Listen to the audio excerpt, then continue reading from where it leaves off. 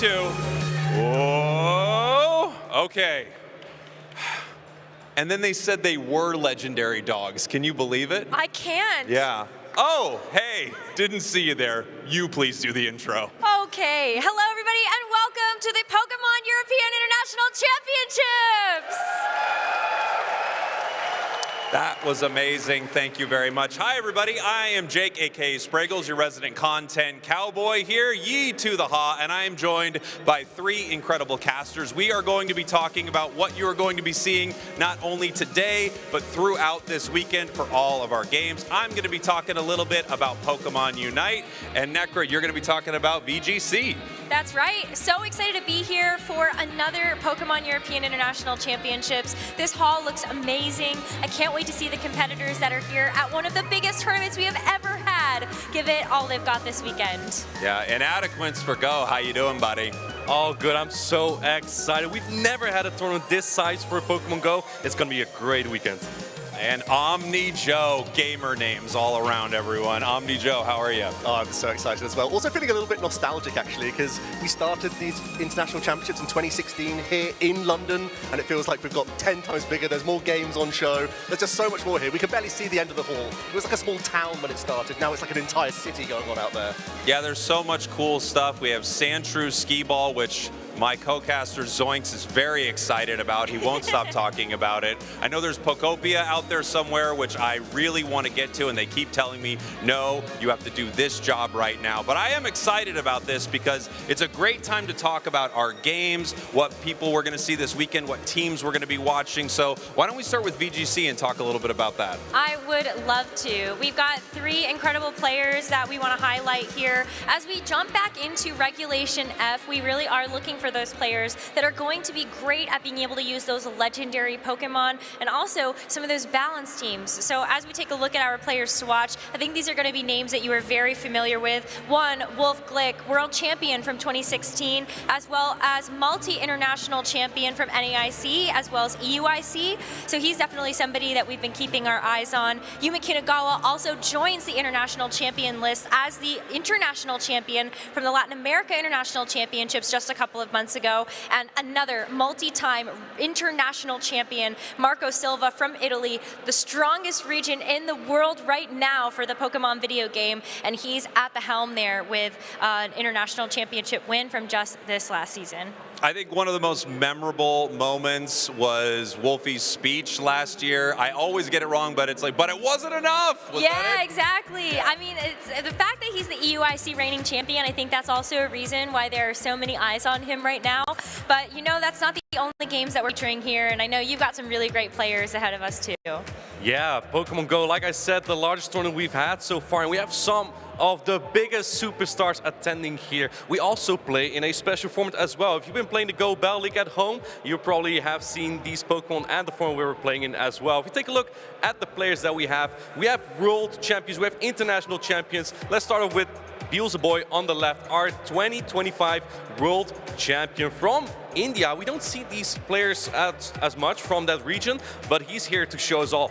Reminder that the last two world champions have been from the APAC region, so I have high expectations here.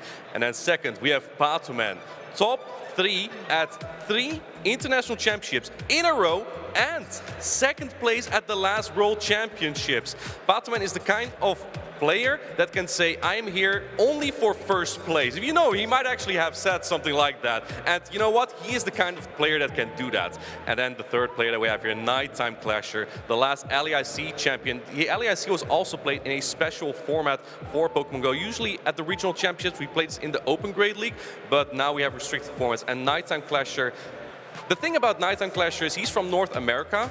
He doesn't win championships there, he wins them out of region. And that makes it extra scary for the Europe International Championship. I mean, listen, sometimes it's all about that growth mindset and also when your back is against a wall in unfamiliar territory, Absolutely. right? But what do they like feed you guys on the Go side? I feel like all of you, especially yourself included, being a multi-time regional champion, it's like you all are winners.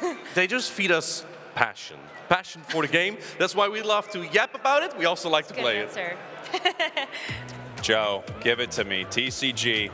Well, we're deep into the Phantasmal Flames format, which means every competitor out there at this point has had hundreds of hours of testing with their specific deck as well as within this format. So it really feels like the players who can get those tweaks correct this weekend are going to have the best profit. So I've picked out a few players here, some great players to watch within the entire globe, actually. Starting off with, who could forget Tord Reklev? I mean, this player has freakish results, 5-time international winner, but at EUIC it's extra special. He's got 2 wins here in this very hall, and his worst ever result at the EUIC, since it began, by the way, was top 32. So he is absolutely absurd and is always a player to watch no matter what, but finds the EUIC extra special.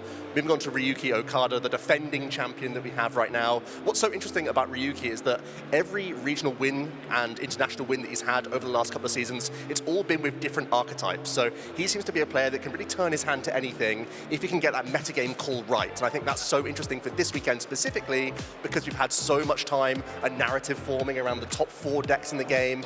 And whenever you see that metagame narrow, it's players like Ryuki who can cash in and capitalize with some really interesting picks. And Brent Thomason, probably the strongest player yet to win an international championships. He's got 6 regional wins under his belt. He's coming off from last week getting a top 4 in Sydney. So he is really hungry to get that victory under his belt. He was also playing the Gardevoir archetype, which he's won 2 regionals previously with. I have to bet that he's going to be playing that this weekend, and that always gives him a great chance for the competition. That's always exciting to have a player who's right there, winning a lot, but still doesn't have that championship yet, and they could get it this weekend. Really exciting stuff. Yeah, I mean, he's come so close. He's had finals, he's had multiple top cuts at internationals, and he seems to be knocking on that door constantly. It's only a matter of time. Amazing. I want to talk a little bit about Pokemon Unite here. We have such an exciting format this weekend. We have map rotation in our game. We've got 3 big bosses in the center right now. We've got Rayquaza, Groudon, Kyogre, and the teams are going to cycle through these maps throughout this event, which I think is really cool, very different for a lot of our competition. But we have some incredible teams to watch here. Taking a look from North America, we have Dignitas, Root Dig, Ender up on the screen right there. This team is incredible. They are undefeated in our region right now. They are region maxing, absolutely spiking cortisol from every team that they run into. An incredible squad. Then right next to them, we have Peru Unite, your world champions. They are amazing, frame mogging everyone out there right now. And they are not undefeated in their, this is normal talk. Everyone speaks like this now. Are you sure? Everyone talks like this now. They are incredible. They are the world champs, but they are not undefeated. They're an extremely difficult competition there in LATAM, but they do so well here at EUIC. They won it 1 year, second another year. They're a great team to watch. And then, of course, we have the home region heroes in BH3 Esport, an incredible squad. Yeah, they're loving them here in the front row. They're absolutely European maxing right now, and I think a lot of these teams are poised to win this whole thing. These are 3 great ones to watch, but we have so many good squads. We have Evil Geniuses here. We have teams from all over our regions that we cover, so I am very excited to see how this weekend plays out. I know that the map rotation, all of our teams working on their drafting is going to be extremely important. I mean, if you don't deep lock in and you don't draft max, you will spike the cortisol and you will lose these games, guaranteed. Okay, it took me the 4th time that you made up a word involving maxing that I realized that you were playing an or maxing. So like, I've got it. I'm hip with the kids too. Yeah, your ascension rank is extremely high right now. No question about it. No question about it. We've got some incredible drops for our games that we want to talk about. Just for watching, you are going to be rewarded. So let's get into that. VGC, I know you have some exciting stuff coming up. So excited about this one because we are giving away Hisuian Typhlosion from Yuma Kinagawa's winning team from LAIC. So please use the code EUIC26 Heatwave. Make sure you get a copy of this Pokemon in your game. I love that we get a chance to highlight our international and world champions every single season by distributing one of the Pokemon that they use to be able to get themselves that international champion. And it comes in fully teched out with the item, the move set, the Terra type that trainer actually used. So it's battle ready and ready for you to use. Amazing. What do we got going on with Go? Yeah, for Pokemon Go, if you watch 30 minutes on the Pokemon Go channel, you get many items. Amongst them is an Elite Charge Gem, a pretty rare item that you can use on your Pokemon to get a legacy attack. But you won't need it for this Dugong, inspired by the win of Nighttime Clasher at the LAIC. This Dugong comes with the Charge Stack Ice-Wind. You don't want to miss out on that. This is a legacy Charge Stack. You otherwise would need to use that Elite Charge Gem. You don't need to do that now. And this Pokemon has been a staple in PvP for a long time, and it will be for a much longer time as well. Amazing, and I know you've got some great stuff for TCG. Honestly, I'm pretty envious. These are some incredible drops. We're absolutely spoiled if you're going to be watching the TCG. There's so many reasons to already, but straight away you can pick up some Ascended Heroes boosters as well, using EYC 26 Ascended Heroes. This is the new set just on the horizon, where there's a lot of different cards coming out, some really interesting Mega Evolution Pokemon, as well as that Pokepad, my favorite trainer, that's going to be really taking over the game over the next couple of years, honestly. So get yourself on the ladder, get testing that new format straight away, make sure you start picking up some Ascended Heroes boosters. That's the first one on the list, but I've got plenty more for you to get your hands on as well. You can also start improving your looks. You can get your jacket on, you can get your new deck box, your new sleeves, your coin. You can kit it out with the fantastic Mega Charizard X. Amazing flex for your accounts. Watch and earn those Twitch drops throughout the entire stream, and you're going to be treated really nicely. And then my personal 2 picks for this tournament are going to be this N Zoroark EX and the Marnie's Grimmsnarl EX. I think they're kind of on the fringes right now. They're not going to be the most popular picks in the room, but I think they have really good metagame placement. So these are ones to watch this weekend, but they also vastly improve in the Ascended Heroes metagame as well because of those new inclusions. The Grimmsnarl archetype gains an extra 10 hit points on a Snow Run, which is great. N Zoroark gains an N's Zekrom that can attack with as well. So if you get those cards, get those special illustration rares, which look so good, they're also going to put you in good stead for next format. Amazing. And just for watching Pokemon Unite over on the Pokemon Unite Twitch, we've got some great rewards for you. A platinum emblem for watching on our Twitch. And we have a sticker. If you enter the code EUIC2026, you will get this right now. You can throw that up on your trainer card and let everyone know that you are watching here live. I guess technically you can do that right away and you don't have to be watching live, but still, you should be watching live. I think it's pretty dang important. I know soon this show is going to kick off, and I cannot wait for people to see it because it's pretty hype.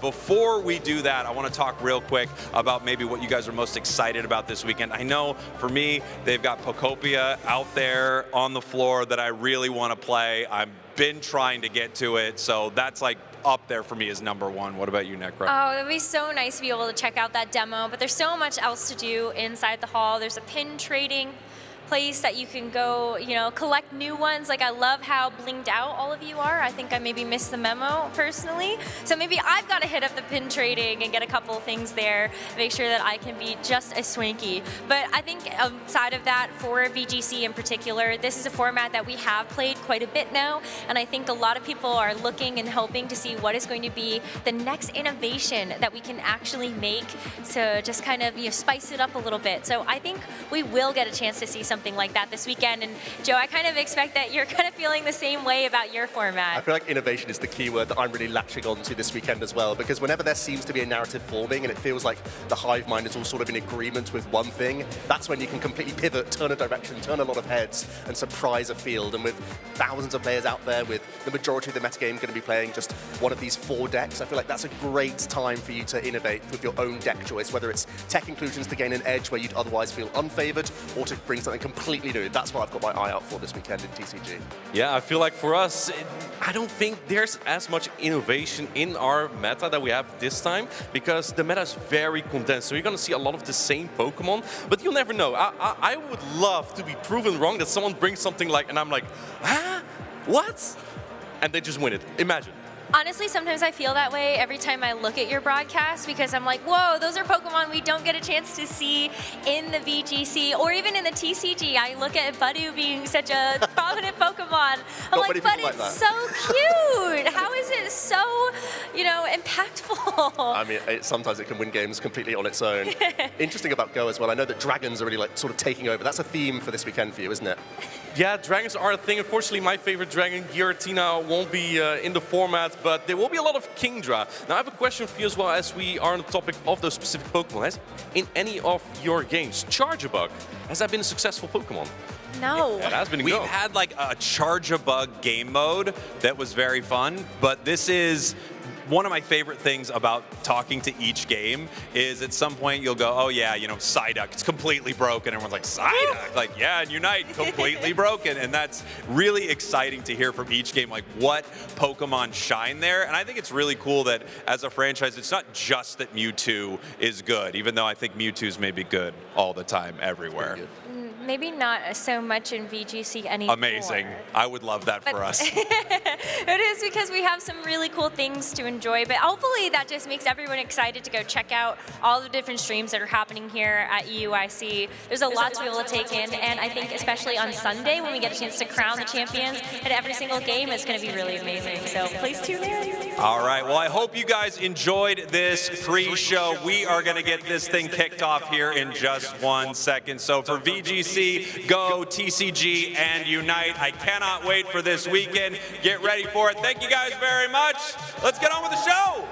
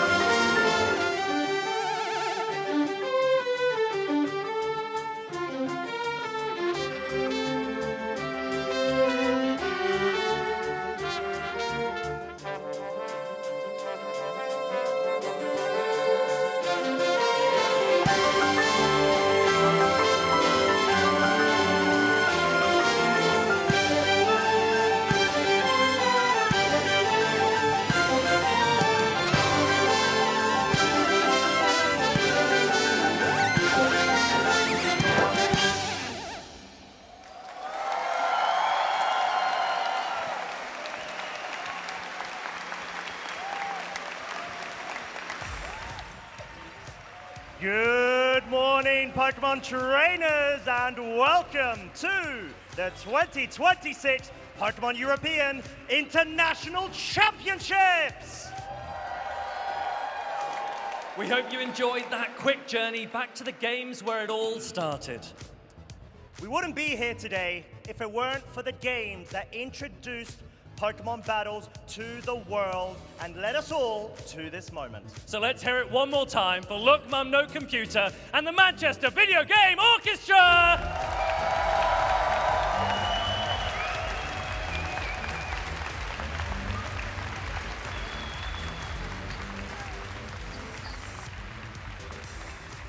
And now here we are, almost 30 years later, and still going as strong as ever with over 7,000 competitors here in London. We've got 3 days of intense battles lined up as our trainers compete for their share of over $500,000 in prizing. As well as their invitations to the World Championships and Pokemon XP in San Francisco this August. And of course, the coveted title of EUIC Champion, a title that very few people get to earn. But we've got more than a few trainers here that will be battling it out over the next couple of days as we look to find our finalists, where they'll take to the stage on Championship Sunday in order to face their final opponent as we crown our champions. So let's hear it for the Pokemon Trading Card Game! Pokemon Video Game! Pokémon GO! And finally, Pokemon UNITE! Well, it sounds to me like everybody's fired up. And ready to go. So there's one final thing left to say, and that is good luck, trainers. And let the games begin.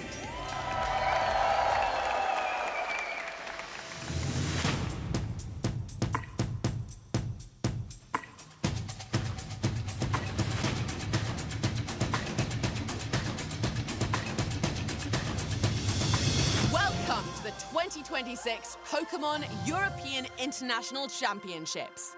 We're back in London, where thousands of the world's best trainers have come to battle for the title of EUIC Champion. Two-time world champions Luminosity Gaming continued their epic season-long IC sweep with a decisive victory in London. To the middle, and Luminosity Gaming's gonna stop them, and they're going to win the AL's Cup!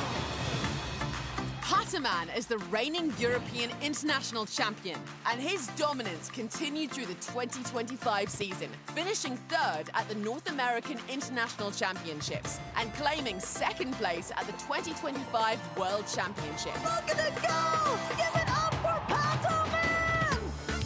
Ryuki Okada demonstrated absolute mastery of the game. His precise decision-making and unwavering composure laid the foundation for an inevitable victory, crowning him last year's international champion. And now he's come to London and won the whole thing!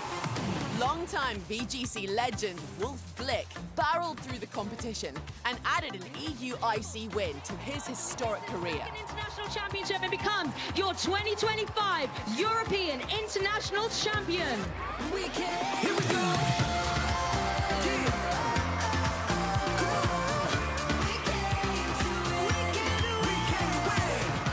Welcome to the 2026 Pokémon European International Championships. Let the games begin.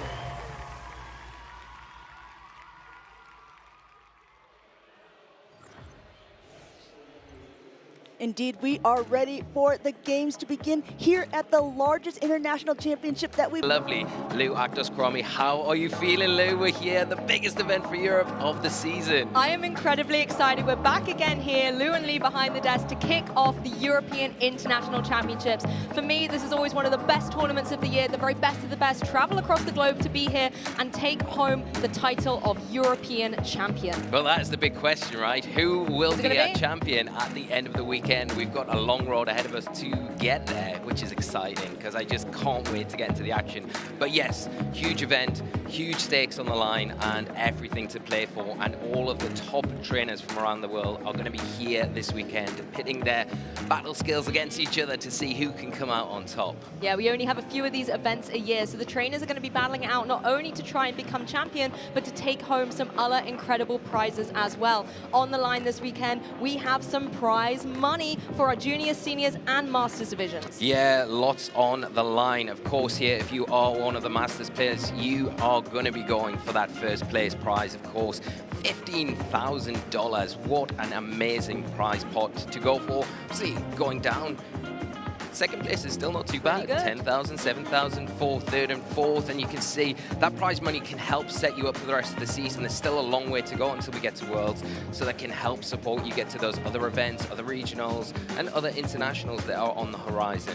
Exactly, it's the same for our juniors and seniors as well. They can take home that prize money and maybe start working towards their next tournament with their friends and family. But it's not just the physical money that they maybe get to take home. Our trainers are also battling it out for championship points. Now, championship points are one of the key ways in order to gain World Championship qualification. Yeah, well, that's what this season is all about, and the run up to the World Championships, making sure that you are going to be there taking part. And a big way to do that is getting as many championship points as you can. 500 up for grabs for our first place player this weekend, and then you can see second place going to be 480, incrementing down all the way down to top 64 there with still 150. This is why these international championships are so important, because the amount of championship points you can get at these events is so pivotal in deciding how the rest of your season goes. Yes, and this entire weekend is forecast to be an incredible event. 3 days of awesome competition, and I know that all of our trainers are going to be so excited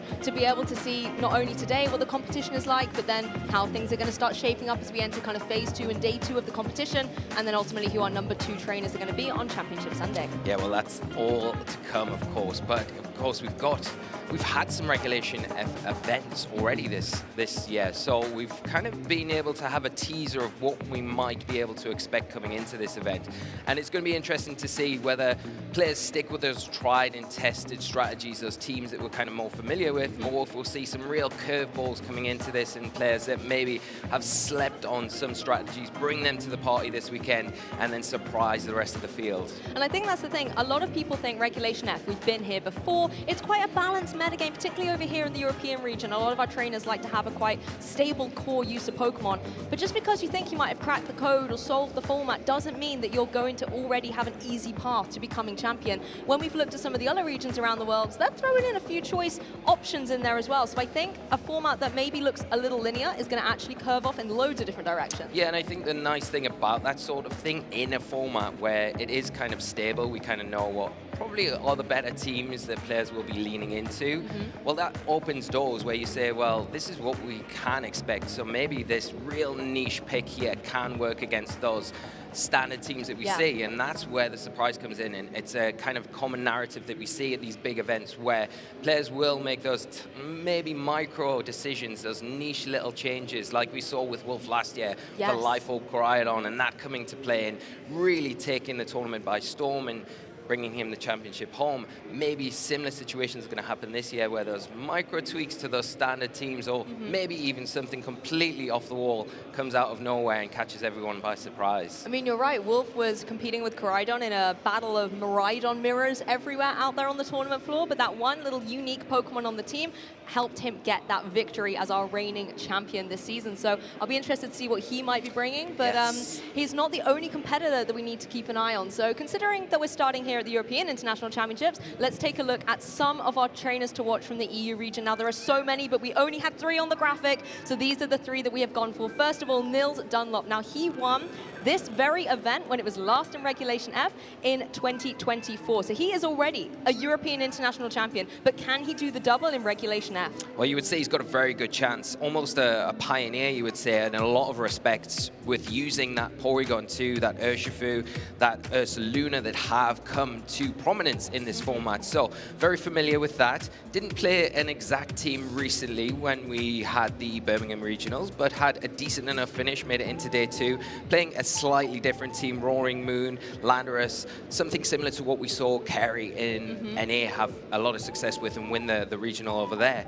And then we can move on, Marco Silva. Oh. What can we say about Marco? I mean, what a coveted player Marco is. Coming into this tournament, hasn't been the kindest for Marco. We look at the other international championships that we have around the world, and Marco has had those incredible finishes, wins as well, but EU just seems to be that sticking block for Marco where they haven't had that really big finish yet. I think top tier 32 is their best finish at this event, so I think that's something on Marco's checklist where he's probably looking and saying, I need to come in and want to make a big mark and do well this weekend. I mean, that's the thing, Marco Silva, we could talk about all day long, and to be able to say that your best result in an international was a top 32 is already incredible. But when you pair it up against the other internationals we've had, the previous Oceania International Championships, well, he won that. The Latin American International Championships, he's won that twice. The North American International Championships, he's been in the grand final last year. The only one he hasn't reached a grand final of, maybe even taking the title, is the European International Championship. So he is hungry for it, definitely one to watch. But our final trainer on this graphic is Tia Masu, a trainer who over the past year, particularly in the European region, was just popping up left, right and center in regionals and internationals. And he's a trainer that I think a lot of trainers are rooting behind to take this title this year. Yeah, Tia Team, one of those new kind of breakout trainers that's really putting their own stamp on the European circuit and doing it in such a really unique fashion as well. I think like Marco, Tia Team played the Birmingham Regional, had a very respectable finish there, piloting a very kind of standard looking team, like we've seen that Raging Ball balance core, and performing very well with it. It'll be interesting to see if they bring that to this event this weekend, because in some grassroots tournaments as well recently, Tia Team has had a lot of success winning some of those as well, with a bit of a more unorthodox 6 that they use compared to that Raging Ball balance, but an incredible player, definitely one to watch out for, and has had some remarkable finishes in the last couple of seasons. Yeah, definitely looking forward to seeing all 3 of these trainers, but there are plenty of other names to keep an eye on as well. Taking a look at the European leaderboards, a lot of familiar faces on here. Eric Rios, already another European international champion previously. Simone Sanvitu there as well in 15th place, has also won this exact tournament before. These are incredible competitors. Eduardo Cunha, number 1 on our leaderboard right now, is a previous world champion. I'm looking forward to seeing this. I really love that we're talking about Eduardo, because I think coming into this event in particular, Eduardo's had he has missed a consistency this year in encapsulated. Birmingham Regionals recently had a 7th place finish there, top 8, and playing a very kind of is their own spin on that kind of balanced team.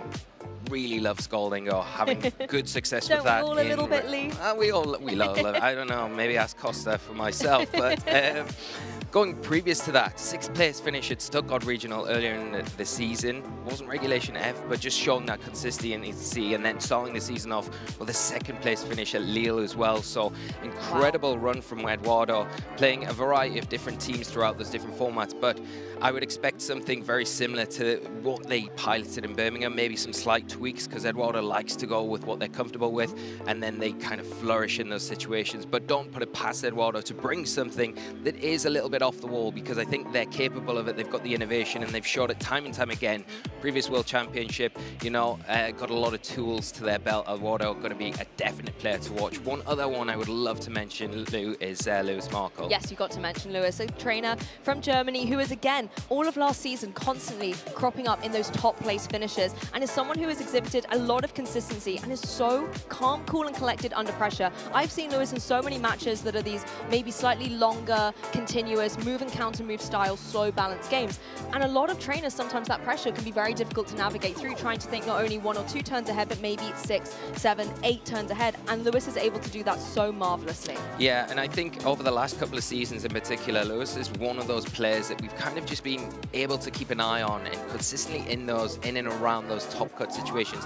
Hasn't quite had that big finish yet, but maybe this is the weekend where they're able to do it. Had a really good finish at Birmingham Regionals recently, 12th place there, playing a very kind of Lewis Markle team as well, known for that kind of going with the tried and tested, the best Pokemon in the format, that balanced team, and just pilots it so well. And so wouldn't expect anything different coming into this weekend, but it's going to make it very difficult for their opponents throughout this weekend. And I expect to see Lewis progressing very well in the events this weekend. Yeah, a lot of trainers we could talk about, but it's not just the European players who are going to be here. A lot of other regions are coming here to try and take the title away. Wolfglick is our current reigning European International Champion. He got the trophy last year and took it back to North America, and he's here to try and hold on to it again. Yeah, and it wouldn't be a surprise to see Wolf do extremely well, get to that final, and even just reclaim the title this year, because he is just that good, you know. I don't really know where to start with Wolf, because the accolades that Wolf has are just incredible. He is definitely one of the best players that we've ever had in any of our seasons, and always going to be one of the top players to watch out for. Obviously has good experience in Regulation F as well, having some really strong results when the format first kind of was conceived the first time around, and hasn't really had much to do in competitive tournaments recently. Took a little break. Has had a break, but maybe when we have seen Wolf take breaks before, it's paid dividends and coming back in refreshed. I think it was Toronto last year, right? Yeah. He took a little break beforehand, came back to a first regional since his break and won the whole thing. So potentially we're going to see that same mastery come through from Wolf. And as you said, he's won so many tournaments. He's won World Championships, he's won International Championships, Regionals, Nationals, Players Cup. There's literally nothing this man hasn't won. But can he win a double EUIC back-to-back years? I've got to think as well that I feel like one thing that Wolf will probably want coming into this event is taking that title home with them again this time around. And we look back at EUIC 2024, where the last time Regulation F was at this event, and Wolf had a very strong finish that year, top 16, 13th finish overall, and playing a very kind of meta game influential 6 as well, that has been and still is quite a popular combination of Pokemon now, with that Tornadus, Landorus, Incineroar, Fluttermane, Amogus, and that Urshifu as well. Choice Scarf Urshifu was the option there, so whether or not we'll see that coming into this weekend, it could be quite strong, because I don't know how well prepared players are adapting for that iteration of Urshifu over the Mystic Water, or maybe a Life Orb variant. Yes, exactly. So Wolf, I think we've already established, definitely a trainer to keep an eye on. But in the middle of the graphic there, again, Paul Chua, another veteran of VGC. He's been around for years and has consistently had so many incredible finishes. Lots of incredible success, particularly on the international stage as well. Yeah, and coming off a second place position at the Toronto Regionals recently, I mean, that sets you up perfectly coming into one of these big events here. Paul Chua, you know, 6-time regional champion, I think, you know, only being surpassed by a player like Wolf. So it just shows what the caliber of player that Paul is. 10 is just madness, it's like isn't a planned number, you know? Yeah. I want to win 10, get the double digits. Yeah, are we going to stop there, or are we going to go on more? But I'm sure Paul is looking for more, and more than capable of doing that. Amazing player overall, and generally one of those players we are always seeing in those top cuts. Obviously has won this event previously in previous seasons, so knows what it is all about coming here to London and having what it takes to go all the way. Be interesting to see if Paul's made any iterations from that team that he had so much success with in Toronto, or whether they're changing up completely and coming up with something a little bit different. But yeah, just generally one of the real joy to watch Paul when he is playing, and such a top player. Exactly. Both these veterans, however, are sharing this display with Carrie Deratona, a trainer who more recently has been making waves of success, the current Toronto regional champion. Carrie's been a trainer that, you know, over on the NA side of things, we're constantly hearing his name out there in the top pairings, in the top usage, and being able to see that he finally got that regional win so early on coming into this tournament, he's got to be a favorite to take it all. Yeah, and that finals in Toronto was against Paul Chua, and I mean, it was so one-sided. No disrespect to Paul in that match, but I mean, Carrie just played that game incredibly well. Everything aligned. Dominant game won from Carrie, and just a phenomenal performance, and what a breakout event to kind of come in and just claim that first title. It was just awesome to see. Had some really interesting options on the team as well. That Choice Specs Golingo. That was good to see. Really strong with the trick there as well. Can catch your opponent off guard. Hit extremely hard. I think good coming into this weekend in particular as well. The Fairy Terror type there playing dividends. And really leaning into that Tailwind speed control as well. Didn't have that kind of tail room variant that we've seen pop up at least this last week and have a little bit more dominance. So whether or not we're seeing Kerry make some adjustments coming into this event, it wouldn't surprise me, but you've got that winning team. It performed well in this format. You're comfortable with it. You know how it operates. It wouldn't put too far past Kerry just to bring that team and say, I know what I'm doing. It's going to be me against my opponent, and I know how the team operates. Well, I'm adding these 3 names to my players to watch for sure, but if you want to add a few more, we can take a look at the North American leaderboards and have a review of some of the other trainers who are battling out to become champion. Justin Tang, top of the leaderboard. I mean, this trainer is so close to hitting 2,000 championship points here. He's a trainer who's won 3 regional championships. He's done consistently well at internationals, but hasn't been able to take that #1 spot. And seeing the form that he can be on when everything aligns, when he has the right team for the right medical, and he's confident, he can really be a trainer to take all the way. I'm going to keep an eye on Justin for sure. Well, Justin, yeah, I mean, we talked about Eduardo being Mr. Consistency, but I feel like master of consistency this season is Justin. And what a season Justin is having. 4th place at Toronto recently, 6th place at Latin America International Championships, 7th place at Las Vegas, 5th place at Pittsburgh, Monterrey at the start of the season, 3rd place. I mean, that consistency is not seen very often, especially to that high standard. And Justin is having an incredible season. And what a way to top the season off to this point by taking the European International Championships. And I wouldn't put it past Justin. He's more than capable, incredible player. And it'll be great to see what Justin comes into this event with. And again, one of those players that's very good with those balanced teams and can be aggressive at the right time when needed to be and defensive at the right time. And I just love the play style that Justin adapts when he comes into these big events. And now, I think, comfortable with this big stage situation, going to feel good coming in. And hopefully they have a fantastic weekend here. Indeed, and a few other names to mention. Stefan Mart, also a champion already this season, has been able to take a 1st place finish and now is looking to try and get that 1st place international as well. Stefan, known for sometimes running a quirky little team here or there, so I'm sure a lot of us are excited to see what he might be bringing to this tournament. Another name that really stands out to me is Joshua Lawsey. This is a trainer who, for me, really made their big splash out into the competitive video game field in the 2017 season, actually at this European International Championships. And since then, you've only seen this player grow from strength to strength. More recently, having an incredible finish over in North America, and is someone who I think a lot of trainers look up to and respect greatly. So he's someone that I really want to be able to see get all of that hard work paid off and get a win. Yeah, exactly. I mean, Joshua, it's, in one respect, like, never surprised to see their name in top cuts and day 2s, but it wouldn't ever surprise me to see their name on a championship title either. And I think more than capable, an incredible player, very talented, and got such a good kind of drive as well to always want to get better, want to improve. And I think it's such a good example to newer players coming in.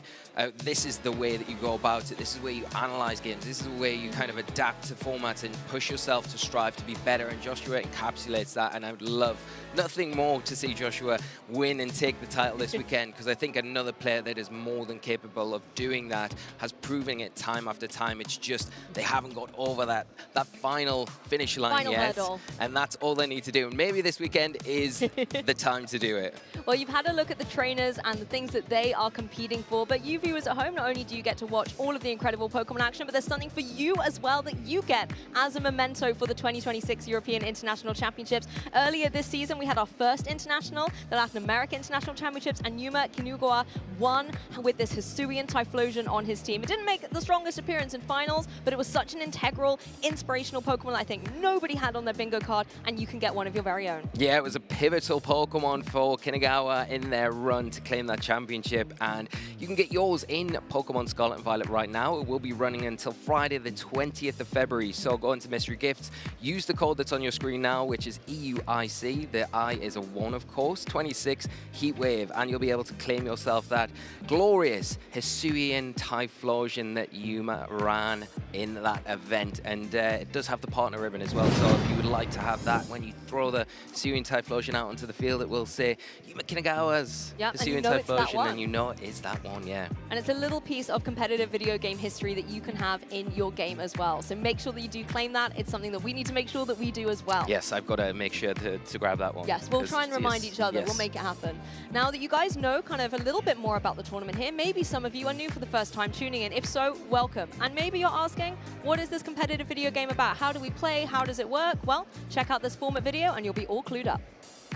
Let's dive into the format for Pokemon VGC at the 2026 Pokemon European International Championships. Trainers have traveled far and wide to compete for their share of over $500,000 in prizes and the ultimate title of Pokemon VGC EUIC Champion. These notes, so good. The competition takes place over 3 days, battling head-to-head in a best-of-3 Swiss round format with open team sheets. An open team sheet means critical details about each trainer's Pokemon are available to the opponent. Trainers advance to Swiss Phase 2 if they gain more match points than their division threshold. When Swiss completes, the top 8 trainers and up to 8 additional trainers tied with 8th place advance into an asymmetrical single elimination bracket until only 2 finalists remain. These final 2 trainers will compete on Championship Sunday. The trainers are bringing their all to the play tables this weekend, and we will soon see who will claim the trophy and title of EUIC champion. Let's get this tournament started.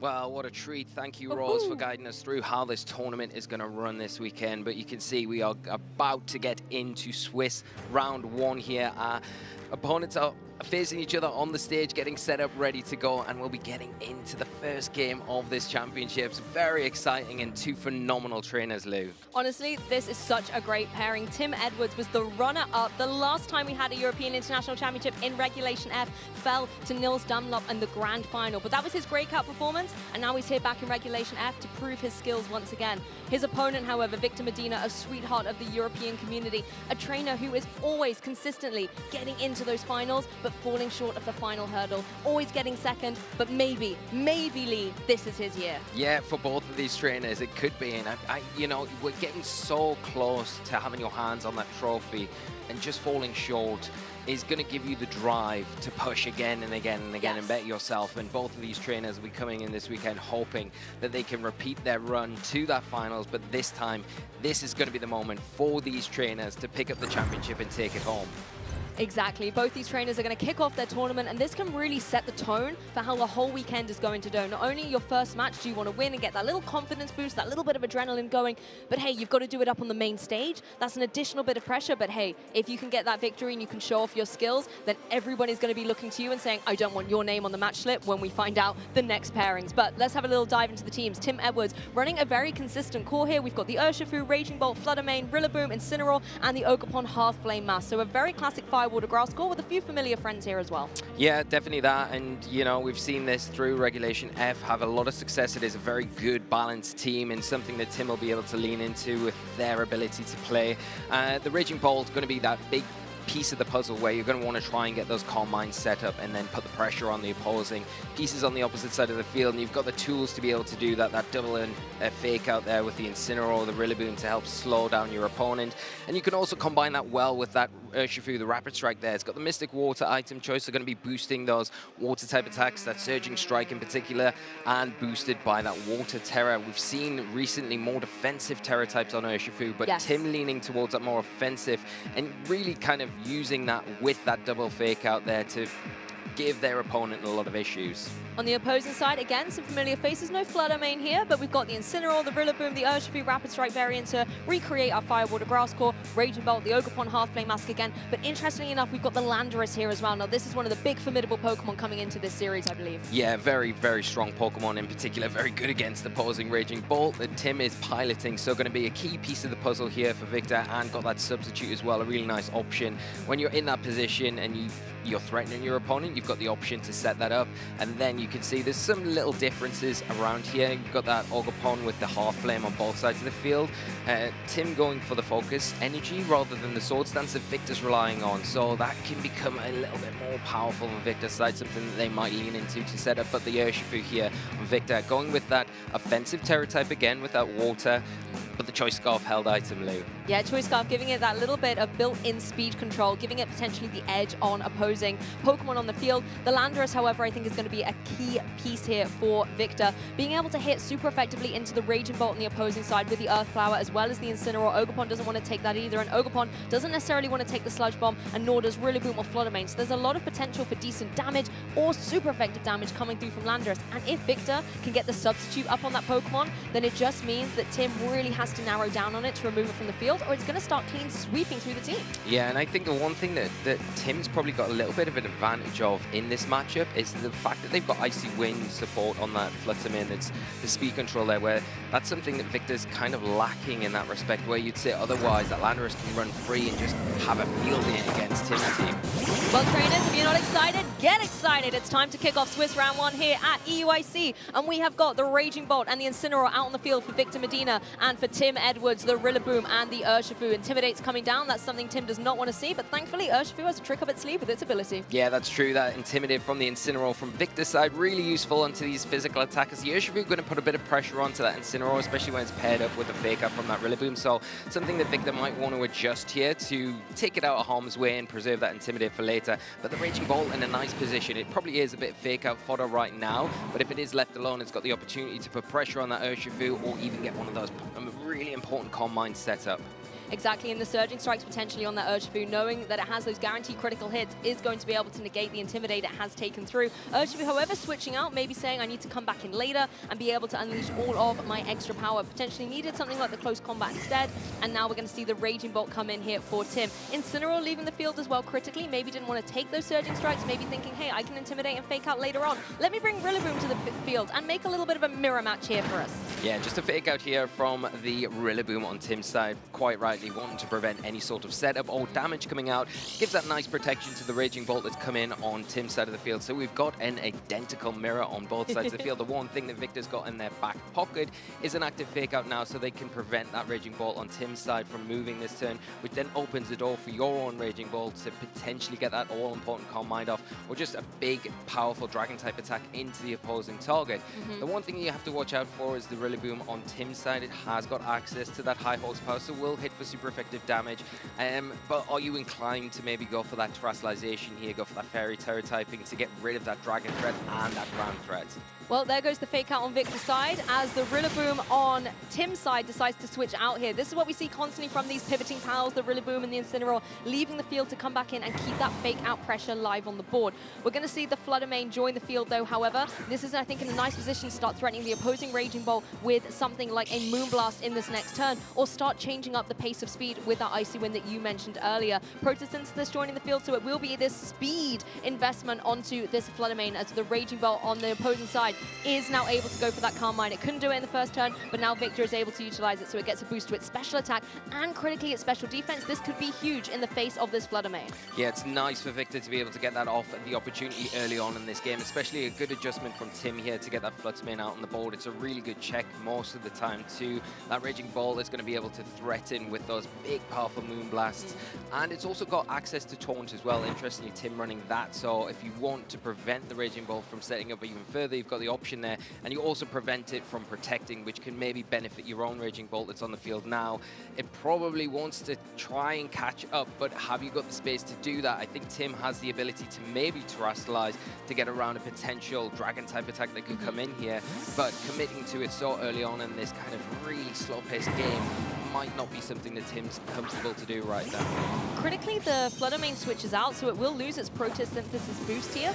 It is naturally quite speedy anyway, so it may not be too instrumental into the next couple of turns, as that Terrestrialization that you have mentioned, Lee, has come on. The Sparks are already flying out there on the stage as it drops that Dragon weakness. It's now the Fairy type is going to be completely immune to anything the opposing Raging Bolt wants to throw its way in terms of a Dragon Pulse. But on the opposing side, it looks like Raging Bolt got the same memo, and it is also turning turning into a fairy type here, Lee. Yeah, it's if you're going to take a step, I'm coming with you. This is exactly what we're normally likely to see to get around those dragon threats here. Rillaboom going for that Wood Hammer, suspecting a big damage into that Fluttermane that now switched out into the Rillaboom, taking that really comfortably here. And Tim playing catch-up. Here is that Calm Mind coming out. Can Victor capitalize, though, on their Calm Mind that they've already set up that turn before? Now, this is where you really have to play detective. You have to be so cognizant of all the moves and counter moves on the field. Keep an eye on those Calm Minds. That's 2 now for Victor, 1 for Tim. So we know that that Raging Bolt is at +2 special defense. A lot of the special attacks that might come through from the Fluttermane in the back are going to be doing minimal damage, particularly now it's that Fairy type. It looks like Victor could be setting up this Raging Bolt for an end game sweep. Yeah, it could be. And I think the one thing that you've got to look at with Victor is the fact that they do have an Incineroar on their side of the field with that parting shot. That is one way to kind of neutralize those Calm Mind boosts. You can reduce that special attack stat and kind of keep it in check, whereas for Tim, they don't really have the ability to do the same thing, which is maybe something that Victor can really lean into here. You've got to be careful with that. But the Rillaboom now has taken a little bit of damage on Tim's side, might be susceptible to going down to a +2 Dragon Pulse that Victor's Raging Bolt has got. You could go into that. It's risky, though, because if you see it switch out here into that Fluttermane, you kind of waste a turn. You don't want to do that. That's a decent amount of damage down as well from the U-turn. That is something that Tim has to be cognizant of onto that Rillaboom. You know, next time it comes in, maybe takes a Wood Hammer or a U-turn, it is potentially going to be KO'd. Incineroar rejoins the fray. This could be the great opportunity for Rillaboom to get out of here, however, so it can reset some of these Intimidates. Incineroar obviously going to have the Fake Out in play on the next turn as well, so a wise adjustment here with a cheeky critical hit for a little bit of extra damage on Tim's side. So you can now readjust your ball position, but as you said, Lee, there's no Incineroar in the back for Tim, so he can't bring in a potential Fake Out. So why not bring in a Ghost type that cannot be hit by it? Yeah, and we've already seen that Thunderclap hasn't been chosen here, so we know it's either going to be Calm Mind on both sides of the field or it's going to be a Dragon Pulse. Tim playing catch-up once again, going for that second Calm Mind now on +2, special attack, special defense, and Victor not stopping, saying, okay, well, here we go. We're just going to continue doing this. Now +3, like you say, Lou. At +3 and +2 on Tim's side, so we've got to keep an eye on these. If one of these sits out, it's going to be wild, but I'm pretty sure our trainers want to keep them in play. Yeah, and the nice thing about the Fluttermane is now it can come in, it's got access to Thunder Wave, which it can really utilize. That might not be really important for the speed tiering here, because we've seen the Rillaboom outspeed the Raging Bolt anyway, which is pivotal to get it off the field and have that nice pivot. But the fact is that you can stop it in its tracks. The chance of it being fully paralyzed, if you can land Thunder Wave into it, could be a nice option here for Tim to lean into, especially because this Raging Bolt on Victor's side is starting to get really quite scary for things like the Rillaboom when it comes back in, or that Urshifu. Exactly, and the Raging Bolt now is going to go for the Protect, changing things up a little bit, going a bit defensive, not wanting to take any unnecessary damage at this point as Fluttermane comes through with the Thunder Wave. Now that it has lost its electric typing, it is going to be vulnerable to having its speed lowered and potential chance of paralysis. Raging Bolt, however, on Tim's side, blinks first, goes for the Dragon Pulse. It's not enough to get a KO as Incineroar can retaliate with the Flare Blitz. Fluttermane put down into the orange zone, a little bit of recoil, I think will be able to KO that Incineroar. So Victor down a Pokemon, but honestly, that Raging Bolt in fine force right now. Yeah, it is, and it was a nice survival there in the Incineroar, really clutch to be able to get that damage onto the Fluttermane. I don't think Victor minds the Incineroar going down here because it opens the door for the Rillaboom to come onto the field. The Grassy Terrain's just ended, so it's a perfect time to set that up again. And then you've got access to Grassy Glide. Now, that might be enough to pick up the Fluttermane from the range that it's in. It is pretty good defensively, though. We've seen it take that Flare Blitz pretty comfortably from the Incineroar. So whether or not the Grassy Glide's going to have enough in the tank to take it down, I don't know, because you want to remove it before it gets the opportunity to get that Thunder Wave that Tim's kind of going for onto the Raging Bolt on Victor's side. So if you can protect that with a Grassy Glide knockout, it means that you've got a bit of a freer time going forward. And the thing with the Thunder Wave as well is because it's a status move, you can't fall victim to a potential Thunderclap coming through from the Raging Bolt either. So unless the Raging Bolt wants to try for a double protect, because you don't want to switch it out if you're Victor, you want to keep all of those precious boosts on it at the moment, Fluttermane might indeed be able to find its mark down unless, as you said, Lee, the Rillaboom is going to be able to get in its way. Yeah, that's it. And I think it's all going to come down to which Raging Bolt falls first. If if you lose your Raging Bolt, then you probably lost this match. So it's all about protecting that Pokemon as we go forward. And both trainers at the moment got the tools to be able to do that. We see Fluttermane is feeling threatened, so Rillaboom doing its job from Victor's side and switching out this next turn. I like this adjustment because Rillaboom may be in more prized position to take the Grassy Glide, but actually it's a Wood Hammer. And so that comes down, removes the Rillaboom from play. Tim now down a Pokemon. At least, however, you can bring potentially that Flutter Mane back in, try and put it in a position to go for that Thunder Wave again as Raging Bolt goes for the Dragon Pulse. This is an Assault Vest Rillaboom. Another huge survive. Just able to hang on, but Lee, is that a 4th Calmed Mind? That is a 4th Calm Mind, Lou, and that is +4 now, the Raging Bolt on Victor's side. It's deciding, you know, there is the opportunity there to go for those Thunderclaps maybe into the opposing Raging Bolt, but not going for it, saying, I'm really going to commit to this setup, and once it is at this stage, it's going to be able to hit pretty much most things. That Flutter Mane, it comes back onto the field. If it does go for an attack, it's going to be susceptible to getting knocked out by that Thunderclap, and the Urshifu is not going to want to take that. It doesn't have the security of a Focus Sash either, so that coming onto the field is going to be very, very wary about what it does. I'm starting to think towards the end game here as well, because if the Urshifu and Flutter Mane and then the Rillaboom and whatever the 4th Pokemon on Victor's side there in the back is, goes down, then you're in a position where you've got Raging Bolt versus Raging Bolt. They can't touch each other with the Dragon Pulse either because they're Fairy types. It's going to come down to a lot of Thunderclaps going about. Yeah, it really is, isn't it? You would think maybe Victor has got that Landorus in the back. Maybe that is a Pokemon that can come in, but the more the Calm Minds get stacked up, the less effective that becomes. Now the Flutter Mane kind of forced out into the field almost in this situation where the Rillaboom's so low health, but the Flutter Mane has to kind of target that, because if it doesn't, it's going to take a Wood Hammer, it will get knocked out. And you're kind of trading 1 for 1 where you want the Flutter Mane. Do you prioritize saying, okay, I'm going to ignore the Rillaboom here, I'll leave it on the field, let it get the knockout onto the Flutter Mane, but after I get that all-important Thunder Wave. The problem is if Victor expects that and goes for a Protect here on the Raging Bolt, then you kind of waste your turn and lose your Flutter Mane for nothing. That's true. Flutter Mane could try and remove the Rillaboom from play because, as you said, you don't want Rillaboom to go for a Grassy Glide into the Urshifu when it rejoins the field, and it looks like it's rejoining the field quicker than I was expecting. If this is going to be the Wood Hammer or the Grassy Glide coming down into what was the Flutter Mane, Urshifu is not going to appreciate that at all. No, but you've got the Thunderclap as well from Tim that could come out onto that Rillaboom, but it is a Grassy Glide, expecting that maybe, and a Thunderclap double up. Here we go.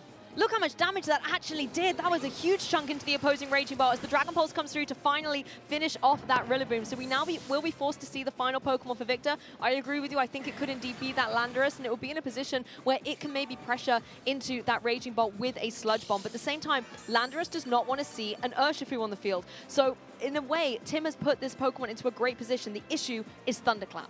Yeah, the Thunderclap is an issue, but it's not the Landorus. So this changes the dynamics completely here. The Ogerpon is going to be susceptible to those Dragon Pulses in particular. Not so susceptible to the Thunderclaps, but puts on a lot of pressure on that Urshifu. And the nice thing that this Ogerpon has is got access to Grassy Glide. Now that Grassy Terrain's on the field, it is going to be hitting a lot harder than the Rillaboom in all respects. So that Urshifu now is going to be in a horrible position where it cannot really take advantage of the Aqua Jet to supersede the Thunderclap that's coming out of Victor's Raging Bolt. It is going to be susceptible to getting just picked off quite easily from this Ogerpon. Yeah, Ogerpon, a great adjustment coming in here. Does give a few more options where you can potentially, you know, have that spiky shield as well to maybe try and get some damage down from a physical attack coming through from the Urshifu. But critically, like you say, utilizing that grassy terrain that's still in play. I'm not surprised Urshifu's going for the Detect. That's possibly what I would want to do as well if I was in this position. As Raging Bolt just shows no fear and says, hey, I'm facing down against my opponent. That opposing Raging Bolt, I'm going to Thunderclap it. I'm going to follow up with the Ivy Cudgel. And hey, who wanted a Thunderclap mirror anyway? I certainly didn't, says Victor Medina, and he gets rid of that Raging Bolt. Well, that is a great turn here from Victor because expecting the Protect from the Urshifu, it's so heavily threatened, knowing that Tim knows that the Grassy Glide's there. I need to prioritize the Raging Bolt. That is going to attack, no doubt. And doubling up into it and getting the knockout is huge here. We said which Raging Bolt falls first is probably going to mean that the other player's going to win this match, and it's looking very likely now. Flutter Mane coming back onto the field, going to be susceptible to an Ivy Cudgel, and the Urshifu still pressured from that priority Grassy Glide, and the Raging Bolt sitting in a pretty comfortable position, not really threatened it, +4 special defense from this Flutter Mane. Victor doing everything right in this match, cool, calm, and collected. He's truly set up a phenomenal endgame. With that Raging Bolt as well, the Thunderclaps were doing so much because even though Tim was able to set up +3 special defense, Victor had +4 for special attack, so constantly was getting the edge. Urshifu tries its valiant best to be able to go for a double detect, but it's not to be. Grassy Glide finds its mark, and now we're just Flutter Mane against the 2 remaining Pokemon on Victor's side. And considering the Flutter Mane doesn't really have the utility to get the KOs here with a Moonblast, it's not going to be able to, I think, find a way through. However, I guess this is one option. You could go for the Thunder Waves and try and stop your opponents from moving at all, but it's a tall order to take. Yeah, it is. And I mean, the Raging Ball is in that really awkward position against the Flutter Mane. Why it's normally quite good against it is if the Flutter Mane has got those non-attacking moves, it can kind of just keep going for those, and you can't utilize your Thunderclap then, and well, the Dragon Pulse, you're immune to that. So the Raging Ball kind of sitting there. So if you can remove that Ogerpon, there is maybe a slight chance to come back into this, but it is very slight. But you can see here, I think Victor's done a remarkable job, and that Ogerpon in the end game was an extremely smart pick. I think it could have been slightly different as well if the Landorus had indeed come to the fray a little bit. You wouldn't have been able to have that pressure of the Grassy Glide, and potentially if you were able to get the Paralysis down onto the Raging Bolt, then your Urshifu could breathe a little easier in the face of a Thunderclap. But a fantastic play by Victor and Tim, you know, keeping him on his toes the whole way through with, you know, matching those Calm Minds. But Victor, I think, very early on, having that fake out pressure with the Rillaboom switched in from turn 1 meant that he was always 1 Calm Mind ahead. Yeah, and that was the big turning point in the game so early on. Like you say, that dictated how the rest of the match went. Victor kind of identifying an opportunity before Tim did, and then getting that Calm Mind just put them that step ahead, which Tim almost felt like they were playing catch-up. Did really well with the way that he was able to dispatch of the Rillaboom, the Incineroar, but really inevitably it allowed the room for the Raging Ball on Victor's side just to get into a position where it was really comfortable with. And then when that Ogerpon came in at the end, you kind of said, well, that's curtains here. Victor performing extremely well. So a lot to do with Tim, and I think coming into game 2, and if, you don't really want to be on the back foot in this one. What adjustments do you make? Do you go straight in with your Raging Bolt and start that setup early on? You can go for that, and I think if you kind of try and keep pace at least, you're in a better position than you might have been in that game 1. It can be so difficult though, particularly with these balanced mirror style games. It is feeling a little bit like a detective mystery where you're looking at the end and thinking, right, where were all the pieces in play that I missed along the way? And as you said, pretty much that turn 1, making the switch, bringing in that Rillaboom, having the fake out advantage meant that Victor constantly was working towards that end game from his advantage. Tim was then playing on the back foot. So when his own Raging Bolt went down, you could see how Victor had set that up right from chapter 1. Yeah, and I think, you know, the Flutter Mane is really pivotal for Tim to lean into in this match. I think with the Thunder Wave, the Taunt in particular, you do have a way to stop that Raging Bolt. So I think you need to look at that as an option coming into this game, but completely different change-up from Victor Lou.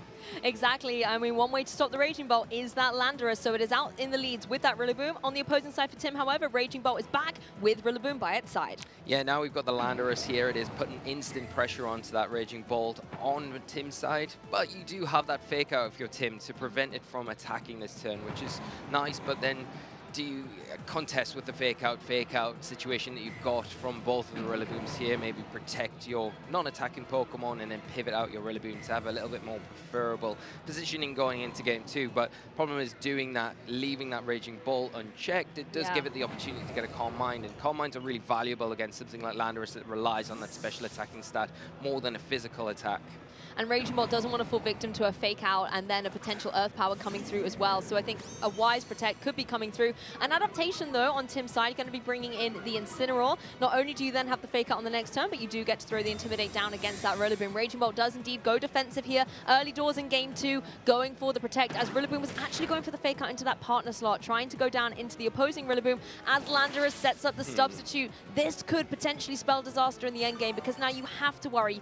It's in a position where those Earth Powers are going to hit hard. Showing why Victor is such a strong trainer, picking the opportunity, saying, yeah, well, I'm going to fake out your Rillaboom anyway, even though it's not probably the most optimal thing, because I'm going to have the substitute. I'm going to get it set up. If your Raging Bolt goes for an attack into me, then it'll just break the substitute and we'll be back in this same situation the next turn. But if you go for a switch and you Protect, I'm going to catch you out. And Landorus now not going to be susceptible to that fake out that Tim's quite smartly brought onto the field to support that Raging Ball in that situation now where the Landorus is pretty free to just go for a big attack. Go for a Sludge Bomb if you detect the Terastallization on the Raging Ball or a big, powerful Earth Power. enough to force that Raging Bolt off the field. I mean, all of game one, we saw the Raging Bolts being completely resilient on the field. They stayed there so stoic, whereas now it's been forced off because of that Landorus hiding behind the little substitute. Landorus is able to now go for this Earth Power. Rillaboom able to eat that up much, much better, but you still have to contend with the potential Sludge Bomb the next turn. Rillaboom adding insult to injury to the Rillaboom on Tim's side with that U-turn follow-up as well. So Victor not only in a dominant position, but switching up the board state as well. Yeah, and it's really important for Tim here to get rid of that substitute on that Landorus because you want it to be susceptible to attacks this next turn round. You can go for a parting shot here, which will bypass the substitute. A lot of the special attack, more importantly, making things not be as threatened as they currently are. And I think that's a good plan, but then if you go for that, then you're leaving that substitute intact, and it's having a bit of more of a free ride than you want it to. I do like the adaptation by Tim to bring this Incineroar, though, to this game because it does give you a lot more utility with Fake Out, and critically, as you've said, the parting shot can still be in play even when the substitute is on the field. So a nice adjustment here on Tim. You can now bring in a potential Pokemon like the Raging Bolt again, maybe start going for those Carmines and setting up if the Rillaboom can find a way to keep the Landorus in check. Yeah, and the interesting thing, even though you've taken that special attack drop, the one trump card that Victor's got in their back pocket now is going to be the Terastallization. Terra Poison will boost the power of Sludge Bomb, and a lot of things on Tim's team do not want to take a Sludge Bomb. In particular, if that Raging Bolt feels forced to go for the Terastallization, becomes susceptible to that move, the Rillaboom is in a position now where a Sludge Bomb, even without the Terastallization, is probably in range to get knocked out, so that is heavily threatened here. And the Ogerpon in that position for Victor, where it could go for a Swords Dance now, expecting maybe an Incineroar switch in from that Rillaboom to kind of protect that, giving you the opportunity to boost those attacks and become a big threat from that side of things. Yeah, Tim's Rillaboom is rocking that Assault Vest, so it does give it a little bit of coverage into special attacking moves. However, as you said, the Terastallization could then give the extra offensive pressure to push it over into the KO range. So I think it's a wise adaptation here, bringing in the Incineroar that's going to be more poised to take the potential poison type attack. But if this is something Victor has predicted, then it could be getting very interesting. The Intimidate obviously not coming through the substitute on this occasion, and we're going to see some sparkles on the stage. It's just Terastallization time. Yeah, and it's back onto that Raging Bolt, wanting to get rid of that big threat from Earth Power on the Landorus. But again, at the same time, double-edged sword here because, yes, you remove the weakness of the Earth Power, but you become susceptible to the Sludge Bomb. And here it is. There's that Swords Dance. That's the thing, Ogerpon's like, it's not all about Landorus, guys, okay? I've got my Swords Dance, my attack is going to be raised. Landorus is going to go for that Earth Power, so a good Terastallization, but still so much damage coming through. Raging Bolt at least has the flexibility to go for this Calm Mind. Yeah, and the problem is as well now that the Landorus substitute is still set there. up. It's still there. You are in that position where you are not able to fake it out. If you're Tim, you want to pivot in these fake out partner and Pokemon between the Rillaboom and the Incineroar, but you're not able to utilize that as long as that substitute is on the field. And now you saw the damage from the Earth Power. Yes, the Raging Bolt has got a Calm Mind, but it's going to be very, very susceptible to a Sludge Bomb here from that Landorus. We've already talked about it. If it goes for the Terastallization, boost that move even further. The Raging Bolt in a very uncomfortable position. You need to remove that substitute, but can you ignore the Ogerpon that's just got that Swords Dance set up? It's sitting on +1. The Intimidate came in, dropped it one stage, but you set yourself up 2 stages, so you're still hitting very hard, and now you don't have that Dragon typing to get around the Ivy Cudgel attack. That's very true. Both the Pokemon on Victor's side in formidable positions. Even though Tim has put in work to give some detrimental effects with the Parting Shot, with the Intimidate, there's still always an answer that Victor has for all of these questions. Well, looks like Terastallization is also going to come through on Victor's side now. It looks like it's going to be onto that Landorus as it popped out the substitute just before. It is taking on that Poison type. This not only gives us some defensive capabilities, but critically, Sludge Bomb is going to be boosted. Yeah, and that Parting Shot is not going to matter so much with that boost from the Poison Terastallization, but expecting an attack to come into that angle. The Protect coming out from the Raging Bolt, kind of preserving it for one more turn, but here we go. Expecting a switch in a passive play from Tim. Victor saying, yeah, if you go for that, I'm going to punish it even more. Swords Dance once again, +3 Ogerpon. Honestly, what a window of opportunity for this Ogerpon. Victor going, okay, maybe there's the Protect and the Sludge Bomb isn't going to really work, so how can I still get the most out of this turn? Oh, Ogerpon, go for another Swords Dance. Put yourself at +3. Yeah, it's scary, but the one thing the Landorus is going to be susceptible to now is that Thunderclap. So you have the ability to go Thunderclap, get rid of that substitute, but at the cost of taking a Sludge Bomb. Have you got enough in the tank to take that Sludge Bomb? That's going to be the question. Not only that, you're going to be taking neutral damage from the Grassy Glide. The Grassy Train's still on the field. You're going to be taking huge damage from the Ivy Cudgel, +3. So that alone is going to be putting enough pressure on.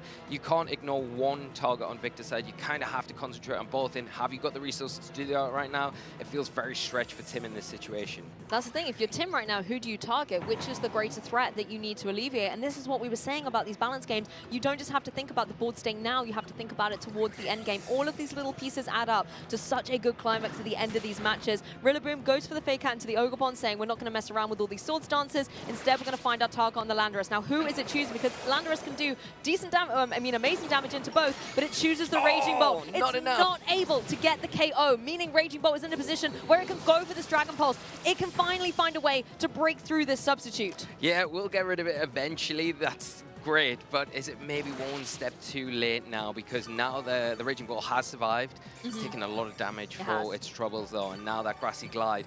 It's all about this Grassy Terrain. Is it going to stay in effect? Because you do have the option to go for that priority attack into the Raging Bolt and just remove it quite easily. But like you've said, Lou, the Rillaboom not in a great position either. The Ivy Cudgel are going to be very, very strong into that. The Grassy Terrain does leave the field, so there'll be no recovery, no priority Grassy Glide, at least this turn. But the one thing that the Ogerpon's still got in its back pocket, along with that Landorus, is they have the natural speed advantage against both of these targets, and both of them from Victor's side threatening everything on Tim's side. And now that Landorus has actually come out of the substitute, it could potentially even be a swap here for Victor. You could bring your own Rillaboom back in, set that Grassy Terrain, and allow Ogerpon to get the Grassy Glide priority onto that Raging Bolt before it's had a chance to move. Yeah, and the other risk is that you see Tim going for a Thunderclap here, and then Victor suspecting that and setting up another substitute, so it's risky. Well, it looks like it's a protect from Raging Bolt, so maybe there is an opening for another one of these substitutes. The Ivy Cudgel was going down into that Raging Bolt. Victor really trying to remove it from play, but to no avail in this particular turn, as Landorus does. There it Go is. for that substitute again. It's like, huh, did you miss me? I'm back behind my cozy little plush. Yeah, you don't have to worry about that Rillaboom either, because you have all the poison terror type now, all of those attacks. I mean, the high horsepower is a bit of an issue, but you've got the substitute to kind of give you alleviation there. U-turn going out, now another pivot round. If the Faker comes back onto the field again, you're in that same situation. Just this time around, your Raging Bolt is in a way worse position than they were previously. And the U-turn, not the strongest attack in the book anyway. Even with a critical hit, it was not able to get rid of that substitute, so it will be in play. Tim, however, does still have all 4 Pokemon remaining, so you can take a look at your backline, the Incineroar and the Fluttermane, and just think about which Pokemon is going to try and switch the momentum back to your board state. Which one would you go for, Hilly? It is really tough. I feel like the Fluttermane does give you the option to Icy Wind, maybe break that substitute, lower the speed on the Ogerpon, but is it going to be enough of a speed drop to kind of put your leverage your Raging Bolt into a position where it is going to be able to pick up the knockouts that it needs to? In this situation, I feel probably not, whereas the Incineroar comes in, it drops the Intimidate. That's kind of important onto the Ogerpon, making it +2 now rather than +3. All importantly, you've got a Fake Out to stop that Ogerpon. But at the same time, the Raging Bolt in that position, you're trading a Thunderclap here for a knockout of your own, and it doesn't feel that great. Once the Raging Bolt falls, then all your reliance comes into the Fluttermane there, and everything leans into that Pokemon alongside the Incineroar and the Rillaboom to kind of clean up from this point on. That's the thing, both Pokemon viable options. It looks like Tim has gone for that Incineroar. As you said, it's a good way to kind of keep the Ogerpon in check in the next turn. The Intimidate kind of helping out reduce some of its offensive pressure. You have the Fake Out, but the Landorus is just completely unchecked. Once again, behind the substitute, and the timer is running out. Tim has got to lock in quick. Yeah, it's a really difficult situation here for Tim. Going for the Thunderclap into the Ogerpon, just not quite the damage that they needed. In return, Ivy Cudgel +2, more than enough. Yeah, Raging Bolt has been felled once again by Victor Medina's team, so it will be returning into its Pokeball, and Tim has the utility to switch up the ball position in this next turn. The Incineroar, however, is going to have to take this Sludge Bomb. So Victor being able to utilize the Terrestrialization, throw it this way, doesn't quite do 50%, so Incineroar, I think, can easily take maybe another one of these. Maybe not so much after the Flare Blitz, because it's going to take that recoil. It does get a KO, though. This is really nice. Both these Pokemon trainers trading a Pokemon, but the issue is Landorus is still in a prime position. Yeah, behind that substitute. And now when your big reliance is leaning into that Fluttermane, going up against the poison type that the Landorus now is, even though it's taken the parting shot from earlier in the game, it isn't hitting quite as hard as we normally likely to see used to, but it's still doing enough. And you can see now probably an Earth Power into the Incineroar will be enough to take that down. Sludge Bomb, the Rillaboom looks about in range, and that Fluttermane hasn't really got the offensive tools to deal the damage needed to that Landorus like it would have if it was not terrestrialized. That's the thing, Fluttermane only really running Moonblast as a defensive move. Yes, you have the Icy Wind, but that's only going to be a little bit of chip. And considering now it is a poison type as well, it really does not fear those fairy type moves. There is, however, still that Thunder Wave, and there is a world where you can potentially get a Thunder Wave down onto something like the Landorus, and then it just doesn't move. There is that world, but it's a slim chance, but it's there. It's slim, and I think the thing that you're going to have to do really first is get rid of that substitute and the pressure that Victor's being able to apply with just finding those openings at the perfect time to just reset that substitute up, reset the situation exactly how it was before you kind of lost all of that ground that you'd made up, Tim, and it's a really difficult situation. The Landorus is showing why it's one of the best Pokemon in this format, and Victor obviously so familiar with it and piloting it so well in this game. I have to say as well, I love the way in Game 1, Victor really set up around the Raging Bolt, and now in Game 2, it's all about this Landorus that we've just seen out on the field since the leads being so incredibly dominant. Once again, the timer is playing against Tim. All these seconds count towards trying to find a way back into this Game 2 and force a Game 3 from Victor Medina. And Incineroar switching out, wants to maybe keep that Intimidate and Fake Out for the Rillaboom to keep it in check a little bit, as Rillaboom on Tim's side can now rejoin the field. Yeah, hoping to scout out maybe an Earth Power into that slot, trying to get rid of that Pokemon. As we do see a Thunder Wave into the Rillaboom here, going to be useful, and that chance of being fully paralyzed is going to be a thing now, but there is the threat, there is the Earth Power there into the Rillaboom, so nice switch from Tim, but the Wood Hammer from the opposing Rillaboom into the Fluttermane could be an issue as well, but just seeing that U-turn and more than enough.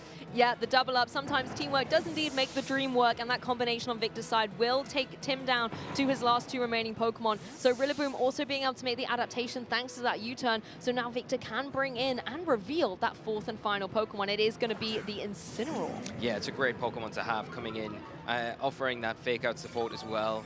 And Tim really back against the wall here. I mean, Fluttermane pretty healthy. It is really going to struggle, though, against that Landorus. You're relying on your damage output, the Icy Wind. Hope that breaks the substitute, and then if the Fluttermane is targeted, which you're kind of probably hoping Victor does here, then we don't see a fake out from Victor's Incineroar, which is so easy onto the opposing Incineroar, and then Tim's got to hope that the Flare Blitz is enough to take down the Landorus, and then maybe there's a way back into this game, but it is a very slim one. Victor just playing extremely well and making life very, very difficult for Tim to get any sort of momentum swing in this game too. It's not often we see an Incineroar come so late into a match either. Normally it's kind of out front and center, switching and pivoting, but Rillaboom had that absolutely locked in for Victor and was able to fulfill that role successfully. So now Incineroar able to come in, like you say, has that fake out, can just shut down the Incineroar on Tim's side, forcing Fluttermane to have to do the heavy lifting. The Moonblast going down into that Landorus. Is it going to be enough to be able to break that substitute considering the U-turn went into earlier? Yes. So now you have the Landorus exposed, but it's still left to move. It can go for this Earth Power, and with the damage already dealt into that Incineroar, it's going to go right down. Yeah, all down and out for Incineroar here, and the Fluttermane, it's looking more difficult as every turn goes by here. You'd say that Victor is going to be able to lock this up this next turn, but there is hope with that Thunder Wave. Maybe there's a way back into it. We've seen stranger things happen, Lou. No. But not going to be the case here, as it does miss. Landorus gets the last laugh. It's had the final word in every turn. Now it's able to even dodge out of the way. But take a look at that. That Sludge Bomb really not doing the damage into the Fluttermane. Considering as well the follow-up from the Flare Blitz, Fluttermane might have a window of opportunity to go for that Thunder Wave again. If it had hit there and you got the fully paralysis, I think it might have been a different story, because we've seen the defensive capabilities of this Fluttermane. But even then, it's a very long drawn-out shot, isn't it? But there we go. There it is decided. Victor Medina, our winner of Swiss Round 1 here at the European International Championships. And so well deserved. Victor Medina really showcasing his expertise within this team. Game 1, setting up around the Raging Bolt. Game 2, setting up around that Landorus. And all the Pokemon, all of them, had a beautiful showcase throughout this set. So not only is Victor showing off his skills, but he's showing all the cool and flashy things his team can do as well. Yeah, I loved how you kind of emphasized the Game 1 and Game 2 game plans from Victor and how they alternated, you know, showing the comfort of the team and saying, well, I've got a few ways to deal with this kind of mirror matchup. I don't need to go down one route. That I have multiple answers, and it was really showcased so well there. I mean, how well he was able to kind of lead into the Raging Bolt early on with those Coal Mines in game 1, and then the Landorus coming out, the substitute, and then that Ogerpon. You can't understate how pivotal that Pokemon was in distracting, taking away the attention from that substitute on the Landorus, because that stuck around for a long time. But getting to +3, double Sword Stance was just a marvelous move from Victor, and was able to kind of put the spell on Tim and take that win. That was the thing, the Ogerpon was so great, it kind of took a leaf out of the playbook that the Raging Bolt had previously, going for Calm Mind after Calm Mind. Seeing the double Sword Stance meant that it was then set up to be an offensive threat. And I think the only Pokemon we didn't see on Victor's team throughout the whole set was that Urshifu. We already know what Urshifu can do, it's incredibly powerful, but it was great to be able to see all the other pieces and how they all fit together beautifully on Victor's team. Yeah, and what a great situation, right? Yeah. You've got the Urshifu, you think, oh, save this for later. What a great Take a backup rest. Pokemon. Yeah, you save yourself for the later rounds. And yeah, remarkably well done. I think the way that Victor was able to position their board throughout that game just didn't give him any sort of opening to get into the match at all. And it was really, really difficult. I think at that stage, Tim was going to have to make some big haymaker swings and hope that they got them right, but they just the opportunities never provided themselves there in the first place. And I think that's testament to how well they set up their board and what an incredible player they are. And they're going to be a formidable opponent to come up against this weekend. And Victor looks like they're going for gold. And oh, yeah. you know, we talked about at the top of the show, they've been close a number of times. Maybe this is the weekend for Victor to claim that title. This could indeed be their year. And obviously Tim Edwards as well, a runner-up previously from a European International Championship, played incredibly well. I love the adaptation in game 2, being like, I'm bringing Rillaboom and Incineroar. And I'm going to do a little bit about what Victor did and made those switches and pivots, adjusting constantly. And it was really well played. But however, the issue was when those substitutes got set up on the Landorus, that really started to spell disaster not once, but twice. Yeah, that's the problem. Like you say, I think hats off to Tim for the adjustments there, because you identified what could be good going into that game 2 to pull things back for you. But yeah, Victor kind of seeing that and saying, well, you check me, I check you, and see if you can deal with this substitute, and it was just too much in the end. Well, those are our thoughts on the matter, but let's go hear from the winner of Swiss Round himself. So, Victor Costa, take it away. Thank you very much. Yes, we have got none other than Mr. Victor Medina, the winner of Swiss Round #1 here at EUIC 26. Victor, my friend, how are you feeling going up against the EUIC 24 finalist, Tim Edwards? I'm feeling amazing. I'm feeling very great. I'm feeling a bit nervous, of course. Tim is a great friend. Well, he's a great competitor. We faced 2 times when he made finals. It was also like almost the same matchup as we faced today. It was the same regulation, almost same matchup. I had Chempao, now I have Ogerpon. And well, it was really, really fun. And it was a really, really good game. We were 1-1, so I'm really happy to face Tim, and I think they were really, really nice games. Really well played by both ends. Yeah, 100%, and I think everyone will agree with that as well, especially when you've got a particular matchup that's been quite popular in terms of, you know, whether it's great, whether it's not so, you know, like, let's say complicated. So what's your mindset going into that, especially because, like you mentioned, you've been up against each other not once, but twice with basically the same matchup-ish. Yes. Honestly, my mind is completely blank when I started. But honestly, I wanted to play as well as possible, not make as many mistakes. I didn't know exactly what game plan I was going to use. I was battling between if I wanted to be a bit more offensive like in game 2 or play a little more calm like game 1. But I was sure I wanted to switch up the game plan a bit in the best of 3. He's a really great player, so I'm sure he expected it, and I think he did. But it was kind of my idea going into the best of 3. Yeah, it definitely showed, and in that game 1 in particular, sort of like the battle of, okay, I'm going to try to set up my Calm Mind Raging Bolt, you're probably going to do the same as well. You were able to reach +4 at some point, and then it was sort of, can you make the reads when it comes to who's going to Thunderclap, since you've both committed Terra Fairy, but also get rid of the partner Pokemon. So clearly that worked out for you, but it felt, I would say, you needed to identify a couple of aggressive turns and reads. So was that mainly the intro sort of adaptation when it comes to this matchup? Yes, honestly, yes. It was those kind of reads were completely what decided this matchup. I was the slower Raging Bolt, So going for Thunderclap was very risky. So I thought like he's not going to go for Thunderclap because he's not thinking that I'm going to go for Thunderclap. But it was really fun. Yeah. I had to get that turn completely right. The turn when he had Urshifu and Raging Bolt on the field, I had to Thunderclap into the Raging Bolt, and that was game over in game 1. Yeah, and you're able to get such good damage onto the Urshifu with the Grassy Glide as well. But then going into game 2, we saw adaptations from both sides, but in particular, the Landorus Incarnate. It's such a great bring, as we've seen, against the Raging Bolts, and were you trying to adapt to Tim's adaptation, I guess, and just go full aggressive offensive? Yes, I wanted to go full offense. I was scared of like the position of Raging Bolt with a lot of Calm Minds and Further Main on the field at the same time. So I said like, okay, I'm not letting you do that, so I'm going all offense, and that's pretty much what I did, yeah. Yeah, and we definitely saw it, and you were able to go ahead and wrap that up 2-0. Huge congrats. It's still Swiss round number 1, of course, but you've got a bit of history in terms of EUIC as well. If I'm not mistaken, it was your first ever EUIC in 2022, where you're actually able to go ahead and make a debut. Was it top 4? Top 4, yeah. So what does it mean to you so far, just being able to come back at this event with so much more experience under your belt? Honestly, it means a lot. I've had already a lot of UICs, but also this venue means a lot. I've been in this venue, this is my 7th time in this venue. So I really want to make a good result in this venue, because I'm struggling a little bit because that UIC was in Frankfurt, but not in London. So I'm struggling to make a very big result as a master in this venue. So I really want to make that top cut, because I made a couple top 16s and I made top cut in seniors, but not in masters. So I'm always, when I go to this venue, I'm like, okay, this is the time, and I'm going to break the curse. That's it, and I know there's a lot of people that support you in that, of course. You're such a well-accomplished player, most notably LAIC finalist.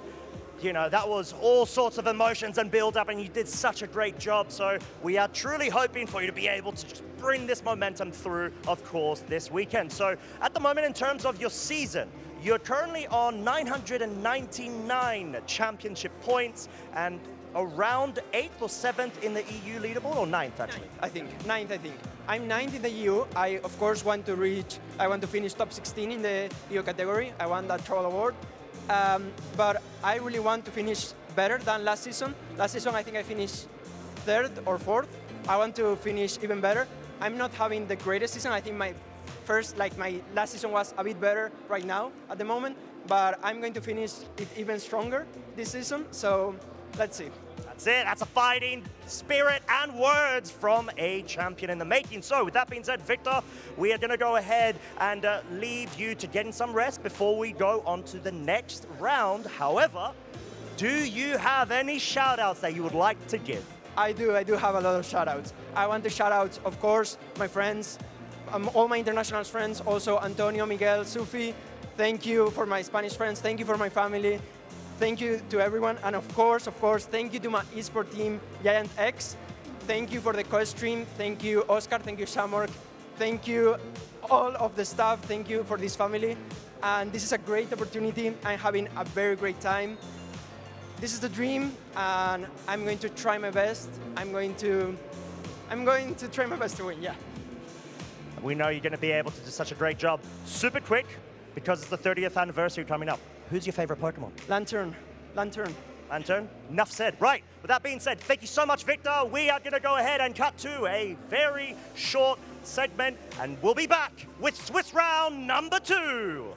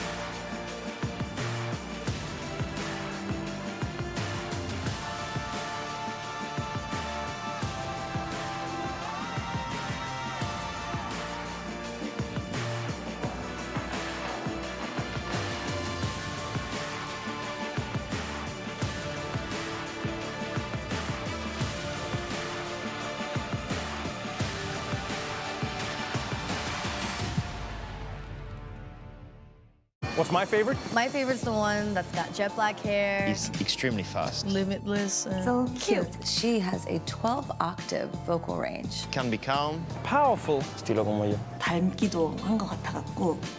He would improvise on the spot. Just always finds a way to make it funny. We both have very fast moves. And can change the world using its mind. Jigglypuff is my favorite. Jigglypuff, Jigglypuff. Every single time you met a new Pokemon, it felt like you met a new part of yourself. He likes to sleep. Just like me. 뭔가 여러 모습으로 변할 수 있는 모습도. Sí, tiene muchas formas de superar a sus oponentes. Como mischievous, pero dio su love language. Sa loyauté, sa rapidité. She uses her voice to protect herself. It's homey, you know? Totally. That's why I love it. My favorite is Eevee. Mi favorito es Siga. Arcanine. Gengar. Jigglypuff. Luxray. So what's your favorite?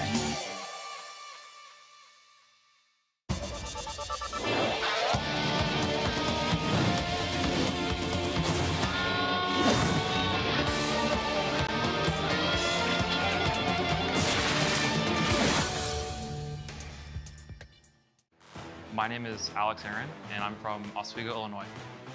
My favorite Pokemon's probably Zygarde. I'm looking forward to ideally using it in Champions when we get Legendaries again. My parents bought me a copy of Diamond. That's what started it all, was I saw a cool dragon on the box, and I was like, I'm sold. I started with TCG. I had a card tournament near my hometown that was in the newspaper, and I decided to go attend, but then I decided to pursue VGC just because I loved playing the games. I've been playing since 2017. I believe my first team I was confident bringing was a Zygarde team that I used in 2019. It was Zygarde, Incineroar, Tapu Fini. That was the first time I ever truly felt like in sync with the team. I did not do very well at Worlds when I was a senior. I was very frustrated, of course, but I kind of took a step back and realized something needs to change or else you're not going to improve at all. So I focused on my fundamentals and I just changed my work ethic, and then I treated the game as a hobby, and I'm here to have fun. I love the community and I love traveling. Being able to travel and meet people all over the world. I'm very grateful. I have many friends. I took a 3-week trip to Japan for Yokohama, and that was probably my favorite Worlds of all time. I'm not sure if that'll ever be beat until we come back there. Yeah, what I'm seeing is if you want to get to the top 4 of a tournament, you talk to Alex Aaron. I've top 4'd like 5 regionals, but I've never won. I think taking accountability was a very big thing I learned from competing. Before, I used to like blame everything on RNG, like, oh, I got crit, oh. Well, I could have avoided that, you know? I could have done a different play to lead up to that point and make sure that I'm not gonna get crit or lose to one, right? I think my strength comes in being sort of a tactician. I'm able to adjust my game plans on the fly, and I'm not scared to make risky plays. Alex is going to take out Wolfglick and advance to the semifinals. Leonard Kraft, I'd say he was the hardest opponent. Mouse for my team is very lead dependent. During Swiss, he hid his lead that I knew was off because I actually was considering his team before this event, and I kind of effectively flipped a coin between which one I was going to pick. I kind of realized, wait, this is a little suspicious, so I'm going to adjust and cover for a potential Goldingo Mousehold lead, and I did, and I got rewarded for it. So comparing the final set to this, I felt a little more comfortable because I played Lorcy before. Some people like to call me a robot because I don't really react. I always just try to like ignore the noise from the audience and just focus on the game. I wasn't really thinking any different than I would in the other set. Just one set at a time. The Shadow Ball going into my non-Terran Ursaluna. From the Ursaluna, anticipating a switch, oh no! Ursa just overextended, and I knew at that point like he didn't have enough resources to do everything I had. And now in Milwaukee, for the first time, Alex Aaron gets to hear that he is a regional champion. It's honestly insane. I figured like I'm probably gonna day 2. I've been pretty consistent about that, but I didn't think I was gonna win. It feels relieving because now I can play Legends Arceus in peace. I've worked for a long time to get here, and I'm very grateful for the friends and the experience that I was able to have playing this game. My new goal for the season after winning this is top cutting nationals. I barely missed it in 2023. I was 1 win away. Actually, I lost to Leonard Kraft, who I beat in top 4 here. This event qualified me for Worlds, and I'm really, really excited to be able to compete in San Francisco. I think the stadium is pretty cool. It's much bigger than last year, and I think it'd be really cool to play in it. I met Giovanni Schiski a couple years ago before I won Worlds. I've seen him grow, and I think I'd love to have him as an opponent. I'm very proud of him for winning Worlds this year, and hopefully I can join him next year.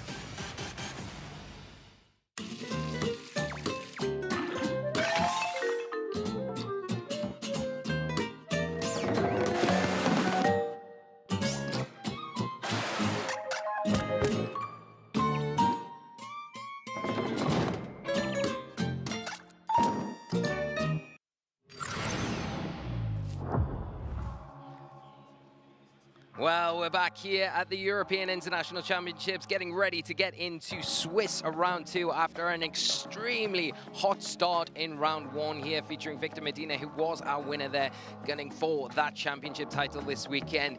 Incredible scenes out in the audience, and they're all in amongst it. But we're going to take a quick look at players to watch before we get into this next round. You can see some fantastic players here, some familiar faces. We'll start off with Juan Solano, who has been incredible this season. Just a phenomenal player, starting out in the seniors division all those years ago and winning LAIC, one of their first breakout events, graduating up into Masters, and has not let us down, done time and time again. But this season in particular is the championship point global leader, which is an incredible position to be in coming into this event alone, but had some phenomenal results recently. More importantly, we can talk about a recent regional, Santiago last weekend, finishing 14-0 record, undefeated in that tournament, taking the championship. And what a way to set yourself up coming into this event. Will they be playing a similar team linking into that Porygon 2, the Saluna, and obviously that tail room and trick room mod that they've been able to utilize to such good effect? Is that going to carry them to the championship this weekend? We'll have to wait and see. Gabriel Agati, what more can I say? Gabriel, a former finalist here at this event a couple of years ago, and just falling short to Paul Chua, but one of those players again that we see time and time again in that top cut position, if not in the finalist position. And Gabriel, I love watching. Great play style, very composed, very cool and collected, and just a player that you would expect to do well at these events. And I'm sure we'll see more from Gabriel this weekend as events and rounds unfold. And then we've got a bit more of a newcomer, Alexander Canseco, but what a phenomenal player Alexander is in their own right. They've been performing very well this season, very strong in not only the circuit that we've got going on at the minute, but grassroots as well. And another one of those Latin players that is on everyone's list coming into this event that you're going to have to watch out for, because they have got the capabilities to not only go deep into this tournament, but to the very top. And, you know, I think if we really look at LATAM as a region as well, and if you're wondering why Lou's not here, we've got Mike. Difficulties, we're just trying to sort out. So I'm soloing, so just stay with me, people, while we're doing this. We can also take a look at the Oceania players as well, players from Australia. I'm really looking forward to doing this because we've had some recent regionals over there where we've seen some real breakout Pokemon in particular, but we can talk about the players from this region. Nicholas Khan, one of those players. It has been, after graduating up to Masters from seniors, having such a successful run in seniors, doing so well time and time again. Another one of those players that is consistently doing well. Finishing second recently at the Auckland Regional, had a top 16 finish at the Latin America International Championships, and top 4 at Brisbane Regionals. You know, at Perth, they've used in previous Regulation F tournaments similar teams that they've been having success with the second iteration of Regulation F. So we've seen things like that Raging Ball balance is something that they lean into. Chen Power is something that they really enjoy using. And a top 8 finish at Melbourne Regionals with that Glamora. So there's the unorthodox picks as well as the kind of more standard picks from Nicholas. You can look at players like Henry Rich as well. But Henry, interestingly, from the Australia region, has been playing more recently at NA Regionals. We had a very strong top 8 finish at Las Vegas recently, performing extremely well, and then Pittsburgh before that. So hasn't played in their own circuit more recently this season, but having success, and that'll only provide value for them coming into this international tournament. And we know Henry likes to pick those odd Pokemon, having that Hisuian Quillfish from a few years ago at this stage here, and performing extremely well. And then we'll move on to our third player to watch from OCIC is going to be Yohav Ruben, who has had an incredible breakout season, in particular this year, doing so well in that championship leaderboard as well, up there amongst the very best, but having some amazing results earlier this season, in particular in Regulation F, that Auckland special event championship as well, and piloting really unorthodox Pokemon like that Galarian Zapdos, in particular that Defiant ability that it's got in there, the Grassy Sea to take advantage of the Rillaboom's grassy terrain, and Ting Lu, one of those Pokemon that we don't see too commonly often, you'll have piloting it extremely well. And to round off our players to watch, we will talk about Japan, because where else can we go from all of the rest of the region, but Japan, one of the strongest, coming in, I think, this weekend. If we talk about Japan in particular and the players to watch from that region, because you've got the likes of Shohei Kimura, you've got Shoma Hanami, two previous world champions as well, and in particular, when the graphic switches over to Japan, we'll be able to take a look at those here, and we've got Ko Tsukude. And we've got Lou back.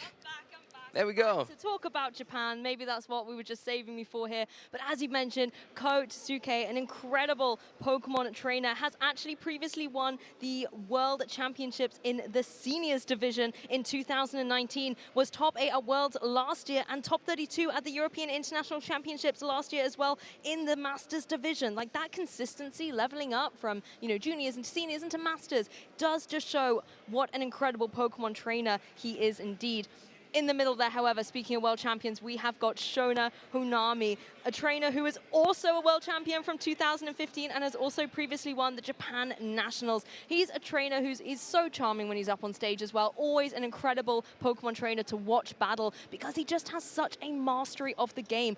I'm always interested to see which team he believes is the pick of the meta and how he's able to utilize it against some of the common cores. So definitely a trainer I hope we get to showcase a little bit later on. Lee, would you want to come in for Shohei? Oh, definitely. I'd love the pleasure, because Shohei, another one of those players that is just phenomenal from this part of the world. And Shohei on a real tear recently, especially in Regulation F, making trips to Europe as well. Regionals out in Europe and North America, so not being just sticking to their own region or grassroots, but you look at the past 2 big grassroots tournaments that we've had in Regulation F, and Shohei's won both of them with 2 different teams completely. So it'll be interesting to see what Shohei brings to this event, what they've decided on, what direction they feel is the strongest to get them that championship, because I'm sure Shohei themselves will believe that they are the player that can take this championship, and it won't be any surprise to see them progressing, getting to Championship Sunday and putting their name on that title at the end of the weekend. Of course, there are a lot of players out there that want to do the same, but Shohei in a tremendous form coming into this weekend. But you can't underestimate Shoma Hanami, previous world champion from 2015.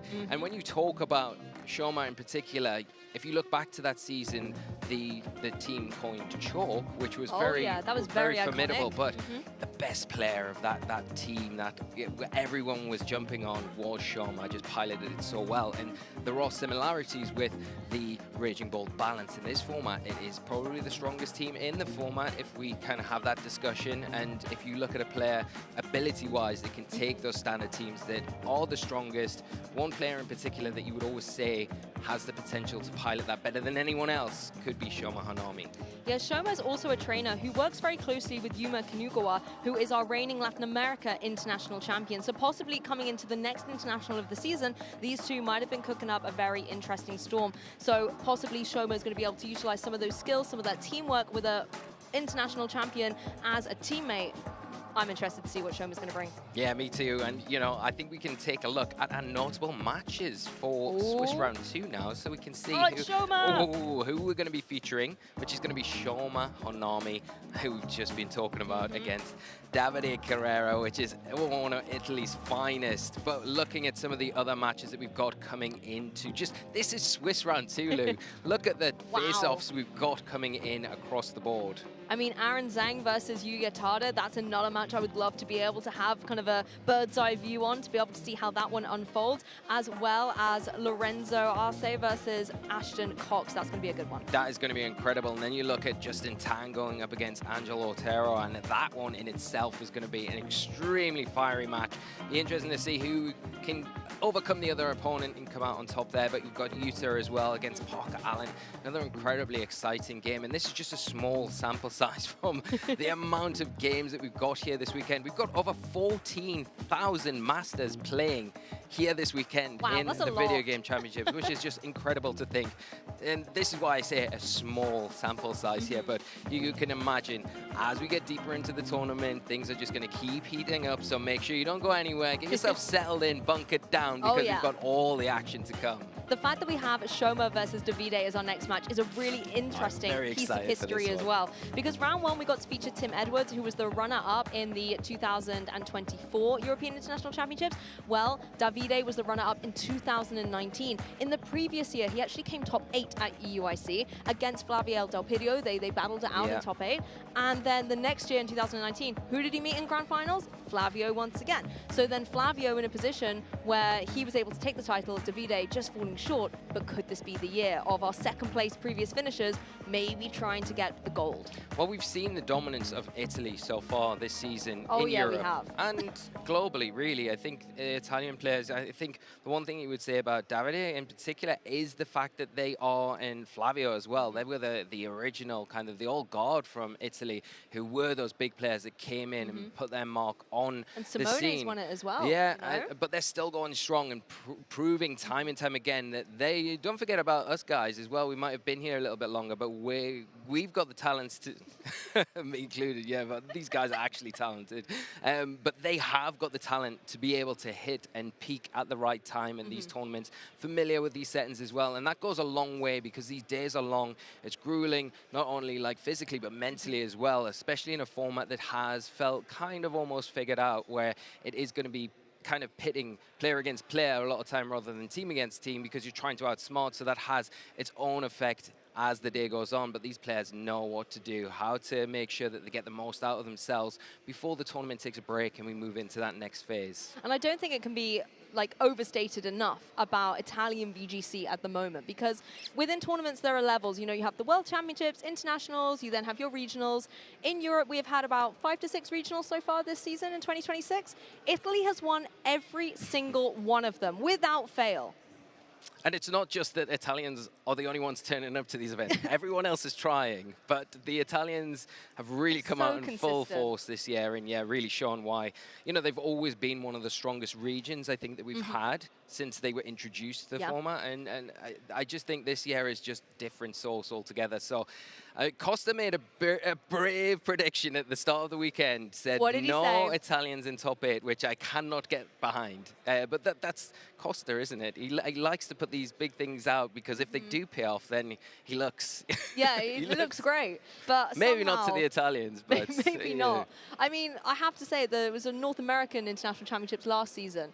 You know, there's a lot of rivalry at these events. You want to make sure that maybe if it's in your region that you want to take the trophy. Claim it. I seem to remember it was at the top 8 at North American International Championships. Didn't have a lot of Americans, but the Italians were then. It was an all-Italian final, actually, between Federico and Marco. So Italy have been doing very well, not only this season, but previous seasons. They've been doing well on the international stage. We've had, you know, 2 Italian world champions in the master division, Arasho Mart and Luca Cerabelli. So both of those trainers have also shown that Italy can compete at the world level. Yeah, so it's for everyone else to do this weekend, to step up, and this next round is going to be an interesting one because you would say one region that is always generally very strong is Japan, and you know, former world champion up next. You're putting things in a safe place to maybe try and start to dethrone the Italians and maybe take away some of their glory, but it's not going to be easy, and it's going to be an incredible matchup coming into this early stage of the tournament. And considering that Japan have already won 1 international of this season so far, it looks like possibly number 2, they're going to want to try and stack them up a little bit. I had this thought before we started this morning, you know, when you look back at Yuma Kinigawa's kind of amazing run at the LAIC Championships, and you start to think and you look through the player list and you say, wow, there's some huge names at this tournament that made the trip for this event. And I think, could it happen? Could Japan have a clean sweep of international championships? If they get it this weekend, then there's only one more after that before Worlds, and then pressure is on for everyone else to make sure that that three-peat doesn't happen, you know, but it is so possible just because of the caliber of players that region provides year in, year out. And we have seen, you know, Japan do sweeps before. I think it was the 2023 World Championships in Yokohama. They won the juniors, seniors, and masters division.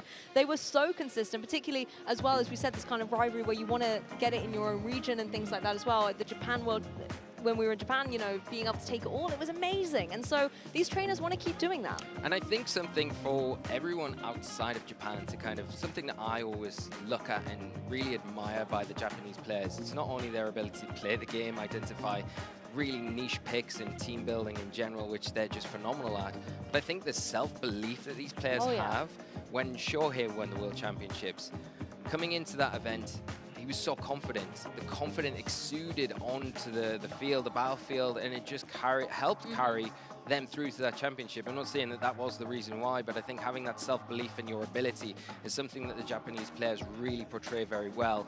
You know, they're very animated as well, and the way that they are invested in the game, and it's great to watch. But it's something maybe to look at our player base as well, to kind of take a little bit of inspiration, steal that, and be like, yes, I believe I can do it. It's not cocky, it's confidence, and there is a fine line, of course, but I think Japan do it so well. They certainly do. And Shoma, as I said earlier, is one of these trainers that I absolutely love to watch, not only competitively, but is one of these trainers that, you know, you can look at and see that calm and collectedness, and you can too be inspired. But we've spoken about our trainers. Let's take a little look at the teams. Wow, Lee, I am seeing an Iron Crown, a piece on both sides. Iron Crown, one of these key Pokemon that has incredible synergy with a little Pokemon called Indeedee. So no surprise to see both of them side by side on either team. Yeah, some slight differences on both sides of the field. A little bit different with the Genie choice here. Davide going with the Tornadus and Shoma kind of going with that tried-tested Landorus that provides that real offensive output. They can put the stoppers on a lot of things if piloted right. So, yeah, interesting to see both players coming into this event. The Psy Spam, as it's coined, team that they're bringing with some slight iterations, and we'll get into the details of those changes in a moment. But going to be really interesting to see how both players position their pieces in this game, because obviously the Iron Crown versus Iron Crown can be a little bit awkward depending on Terra type and things like that, but we can take a quick look at Davide's team here.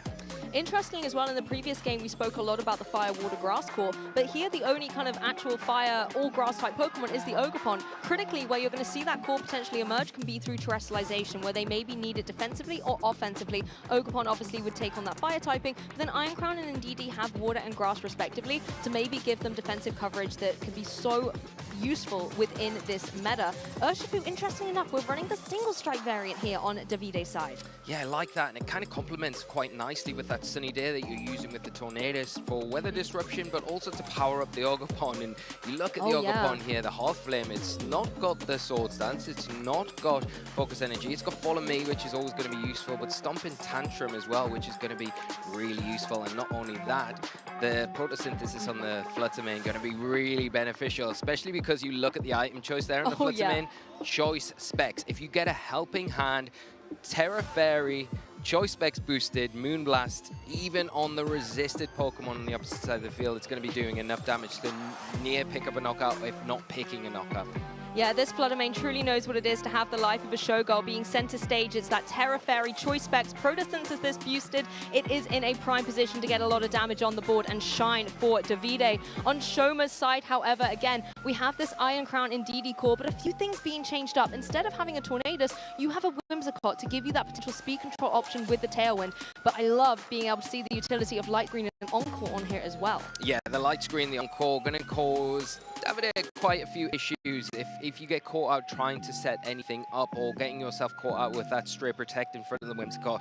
You've got to be careful. You don't want to get yourself locked down with the Encore. The one thing that you would say that both players have in their back pocket is a Psychic Train, which is going to prevent that a lot of the time. But what will be useful is that Light Screen, in particular, the Tailwind, instant access to speed control, and that protection from those big, powerful, special type attacks that are predominantly there across Davide's side of the field. But you've got your own special attackers as well. I think you would look to something like that Landorus to come in and just be able to disrupt quite well. The Iron Crown on the opposite side of the field, before Terrestrialize, going to take big damage from Earth Power, so you don't really want to put it in harm's way there, but you have all the tools to be able to kind of help it out with that redirection there. And the interesting thing here, no Stomping Tantrum on Shoma's Ogerpon. Got that Wood Hammer, really going to take advantage of those that big powerful attack along with that Ivy Cudgel, and will also benefit from the Sunny Day if we do see that come onto the field. I like as well the fact you've got this Choice Band Urshifu. You know, on Davide's side we saw Choice Specs Fluttermane. Here we are seeing it on the Urshifu, meaning it's going to have more of a physical offensive defensive pressure, and that can go so strongly into opposing teams, particularly if you've got a Tailwind up. And I think looking at this match between these two esteemed trainers, speed control is going to be the increments that are going to sway momentum. So let's not wait around. Let's get into this match. Tornadus and Ogerpon out for Davide, and on Shoma's side, leading with that iconic duo of the Iron Crown and the Indeedee. Yeah, well, the Iron Crown here for Shoma in a really strong position where it's got that Psychic Terrain set up, it's got the booster energy we're seeing activating now, which will give it a boost to its special attack, making that expanding force even stronger. Both Pokemon on Davide's side are going to be susceptible to that expanding force, and when you've got something like the Indeedee with the Follow Me that can pull in those attacks, keep it safe for at least one turn, or even help in hand boost that attack, it's making Davide have to react here, and exactly what we're seeing. Yep, adjustments straight away here as Iron Crown joins the field. Says, thank you, my opponent, for setting up that Psychic Terrain. My Iron Crown can come in and benefit. It's going to have its Quark Dry activated by that booster energy, so its special attack is going to be strengthened as well. Terrestrialization also happening. This game is moving. Yeah, well, the one thing that we might see from Davide might be a Terrestrialization on the Tornadus to get around the weakness of that Psychic type, but not seeing it here. Wanting to kind of keep the Powder Dry for later turns as we see the Indeedee go for that Terrestrialization into the Dragon type. Tornadus just protecting here, wants to keep itself as safe as possible, but we are going to see the Iron Crown getting an expanding force off. Nice switch in from the Iron Crown on Davide. So he's going to be able to take that a little bit better than probably some of the other options that they had out on the field. Yeah, well, you're going to be able to see some speed control coming through from this Indeedee. The little dragon type indeed going for this Trick Room. So it is now going to be reversing the speed. So those slower Pokemon going to be moving first. I think it's nice then that the Protect went through onto that Tornadus instead of maybe changing up speed that way. Yeah, definitely. I think preserve that for later. Now you've got the job if you want to take advantage of that Ogerpon and then the Tornadus. You've got to stall out these Trick Room turns before you're able to do that. And the best way to do that is by switching around, protecting, stalling out, and really reducing the damage. Another Pokemon that you can see Davide kind of hovering over whether or not to switch out the Tornadus for now, as their own Indeedee kind of setting up a similar bold position to what Shoma's got. But what Shoma has the advantage of now is being able to be in the position where I can just put damage out into the field constantly now. I don't need to worry about being threatened by a knockout immediately here with either of my two Pokemon from what you're presenting with. Well, now we're in the mirror. The Indeedee and Iron Crown a piece on the stage as Indeedee on Shoma's side goes for this helping hand to boost up the Iron Crown next to it. But it's going to be the Iron Crown on Davide's side that blinks first. Big damage into the opposing Indeedee as the opposing one responds with that Tachyon Cutter.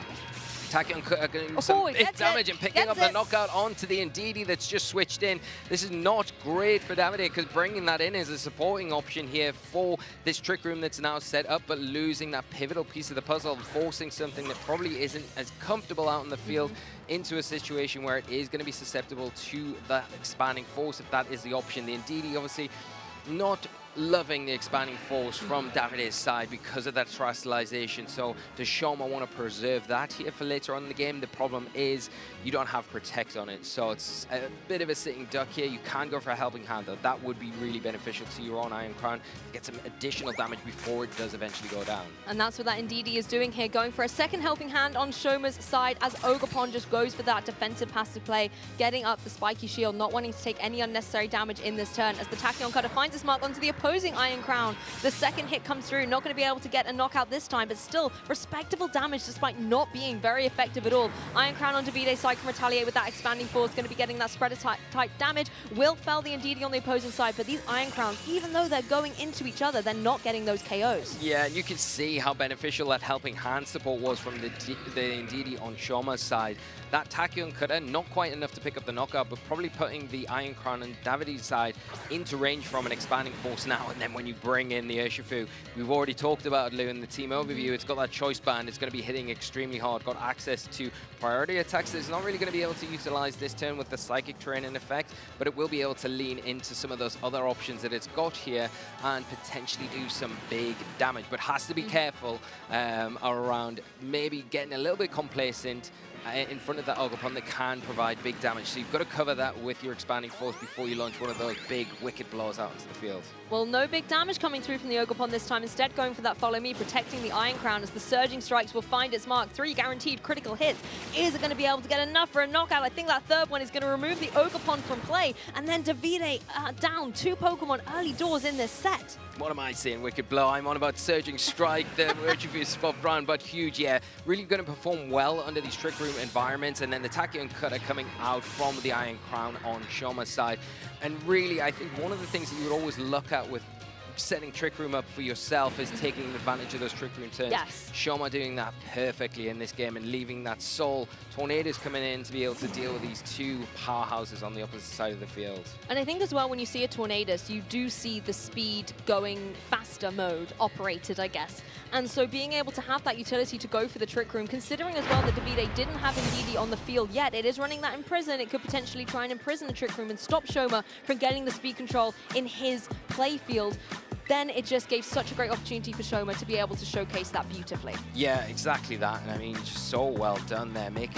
It's a bit similar to Swiss Round 1 with Victor and how they were one step of the game along the whole way. But Shoma doing that against Davide, and you saw the adjustments that Davide instantly had to make at the start of the game, ending up with their own Iron Crown and Indeedee on the field. But in the process of doing that, took that huge Tachyon Cutter, which just removed the Indeedee quite easily and then set up the position where everything else that came in after that next to the Iron Crown for Davide was pressured, so they had to protect to stall out that Trick Room, which then opened the door for the ability to put the damage down that you needed to chip away at Davide's Iron Crown. Once that fell, the Trick Room still in effect, it was kind of curtains from there.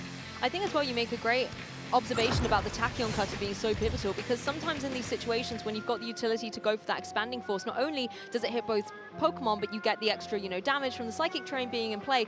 It's got to be tempting to just go for damage on both Pokemon, keep chipping away at them, but then going for that single target attack with the Tachyon Cutter, being able to hit it double, even if it's not very effective, getting so much relentless damage on the board did show that Shoma was able to kind of pick his mark and go, this is where I'm going to target down, this is where I'm going to get the knockout. And Davide just had to adjust and unfortunately stumbled in the end game. Yeah, and you've got to think coming into game 2, you're going to want to try and tie this up. Do you go with a bit more of a similar lead to what Shoma went for there and bring your own Indeedee and Iron Crown from the get-go and have your maybe big hitters in the back to come in to do the cleanup job, like Shoma probably kind of set up their game plan, copy that blueprint and kind of go toe-to-toe and say, well, if you're going to come at me with your big hitters to start with, even though we're not super effective against each other, we can do the same thing and then bring it down to 2 versus 2, which might suit Davide a bit better than what it does Shoma. So we'll see how the adjustments going into game 2. Well, if Shoma predicts that, though, you can always adjust things on your side with your faster mode in the form of that adorable little Whimsicott, but looks can be deceiving.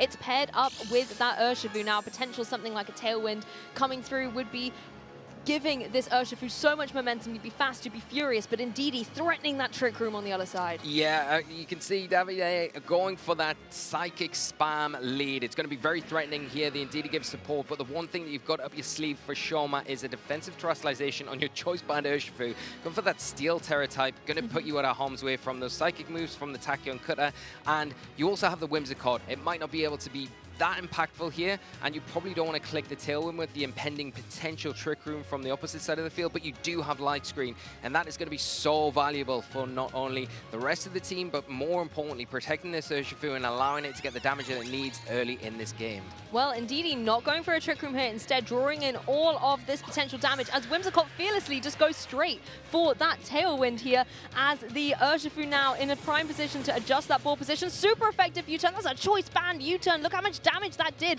It does take a little bit of chip from the Rocky Helmet, but I think the trade was more than worth it, and it can nurse its wounds in the back now in that Pokeball, as Shoma has the potential to bring out another Pokemon to apply more pressure to this Iron Crown. It's going to be an Iron Crown together, and we saw how that went in game 1. Yeah, and the Indeedee taking so much damage now, and I think Shoma kind of having a bit of a sigh of release there, seeing the Follow Me come out and not the Trick Room as an option there, because now your Tailwind is so valuable, right? Because now that Indeedee is going to be in the position where an Expanding Force will be enough to pick up the knockout onto that Pokemon, and Whimsicott's got that speed control set up, half of its job's done, and it's going to be able to get that Light Screen in its next turn and leave the kind of the hard work, the muscle work to that Iron Crown on their side, making things for Davide again really difficult to get a foothold in this game.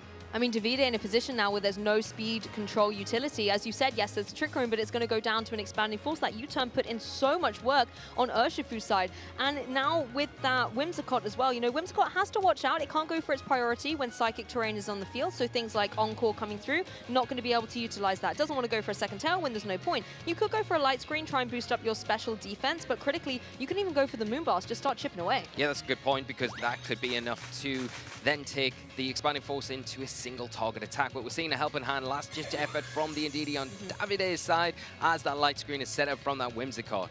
Yeah, this is nice. Just means that you're not going to take as much damage from Expanding Force. One Tachyon Cutter is enough to be able to fell the Ndidi that in its last hurrah did go for that helping hand to help out the Iron Crown on Davide's side that retaliates with the Tachyon Cutter of its very own. Knowing it's going to hit twice, does a sizable amount of damage. Another one of those is going to be able to get the knockout. Yeah, and I like this play from Davide because it's quite an easy option to go for the Expanding Force. It's just cheaper way at things, but I think if you do that, you get rid of the Whimsicott. That's something that Shoma probably wants to happen so they can get something like the Ogerpon onto the field and put that immediate pressure on. But Davide not out of this yet. Bringing in the Tornadoes, got access to their own Tailwind, so can set that up now.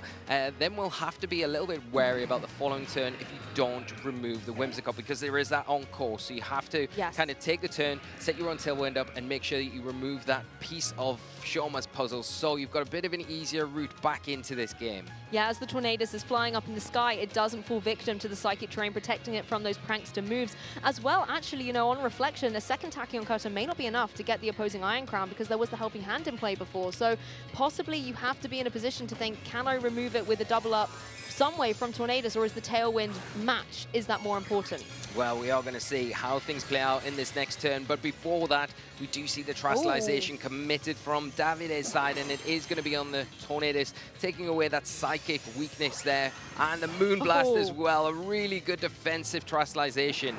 Yeah, the Expanding Force coming through from the speedier side of Shoma's team here. Going to be doing a sizable amount of damage to Tornadoes, but it was not going for a Tailwind here. It can always go for it on the next terminal cross, and you've got rid of that pesky little Whimsicott. Don't have to worry about Encore. I mean, you wouldn't have to worry about it anyway now that you're a grounded Pokemon again with that Steel typing, but it puts, I think, a little bit more of momentum back into Davide's side, particularly as the Tachyon Cutter is going to come through. It's not enough to be able to get that KO, as it does not have the helping hand, but it looks like it's now in such a vulnerable position. Davide might have a way through it in the next turn. Maybe. It depends on what Shoma brings in here. If the Urshifu comes onto the field, it's still going to have its own Tailwind set up. So it can then supersede the Tailwind setup from Davide's side on the Tornadoes, get an Aqua Jet into that Pokemon before it can attack. The problem is you're leaving the Iron Crown alone on Davide's side, which could put you in the position where an Expanding Force could just be hit out, and then you potentially, with the damage that you've already taken on your own Iron Crown, turn the table, flip it completely, and you lose 2 Pokemon at the cost of just being able to remove a Tailwind aspect on your opponent's team when yours is about to run out. That's very true, and you can see our trainers as well utilizing every second they have for this window of adjustment to be able to think through how the turn is going to play ahead. Davide has a leg back into this match, but Shoma brings out that Ogerpon. How does this change things?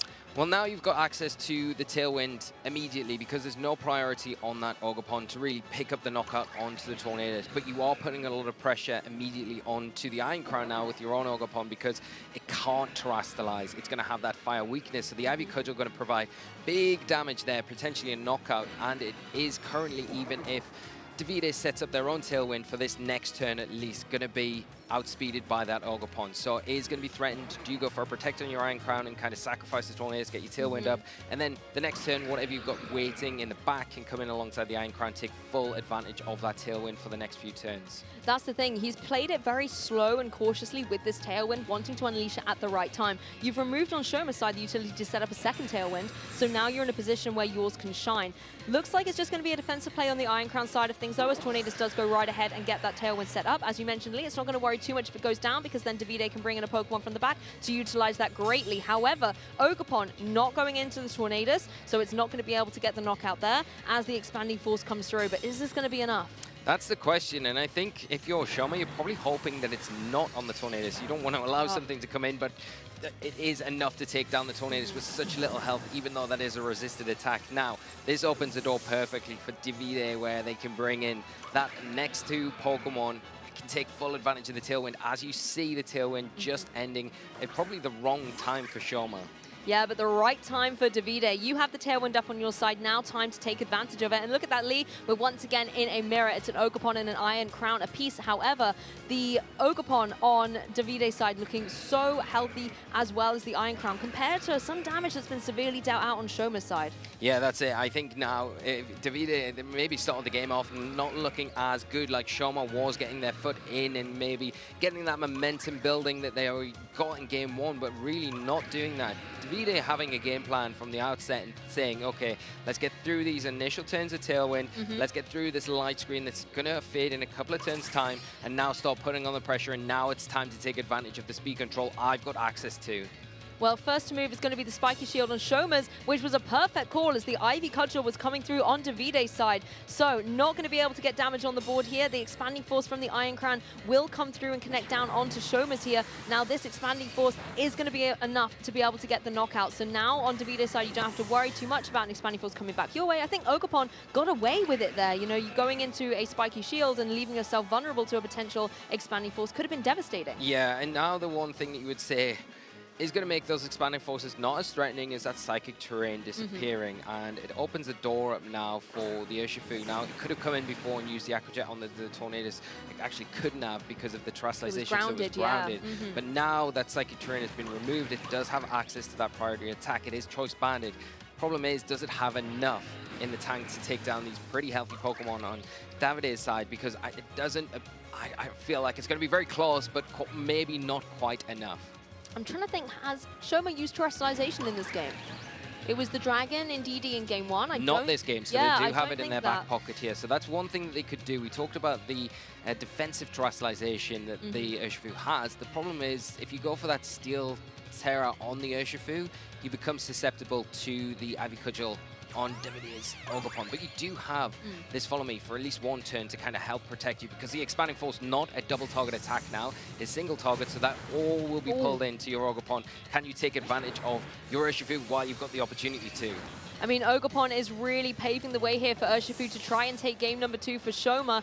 Everything is focused down, the spotlight on the Urshifu as it goes for that Surging Strikes. Guaranteed 3 critical hits will connect down into the Iron Crown and remove it from play. But as you said, you know, you still have to contend with this Ogerpon in the next turn. The one problem in this situation that Davide's got is going to be that it doesn't have access to a grass type attack. Normally you would see the Ogerpon have either Grassy Glide or the Wood Hammer, but it doesn't have either of those, relying on the Ivy Cudgel, which is not going to be effective at all, and then it is going to be susceptible to going down to the Surgeon Strike. 1, 2, 3, will it be enough? If it is, it's going to mean that Shoma is going to win this set. And with that third Surging Strike, that's exactly how the story plays out, Lee. Shoma Honami wins Swiss round 2 in a 2-0 thriller against Davide Carrette. Amazing play from Shoma from start to finish. You know, I mean, against such a tough opponent as well, and in such a difficult matchup where there's, you know, a mirror again, where it's very similar. There's a few pieces that are different, few techs, few move decisions that are slightly different from each other, but knowing the game plan coming in against this sort of composition just shows that Shoma is very well prepared for this tournament, and coming in and putting on a display saying, I'm here, I'm back, I'm gonna do everything I can to take the championship this weekend. Hey, there's a reason why he was one of our players to watch, and you can see coming into this game too as well, both trainers went for a little bit more of the same strategy with the Ndidi and the Iron Crown. However, it really was about the speed control setters next to them that changed up the tempo of the match. Whimsicott being able to get not only the Tailwind up there, but the light screen as well to give a little bit more defensive support on Shoma's side, just gave it the flexibility to stay in the game and get this retaliation on point. Tornadus goes down on David's side, and then in this, you know, mirror situation we saw again here, being able to have one Ogerpon drawing in all of those attacks, perfect timing with the Psychic Terrain going away, just kept Shoma in control. Yeah, completely, and I think the preservation of the Urshifu was really, really good in this game, because it came in earlier on, and it was in that position where it could have attacked into the Tornadus. There was one turn of Tailwind left, but if you saw the Tailwind set up from the Tornadus and an Expanding Force coming out at that stage in the game, might have been really detrimental to Shoma's game plan. So I wanted to preserve it for later on where it came in, and it was really pivotal. And then picking the right piece on Davide's side to take down at the right time, taking down the Iron Crown, and then knowing that the Ogerpon had no grass type attack to threaten you with, made an easy win to just clinch the set. That's part of the benefit of having this kind of open team sheet format that we have. You can take a look and think, right, Ogerpon, is it running? Is it a threat to me? Yes or no?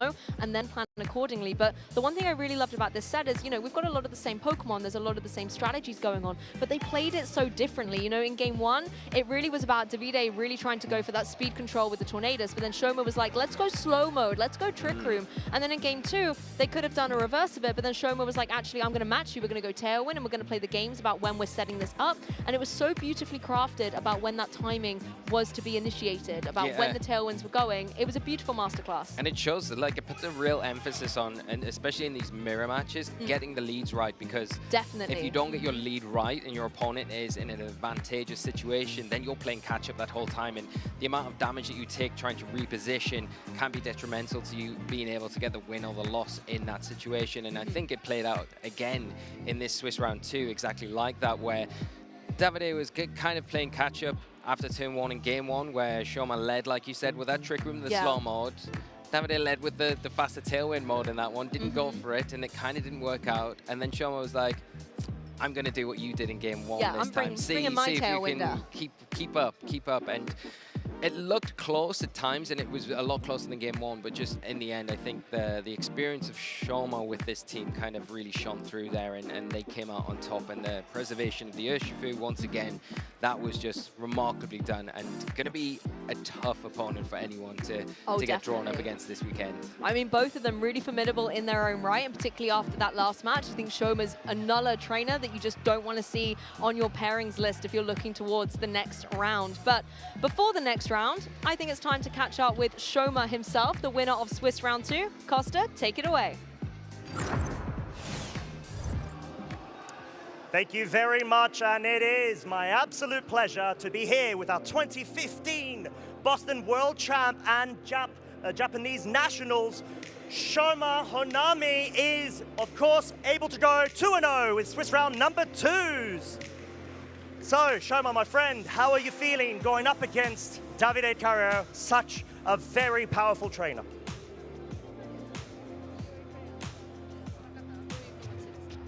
もう相手が強いって分かってたので、緊張したんですけど、強い人にはこうすればいいかなっていうのがなんかうまくいったかなっていう感じですかね。So he knew he was up against a strong player, so he went into knowing that, prepared for a strong opponent, and he thinks it went very well this way. Yeah, it definitely did, and it was quite interesting because it was sort of like a mirror match with 1 or 2 Pokemon and sets quite different. So you looked very comfortable, and there are some very strong aggressive leads that you did. So you initially went with the Iron Crown, female Ndidi. Did you expect a mirror or not, let's say, Iron Crown on the other side of the field?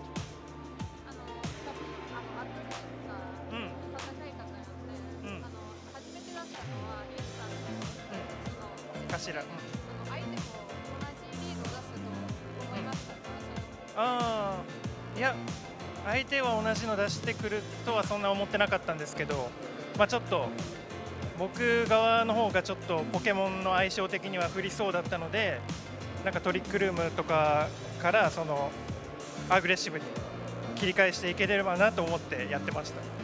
So he wasn't expecting his opponent to go with Iron Crown and Ndidi, but he felt like the Pokemon difference was in his advantage, so he decided to go aggressive with the Trick Room.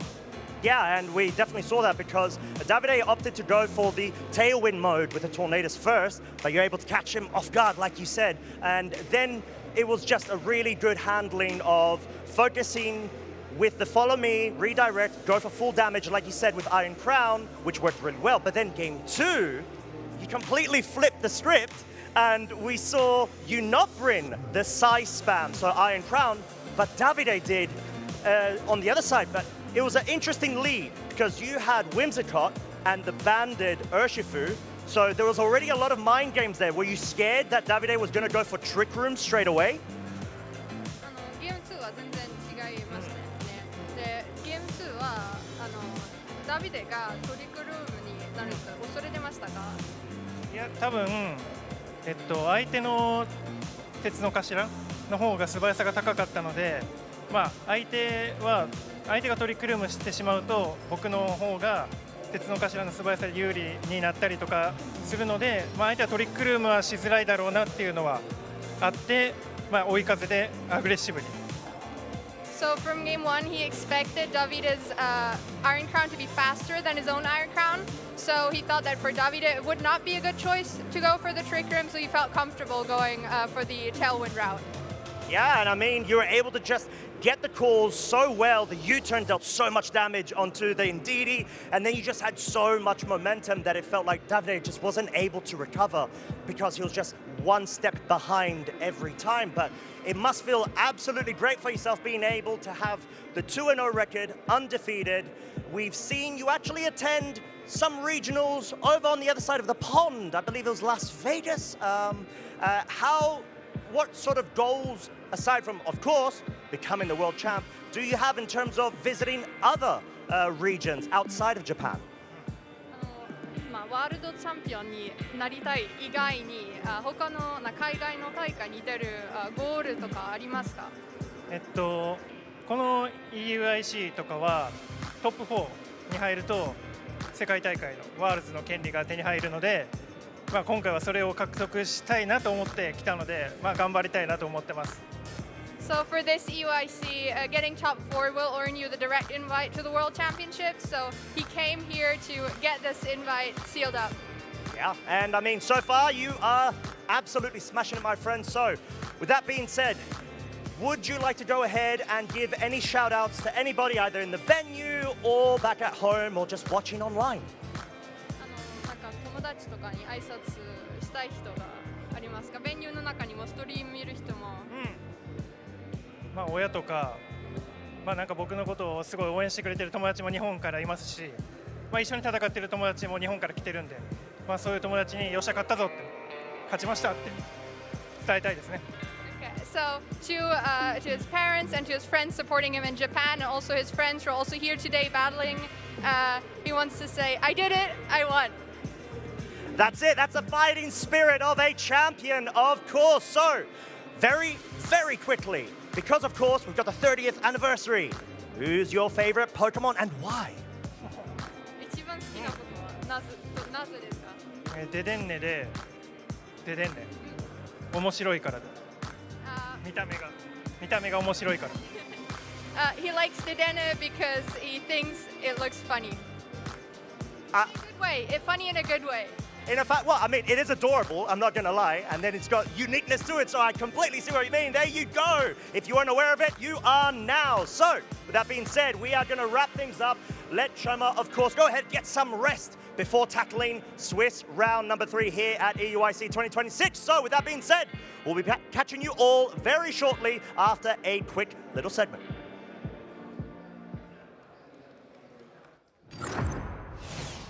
This is history. That is a 10th regional win. That is inconceivable.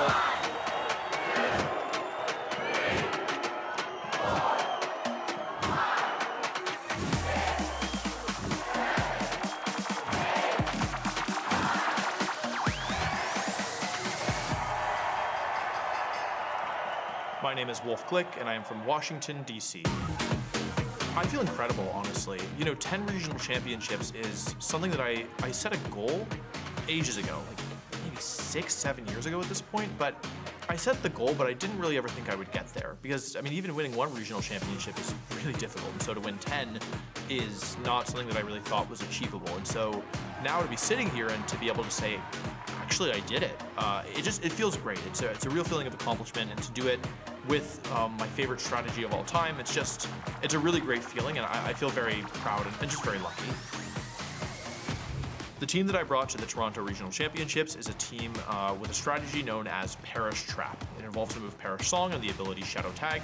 It's my favorite strategy of all time. It's extremely difficult to play, but I love it. I've loved it for many years. I've been playing it for over a decade. This is my 3rd regional championship win with the strategy, and I believe at the time of recording at least that I'm the only player to have ever won a tournament with a dedicated Perish Trap team, and so it's something of my signature strategy as well. If I had to pick one MVP Pokemon on the team, I would pick Politoed. It's the one Pokemon that I brought to literally every single game, and there was really no way to make the team work without bringing it. Politoed can retaliate. The Weather Ball, again, consistent. A critical hit, bringing it down to 5 HP. During Game 3 of the finals, I was able to pull off a technique that I knew was theoretically possible, but didn't think could actually ever work in practice. And in Game 3 of the finals, there was a moment where I was able to pressure my opponent to not switch out his most important Pokemon without actually technically trapping it on the field. It was something that was really memorable that I didn't think that I'd ever actually pull it off in a tournament, let alone in Game 3 of the finals. And so it felt like a moment where I surpassed my own limits and where I kind of improved in real time over the course of a match. And yeah, it was just like a really exciting and memorable moment for me. So Weather Ball, the Politoed, the last little bit of damage, and with that, Wolf Click, a historic 10th regional win, taking down the Toronto Regional Championships. I began competing back in 2011 when I was a freshman in high school, so quite a while now ago at this point. But yeah, there was a local tournament in Virginia near where I live. I was very lucky. I ended up winning the entire thing, and it kind of kickstarted my whole competitive journey. There's a couple different things that I love about Pokemon, and certainly the game itself is one of those things. I just think it's such a fascinating, interesting, complex, challenging game, and I really like how it pushes me and how it challenges me personally. And I think really the thread that has kept me tied to this game for so long is not the championship victories or the feeling of redemption after a bad tournament. It's the people, and it is the wonderful, wonderful people who I have met who have really changed my life and have shaped me into the person who I am today, a person who I can be proud of. I get asked, a decent bit about what's the big picture here, right? Like, what's the grand motivation? What's your master goal, right? The truth is that there isn't some grand motivation. I don't have this big master plan. I don't have this thing that I'm chasing that this thing that nobody else has ever done that I want to be the one to do. It's nothing like that. It's just the very simple fact that I like it. I like competing. I just think it's fun to play Pokemon, and I really enjoy it. What I really want to do is continue to learn more about myself, more about the game, and to continue to get better. And if that leads to more championships, then I won't complain, but if it doesn't, as long as I feel like I'm getting better and I'm learning more, then I also will be quite satisfied. When I envision myself winning Worlds, I don't think about a specific opponent because there's no one person who sits in that chair who I would be like, oh man, can I do this? Like, I have to believe that I can beat anybody who sits in that chair. Am I going to win Worlds this year? I would be, I think, foolish to sit here and tell you yes. But I will tell you that I will try, and I think that actually, to me, is more meaningful.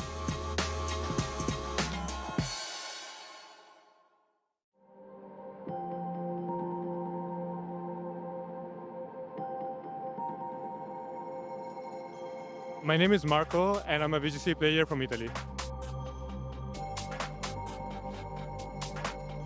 It feels great because I haven't been winning an event since LAC of last year. That could be the difference here as Flare Blitz now. 5 HP on the Ursaluna. However, and the burn! And the burn! We are this time super effective into Eduardo's Incineroar, and all of a sudden, your little regional champion, Marco Silva! I feel like one of the key decisions that I took was to play a really offensive team and play without having too many regrets. And if I wanted to make a call, I was just going for it. I feel like all the last 3 matches that I played were pretty difficult. In top 8, I got really lucky with the double protect, which without it, otherwise I would have just lost. In top 4, the matchup seems pretty bad, but after thinking about it a lot, I was able to figure out a decent plan. And then in finals also, I feel like the matchup wasn't great, but by figuring out which play to do and by making some great prediction, I was able to win. So I feel like in Game 3, when I saw Incineroar going for the Terra, I figured out that I just needed to connect a couple of scale shots and I was able to win. Also, the turn after was pretty key because my Dragonite was in range of Blood Moon and my Incineroar was still very healthy. So I took some time to calculate and I figured out that even if it goes for Blood Moon, I'm still able to win because I'm able to get 2 Fairy Blitz off and 1 scale shot. And I felt like that was enough for me to win. So there was also a pretty good chance that if I protect my Dragonite, he would go after my Incineroar. So I also made the call right. I attacked with Dragonite. He ended up not going for the Dragonite, and I was able to win also because of that. So going to the tournament, I wasn't really satisfied with how the season was going. I did attend the first regional, but I wasn't doing that great in local tournaments either. And in the Global Challenge, I got a top 64 and a top 32 in Europe, which is not that great for the results that I usually get. It feels great because I'm able to get the invite straight away. I wasn't too worried about not getting it, But at the same time, it is great, of course, to win a tournament and know that I already earned it at the start of the season. So I want to thank, obviously, all my friends, because every time I come up with a team and I need to test the matchups, they always help me out. They give me ideas on how to fix particular matchups and how to play them. In this particular case, I want to shout out Deal, because we worked on this team for the last 2 months. And if they would not suggested to play the core of Ribombi with Hyper Offense, I would have never picked it up myself, because myself, I'm not really a great team builder when it comes to thinking stuff outside of the box.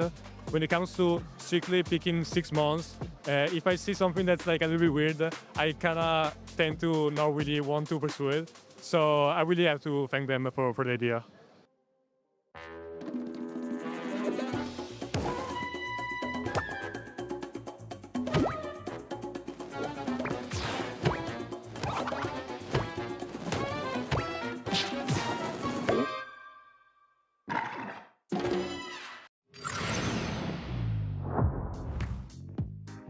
And welcome back to the Pokémon 2026 European International Championships here in London. I am Jamie Boyt, and I have the absolute privilege of being joined by Rosemary Kelly, and we're going to be kicking it into one of our feature matches that we've been able to have alongside our main match. We just saw Shoma Honami versus Davide Correa, an absolutely fantastic showing, and what is this? Who's that? A Roadcaster Dynamos joining us as well. Hello.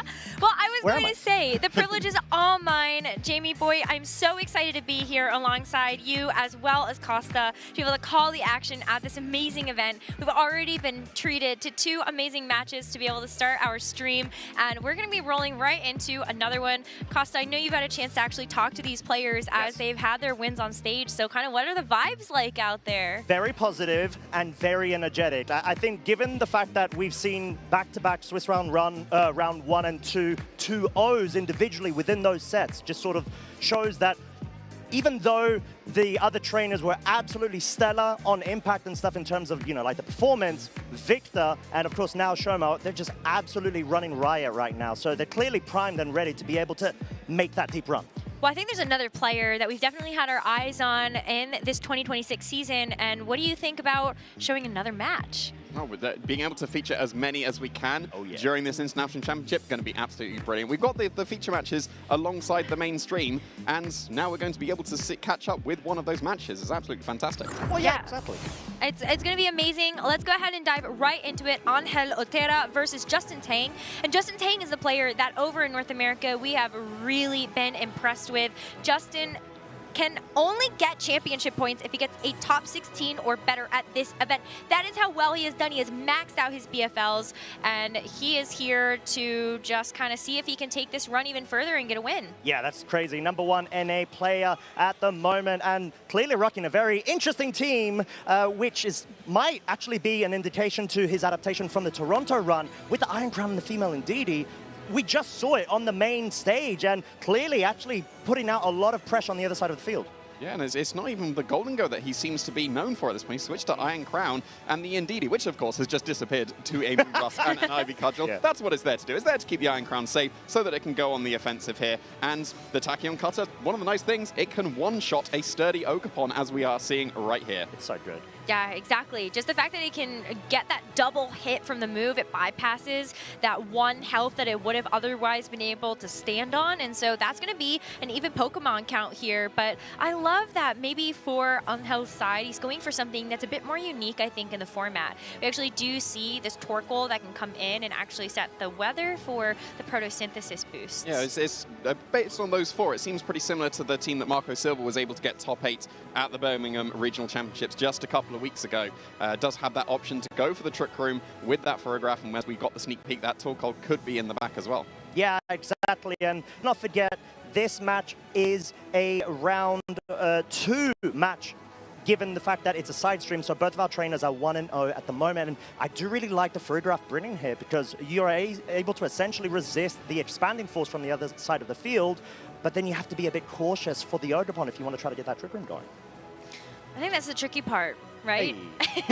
Is that I do believe that what Angel has in the back would be better suited if you were able to get that Trick Room active. But there's so much offensive pressure from Justin's team, and I think that's exactly what we've seen from him, as he's already been able to find success in the Regulation F format in the 2026 season. He has used these hyper-offensive teams to just overwhelm and suppress kind of the normal state of things that other players might want to go towards. Well, getting a Protosynthesis boost, assumingly in your special attack, I'm not very good at Spanish, but I'm going to assume that especial means special. Yeah, so correct. now this Fluttermane is definitely going to be turning on the offense, especially so with this terrestrialization. It's got resisted hits. It's locked into the Moonblast as we saw in the previous turn, so it's going to be resisted by Ogerpon and Iron Crown, but in the sun, Fluttermane doesn't really have any resistances. Well, that's the beauty of compounding multipliers when they stack in such a great way. And it was such an amazing bait there, having the Farigiraf sort of saying, hey, you know, I'm going to set up Trick Room. It's like, no, psych, I'm going to go and bring the Torkoal and just go for maximum damage, since it's probably going to be able to outspeed the Ogerpon too. Yeah, but the fact that you set up this weather means you've also kind of done a favor to Justin. If this Moonblast is not going to be able to knock out this Ogerpon, then... That was a lot, though. Yeah, it was. Like, maybe a crit actually gets it there. But otherwise, this Ogerpon is able to actually kind of hit back with that own Ivy Cudgel, and it does take that Torkoal down quite low. So if we ended up seeing, like, even just a follow-up, wow, well then, you know, we're going to see just the extra hit from the Iron Crown finish it off. But I was just saying, like, what if it had clicked something like Eruption? It was already going to be so low HP. Yeah, it wouldn't have done too much there. And we just saw the power of like a couple of Pokemon in these formats. Those were two resisted hits that we just had. The Moonblast into the Ogerpon still did 75%. The Ivy Cudgel is the resisted and very defensive Torkoal, still at about 70%. So yeah, really, really able to turn on the offense, but also support here with that Follow Me from the Ogerpon. Yeah, I think just having roll compression is one of the big reasons why Ogerpon, aside from all the different types it has access to, it's just such a prominent Pokemon in any sort of meta it's allowed to be in, although it does go down, but the Fluttermane just needs to be able to be allowed to just dish all the damage it can, and we've got an Iron Crown on the other side of the field, which is not what you want to see, and it just leaves this Farigiraf on its own. So, you know, Justin already having such a great advantage over Angel. Yeah, Farigiraf's now going to be able to beat an Iron Crown, especially with the Hyper Voice and Psychic that it is carrying. At least you do get to see what the last Pokemon is waiting in the back for Justin. So there is still a bit of information, even though Justin has for sure taken this first game. Yeah, I think that it can still be very valuable in terms of making those adjustments towards that game too. If you otherwise don't get that reveal, then, you know, maybe... I don't know, I guess it is twofold, isn't it? Like, you have that extra information, but then does it get in your head too much? That's true, yeah, because you don't want to be sort of caught out in terms of where you are in the progression of the knowledge sharing element, and, you know, because it could lead you down a really bad path if you essentially focus too much on it and hyperfixate. But yeah, I'm sure Justin saying, okay, well, unfortunately I had to reveal the Regidrago. I'm still going to be able to pick up game one, and that is exactly what he's been able to do. So this sort of forces Angel to maybe consider trying to go for a sort of different strategy, maybe going for the Trick Room initially, enable the Torkoal, and once Trick Room's done, try to sweep with Fluttermane if Sun's still up. Yeah, but that was a potential, wasn't it? The Farigiraf came in, and it could have been, well, I'll potentially sacrifice my Fluttermane while I set up Trick Room, and then Eruption might have been able to take care of the rest of the team. So I did like the bait. I did like the getting the massive damage with the Fluttermane, but yeah, maybe it could have been a Trick Room on that turn. Yeah, it is tough to say, but that is just going to be that very first game from our featured match stations. Make sure you are checking out all of our channels so that you can see all of the additional action that we have covered. We've got 2 featured match stations, so you know there's a lot of action. And even better, we've got a second game of this set. So let's go ahead and dive back in to this Swiss round number 2 match between Angel Otero and Justin Tang. And it does look a little bit different from that first game. It does look like he's going for Trick Room now. Tiny bit, yeah. Although there's a terrain on the field, right? So you're in an awkward spot where, okay, you can't go for Fake Out, which is such like a staple with the Farigiraf by its side, which means the Incineroar can always go for Fake Out and not sort of be deterred by the opposing side. But yeah, it's an interesting situation with what damage can be dealt, which is what Justin is trying to do with Farigiraf. I mean, that's still very good damage, isn't it? It's going to activate the Citrus Berry that we've already seen is available on that Farigiraf.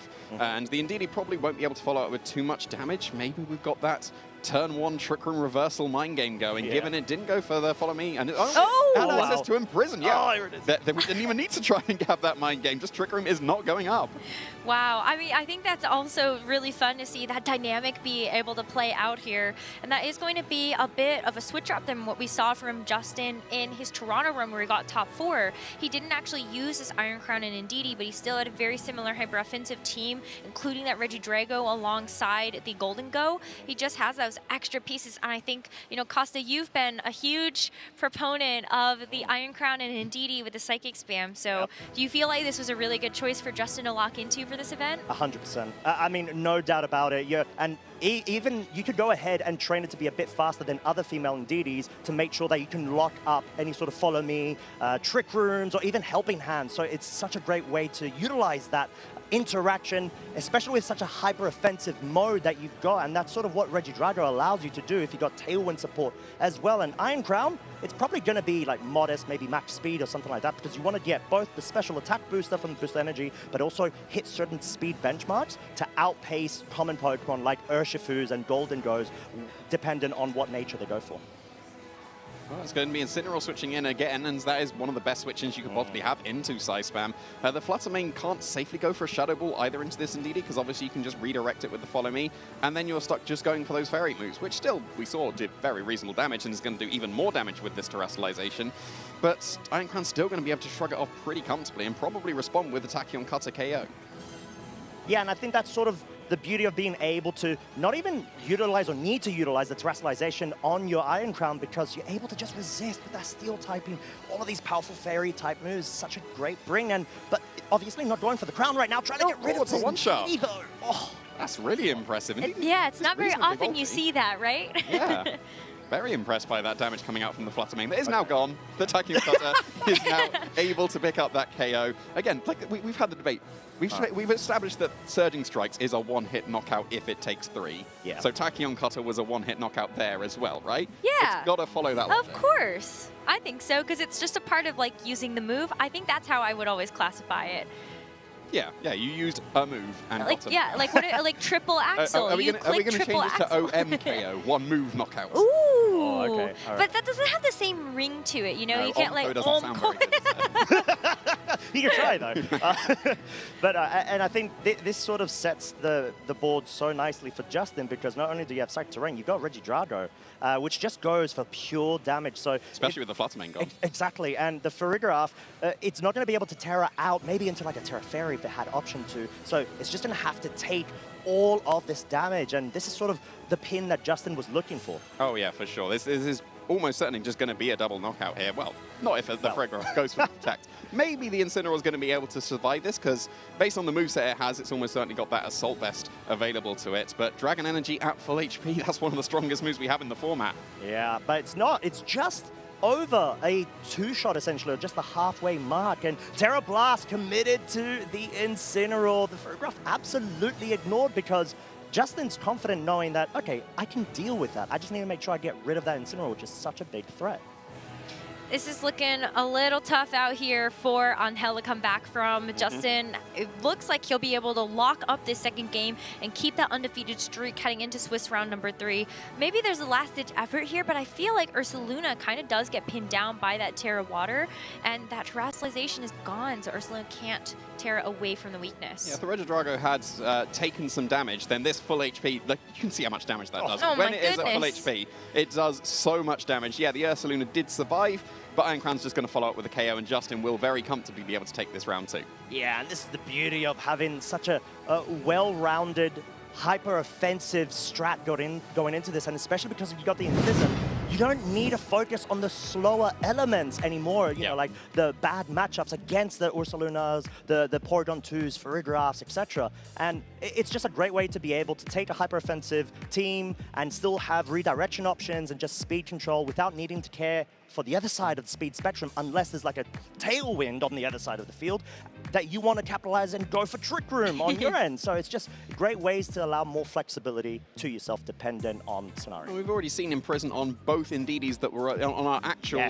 like main stage match as well. Shomen Army and Davide Crea both had Imprison on their Indidis. So is that going to be one of the trends that we're going to be seeing pick up in this EUIC? I think so. I know, Kasta, you're so excited about this, but based on the most recent results that we have had at the regionals over in Sydney and Santiago, I feel like when you see just how much Ursaluna with Trick Room Setter has been around in the top tables and the top cuts of those events, I think it makes the smartest tech choice to really set yourself up, expecting that's going to be a dominant strategy heading into EUIC. Yeah, well, you heard it here, folks. Any sort of non-believers of psychic spam, it may well be able to just bring all of the pressure to you if you disrespect the matchup, but it's just more common now than ever, I think, in regulation set F, and even like version 2 versus version 1 back in 24. So if you don't have a matchup against it, it sort of is a bit of a throw, in my opinion, because it's sort of like the respective Dondozo right now in terms of the prominent sweep potential if you don't have some sort of line into it. Yeah, there are definitely teams in the format that you must be prepared for, else you just get completely rolled over. And Spam is definitely in that category. Usually when we said Spam in the past, it's been hard Trick Room Spam, but Iron Crown has really come out in this Regulation F. We saw it just at the tail end of the first round of Regulation F. It started to be popping off, and then we changed to another regulation. So we had to wait these extra 2 years to be able to come back, and it's really, really showing how strong it can be. I love it. I think that means that we still get a chance to see some really exciting things with just a couple months left of regulations at F, and so I'm hopeful that we'll kind of keep that trend going as we get through the rest of our tournament. But this was such a treat. I can't wait to see what other players are going to be joining Justin Tang in that undefeated bracket so far. As a reminder, we do want to see our players actually hit a benchmark of 6 wins and 2 losses at minimum to be able to make it forward into our phase 2. We actually do play out a round of phase 2 today, so it could be a long day for some of those players that are going to make it. Yeah, and you want to be starting your streak early, right? So a 2-win streak, we had a little bit of a debate as us casters. Is 1 win a streak, or do you need that second to start saying I've got that streak? A streak implies an element of multipleness, right? Or pluralism. At least that's the opinion that I'm on. Now that you've got 2, I believe that you started a streak. That is true. You are at the start of your streak. Yeah, I think it takes like it's a multiple, right? Yes. Right. Yeah. Although, without the first win, a streak cannot exist. Ooh. Is that like Schrodinger's streak? I mean, yes, it's coin. Like, no, yes and no. Yes and no. Oh my god, I love it. Brilliant. Okay, we gotta workshop that one, I think, as we gotta figure out how these players are going to move forward. But I think we've got an absolute amazing match coming up next, and it's going to feature Spain versus Italy. Wow. Oh, wow. Here we I go. mean, this is just like an absolute gigabanger, because you look at Alex Gomez, who is an international champion, and you also look at Federico Camporesi, who is also an international champion, and Spain and Italy have consistently been considered 2 of the best regions in Europe when it comes to competitive Pokemon players. And these are probably considered 2 of the best Spanish and Italian players respectively as well. Exactly. So just in round 3, like we're already going into international champion versus international champion. And that's not even commenting on the fact Alex Gomez, a top 8 world championship player back in 2019. Federico Camporesi, top 4 world championship player in 2022. So even just disregarding their international championship result that they've still got fantastic results behind them as well. Oh yeah, and the fact that we've just seen them consistently compete at the highest of levels with the VGC competitive sort of scene and always being in tap with what sort of needs to be countered or handled in a better scenario is just another proof and evidence of how great trainers they are. So absolutely excited to be able to see them. We've got a couple of other notable names there as well. Joshua versus Michael Kelsch, our 2-time back-to-back, should I say, Stockholm regional champ overall, 3-time. He's got world's finalists, he's got world's semi-finalists, he's got world's quarter-finalists. It's just got, he's Although on he keeps fire. going backwards. Yeah, it's top 16 this year. I have had a chat with him and I've suggested to go the other way. Yeah. We shall see okay, how that so goes. like a little like wave. Yeah. So top. It's a U-turn. So second to top 4 to top 8, and so then this year has to be a top 4, right? Right. Otherwise, you're right. It might be a 16. Fair. If the trend continues. But I think just still having those results at the World Championships, I think the fact that if you make it to day 2, I think that's a huge accomplishment in itself. I think if you're able to make it to that next stage of the competition where you're in that top cut bracket, like that's even better. Yeah, it absolutely is. But like we mentioned, there are 2 players that we're going to be able to feature have been able to succeed with that. We've got Alex. He made top 4 in the previous Regulation F EUIC that we did have 2 years ago. He was, I think, one of the first trainers that I saw have Calm Mind but also Booster Energy in their Raging Bolt. And that did come back to bite him just a little bit, facing down the leftovers when he faced Tim Edwards in that top 4. But we did get to feature as well on that round 1. We're being treated to people that have been successful so far in EUICs, and they're hopefully going to continue that trend. Yeah, I mean, there's just so much historical trends that kind of get started here at EUIC. When I take a look back at some of the players that have been able to reach those top cuts in the past, they have gone on to become some of the best players in the entire world. And especially when you take a look at the winners, I think it's just across the board, people that you will recognize to this day as players that are still playing the game, still getting top cuts, still getting regional wins. Like, it's just kind of phenomenal. And so I love this event for that very reason, and who's going to cement their legacy here this weekend. Yeah, truly. It's sort of like the beauty of being able to have a sort of sneak peek into all the different historical branches as they start to spread out, and you get to be able to sort of look back, see the origins. And that's also such a beautiful thing, in my opinion, in terms of being able to know, as let's say, for example, you're a new trainer, a newcomer, or let's say you've been playing for quite a while and you haven't been able to hit certain achievement goals and stuff, to know that this could truly be your path as well. You can be shaping in this weekend, for example, for anyone out on the floor, everyone's got an equal opportunity to be able to just put their names into the history books, which is such a fantastic thing to be able to sort of look back on and see sort of the in-progress growth of it. Well, we've seen that 2 years in a row in the previous EUICs. Tim Edwards got that finalist position, which was his first major result 2 years ago, and then Dill Yeomans last year. First major result, making finals of EUIC. So yeah, it absolutely can be. Anyone that's turning up to this tournament, everyone's in with a shot. What about Patrick Connors that won NAIC? That was also such a huge breakout performance for him. And so I think it really is these international championships where we are hitting over 1,000 players. Okay, we were all around 10 years ago. Could you have imagined at that point that we would be where we are today? Because I can't. Yeah, I really can't imagine that we would have had tournaments where like TCG is breaking numbers across the board of all trading card games, and then VGC we're filling up multiple halls of a convention center. Like, it's just amazing. Yeah, it absolutely is. Like, breaking 1,000 is not something I expected to be able to do when I was back in my day all these years ago, but here we are. Back in our day, we had Alex Gomez, a very, very strong player, and still showing fantastic consistency, and going up against Federico Camporesi, like we've mentioned, 2 international champions in their own right. This is going to be a treat. Who have also been around for 10 years.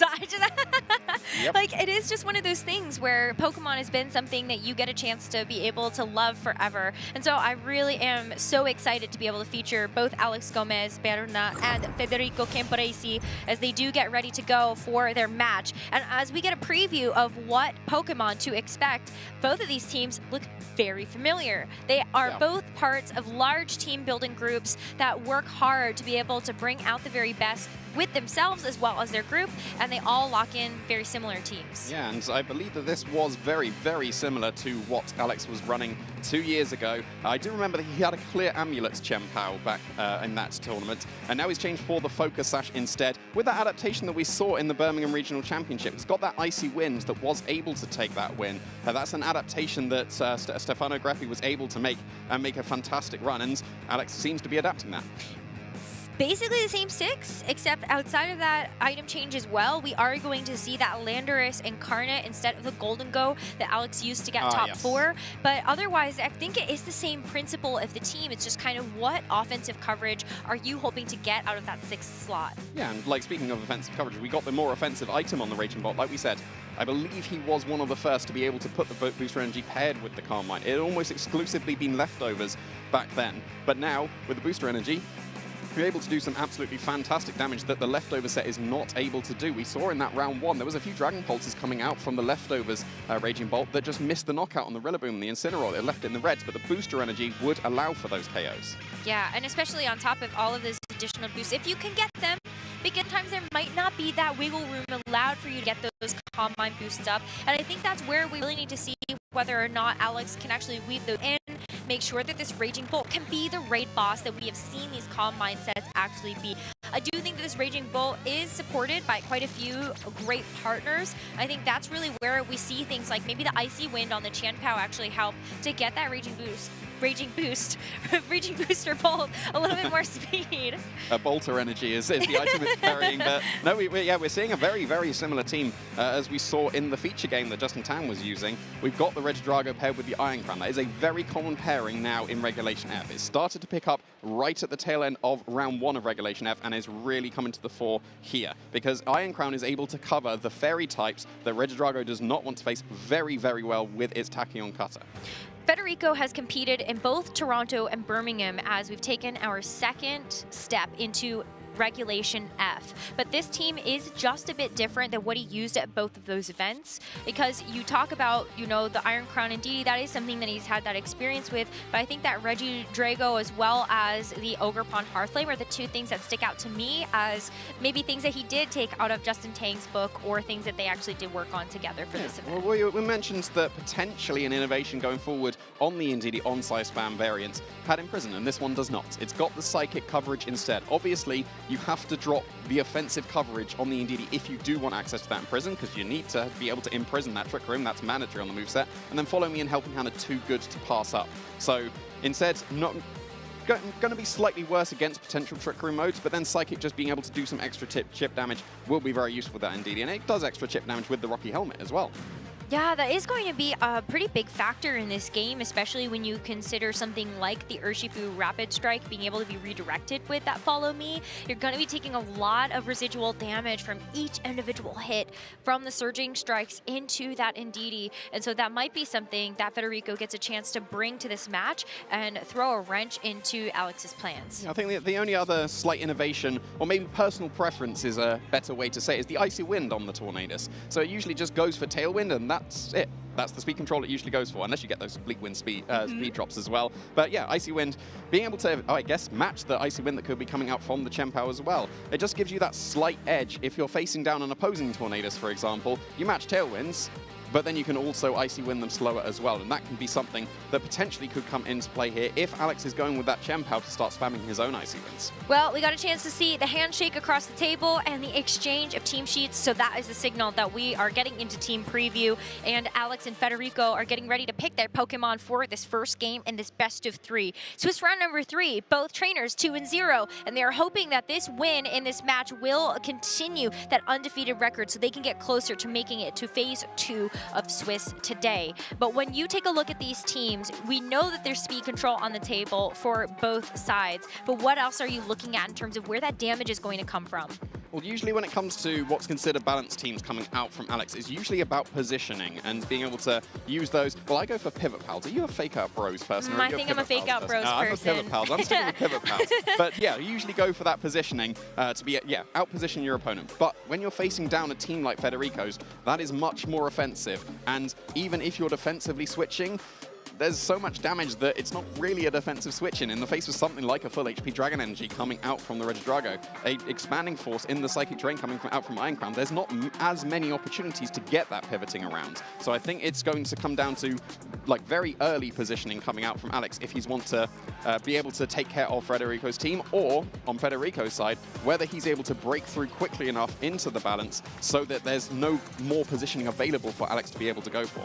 I think I'm getting kind of some flashbacks to the match that we had for Swiss round number 2 between Davide Carrere and Shoma Honami, where you can get it wrong in front of the offense that Federico is going to be bringing to the table. And if that happens, that is where those damage trades become very, very hurtful to Alex's game plan. So as we get into game number 1, we are going to see Federico lock into the Regidrago as well as the Ndidi, and we're going to have Alex with the Urshifu and the Chien-Pao. Yeah, I think that this would have been a very, very good lead for Federico if there wasn't Icy Wind available on the Chien-Pao. That just gives you the option, even though it's coming off the special attacker Chien-Pao, which is not particularly great, it would still do some extra damage to the Regidrago and be able to put a stop to full HP Dragon Energies coming out. And it will be able to put it slower than potentially whatever's waiting in the back for Alex. The Ndidi is going to be able to keep that Regidrago pretty safe on this turn, though. Apart from the Icy Wind that could come out, Regidrago, if the Ndidi goes for Follow Me, is completely safe here to go for that Dragon Energy. And I reckon because it's such a strong attack, it would still be able to KO the Urshifu, even if there was an Icy Wind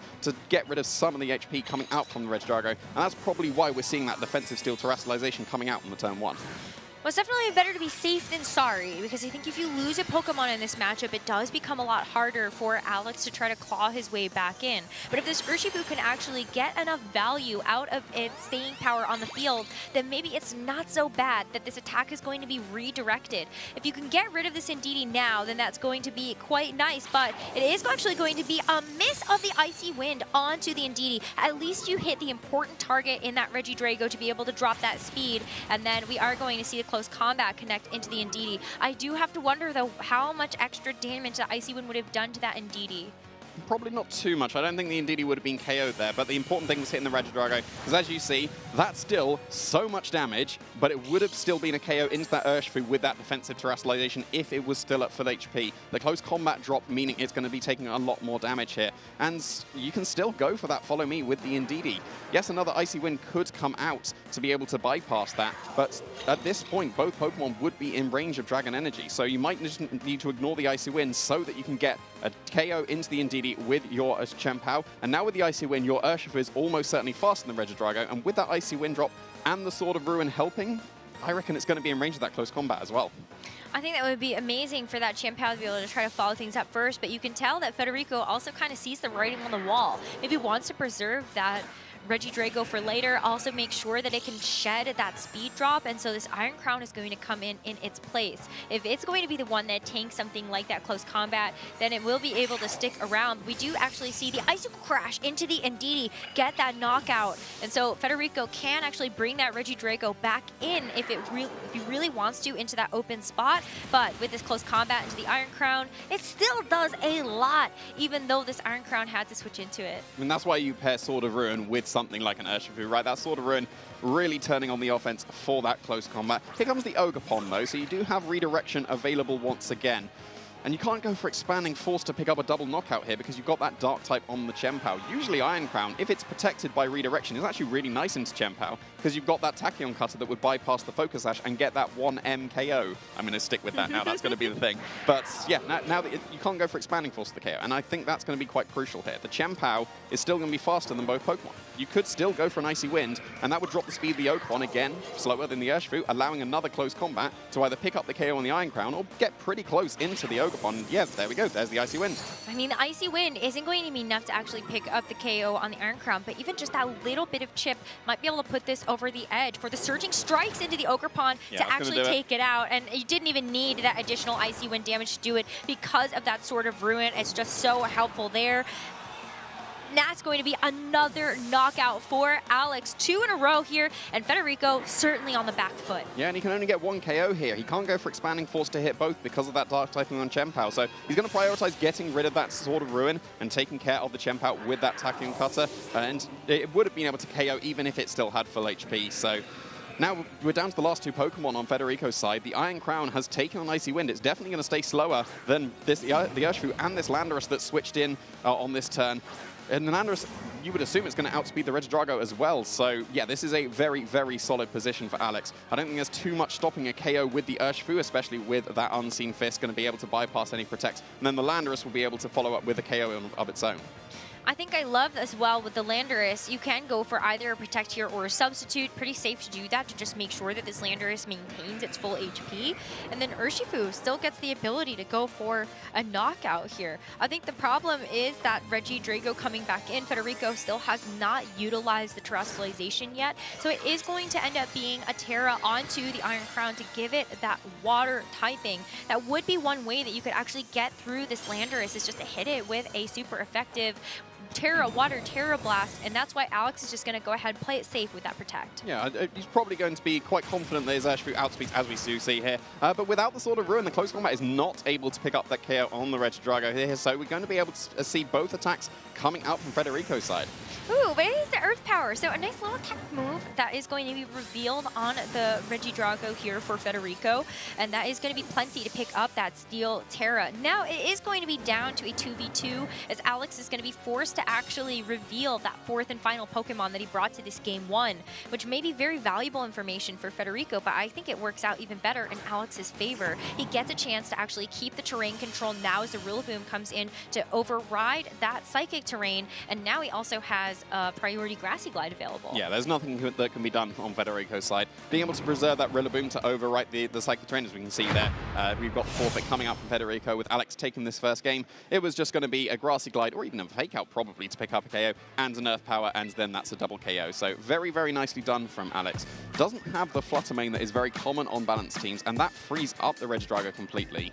But the Chien-Pao and Urshifu did very well to be able to put a stop to that. The Icy Wind was necessary there to be able to stop the Dragon Energy from even KOing the resisted hit onto the Urshifu. So it's a really nice tech move that has picked up on the Chien-Paos. But I wonder if that Icy Wind had missed the Regidrago, what does that look like, right? Because we actually did see the miss at the very beginning onto the Ndidi, exactly. And so I can't help but wonder if that had been flipped. What does this game actually look like for Federico? You still get redirection available on the Ndidi, and you've got the full HP Regidrago. We saw it was Landorus and it was Rillaboom waiting in the back. The Rillaboom would have had to have come in to be able to get Fake Out pressure into the Regidrago as you then KO the Ndidi, but we've also seen that Ogerpon was waiting in the back for Federico, and you've got double redirection available. If you're in a position where you can protect that Regidrago safely by just keeping on going for Follow Me Dragon Energy, Follow Me Dragon Energy, that can sweep through this balance team because there is no Flutter Mane. But it was dealt with quickly enough on that first turn, so maybe the Regidrago needs to be preserved for Federico. It has the potential to sweep. Yeah, the natural speed is so good. There is the Terra Fairy available on the Raging Bolt as well, but that wasn't brought to this game. So given that wasn't brought, there's no resistance outside of that Terra Steel, and we saw what resistance meant. It still took 75% from the Dragon Energy. So yeah, Federico, I think, needs to just protect that Regidrago slightly better than he did in that first game. The theme this weekend is just going to be a lot of damage from, I think, a lot of these Pokemon.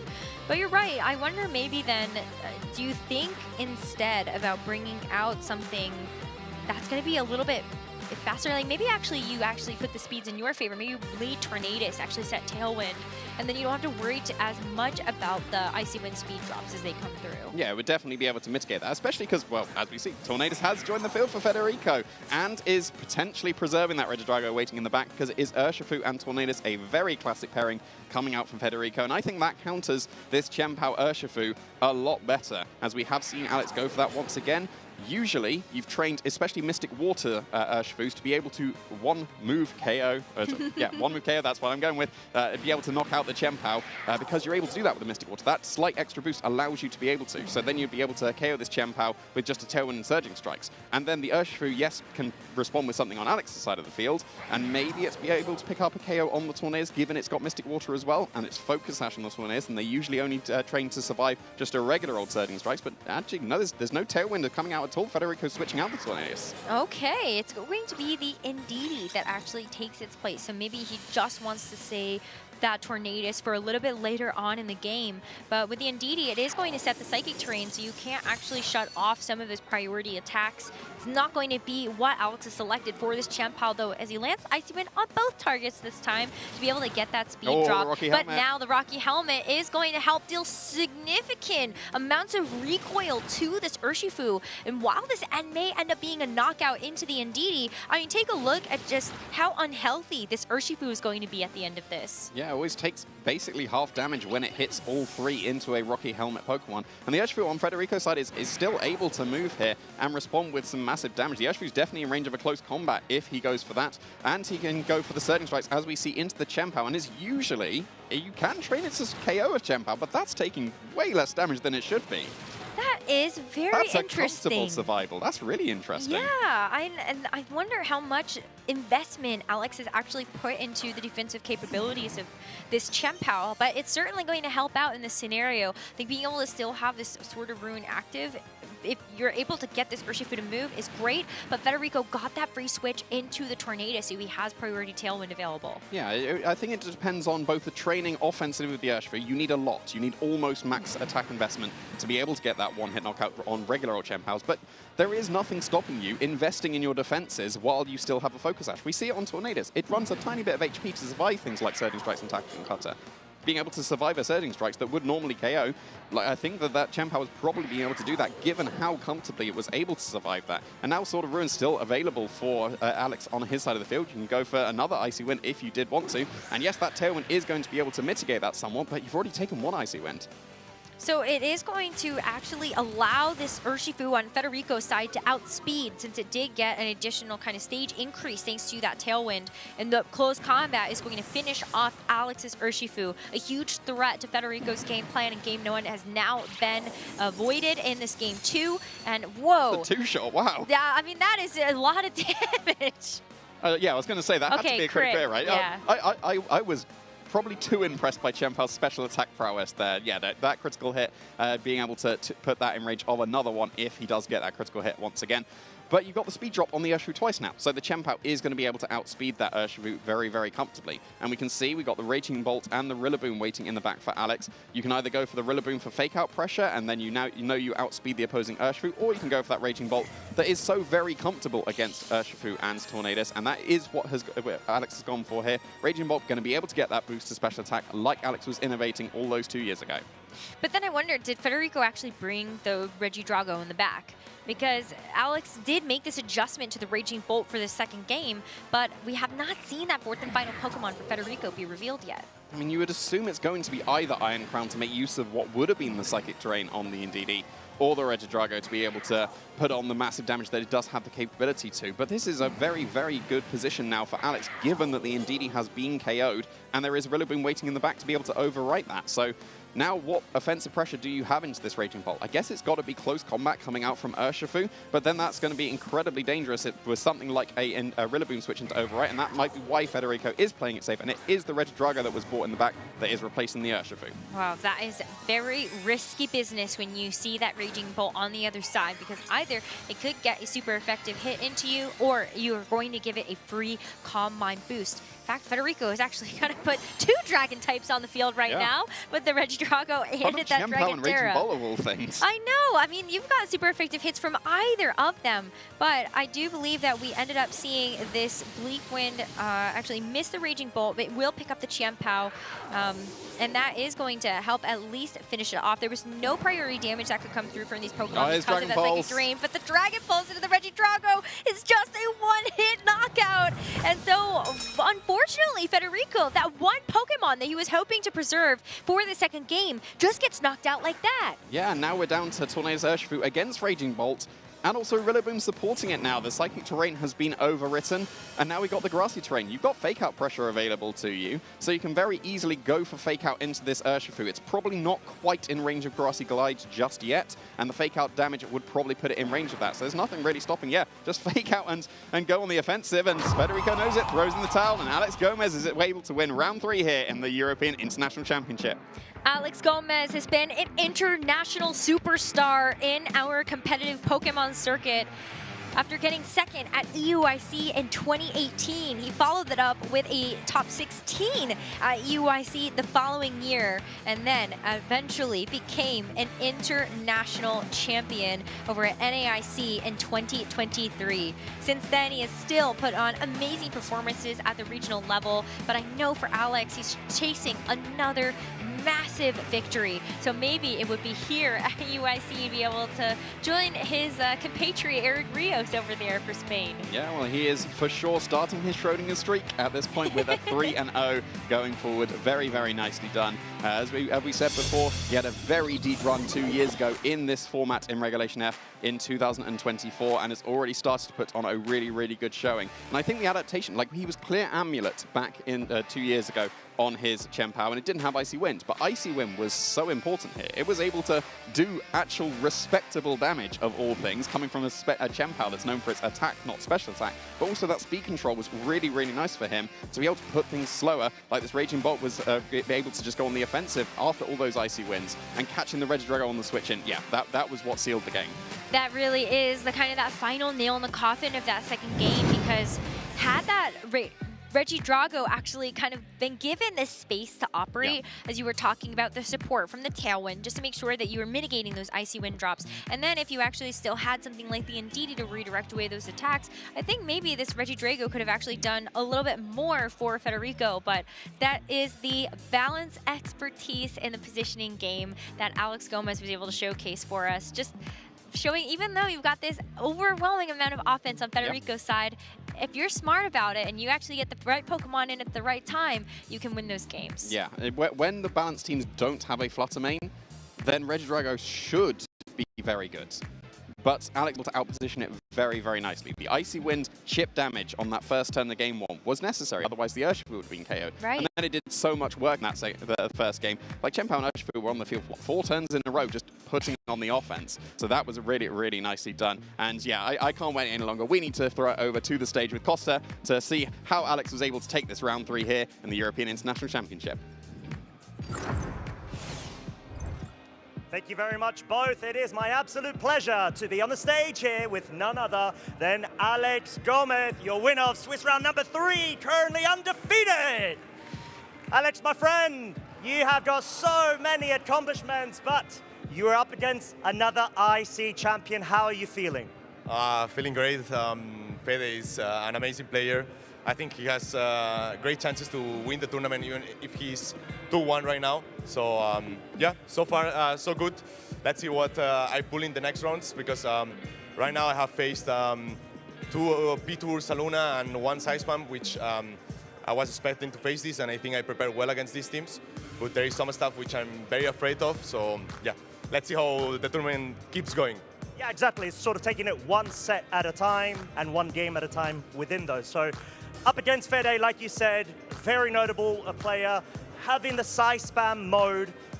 You looked very comfortable in terms of being able to sort of handle it, really rely on like the Rillaboom, and then also the Raging Bolt. So do you have, let's say for example, that matchup completely lined out in terms of, you know what you need to do and only slight optimizations? Yes, I optimized the team a little bit to beat Size Spam and P-Tours more consistently. I think the team can beat this kind of teams as I just mentioned, but of course the players in this tournament, they are too strong. So even if I optimize my team, they can still beat me. I think this metagame in the end, it's a lot about 50-50s, and whoever is better will win. So yeah, let's see who I face next. Yeah, exactly, and you were able to just find a way to sort of neutralize Fede's Size Spam mode, and he sort of felt forced to go for game 2 quick mode with the Tornadus and sort of like try to break through your lines and maybe have the Size Spam in the back. So in that scenario, did you feel still relatively comfortable? You led with Chien-Pao, you have the Urshifu as well. Is that always like a set mode for you to be able to sort of handle the initial Pokemon and then get through to the Indeedee? Because I feel like that's a very crucial part of this matchup. Yeah, as you said, I got rid of the Indeedee, for example, in game 2. And in game 2, I picked Raging Bolt. In the end, you can pick Raging Bolt in game 1 or Lando in game 2. Like you can change around the matchup. In game 1, I got it right that he didn't pick Tornadus. So Landorus was clutch, because if there is Tornadus, Lando is not so strong. Instead, in game 2, he picked Tornadus and I picked Raging Ball. So that gave me the upper hand in the matchup. Yeah, as I said, in the end, you need to read, and I think I got it right this round, so yeah, happy. Exactly, and it did show, of course, and I think it was such a great call, and you need to be able to sort of take the risks when you can, based off of the storyline of the match so far, the play style of your opponent and such. So you're currently undefeated, 3-0. You've got an IC title already under your belt, clearly looking for more right now. So what would it mean to yourself? And I know it's still early on in the tournament, but what would it mean for you if you were able to just reach the finals, Championship Sunday, maybe even win the title? Well, it would mean a lot because I won NIC in 2023. I got second at this IC a while ago, I think 10 years ago or 9 years ago. So yeah, I think I want to win this one, and then if possible next year try for LAIC, but it's too hard. So let's focus on each round and pray for the best. 100%, and like you said, always try to improve, but bring your best self to each game, and you've got this. And you absolutely showed it. You showed confidence, you showed passion, and you kind of knew what you were doing. So keep it up, of course. With that being said, I'm going to give you an opportunity to give any shout-outs you would like to anybody in the crowd or even at home.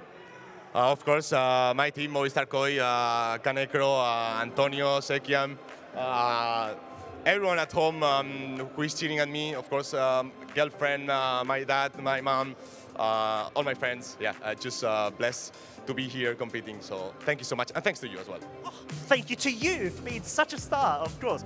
But yeah, so right before I let you go for the Swiss round number 4, I've got to ask you, 30th anniversary, it's mandatory. Who is your favorite Pokemon, and why is it not Raging Bolt Booster Energy? Sorry. Who is your favorite Pokemon? The streets say that my favorite Pokemon is Liepard, but it's not. In fact, it's Hariyama. Yeah. Hariyama. Okay, so not Iron Hands, the OG. Yeah, of course. Yes. All right, we take those right. That has been us. Thank you very much, everybody. We're going to be coming to a very short break, and we'll be back with Swiss round number 4. Don't go anywhere. Catch you soon.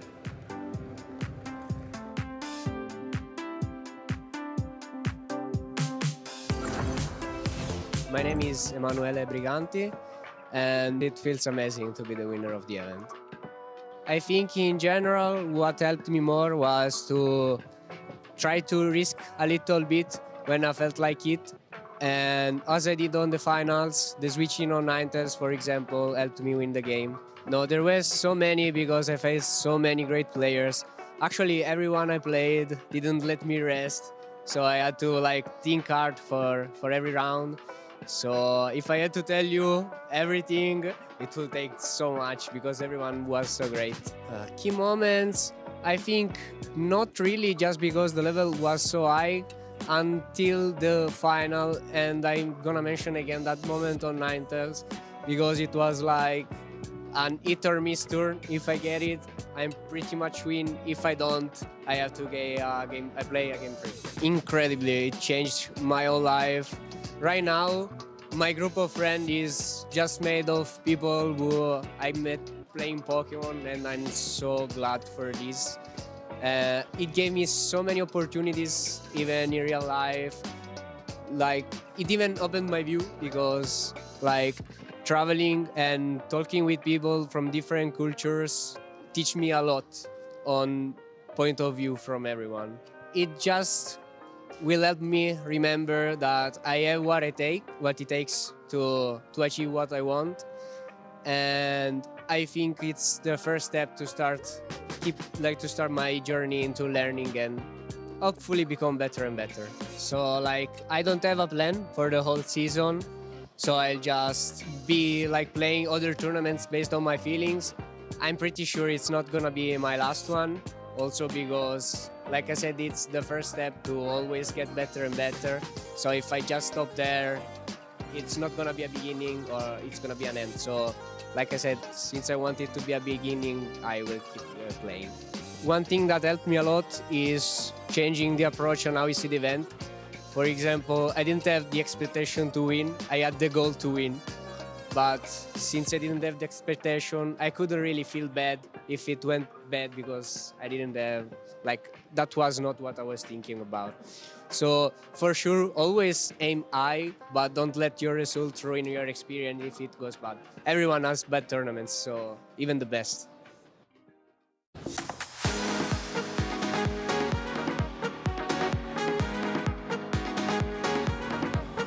The best way to test your team is to get a group of friends together and hold a tournament, check your show 6, pick 3, and learn how to work your way out of situations, tough situations, easy situations.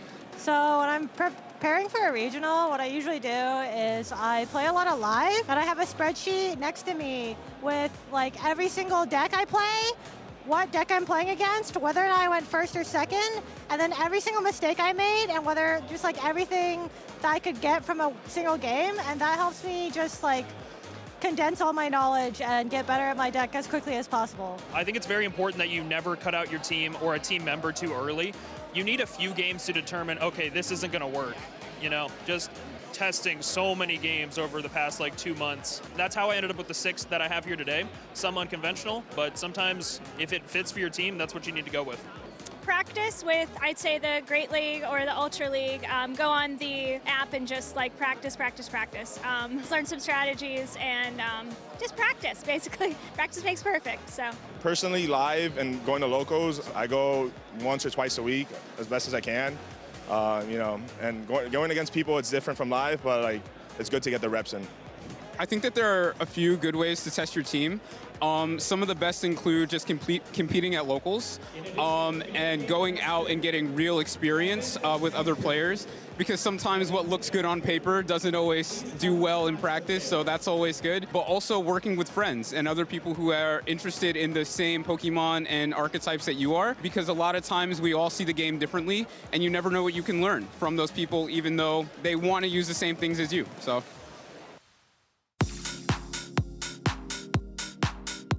My favorite Pokemon has to be Electivire. The reason being is the anime, they had a character named Paul. It was the antagonist to Ash. And ever since Paul just showed Electivire, I don't know, just something just gravitated to me, and I just truly love the Pokemon. My pre-game ritual has to be sleep. I like to sleep a lot before an event, get well rested. Playing Pokemon for like 8 to 9 hours is almost like a day job. So making sure that you're rested is the best way to, I think, to approach a tournament. If I have to pick the best player, it would have to be Wolf Glick. I'm not saying it because it's a friend, but it's just, to me, he's been playing for so long, the longevity of just being good, just the consistency, it's just amazing. It's what keeps me fueled to want to get better, just seeing him do well. So he's a good friend of mine, and I think that no matter what, he's always going to be my #1 player. So my overall goal playing this game, when I first started, honestly, it was the prizing that got me interested, and I thought that I could be one of the very best. Now it's so much more than just the prizing. I want to be somebody that people of color could look up to that play this game. There's a very few of us that play this game, and just coming out to these events and placing well brings other people of color to gravitate to play this game. So now it's bigger than the prizing. I love this game, so I want other people to see why this game is so fun and important to me. The only special talent or hobby, honestly, is playing this game. I don't know how I got this good. A lot of practice, but this is it for me. Pokemon is everything in terms of like all I do besides like work and other things, but my skills in this game have really transcended over the last couple years, I think. If I could create my own card or Pokemon, I would want it to have the ability that if it gets intimidated, instead of getting an attack boost, it'll get a special attack boost. But let's add on like maybe a speed boost as well. Let's give it a little bit more. So like a competitive speed boost. My favorite Pokemon event to attend was US Nationals 2016. That was my breakout tournament. I've never been on stream before. My heart was racing. I was playing a regional champion, Patrick Smith, and I still can recall it to this day. I thought that I would lose, but something in me spoke to me, and I said I could make it into day 2. I ended up winning in a very close set, and from there, that's when everything blew up for me in terms of Pokemon. And that moment, no matter how much prizing, no matter how much regional championships, or even worlds, that event alone is the reason why I continued playing this game. My favorite type of music, I would have to say it would have to be hip hop and rap. Sometimes I add a little country in there just to get me in the mood, but hip hop and rap has been my go-to to kind of just get me in the zone for events, solo out all the noise, and just listen to the lyrics and get focused for the next round. I'm Team Charizard. Charizard is just so super iconic. Generation 1 favorite Pokemon right there. But I do like Blastoise, but Charizard is the man for me.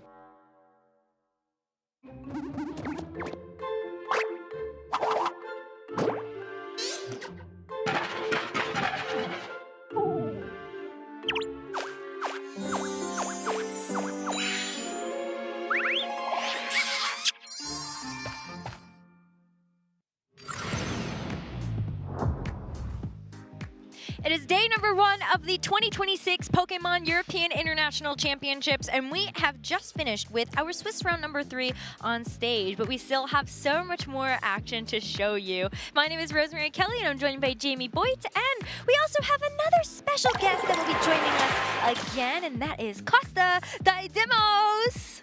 Welcome back. Hello. Hello. How did you end up back here? I don't know. You were just on the stage. I keep getting lost. And you just teleported away last time. Like, yeah. What do you mean? But I was never here. I was you're watching here you now. guys. At least you're here now, so we can watch. It was all an illusion. Whoa. But yeah, There's going to be a few Zoroarks this weekend. Well, surely, right? Maybe. Definitely some I think so. Zoroarks. Surely at least one, since it won a regional recently. Yeah, exactly. It has. Well, we'll have to see how it fares with the EU sort of. Well, you're centric either meta. a Zoroark or you're a Ditto. Ditto. Are those the only 2 options? Ditto! Hey!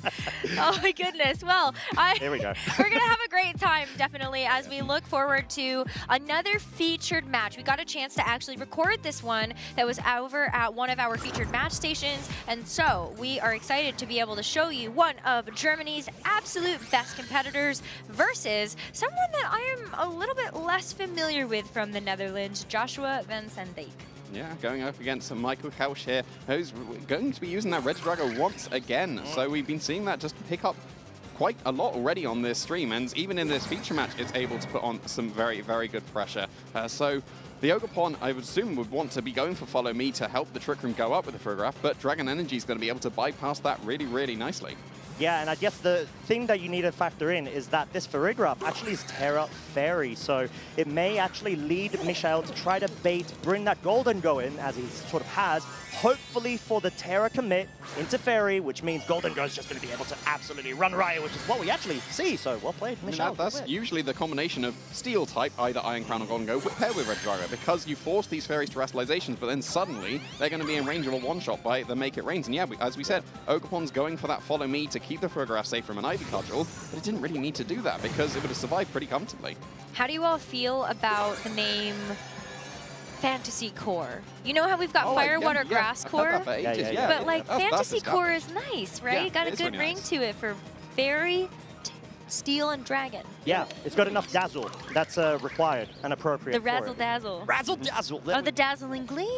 Oh, hello. Something, I don't know. Which is not available to our trainers currently. No. So yeah, the Golden Go switching in is we're going to be able to threaten the Farigiraf now. Yeah. I think depending on the speed orders of Ogerpon, we can see that's a pretty bulky Ogerpon, so maybe not trained into its maximum speed, which could allow the Ogerpon to underspeed the opposing Water-type Ogerpon and get that Ivy Cudgel KO into the Golden Go. Because yes, you force the Fairy Terastallization, and now you're threatening a one-shot with the Make It Rain, and you're no longer threatening a one-shot with the Make It Rain because Farigiraf has switched out. But yeah, the Ogerpon, I would assume, would probably actually underspeed here and threaten a knockout with Ivy Cudgel into the Golden Go. Yeah, and I do really like actually the switch out of the Farigiraf, bringing in the Urshifu, which means you're going to be able to immediately threaten a passive play from Michael's side in order to sort of delay or burn out the remaining turns of Trick Room while still having so much pressure. And depending on the training of the speeds with the Ogerpon and Urshifu, we may actually see an outright potential KO into Michael's Ogerpon, followed up maybe with the focus into the Golden Go.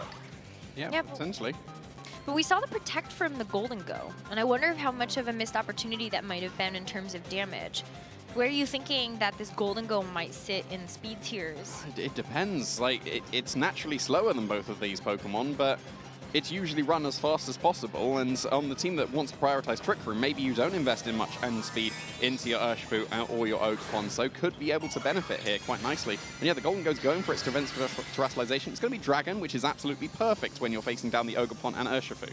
Yeah, exactly, and that's sort of the way that you want to be able to sort of pace the board, especially since Clot is just so powerful because you're able to resist the elemental damage from Joshua's side of the field, and Michelle Couch just sticking to their placement on the board. The Ogerpon just essentially going for the offense into, you know, actually reveal that it's under speeding in normal or in Trick Room conditions, Joshua's Ogerpon. Yeah, that's quite surprising given how bulky this Ogerpon on Joshua's side seems to be. So yeah, prioritizing some bulk on the Ogerpon on Michael's side as well. But yeah, you've got that nasty plot, so you're going to be able to threaten some really, really good damage. And speaking of really good damage, here comes the Ursaluna that will have to wait a turn to be able to do that very good damage. It needs to get burned by its Flame Orb to be able to threaten those big KOs. Thank you, Joshua, for showing us how many turns of Trick Room are left. Yes. Because when I look at that nasty plot that Michael actually went for, I kind of was thinking, how many turns of Trick Room are left? Because you could look at this next turn,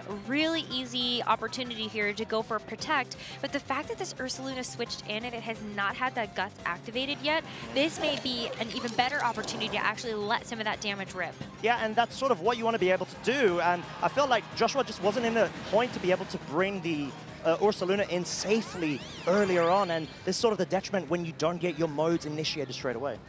Even the follow me here is actually going to be enough to actually keep this Golden Go safe. Look how pitiful amounts of damage that Facade actually does without that Guts boost activated. This is a double KO. Oh my goodness. Crit onto the Ursaluna though. I mean, at +2 for the Make It Rain, I wonder how much that actually contributes. But I mean, Michael's showing us the power of that Golden Go, especially when you get those special attack boosts. Yeah, it's able to get a double knockout here and almost certainly secure this first game for Michael. Really, really nicely done there. The Ogerpon just took no damage from that Facade. It shows why you need to get that burn available on your Ursaluna as quickly as possible. And given that it was only 2 turns of Trick Room left, and now you can just go for that double Protect to stall out the last one, the Ursaluna wasn't afforded the opportunity to go on the offense like it so likes to do. And that's sort of the anticipation of being able to stall out Trick Room appropriately, but also not give your opponent leeway and take advantage of setup on your side, because if there's nothing that directly threatens your Pokemon, you're very free to be able to guarantee the following turn a sweep, essentially. And that's exactly what we saw from Mishael. And, you know, wrapping up that game 1 quite convincingly, should I say, even though Joshua made some cool plays and trying to gain momentum, take advantage of like a passive turn from Michelle to sort of stall an additional turn or burn it out. But it just wasn't enough because you needed that to be the Ursaluna, but then that was threatened by the other side of the field, the Ogerpon Wellspring, right? There were 2 double Protect turns to stall out Trick Room, and then the turns in Trick Room were actually beneficial for Michael instead. So like just being able to get that Make It Rain off and get that double KO. Granted, there was the critical hit into the Ursaluna, right? But at that point, you just, even if it survives, you double Protect, Trick Room stall out, and Make It Rain's a double KO regardless. So I don't think the critical hit into the Ursaluna mattered too much. It's just very impressive to be able to get that knockout. Do you both think that since you're gonna make the commit of bringing the Urshifu in, anticipating a passive play from Michael's side, you actually bring that Ursaluna in? Because like, you want to be able to capitalize. If you're going to make the read, you might as well bring in the Pokemon that's actually going to like assist you with your strategy. Yeah, I think so. I think maybe there was a bit of a miss there on Joshua's side. I think either you get a chance to go for Protect on either of the Pokemon that are sitting in front of the Golden Go, because that Make It Rain is going to drop a special attack level, or you actually kind of hedge your bets. Like if that crit does matter in the end, you could have maybe protected the partner Pokemon, get the special attack to drop, hope that your Ursaluna survives, or even protect it to get the Guts boost, and then you can actually go for a knockout on a subsequent turn. And so maybe there was just a couple of things that went amiss. Maybe like Joshua wasn't thinking about Michael doing things that he ended up doing. But let's see if there's any adjustments as we head into this game too. There already is. That's the Whimsicott. It's double tailwind setters here coming out. But the Red Strago's surely in the better position facing down the Ursaluna, because you'll be able to match tailwinds very, very comfortably, and Red Strago will surely outspeed the Ursaluna. It won't be able to knock it out in one shot with the Dragon Energy, but it will be able to do so much damage on this first turn. Yeah, and then even if you do get the Flame Orb activated, you've got the burn residual damage to have to contend with, so it's just going to essentially be a further timeout to just make sure that you need to try to take advantage as quickly as possible of the Pokemon. Terrestrialization used so early here, and it's actually going to be for the Whimsicott. A little surprised about that because of the electric, but I am excited to see what this Pokemon is going to do. I mean, you usually use Terra Electric on grass types because of flying moves.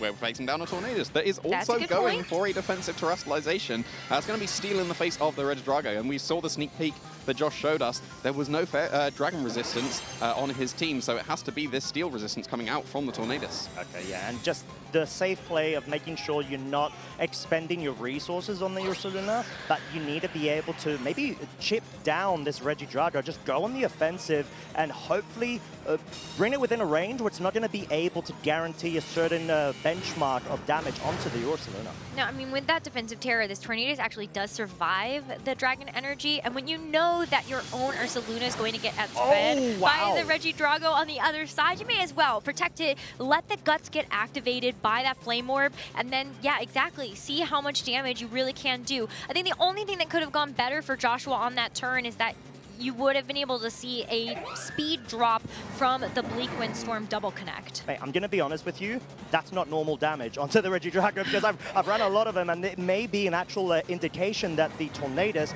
actually has a bit more special offensive investment. And it did have a Sharp Beak as well. Yeah. It just showed us it's got Sharp Beak. That's why it's doing so much damage there. And we sometimes forget how strong Tornadus is. It's usually there to set up Tailwinds, maybe a Rain Dance for its partners, and then potentially spam the Bleak Windstorms, but it's got very respectable special attack. It can turn on the offense if it does choose to. And I love that. I think this is where we get a chance to really see that innovation shine through, is just how much of these Pokemon that get a chance to spit in a bunch of these buckets actually do. But, I mean, even though you can't go for the Dragon Energy anymore, a Draco Meteor is still a one-hit knockout into the Ursaluna, and that just shows you the power and the versatility of a Pokemon like this. You do have to take the trade of two really powerful Pokemon on either side, but you still have a couple of turns of Tailwind left for Michael.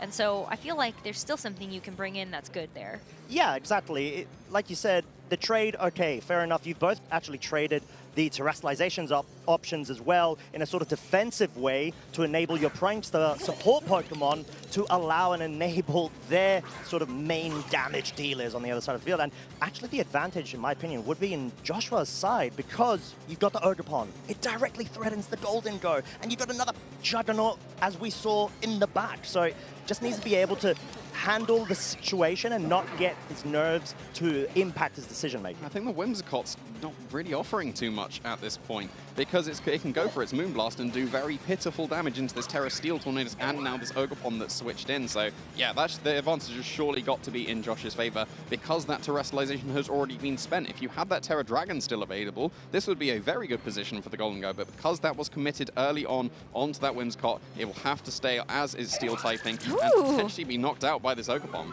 Well, we do get a chance to see another one of those supportive options on this Whimsicott revealed. That's going to be the Fake Tears, and what a perfect Pokemon to have beside it. Whether it was going to be the special attacker of the Regidrago or the Golden Go, Ivy Cudgel actually goes to target the Whimsicott instead, and you talk about maybe something that's not going to be providing a whole lot of benefit to Michael's team. That might have just been a misdirection, and so Joshua actually does have to take quite a bit of damage there across the way from Michael's Golden Go. Yeah, and we saw that, you know, there's a lot of damage dealt onto the Ogerpon. A Pokemon supposedly resisting the Steel type because of its Fire typing, and also we thought maybe more bulky, but Fake Tears is such a great way to be able to bypass that. But now the Wellspring is available for Michael's side, and you've got Redirection available, but a great way to be able to, depending on the speed tiering, outpace and pick up a quick KO as well. Well, we did see that the Ogerpon undersped in Trick Room, the opposing Ogerpon,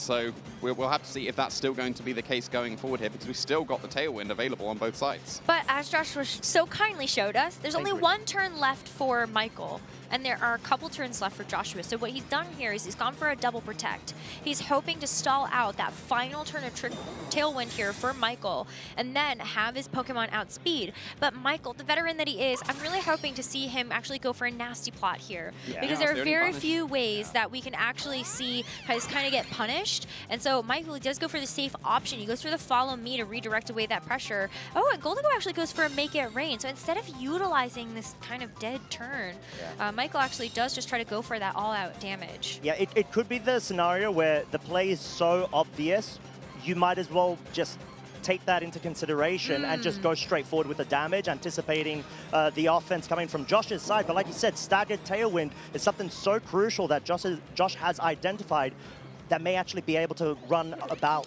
you know, the win condition for himself. I will say, I forgot how low the Tornadus and Ogerpon are. That is possible that just going for the follow me here and damage is going to get that double knockout. It's going to be close on the Ogerpon though, because you took a special attack drop from that first Make It Rain that was able to do only just over half. And yeah, there's going to be some very good damage in the Ogerpon. That's Ivy Cuddle's surely going to be followed up by a Sharp Feet boosted Bleak Windstorm. And now we're just left with this Golden Go, so it needs to be able to pick up this knockout on this Ogerpon, or it's just going to be in range of that Ivy Cuddle on the next turn. And it's speed getting dropped here. We saw a sneak preview of what Joshua actually had in the back.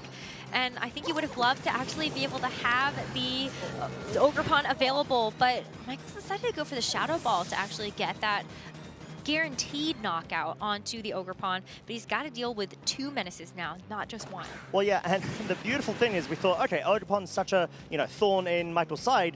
There's an Urshifu, 100% HP, that just wraps up this game 2 in favor of Josh, because you've essentially checkmated the Golden Go in that endgame, sort of preserved it for the right moment to be able to capitalize, and that sort of leans into the idea from Josh's side, saying, okay, I'm going to go defensive, I'm going to stall out an additional turn in order to be able to get rid of the Wellspring in the back, take advantage, make sure that my Urshifu can sweep as long as the Wellspring's gone. Yeah, I would have definitely given the advantage to Michael on that first turn. Like Regidrago against an Ursaluna, that's surely got to have the advantage. But then when that was dealt with, suddenly this Golden Go against the Ogerpon, that just flipped completely. And then yeah, the Golden Go was not able to do the damage that it needed to. Yes, the Fake Tears really helped, but it wasn't enough. That's where I would have liked to see on that double protect turn. I still go back to what if Michael had actually clicked Nasty Plot on the Golden Go instead. Then on the following turn, is that +2 Make It Rain now actually going to get a double knockout into the Hearthflame Ogerpon as well as the Tornadus that was at such low HP for Joshua? And then what does that matchup look like for the Urshifu? I think I'm in this scenario, I'm still thinking Michael needs the Bleak Windstorm to miss the Ogerpon because Tailwind would have expired. Joshua's Pokemon are faster, but if that Bleak Windstorm misses the Ogerpon, that could put him in a winning position instead because you have the Water Absorb there on the Ogerpon with the Follow Me to help make sure that that Golden Go can pick up. But Josh had to go on the offensive. Yeah. Needed to take the risk. Of because course. then it guarantees that positioning that you're looking for, and actually a complete switch up from Michael's side. We've got the Chien Pao alongside the Golden Go. Sure, it's not the Golden Go is not going to be able to capitalize off like Sword of Ruin, but you've got the potential of setup, but then the Ogerpon once again on Josh's side with a potential Trick Room setup. It is tough, but I feel like because Michael does have a Dragon Terra available on the Golden Go, I feel like that's something where maybe he can just kind of start hitting things. I feel like Joshua sees both of these Pokemon and goes, these are both amazing targets for the Ivy Cudgel. I actually don't know how much I really want to set up Trick Room here, if I can just do damage and maybe KO something. But it's up to kind of what he decides maybe is in the back that he might want to actually set up the Trick Room for. Yeah, and I think, like we said, there's no reason not to go for this Terra Dragon in the face of an Ogerpon. With Sword of Ruin helping, Ivy Cudgel would be able to knock it out in one hit. So yeah, Terra Dragon makes perfect sense here. And wouldn't be surprised if we do see a Nasty Plot coming out, making use of an even more passive turn from the Ogerpon, because it didn't go on the offensive, it just went for the Follow Me instead. Ooh. And the Ice Spinner is going to get redirected, but it still does such a chunky amount of damage. That Ogerpon, though, does hang on quite well. But I love that Michael's kind of looking at this and going, if Joshua sets up Trick Room, it's actually probably pretty good that the Ogerpon is still actually alive so that the Ursaluna doesn't get a free switch, but also just try to like get out as much damage as possible. I believe we saw in that first game that the Golden Go undersped the Ogerpon, so now theoretically we'll just be able to follow up with another Make It Rain KO because it's taking so much damage, it's going to be in range of that attack, and this could just be a double knockout. Yes, you'll have to take potentially a Hyper Voice on the way that would still be able to do some good damage and break the Focus Sash that we assume that the Chien Pao does have, but then that would be a double KO. And you can't really switch in one of your Trick Room sweepers to preserve one of these Pokemon because otherwise you're just going to take a Make It Rain on the way in. Yeah, and it's sort of like the trade-off of certain diminishing returns in terms of being able to forward your board position. positioning, and Focus Sash allows the Chien-Pao normal conditions to be able to take 2 hits, but the Ogerpon unfortunately is not going to be able to follow that up and does get KO'd from a -1 special attack. Golden Go, it does have Metal Coat, so that additional multiplier may have been just enough to allow it to essentially hit that calc mark. And like you both were saying, we've just got 2 final Pokemon on Josh's side, but Trick Room set up. This may actually fall in his advantage, and Urshifu, we know, usual suspect, is able to bypass Protects. Yeah, so like it's not safe for Michael to actually just go for a Protect on the Urshifu or the Chien-Pao. But if you do both, you have to pick. You know, Urshifu can't hit both Pokemon. Thank goodness it has like that little that little saving grace. But I think it's still where we've hit kind of like that critical point. Can Joshua actually utilize these turns of Trick Room effectively with this Ursaluna, especially if Guts is activated?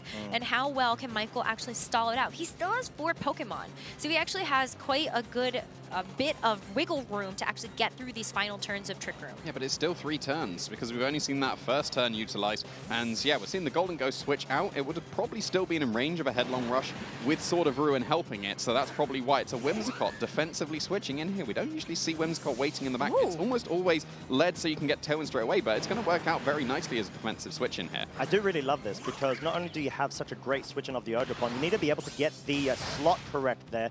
But ground type, both of Michael's Pokemon are going to be able to resist it because of the grass typing. But more crucially, the Urshifu doesn't even opt to go for the Surging Strikes, respecting the Wellspring, bringing hit, but you've just got so much staying power from Michael's side. It is completely worth making the hard switch-ins because your end game is clearly going to be the Golden Go, and the Chien-Pao in order to round things up once Trick Room's expired. I think the problem is you still are at full HP with both of these Pokemon on Joshua's side, and you still have those turns of Trick Room remaining. Ursaluna's going to be able to secure a KO onto either of the Pokemon that Michael has. If he wants to try to make a sacrificial switch, I think he could do that, but then you really have to think about how are you actually going to get through this. If you're using close combat on this Urshifu, though, you are dropping your defenses. Oh, and an Encore. That is a big deal here. Yeah, that's going to force it into Headlong Rush, and that probably won't be able to pick up the knockout on his own. Oh my goodness! It's a very slow Ogerpon, and it's surely to invest in its defenses, so very, very nicely done there from Michael. There's going to be the close combat to be able to KO the Ogerpon, but that would have been extra damage into the Whimsicott that it's now been able to survive through this second last turn in the Trick Room. Absolutely calculated play there from Michael. Still being able to preserve the additional slot that would have been, taken out there. And what is it? Is it 2 turns of Trick Room remaining or 1? I think it's 1, isn't it? So this is exactly what you want, and especially because of the Encore, the Urshifu is not going to be able to, or should I say the Ursaluna is not going to be able to find a way outside of, just selecting another move, maybe a Protect or something like that. But, at this point, Michael just needs to be able to preserve the danger. I mean, one extra benefit of this Encore is you're forcing the Ursaluna to keep dropping its defenses. And it's going to be in range, as soon as Trick Room's over, it's going to be in range of any attack that the Chien-Pao would want to go for, or the Golden Go waiting in the back. It's going to surely be in range of those Make It Rains. I think just Michael needs to find a way through this Urshifu. It's still at full HP, and Chien-Pao is not good into Urshifus. And Golden Go is actually not that great into Urshifus. So it's got to be the Whimsicott of all things that's probably going to be able to take care of this Urshifu. But you still got that last turn of Trick Room. Oh, and Michael's actually just going to go ahead and make sure that the Whimsicott gets a chance to do something on this turn. And with the Sucker Punch available as well, it does do a lot. Sword of Ruin stacked up against those defense drops. And so, yeah, I think Whimsicott gets away with exactly what it wants. On this final turn of Trick Room, Michael has set up the Tailwind for himself once it expires. And I love that he's thought about that in terms of what happens next. Yeah, but because now you've got a scenario. Trick Room's over. Okay, sure, your Chien-Pao's down. But you got Tailwind set up, your Golden Go in the back with a Metal Coat against -2 special defense of both Josh's side may well actually be enough to pick up the KO, especially because of that Sucker Punch.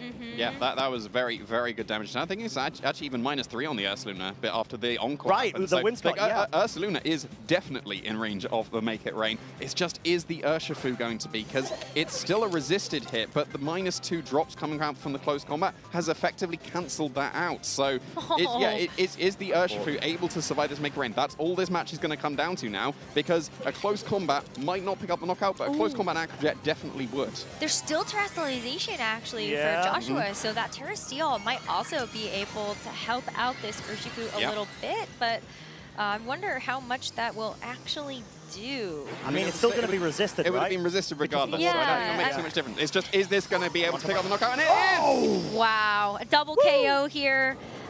I was gonna say, is there something that the Ursaluna could have done with the Terra? That was gonna be my I think based on just the color that was circling around, I think it was Terra Ghost. So that wouldn't have been able to save it from any of the Make It Rains that would come out. So yeah, so just for style points at the end there with the Terra. Yeah. Just all those drops, the close combat drops, the headlong rush drops, they came back to bite Joshua because they were doing some really good damage. Oh yeah. But then just just the foresight to set up the tailwind with the Whimsicott, so the Golden Go could then outspeed and get that Make It Rain double KO. Very, very nicely done. Well, Michael Kelsch is going to maintain his undefeated record heading into Swiss round number 4 after we got a chance to feature that match. And what a crazy opponent, I think, for Joshua to have to face. But that's what happens at these international championships, as you could be facing up against a previous runner-up at a world championship like Michael Kelsch, alongside the rest of his accomplishments being a multi-time regional winner.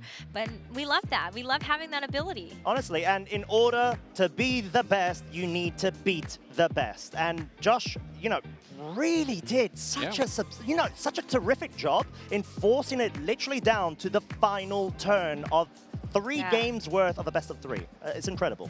Yeah, really, really nicely done. I think the adaptations from both trainers made perfect sense going into their games. I think the reveal that the Ogerpon on Michael's side was slower than the Ogerpon on Josh's side, even though it was a really bulky one. That was really, really big. Like, almost always, you run your Ogerpon's max speed because you want to outspeed opposing Landorus, for example. You want to at least speed tie with opposing Ogerpons. It seems like, at least from what we saw in this first game, it was a much more bulky approach to the Ogerpon. So, again, is that a potential trend that we could see going into this EYC?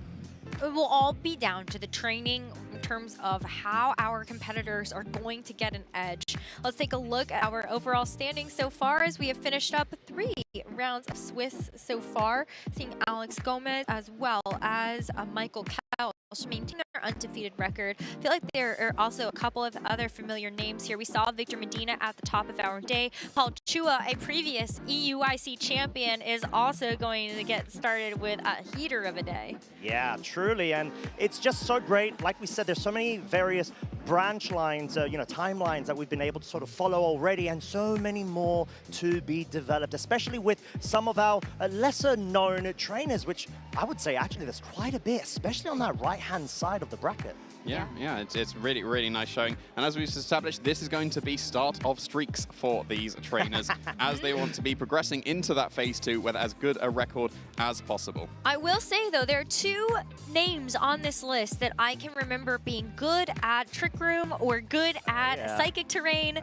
One is Patrick Chang, who actually used a Psychic Seed on Burden Halucha with some really great success at a previous regional. I believe it was in kind of like Regulation B, but that was like, when we were first getting a chance to experience that Scarlet and Violet decks. But then Brian Collins, of course, is one of the trainers that I feel like has one of the best edges when it comes to using Psychic Terrain, like hard Trick Room. That's really his bread and butter. And so it's great to see both of them off to the races here. Yeah, and I do need to give a special shout out as well to Brian Collins. He had like a whole document that he released with his very famous hard Trick Room team, where there's just so many great lines to it, and as well as Ben Grisma, which did an incredible job with not only having Healing Wish on the female Ndidi, but there was also that meta-style fake-out in terms of Covert Cloak being on the Hatterini to sort of say, oh, maybe I'm not susceptible to Parting Shot. It's Clear Amulets. It's Clear Amulet. Yes, that's right. No,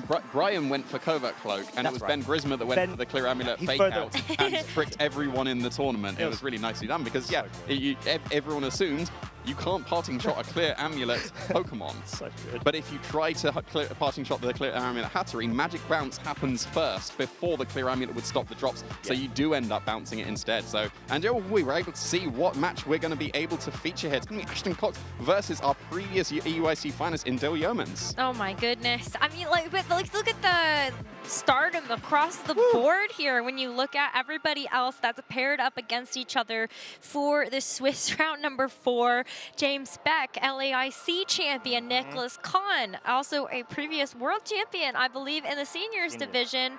And you also have multi-time of top 4 IC I was gonna say winner, but like top 4 standings at ICs in Joseph Ugarte, and then of course like Justin Tang versus Zachary Weed. Zachary just got a 2nd place at the regional championships in Vegas.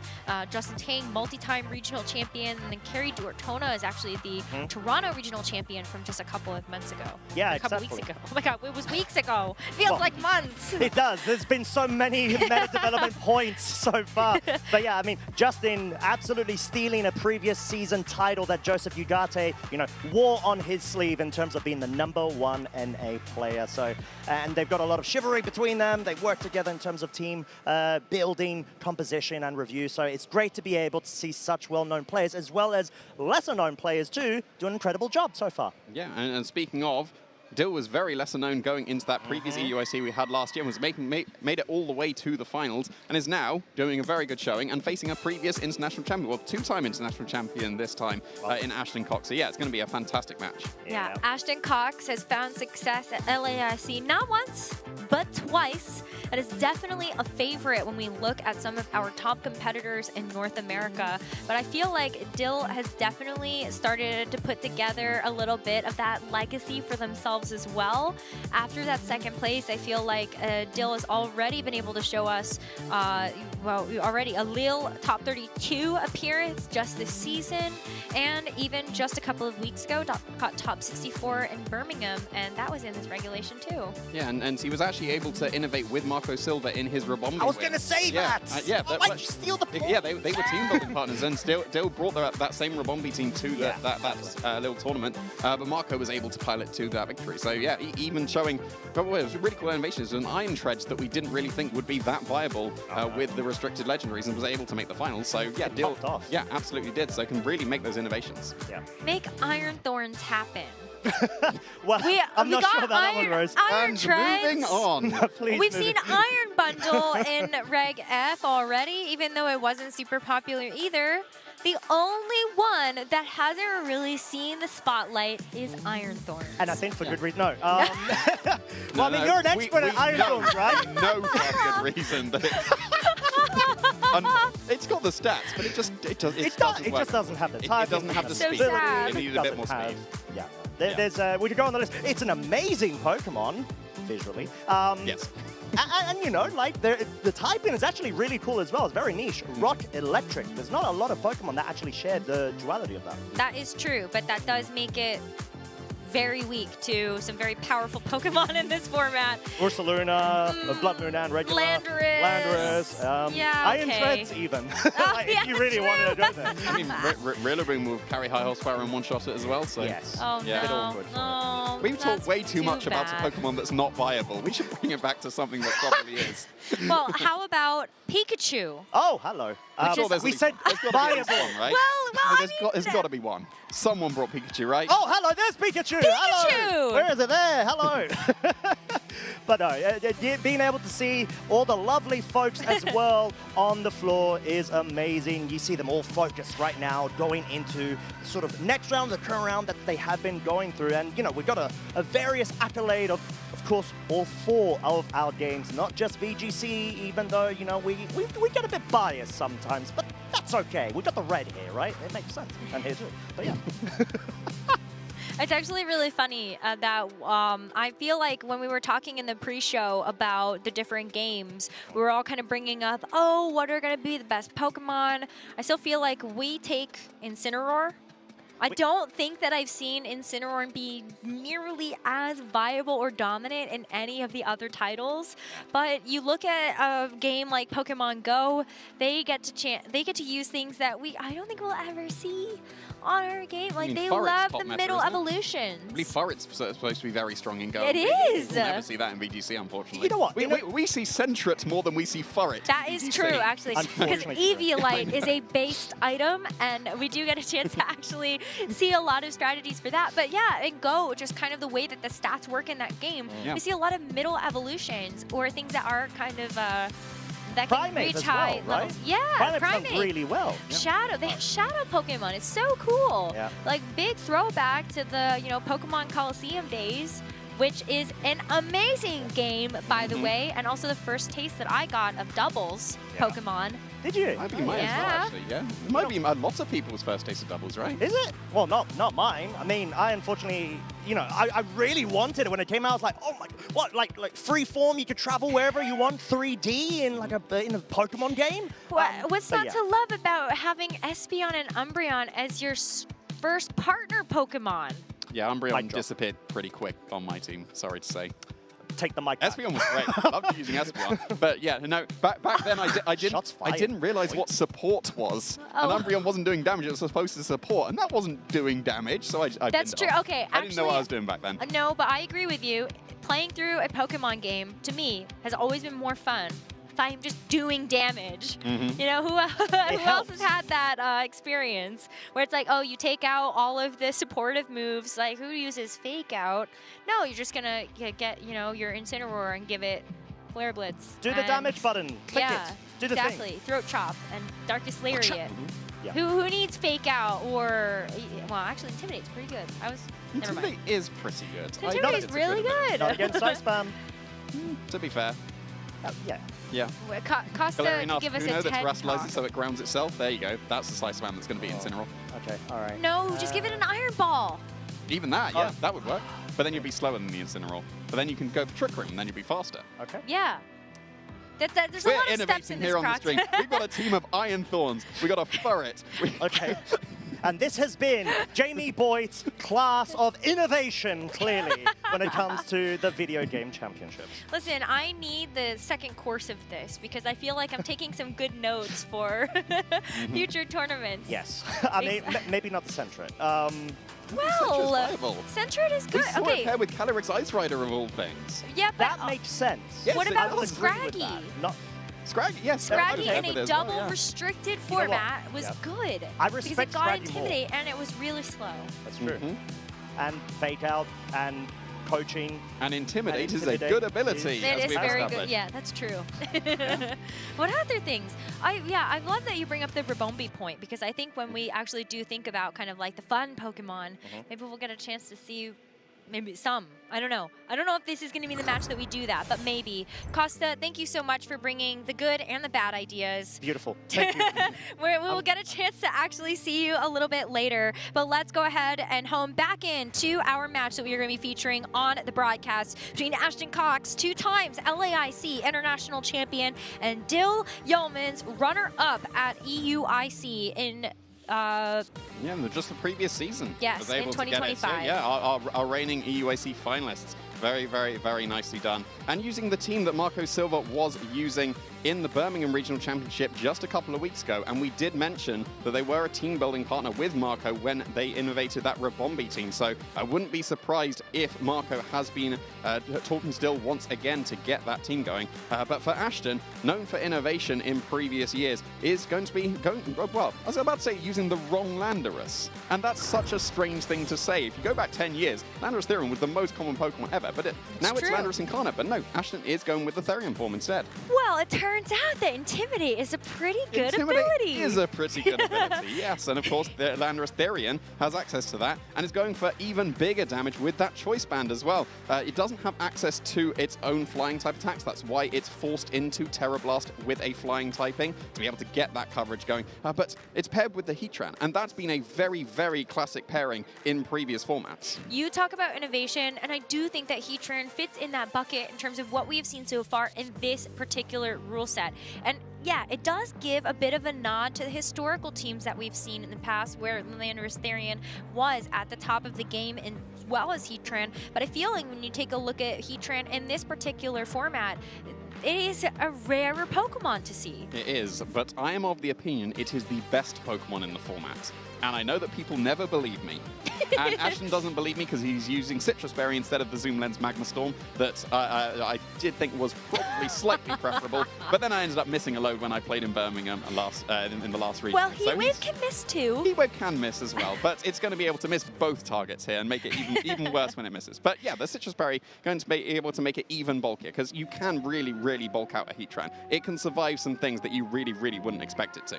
But there are other ways that Ashton is able to kind of find some of that extra damage. If you're investing in the bulk, you can see that, I think, also being reflected in something like the Raging Bolt as it's holding that Assault Vest. But then look at the kind of offensive Terras that actually exist. You already called out the Landorus Therian with the Flying type. It's going to be great to have that Flying type offensive coverage. But you've got Terra Electric for the Raging Bolt, Terra Dark for the single strike Urshifu for all of this powerful, wicked blows, and then Ogerpon can't change it, but the Terra Water can definitely help with those Ivy Cudgels too. Yeah, it seems like quite a defensive team, but like you just mentioned, that is very offensive with the Terra types. And speaking of offense, Torkoal and Ursaluna in Trick Room really does turn on that offense. We saw this Marco Silva pilot its top 8 in the Birmingham Regional Championship just a couple of weekends ago, and it seems like Dill is going to be picking up on that as well.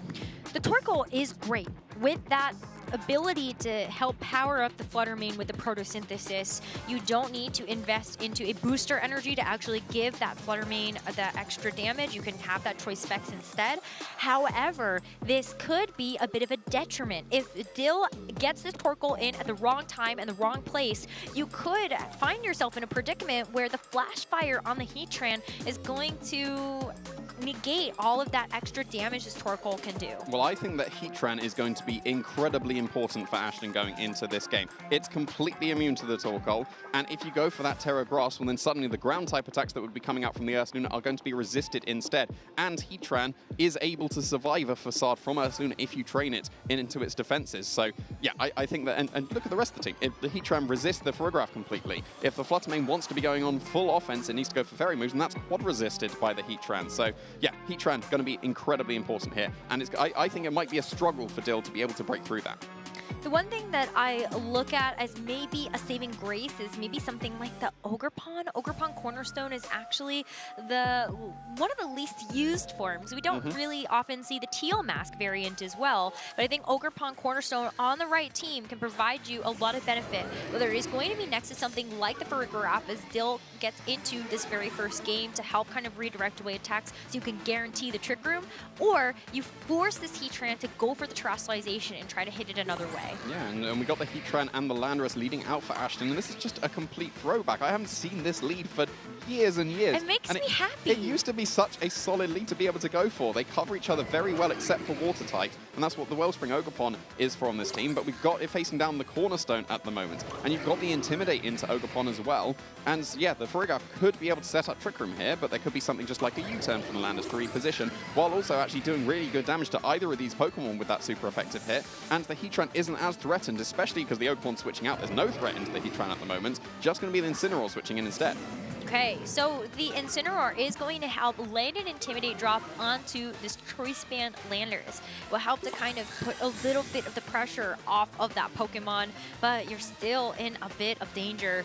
Protect here is actually going to stop this Landorus from being able to pivot out. And it gives Dill the opportunity to go for something like a Fake Out on the next turn. And Incineroar ends up being the perfect switch in for the Heat Wave that this Heatran is just unleashed, and in fact it's so good that it doesn't even take the attack. I'm calling that a delayed commentator's curse from you when you mentioned about the fact that Heatwave can miss, but it would have done very little damage to the Assault Vest Incineroar, so probably won't be too impactful there.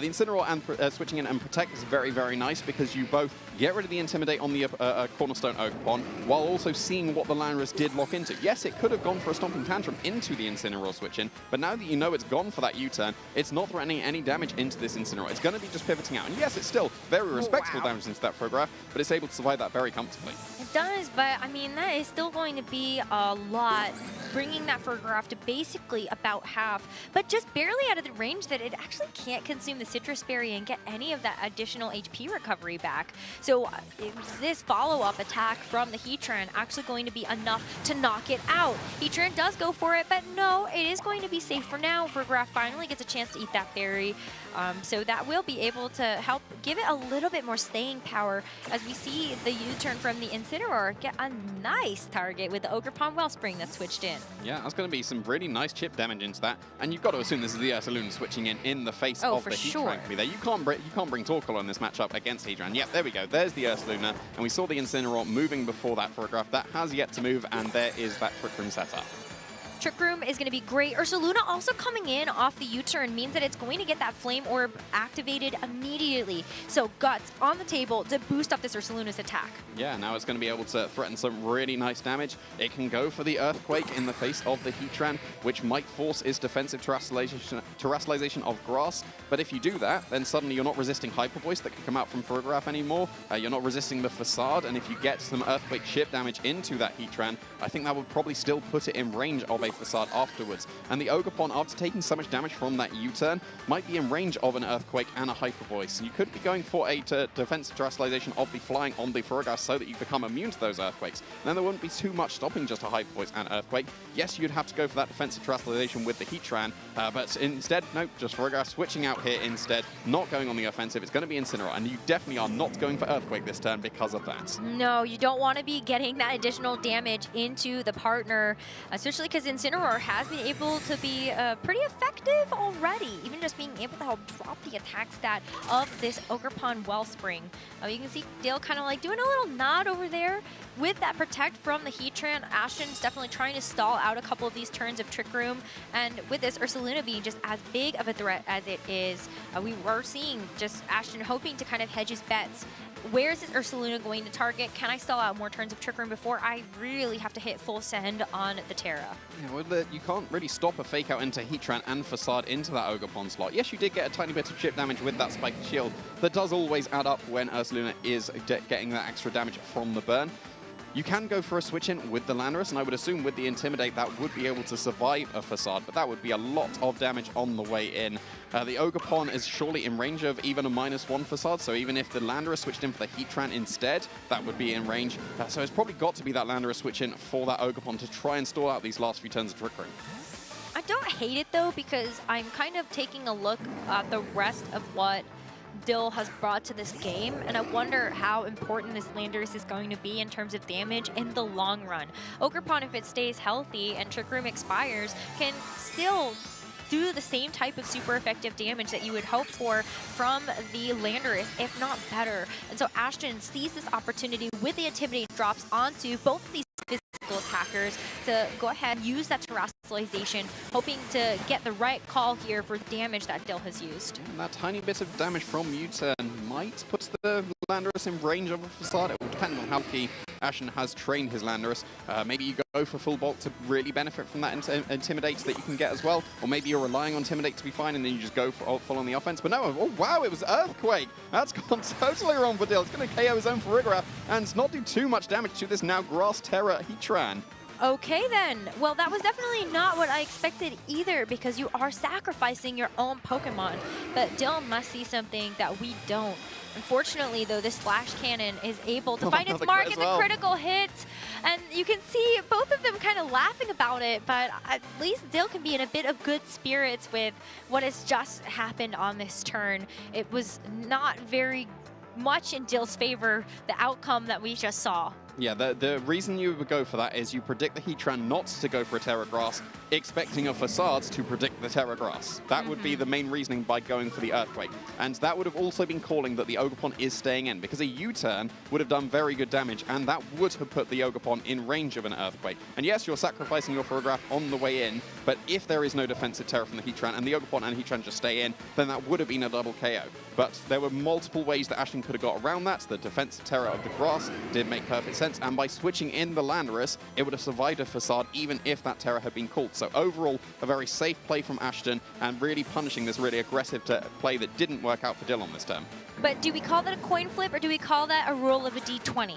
Because there were a lot of different factors that went into that turn, but you're right. If Dill gets the call right, that is a game win for Dill. But unfortunately now, a bit of a back against the wall situation. Flare Blitz, though, is going to be a KO into that Wellspring Ogerpon, so Dill is able to get one Pokemon KO on the board. It is a 3v3 now, as we still see a final turn of Trick Room have to play out. Facade not able to hit its mark, but I feel like with this now, with kind of like lesser options here for Ashton to kind of play around with, Dill has a few more routes that they can actually take. Yeah, with Trick Room stalled out now, we're seeing the Urshifu join the field, and that means you can't go for any protects to try and pivot around and get around this. The Ursaluna is so low that it's in range of any attack that Ashton would want to go for, and we got the Ogerpon waiting in the back. And of course, Trick Room can't be set up, the Friggraph's already been KO'd, so Ashton is always going to have the speed advantage against these two Pokemon. Yes, the Cornerstone Ogerpon could be run max speed and outspeed everything that is available for Ashton's side of the field, but I think that given how disastrously wrong that previous turn went, and the fact that Ashton has now stalled out Trick Room, I don't think there's going to be too much stopping him if he just makes the right offensive plays here to be able to sweep through this first game. One option here is we saw Ashton double target into the Ursaluna. So the way that that works is with Sucker Punch, you kind of hope that that's going to be the thing that actually gets the KO first. And then the attack from the Heatran is going to redirect into the partner that's going to be sitting next to it. So Sucker Punch, a KO. Incineroar is actually going to move first, and it's going to do a good chunk to this Urshifu, but still probably not enough to get Dill back into this game, as Earth Power is going to almost clean up the rest of that. Yeah, would have without the Assault Vest, but the Assault Vest is keeping itself safe there. Don't think that particularly matters too much there. Yeah, the last turn the Trick Room stalled out, the Sucker Punch necessary to be able to pick up that last bit of damage on the opposing Ursaluna. And yeah, you've got the Ogerpon now, it's still got its sturdy intact, but the Incineroar's in range of any attack now that Ashton would want to go for. I don't think the Ogerpon's going to be able to take this 3v1, especially with the Landorus waiting in the back, ready to get an Intimidate down onto it. And there aren't many ways that I think Dill would be able to do enough damage to this Heatran. You know, Flare Blitz is off the table. You do have Knockoff, and U-Turn would be doing super effective damage, but after a while, you are just going to have to find ways to deal with everything else. And you're right, that Landorus is that sneaky ace in the hole that Ashton has been able to hold onto for the remainder of this first game, and that's going to give him the edge to be able to close this out. So we see here, Dill kind of like taking their time. You do get the Power Whip KO into the Urshifu, so at least solves one of your problems, but you can use the rest of this time to start thinking about what's going to happen for this second game. Yeah, we've seen the Earth Power come out from the Heatran. Nothing wrong with that at all. If the Ogerpon had gone for a Follow Me to keep it safe, then it would have dropped to an Earth Power and a close combat combination for sure. So I don't think there was particularly any way out for Dill at this point. I guess that because Ivy Cudgel has an increased critical hit rate, that's got to be the only thing that can happen now. And I don't think that we've seen the Terra come out from Dill just yet. So you could still go for that offensive rock terrestrialization on the Ogerpon, and I think it would still have to be 2 critical hits though to be able to pick up the KO. But then if you go for that, then you're making yourself lose your sturdy, and then potentially Flash Cannon would be able to pick up that KO either. Exactly, and I think that no matter what, you're really hoping that you get 2 hits. Spiky Shield still buying some time. Landorus actually does get a little bit of recoil because that move that it selected ends up making contact, and that might help make something a little more comfortable. So I think you have to hope that this Ivy Cudgel does get the crit. You are able to knock out the Heatran, and there's one. So maybe this Ogerpon with the speed advantage against this Landorus can actually bring Dill back into this. But it comes down to what this Landorus is going to do. It is going to be the Stomping Tantrum. It is going to do a decent chunk to this Ogerpon, but maybe what it requires is another Spiky Shield to get a little bit more chip into the Landorus, and then you go for the Ivy Cudgel. But Dill says, no, I don't need the Sturdy anymore. I'm not at full HP. I'm going to go ahead and expend that Terrestrialization to get that increased boost of damage to my Ivy Cudgel, and maybe that is going to be what puts Dill's damage over the edge to get the KO onto the Landorus. Oh my goodness, fingers crossed, Ivy Cudgel comes out from the Ogerpon, and even when Dill has been so many turns behind, that does doesn't get the crit, and so the game still goes Ashton's way. Yeah, the fact that that could have been taken by Dill, if there would have been the second critical hit, is really, really impressive. After that absolutely disastrous earthquake on their own Farigiraf, that was just, I thought it was curtains for sure, but they got themselves back into the game very, very nicely done. Finding the win condition. It didn't come through, but being able to recognize it has to be a double critical hit, both into the Heatran and then into the Landorus. Very, very nicely recognized, and not quite putting through here, but that's just showing why they were able to make that finals in the previous EUIC. Exactly. I mean, what a great display of comeback potential. And there we come back to that turn, right? That Farigiraf did have to be kind of that sacrificial giraffe as it comes back in. But I think, as you had so correctly called out, with the sequence of events that could have happened in that turn, if Ashton had made a couple of different decisions, and that's what Dill was banking on, Dill could win that first game and not make it so close and come down to the wire at the end, needing a critical hit to get there. Yeah, I think leaving the Cornerstone Ogerpon waiting in the back made perfect sense. It was led for Dill, and then was just switched out straight away into the Incineroar, and then was able to be preserved, and it outsped every single Pokemon that Ashton had available. Of course, it might speed up with the Ogerpon Wellspring that Ashton does have, but then it did have that option to be able to go for those Ivory Cuts, and it really came down to the wire. What a great match that we have upon us. Ashton Cox, two-time LAIC champion, is going to be leading this best-of-3 series with that first game win. But Dill, that runner-up in EUIC 2025, has a chance to come back into this. That's why we love having these best-of-3 matches. And what do you think might happen for this next one? I'm just wondering if there's a space for the Fluttermane coming out from Dill. I don't think you can bring Torkoal. Like, against Heatran, Heatran always wins. It's got its Flash Fire. It's completely immune to the Torkoal. Maybe you only bring the Torkoal so that you can boost up the Fluttermane with its Photosynthesis, and then that might allow a sweep through the Heatran. Like, it's two-shot by Shadow Ball very, very comfortably. And yeah, we are seeing that adaptation. It's going to be that Fluttermane coming out paired with the Incineroar for Dill, and then there is still that Heatran, but it's going to be Urshifu-led instead for Ashton. And if that Torkoal isn't back, I wonder if that's going to be a speed or special attack boost. I have to imagine that the Photosynthesis boost is going to give you the additional special attack, just kind of based on the trends that we have seen for Fluttermane that are carrying choice specs. But you never know with these kinds of things. But as of right now, Fluttermane is still a very naturally fast Pokemon. Doesn't need something like a booster speed or even a speed boost from Photosynthesis to get the edge over an Urshifu or Heatran.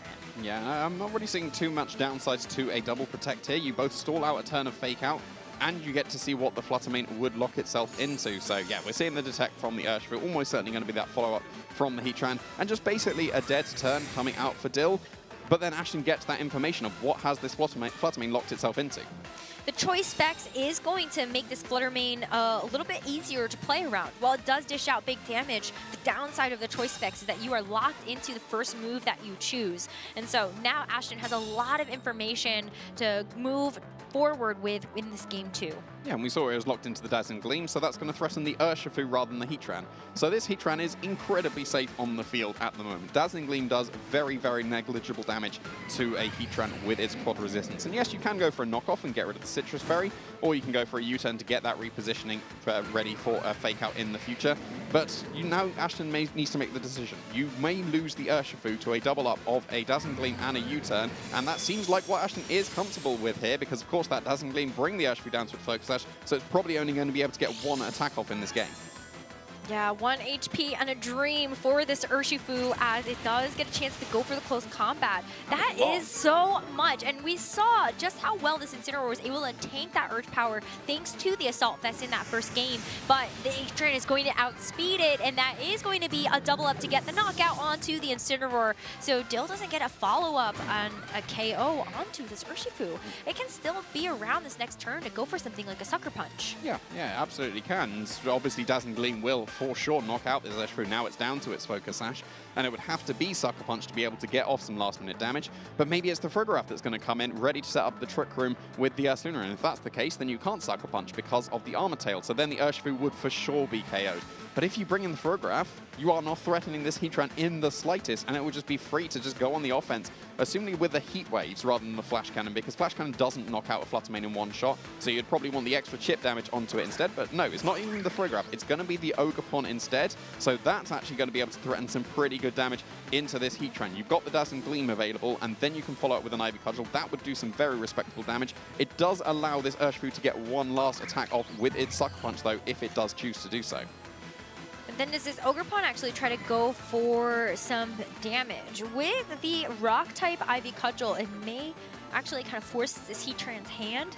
Do you want to try to expand the terrestrialization here? Maybe that helps this Fluttermane get a bit more of the cleanup? Or is this something that Ashton says, you know what, my Heatran has actually already done quite a bit in this matchup. Maybe I want to save the terrestrialization for something that I have in the back.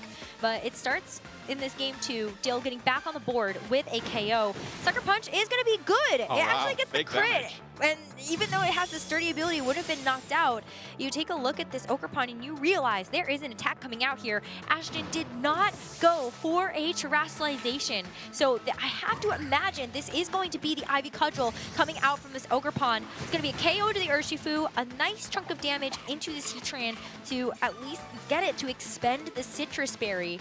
But it's going to still be a pretty uphill battle here as Heatran is going to follow up this Ogerpon with a Flash Cannon to knock it out. Yeah, not risking the shaky actually. Another critical hit as well. That one was definitely not necessary. That Ogerpon was going down to the Flash Cannon. But yeah, not risking the accuracy. Like we've established, Heatran does not care about this Fluttermane in the slightest. It's okay to take another probably 10 Dazzling Gleams, so it doesn't need to get that extra chip damage necessarily straight away to be able to KO. It can deal with it whenever it wants in the future, so long as we just take care of this last Pokemon on Dill's side of the field, which of course had to be the Ursaluna. There's no way you're not bringing Ursaluna against a Heatran, but there's no Trick Room. And well, there was a potential of a Trick Room on the Fluttermane, of course, but it's locked into its Dazzling Gleam now instead. So yeah, this Ursaluna, and it's been intimidated, and it's not got its Flame Orb, so it's just really not going to be able to do the damage. At least you've got the pin of, well, if you Terrestrialize to avoid an Earthquake or a Headlong Rush KO, then you're still going to be taking some very good damage from Dazzling Gleam. I think that's the only saving grace for Dill at this point.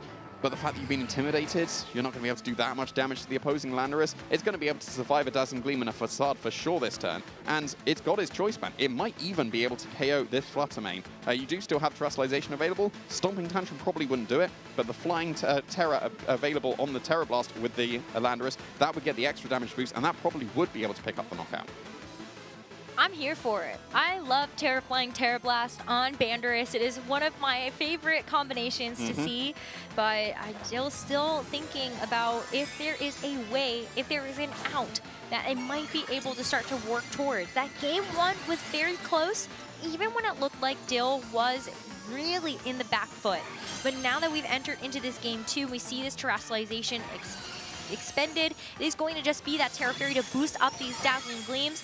It was a little bit of glitter the first time onto this Heatran, but it does look like a bit more powerful as the Stomping Tantrum is going to stop this Fluttermane in its tracks. That is going to be the last Dazzling Gleam it gets a chance to use in this game number two. It might be it for Dill in this game. Flash Cannon to follow it up from the Heatran is going to start to whittle away at this Ursaluna, but Ursaluna is going to start to whittle away at itself with these defense drops. Yeah, I think that even if Ashton was down to just the Landorus, it would be able to take this game, because based on the fact that it did just one-shot the Fluttermane, not even with the Terra Blast that's even stronger than Stomping Tantrum would be, those drops that has come out from the Headlong Rush would have been able to do it. But there is, of course, the Ogerpon waiting in the back, so there is definitely nothing that Dill can do. This is just going to be an Ivy Cudgel and a Stomping Tantrum. Ursaluna cannot survive either of those attacks at this point, and Ashton is going to be able to take down our previous international finalist. Ivy Cudgel is going to do it. And Dill is going to allow us to see that final KO. Another critical hit at the end there. Yeah, you know, we've just seen so many at this point, but it will not have mattered to be able to seal the deal. Congratulations to Ashton Cox, going to win Swiss round number 4 to keep a 4-0 record heading into the last half of our Phase 1 Swiss rounds. It seems like they're coming back. The combination of Landorus, Therian, and Heatran was so dominant a decade ago. And they were like the top Pokemon in the format at that time, and they basically disappeared. Heatran has not been used by too many trainers at this point, and it's always been the incarnate form that trainers have been using in Regulation F. But no, Intimidate, as we've established, is a good ability, and it doesn't have to be on an Incineroar. You can absolutely use it on that Landorus Therian. Really, really nice showing there. I think that just like Heatran in general put in a load of work. You can see here just picking up the KOs, not having to risk the heat waves either, getting some cheeky critical hits on top that didn't actually matter at that point. No. But yeah, it forced no Torkoal. Torkoal wants to boost up things like the Flutter Mane and the Flare Blitz on the Incineroar, but it just couldn't come to the game because Heatran just patches that up very, very nicely. Yeah, I mean, the only other option I would have seen for the Torkoal to come is maybe utilizing Helping Hand as well. We saw how uncomfortable some of those damage rolls might have been. If you have the extra special attack boost from the Sun, assuming that the Flutter Mane is going to get a special attack boost from Photosynthesis, and then you throw a Helping Hand on top of it, maybe that does help to actually push some of that damage over the edge so that those Dazzling Gleams can really be more of one-hit knockouts instead of just having to kind of continue to stack up that damage over time. Well, based on the damage it did to the Landorus Therian, a Helping Hand would have pushed that Dazzling Gleam KO over the edge because you did have the Dazzling Gleam helped with the Terra Fairy, but then you didn't have a boost to your special attack, and I think maybe even without the Helping Hand, the special attack booster energy boost, or not booster energy, Photosynthesis, it's called Choice Specs, same thing, does the same thing, but Photosynthesis boost would have been able to pick up the knockout. But like we said, the Heatran just sat in front of the Flutter Mane and just didn't care at all. It was able to shrug off all those Dazzling Gleams the whole time. And yeah, you did finally get it with the Headlong Rush, but the damage had already been done at that point. So maybe we should be listening to you about the Pokemon that are My good. main caster pick this weekend is Heatran, and I'm feeling very, very validated. I think it's the best Pokemon in the format, and no one believes me, but Ashton believes me. Ashton does believe you. Yes, he's using the wrong Heatran, though. It should be Zoomlands. But it still put in a very, very nice showing. Yes. Yeah, and it was a great example of how you can use maybe an underutilized Pokemon in the format and catch people off guard, especially because it did take that Torkoal completely off the table. And that is kind of what we are looking at when we see some of these more, I would say, niche picks, like a Roaring Moon, for example. I think that does force a couple of players to have to think twice about bringing something like an Indeedee or an Iron Crown to a matchup, or even something like the Regidrago could get checked by a Flutter Mane if that is available on the other side. So there are definitely a lot of ways that you can play around with this, and congratulations to Ashton for finding a way that he can play his own game. Let's go ahead and head over to the stage to hear from Ashton about how he's feeling after this Swiss round number 4. Thank you very much, both. And we are here with your two-time LAIC champion, Ashton Cox, continuing your undefeated streak, my friend. How are you feeling? Honestly, so good. I know you asked me right before this what my tournaments were looking like before this, and I got to admit, I only have top 128 at Latin American Internationals, and I have top 128 at Toronto. So we were off to a much better start here. I'm feeling great. This is the get-go right here for my season. I'm ready. Beautiful. You clearly seen it, and going up against none other than Dill, EUIC finalist from just the last season, in what seemed to be a bit of a precarious matchup. But clearly, I think you had a lot of things scoped out, and you know we're going to talk about it. Heatran. At this point, I think we have to say basically a niche Pokemon in relation to the meta, but one that's so viable. So is that something that you've spotted as well?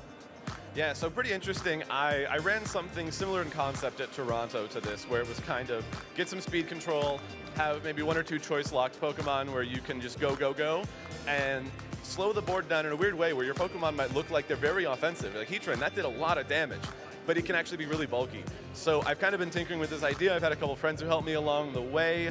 Heatran, kind of just honestly a big call because my favorite part about it resists Regidrago and Psyspam, which when they're on the same team, that is killer. So yeah, really, really cool there. And it ends up helping out in Sun too. Honestly, not my intention whatsoever, but it pays off. That's fair, and as a fellow Psyspam player, I do not like seeing Heatran on the other side of the field. And you raise such a good point because you're able to not only just go full offensive, you have that sustainability with it, and its typing is so good. So let's talk a bit about game 1 then. Matchup-wise, it looked like, okay, it's not 100% clear-cut, but you obviously identified that Heatran could put in so much work, and you need to be able to find a way to whittle down, expire the Trick Room turns as much as possible, but take advantage of it. So was it more so trying to keep Ursaluna away, essentially? Yeah, so it's a really interesting part that Heatran just existing made Torkoal just not a factor. And obviously, though I knew that, I still had to be bringing Heatran, as you saw. It still puts in work against everybody else. Now, if they did bring Torkoal, I mean, that's even better. So I was kind of being like, all right, if they bring the Torkoal Flutter is really threatening, so I have to be leading the Heatran. But the idea was, my favorite interaction here, and this comes up against some of those Porygon Trick Room teams as well, if you have the Heatran that can Terra away from an Earthquake and you can redirect, you get at least 2 turns with a double Protect, with a redirection and attack, and then another Protect. That's actually 3 turns out of that Trick Room. So I was pretty confident that, like, even if Trick Room goes up, if I'm able to either take a piece or do a bunch of chip damage like you saw in Game 1, I was raring to get that Farigiraf, but barely missed the KO on the Heat Wave. It was enough damage where I felt like my Urshifu in the back could clean up. And as we saw, Urshifu actually was not the guy who cleaned up, but I was still able to clutch that one out. 100%, because such a clutch endgame as well against Dill with that Ogerpon Cornerstone, having the option of committing with the terrestrialization, depending on what needed to be done, but obviously Dill had to try to hope for that critical hit into the Heatran. They did get it. I'm sure your heart palpitations started going through the roof. But then there was an interaction where, because the Spiky Shield had come out, the Stomping Tantrum doubled its power. So were you very nervous in that scenario and felt like, okay, there's a clear-cut thing or not to do now? Yeah, I really felt like that was my end game in Game 1 to lose, where there was a pretty funny interaction where if I'm like, oh, I'm so scared of the Spiky Shield, I should target my side slot, and then he actually just attacks. I think that's what that was going for there. Dill recognizing I have an option to throw, they also have an option to crit, so they are going to play to my either the crit or my throw, and I think they recognized that really well, and at the same time, I recognized, okay, if I don't target this Ogerpon, and I just got crit, and I really don't want to be down 0-1 in this set, I'm just going to target the Ogerpon. It would be Ogre. But yeah, and we saw Game 2 though.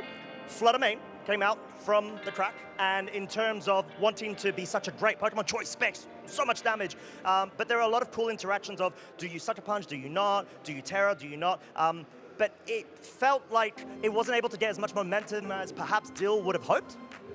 Yeah, so for Game 2, something I was thinking about was, okay, with my previous lead, as threatening as Heatran and Landorus were, if they did go something along the lines of Incineroar and Flutter Mane, they can fake out Fairy Terra Moonblast, and that takes a knockout. Like what do I switch in the Urshifu Dark, you know? So I identified, I said, hey, I really need 2 guys that can protect turn 1. And based on how passive their lead was with the Ogerpon and the Farigiraf, I said, hey, you know what, if they lead that again, I can actually probably opt into just clicking Heat Wave, as they might just click Follow Me Trick Room, and that would allow me to not take that knockout, thus stalling more Trick Room, thus ruining their game plan. So, you know, that was kind of the idea with switching up the lead there.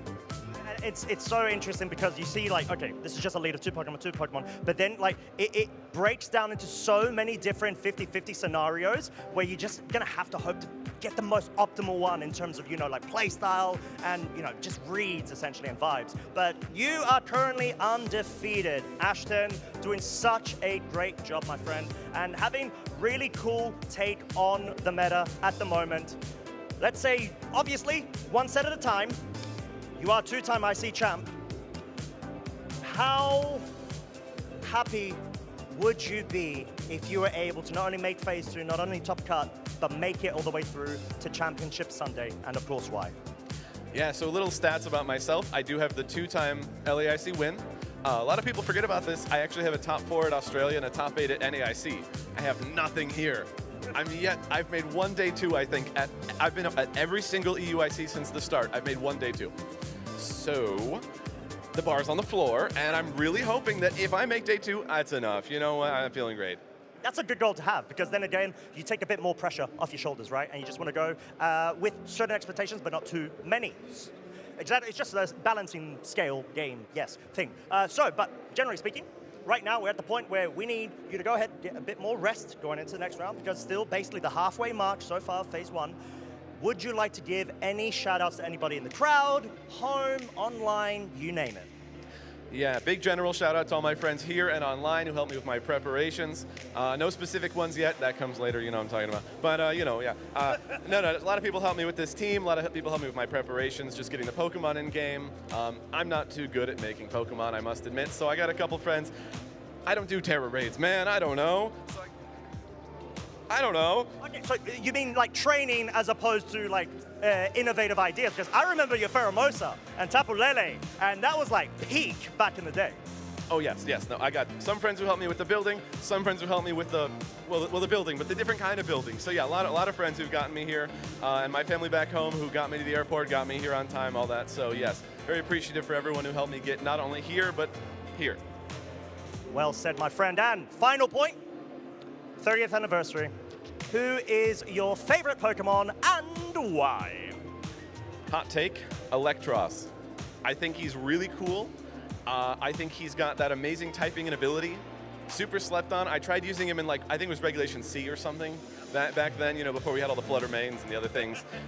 He was okay. He was all right, but he is my absolute favorite, even though he's just a silly guy. His sprite is also really small in-game. I don't know if you've seen how tiny he is. He's really, really tiny.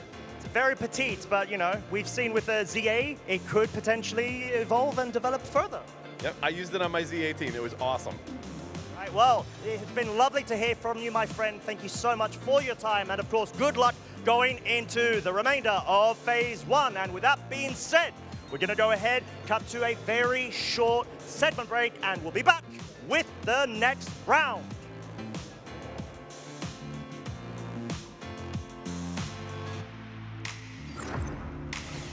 You know what's coming. Woodhammer goes down into Rillaboom. That's a knockout.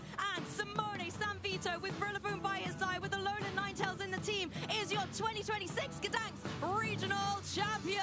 Hello, my name is Simone Sanvito. I'm your 2025 Gdansk Regional Champions, and honestly, winning feels amazing. My biggest obstacle for this tournament was, if I had to pick one, it's probably my top 4 match, as I played my opponent in Swiss. I also won there, but the game was super close, and even after my win, I didn't feel as good about that win, because I think that if I had to play him again, I would have lost. So winning there in top 4 gave me a big confidence boost. To prepare for this tournament, I just tried different kind of teams, and when I landed on this one and when I was practicing, I felt like I could play this team better than the others. So I said, okay, this is gonna be my pick for the tournament, and I went with it. Oh, Ninetales, the Pokemon that helped me in every situation this tournament, despite not appearing in finals, was Ninetales. With Anchor, Disable, and Blizzard, if you get what I'm saying. She bailed me out of a lot of very difficult situations. I just played versus my friends and versus other people just to get a better feeling of the team. Learn how to approach different matchups, how to win them. Also, it is important how to lose them, so you don't repeat those mistakes or those positions in tournament. My advice to one day win a regional champion or even something bigger is to get out there, play, lose, learn from your mistakes, try harder next time. And if you still lose, then try harder the next time, and so on, until at one point you got it. The community is amazing, and Pokemon VGC is a beautiful game. Also the other, TCG and GO as well. But I've been a mainstay in the Italian community for VGC for a very long time. For more than 10 years, I saw the community be born and grow, and the community is amazing. I'm happy to be a part of it, and I'm very grateful for that. This is his first year in the seniors division. One game away from being a world champion for the second time. Double KO! Absolutely incredible! My name is Kevin Hahn, and I'm from Philadelphia, Pennsylvania. I'd like to say that my first game was Sword and Shield, because my brother didn't play for me. Not my first tournament. It was more of a family vacation. I got top 8, but it was a 7-player regional, and my only win was the bye. I put that experience on the side. Until 2022, tournaments were starting to pop up again. And my brother really wanted to go to Secaucus. Then we made it a family trip. I actually made top 8, and it wasn't a 7-player regional this time. When my brother won NESC, that's when it really kicked in. I was like, wow, that's so cool. I want to be just like that. That World Championship, my parents convinced me to go, and ended up making it to top cut. I think that was the beginning of my Pokemon era. My brother helped me with every move. But after that, I started to practice on my own, and I kept pushing and pushing, and here I am today. During 2023, I put high expectations on myself. It didn't end up working out the way I expected. I got second at Orlando, which is really good. I was just so focused and tunnel visioned on just winning. I even threw my medal on the floor, which is really, really bad. in the moment, I was just so sad because I was so close. At Worlds that year, I didn't do very well. It was very tough for me. Seeing my brother so happy felt a little weird because I felt like I couldn't enjoy competitive Pokemon like others did. I talked with therapists and family members about it. They all told me to keep going. There's always next year. Try to put less pressure on yourself. And I did. The 2024 season was amazing for me. Don't overwork yourself. Don't force yourself to practice. You should really enjoy it. That gave me a new sense of fun and enjoyment from the game, and then that's what pushed me through. At UIC, NEIC, and even Worlds, I won them all, which is insane to me. My #1 goal this season, I thought was pretty ambitious, was to win a regional. After Atlanta, I was like, okay, I can enjoy my first year of being a senior. My team has not an amazing matchup spread into most of the field, but it gives you a lot of options, and there's never an unwinnable matchup. You have Scarf Miraidon, which can make a sort of speed sandwich. You're faster with your Miraidon outside of Trick Room, and you're faster with your Calyrex Ice inside of Trick Room.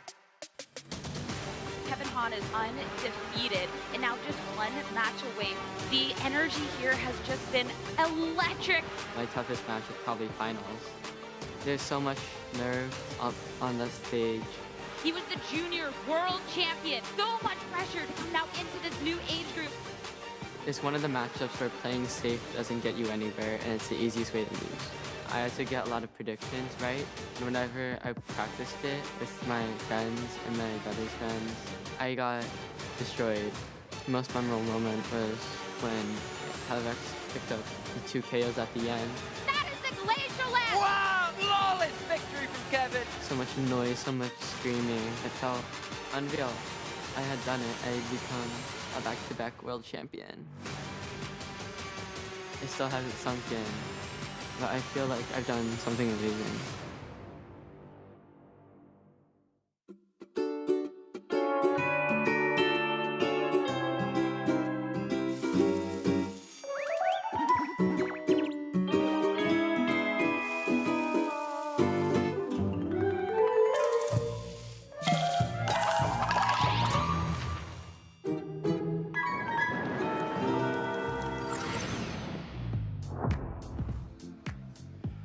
Welcome back, Pokemon trainers. The action is still rolling on here at the Pokemon European International Championships. We certainly hope you're having a good time. Behind the desk, it is Lou and Lee having an incredible tournament so far. I'm very excited to see what our next match is going to cook up.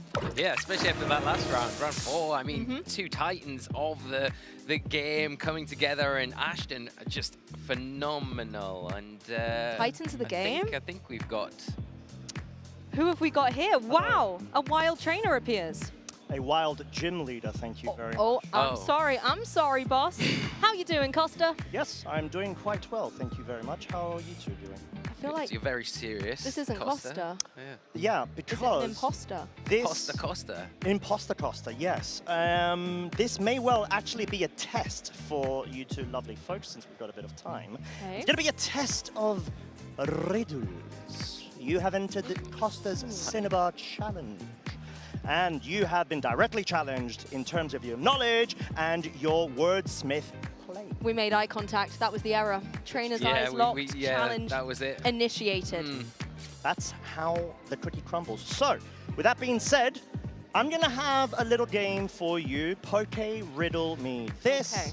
And we're going to go through and see how well you both cope in terms of your answers. Are you bring ready? prizes? We shall discuss this afterwards, dependent on your performance. So, are you both ready? I think so, yeah? Yeah, we're ready. Okay, we're ready. Even We're ready. if you weren't, I would still go through. Are we as a team, or Yeah. are we as individuals? Is it us here? challenge you, or? Individuals. Oh. Oh. I And like you're the still team. against me as well. Oh, so, what? Oh, wow. Okay. So. I jest. You could go and, teamwork, Okay. brain build, whatever. you Teamworked up. We're ready, okay? We got this. So, we got this. riddle number 1. Number 1. I splash and flop both day and night. In battle, I'm a useless sight. Yet patience brings a great surprise. A raging serpent will arise. Easy, Who am I? easy. Magikarp? Magikarp. Magikarp. Magikarp. Final answer? Magikarp. Final answer. Lock it in. Magikarp. Yeah, Magikarp. Yeah. It is, in fact, no, it's a Magikarp. It is indeed Magikarp. Okay, all right. Got one, we got one. Good job. Good start. Good start. Yes. Just warning, disclaimer, that was the easiest one I am willing to give you. Well, both. don't take it easy on us, Costa. We're here for serious competition. Yeah. Very well. So, Might regret that. here we go. Okay. Number 2. I move before you even try. I change the speed of all nearby. With windy tail, I twist the field and let my slower allies deal. Who am I? Can you repeat that just one more time? I did try going slowly for you, but I will do it again. Can you write it Thank you. down? No. Okay. It's got to be something to do with speed control, Yeah, trick yeah, room. trick Okay, room. that's what I'm thinking Or the already. tail. Right. Okay, Take let's go. 2. I move before you even try. I change the speed of all nearby. So, tailwind or Tailwind, trick trick room? room, because it's all. Yeah. With windy tail, I twist the field and let my slower allies deal. So it's tailwind. It's the tailwind trick room. Prankster. I don't know if it, the only thing that's saying trick room is the twisted. That's what I mean, twisting for all and let my slower friends have a good Yeah, time or whatever yeah. the last line was. Mm. But it's the There's tailwind. something that gets trick room and tailwind. Whimsicott? And is a prankster. Yeah. Does Whimsy. Whimsicott get trick room Whimsy as well? gets We it. just don't see it. Yeah. But T minus 30 seconds. I think that's a good shout. Whimsicott is the only Yeah. thing I can think of that gets both. Both, yeah. Yeah. Are you Kinda locking in? I think we lock in with it. Yeah, I think we it's lock the in best with- we've got. Yeah. All right. I wonder what the Whimsicott. viewers at home are thinking. Have you called the same as us, or have you got something completely different? But Cinnabon Costa, it is going to be a Whimsicott for us. Whimsicott is the final answer you have locked into. I am curious to see what you lovely folks have as well. And I can confirm it is Whimsicott. Yes! Good let's job, go. team. Well played. All That was all right. you, Okay, Lou. okay. Okay, I'm a You were bit surprised there, impressed. Costa, weren't you? Yeah, You were I was. doubting us. Slightly. Okay. Moving on. It's going to get harder now. Okay. Riddle number 3. Okay. I bring the rain once I am seen, boosting waters fast and clean. Swift swimmers love when I arrive. Together we outspeed and thrive. Who am I?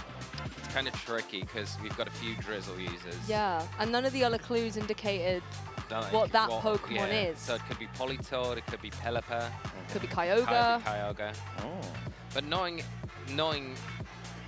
who's creating the riddle, What's the iconic Swift Swim duo? Politoed. I was going to say Politoed. Kingdra, I would say. Politoed, Kingdra. Back in the day. And Ludicolo. Yeah, Ludicolo. Ludicolo dance. Yeah. So, okay, can you do it one more time? We think we know, but let's double check. Let's run Politoed through our minds. Yeah, yeah, I feel Politoed This one's is a where mean I'm one. leaning. I'd like to call a judge on Costa, but okay, carry on. You're not allowed to. I bring the rain once I am seen, Drizzle you, sure. boosting waters fast and clean. Fast and clean. Swift swimmers love when I arrive. Together we outspeed and thrive. Together we outspeed. Could be Together we Pelipper because outspeed. it gets tailwind as well. Yes. And Pelipper sometimes. Oh, I'm thinking Choice Scarf. Sometimes there's Choice Scarf Politoed. Kyogre, Choice And Scarf Kyogre. Kyogre. And then the Swift Swimmers, Kyogre with Choice Scarf. That could work. That's what I'm bringing. Politoed also could kind of run that Choice Scarf. They all could. Yeah, they could.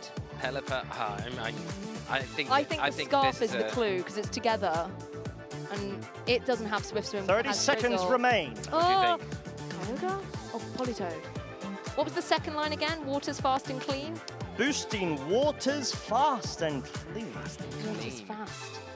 Huh. Fast waters. I don't know. Origin? No. 15 seconds. Kyogre? Should we go Kyogre? Yeah. I don't know. kind of want to go Politoed, but I feel like Kyogre might be the answer. I don't know. 6, 5, Come- 4, Let's go Politoed. 3. Okay, Politoed, locking in. Politoed. Locking in? Yeah.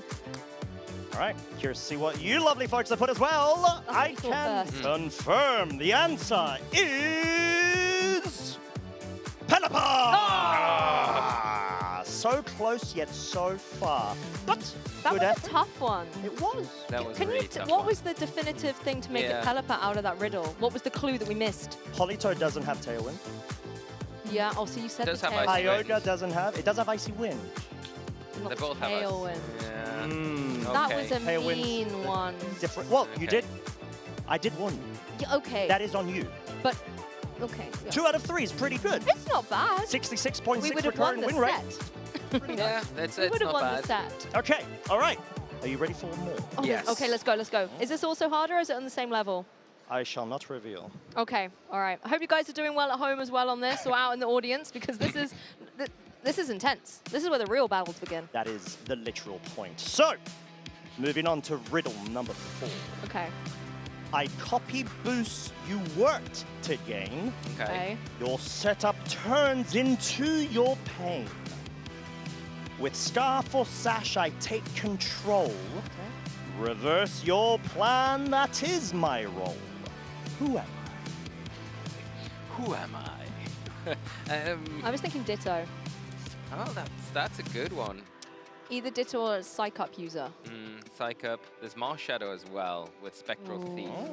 Because that's kind of interesting because that steals the boost. That does actually steal them. And it's a priority as well, so it kind of can go before the Scarf and all of that stuff. So Okay, I? okay. Good knowledge sourcing. I like this, I like this. that's where I would lean to straight away. Can you repeat again Yeah. for Of us? course. Gym Master. Not Blaine, but Costa. But yes, Costa. I copy boosts you worked to gain. Yeah. Your setup turns into your pain. Because he steals it. Yeah. With Scarf or Sash, I take control. Reverse your plan. That is my role. I think it is Marshadow because, yeah, it bypasses the Scarf for the priority. It doesn't Yeah. care about your Sash because it can pick you off if Mhm. you're on it. And it steals your boosts and takes advantage I of think them. this is genius. I'm So- literally seeing the cogs of wisdom turning in your brain, Lee, so I'm with you. Okay, should we lock? Yeah. I think, like, I can't think of anything else. I like the Ditto because 30 it seconds. works as well. Ditto's Like, okay, but Marshadow is like next level genius. Yeah. So we're going with Marshadow. okay, Why okay. not? Lock it in, 'Cause even if Marshadow. it's wrong, I think the showcase of your knowledge just then was spectacular. That does not count as a point. It does to me. A bonus point. No. Oh. In This the is hearts it. of the people, it does. Just It is a challenge. That is the point. Okay. So, you've locked in with Marshadow. Marshadow. I can confirm it is Ditto. No, you got it right. Oh. Oh yeah. I'm We were sorry, thinking Lou. two You got big it. brain play. You had it. That was like over predicting in a match. It definitely. Well, that's part of the mind games. Yeah. Like Trick Room. Does it get set up? Does it not? But it was cool. I liked it. I'm happy we went with it for sure. No, it's No, all right. I was gonna award you a bonus point, but you were too nice to me, so I'm gonna take it away. Oh. Too nice. Yes. So we have to be kind of mean to you. No, neutral. Moving on. Oh, neutral. Riddle number 4. You got Okay. a 50% winning rate so far. Okay. Started off amazingly, and as Mr. Jamie Boyd would say, you did have a winning streak, but no more. Okay. Riddle number 5. I redirect what was not mine. Powders fail, but spores work fine. I rarely knock a foe out cold, yet games revolve around my hold. Who am I? What Pokemon gets an ability? Overcoat. Yeah. But you said spores you- work fine. I can repeat. Yes, please. I This is a tough one. redirect what was not mine. Okay. Okay. Powders fail, but spores work fine. I rarely knock a foe out cold, yet games revolve around my hold. Cold makes me think of an ice-type Pokemon or move. But then that's every other clue completely cancels that out. Yeah. It's the powders fail, but the spore works Powders just fine. fail.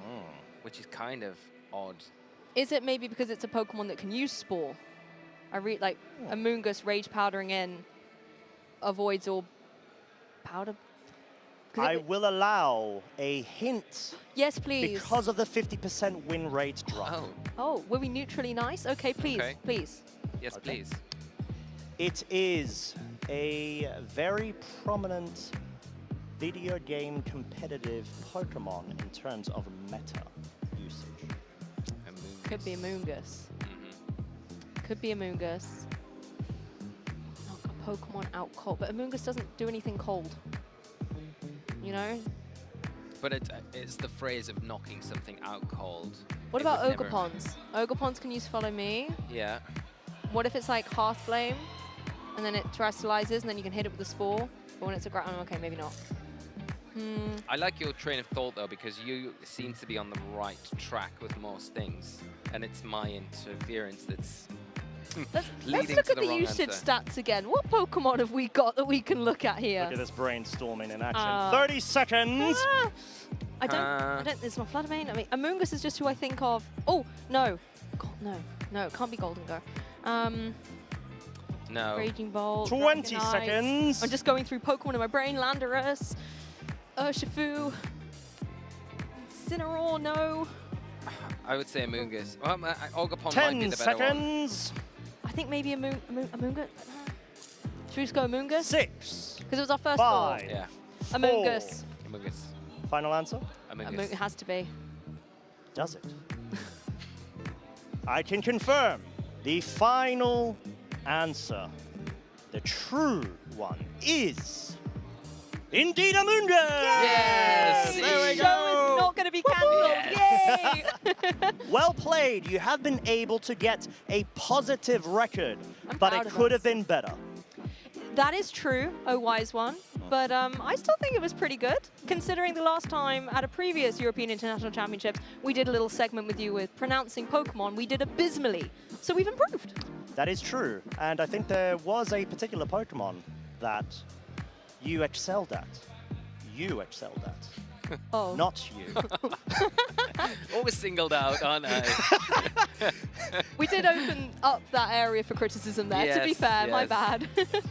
But that has been Costa's Cinnabar Challenge. Thank you so much, everybody, for tuning in. And we hope, of course, that you did do a much better job than these lovely two. Although, I'll give you credit, you did do good. But you didn't do the best you could. With that being said, we are going to go ahead and cut to a very short break. And we'll be back very shortly for the next round.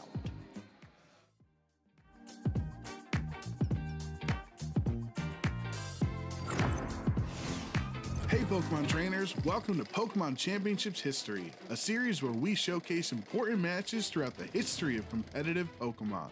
It's time to flash back to Championship Sunday at the 2023 North America International Championships. Welcome to the finals in the junior division of the Pokemon video game. Most iconic moments in Pokemon come from trainers in the Masters division, but this time around, the juniors stole the show in Columbus. The trainers in the juniors division often show the purest form of passion for the game of Pokemon.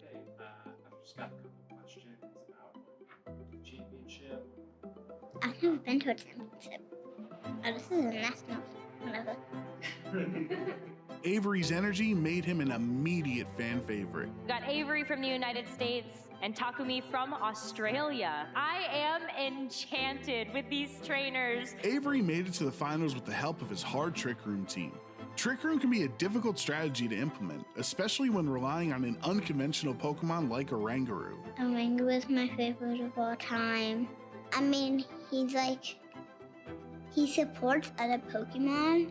Oranguru is carrying a very interesting move called Instruct. So if you're able to get the Torkoal into position or something that's just going to be a little bit slower, then you can start firing off some big damage that way. Trick Room teams flip the game on its head by having the slowest Pokemon on the field move first. Tell us about your team that you're about to play. It is hard Trick Room. Hard Trick Room game plans can even be difficult for Masters Division trainers to pilot, but Avery was ready to show the world that juniors are wise well beyond their years. For his strategy to work, Avery's Oranguru would need to twist the dimensions. We're going all in with a terrestrialization on the Oranguru. Well, the game plan is being executed for Avery very, very quickly here. With Iron Hands going down, Avery brings Torkoal onto the field for free. Under Trick Room, Torkoal is one of the strongest Pokemon in the game, with the Sun boosting all fire attacks by 50%, and Orangaru's Instruct allowing it to attack twice in one turn. This Torkoal was ready to erupt. All of this Torkoal across the way as we see the eruption come through, and that's going to help a little bit, but Tinglu still takes a ton of damage on the switch in.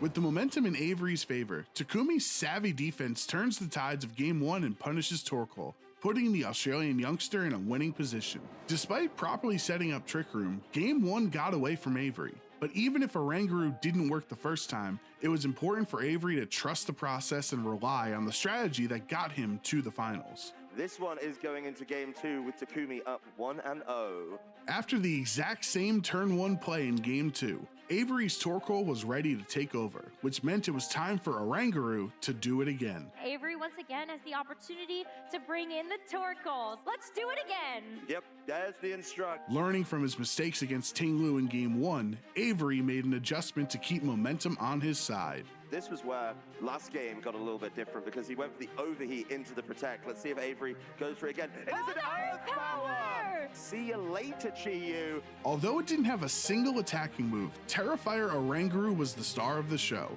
The ability to instruct your teammate to attack again would lead to more offense than Takumi could handle. Doesn't hit this time around. It's going to be another overheat from the Torkoal. Avery's confidence was back, taking down Takumi's team one by one. This championship would be decided in Game 3. The crowd became enchanted with Avery and Oranguru. It was incredibly amusing to watch such a simple yet repeatably effective strategy from a junior. With the first 2 games playing out the exact same way on turn 1, there would be no surprise what these 2 trainers would do in Game 3. This is 3 games, 3 identical turn 1s. If it ain't broke, don't fix it. With Trick Room set up, the crowd was chanting, "Do it again," knowing another Instruct was on the way. Avery's bravery, relying on a 90% accurate overheat to connect twice into Chi-Yu, would put him into a commanding position.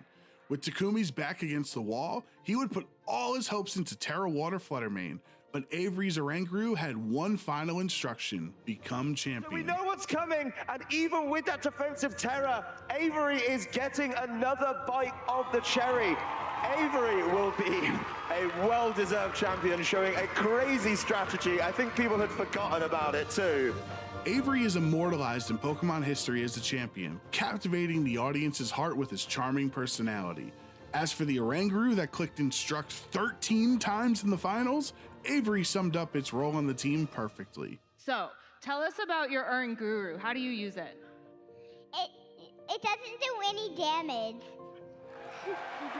Who knows what the future holds for Avery, and who knows what Iron Hands was going for in all 3 games. But we can be sure that Avery's future will be bright in Pokemon as long as he remembers to do it again. Thank you for watching. Let us know some of your favorite competitive Pokemon moments by using the hashtag #PlayPokemon.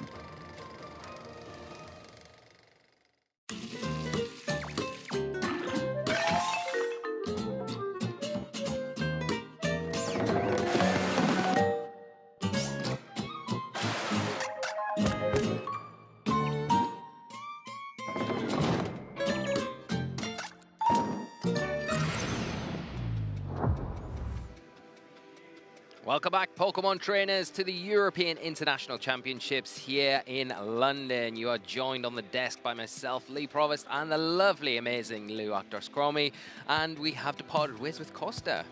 Exactly. Costa was here, being an incredible role for us all. You know, I loved his outfit that he was rocking and bringing us some challenges, but it's nice to be able to just be behind the desk with good old Lee once again to get some matches going for you guys. Yes, we are about to get into Swiss round 5, so we've hit that halfway point of this first phase of the tournament. We are getting into the kind of the harder round, really, and every single round that we get as we go forward is going to get tougher for our opponents and more important as we progress slowly and surely towards that phase 2 and then on to Championship Sunday. And a lot of the goals on my tournament wish list have been completed. We've seen so many incredible veterans of the competition, as well as some awesome teams out there at the moment. Taking a little look at how the Masters Swiss rankings are going, Justin Tang is currently undefeated, so is Alberto Spada. Blake Mullins, and so many other names here at 4-0. To be able to have that consistency at this point in the tournament, you've got to be feeling confident. Yeah, it's a great way to start the tournament for any of our players that are undefeated so far, and they'll want to keep that consistency going and momentum into this next round and on. Because if you can go into tomorrow undefeated, it makes it so much easier to progress even deeper into the tournament. And we talked about Justin in particular coming into this event, and this could be the one, this could be the big major event that they could come in and really stamp their mark on. And it's looking good so far for Justin, having a flawless record so far. Hopefully that continues, but like you say, Lee, there is just a flurry of names throughout here. Victor Medina, we featured earlier on, still going strong after that phenomenal start today. Eric Rios as well, fellow regional competitor from Spain, doing well, and we've seen Eric have such good success at this particular event in past seasons.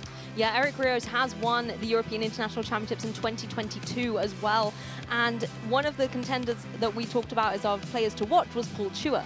And Paul, again, as you can see, you know, there's a reason why he was on the graphic. We do know what we're talking about from time to time. Paul is currently undefeated. Yeah, and I mean, I talked to Paul earlier, and I think he's just such a phenomenal player that we've had for a long time in the competitive scene of the video game. And I think it just goes to show how good Paul is, because season in, season out, he is always in and around those top circles of players and performing to the very highest levels, always in finals, if not winning things, and then at the regional stage, at the international stage, and at the world's level as well. Well, our next Swiss round is ready to go, so let's have a look at the notable pairings. Oh my goodness, there are some incredible matches coming up here. I mean, let's start from the bottom and work our way up. Eric Rios versus Christopher Hahn. That is going to be a showdown of champions, and one that I would love to be able to have some insight of it. Along with all of these games here, again, you've got Ashton that we just saw be victorious. We've got Yuki Zanokovic here against Roberto Parente. That's going to be a good one as well if you can catch that out in the crowd. Yeah, definitely. If you are here at the venue this weekend, these will be maybe splattered around on the side screens for you to enjoy as well. But the main event that we're going to be featuring for round 5, two phenomenal trainers here. Michael Kelsch going up against Jonathan Marston. So it will be Germany versus the UK coming into this Swiss round 5. And Michael, I mean, what more can we say? We kind of big up our players, but does Michael need the bigging up? I think the past few seasons they've burst onto the scene. They've had remarkable finishes, regional wins, world finals, world top cuts. The list goes on. A phenomenal player and got a real unique style to how they approach the game and play it. And then on the other side, we've got Jonathan. And Jonathan, one of my favorite players from the UK. I love watching Jonathan play. I think, again, he's got a very unique approach to the game. He's very consistent at events. That is true. And he's coming off a good result at Birmingham recently, 15th place in top 16. So very good. Very respectable. Good run up into this event to kind of get your feelers out within this format and see how they can kind of carry on coming into this one. And I think as well at Birmingham, that was one of the tournaments that a lot of trainers were using as their testing grounds for the European International Championships. It was a fantastic opportunity for particularly the Europeans to pit their skills, test their teams against potential opponents they are going to face down here at this weekend. So I'm going to be very interested when we get a closer look at the teams to see whether Jonathan has maybe adapted the team from Birmingham or kept that tried and tested combination. Yeah, that'll be the big question coming into this match, and whether or not they've learned something from Birmingham and then made those adjustments to just improve the team in what they expect to see here this weekend. Maybe there was a few matchups in Birmingham that they thought, it's slightly weaker than I would like it to be. I'm going to make tweaks, and then that can be the difference between sometimes winning and losing a tournament, you know? So, yeah, Jonathan, the sort of player that really does look in depth at these sort of things, so I wouldn't expect it to be the same stamped team that we saw in Birmingham. There will be slight changes, I would imagine, if not a completely different 6 altogether. But it'll be interesting also to see what Michael brings as well. Obviously, has had a good track record of being quite innovative in terms of what they bring to these big events. Exactly. Michael, also known for being innovative with Pokemon choices in previous seasons, was the one, I believe, who really pioneered onto our broadcast stage the Leech Seed Calyrex Ice Rider that then was so popular afterwards. And we often see him bring innovation. We all remember Dragapult getting 2nd place at the World Championships. But we are not at Worlds, we are here at EUIC. Jonathan, on your left-hand side, bringing a lot of Pokemon we're familiar with from today's broadcast. We've obviously got the Ogerpon, Fluttermane, Iron Crown, Indeedee, and that Tornadus. So lots of options for speed control and some good spread type damage with that Iron Crown. Yeah, and this is the same 6 that Jonathan used in Birmingham to get that good top 16 finish. So there might be slight tweaks here or there, but the same 6, he's going to have that comfort level with these Pokemon and starting this tournament off in extremely good fashion, all to do for Michelle, who is bringing a little bit of a different take with that Regidrago, the Goldingo, the Whimsicott, the Ogerpon. But we'll get into that in a minute because here we go. We can take a look at the meat and bones, the details of Jonathan's team. I mean, my eyes are immediately drawn to that Tornadus, that prime control for speed with the Tailwind, as well as being able to utilize the Covert Cloak to stop potential fake outs on the opposing side from stopping it in its tracks. You know then on that side of the field, you're really in a position to get your Tailwind up. You can also go for the Rain Dance to really help out that Urshifu Rapid Strike that critically is that Terra Stella. Yeah, that is, you know, taking advantage of all of the attacking options there. The Surging Strike will get a boost for one time plus combat. And I love the iteration of Taunt here. It really can cover a lot of things. It can complicate your game plan. Shut them down, stop Spores, stop Follow Me's, Rage Powders, Trick Rooms in particular if you don't want to see that there and then. So a really good tech to have, and you can probably get away with not having the Aqua Jet as well, having that Tailwind support from the Tornadus, which allows you then to just hit before everything else. And you've got the security of that Focus Sash as well. Let's take a look as well at that Flutter Mane choice specs. Terra Fairy, we know that it means business when it comes to the Moonblast and the Dazzling Gleam if you want to have that spread option as well. And actually, it's been a really long time, Lee, since I've seen Dazzling Gleam on a Flutter Mane. So it's very interesting that Jonathan has opted to bring that into this medical for this tournament, as well as the utility Icy Wind that we're seeing on a lot of Flutter Mane at the moment. Some trainers are opting to run them a little bit bulkier to go for Icy Wind, the Thunder Wave Taunt, for example. But here, we're kind of seeing the hybrid Icy Wind with a very offensively pressured Flutter Mane with the choice specs and things as well. Yeah, and when you pair that up with the Indeedee as well, that's a nice board position. You've got kind of immunity from those priority attacks that could potentially come in. Namely in this game, the Chen Pao, if it does have access to Sucker Punch, it could come in useful there. And then it allows the Fluttermane to kind of just move a little bit freer, fire off those helping hand boosted fairy type attacks, especially if you go down that Terastallization route. Well, now that Michelle has got the plushies ready for action on the stage, we can take a look at the team, and there's some very interesting choices here. The familiar faces we're seeing of Ogerpon and the Golden Go as well, particularly that nasty plot variant to be able to be even more threatening if you can find a window to open up opportunity to get that activated, as well as the Entei and the Regidrago. Regidrago, one of my cast predictions. I think it's a really formidable Pokemon when paired up with a priority Tailwind user like that Whimsicott. And if Jonathan gives him opportunity to literally click Tailwind and Dragon Energy, that could spell devastation. Yeah, it's a very threatening combination, that and the Whimsicott, especially when you look at the fake tears on the Whimsicott that can fire that off. It's going to have a hard time getting that move consistently off in this match as long as that Psychic Terrain is in effect, because it will be blocked by that as long as it's active. But you do have Ice Spinner on Chen Pao, which is one way to remove a terrain, and that is going to be crucial for Michelle in this game to just make sure that that Psychic spam that we see from the Iron Crown that's supported by the Indeedee is disrupted, and that might cause a few problems. I love Golingo here because I feel like it's got a pretty easy time into that Psychic Core that we see. It can resist the attacks, it's got a nice typing in the Terastallization of the Dragon, and it has the ability to just click that nasty plot at a drop of a hat, set that up, and then become a huge threat, especially when supported again by that Fake Tears, by that Tailwind. And then the Whimsicott on top of that, it's another layer of disruption with the Encore. You cannot get complacent when that move is on the field. I love that catch about the Ice Spinner potentially removing the terrain. The Qian Pao as well can go for that Ice Spinner into the the Tornadus and even remove it from play. But let's jump into this Swiss round 5. The trainers are ready for action, so let's get there as well. Iron Crown, Tornadus out front and center for Jonathan, whereas Michelle has gone for the Ogerpon and the Entei. Yeah, there we go. We've got the Tailwind, which is an option for Jonathan straight out the bat. It will allow, if you go for it, that Iron Crown to get ahead of the Entei. And the one thing that you would say as well, it has got a preferable Terastallization, can go for that water and then fire off a Terra Blast, but it's quite dangerous at the moment with the Ogerpon on the field. It's got the water absorbability. If it goes for the Follow Me, pulls in that attack,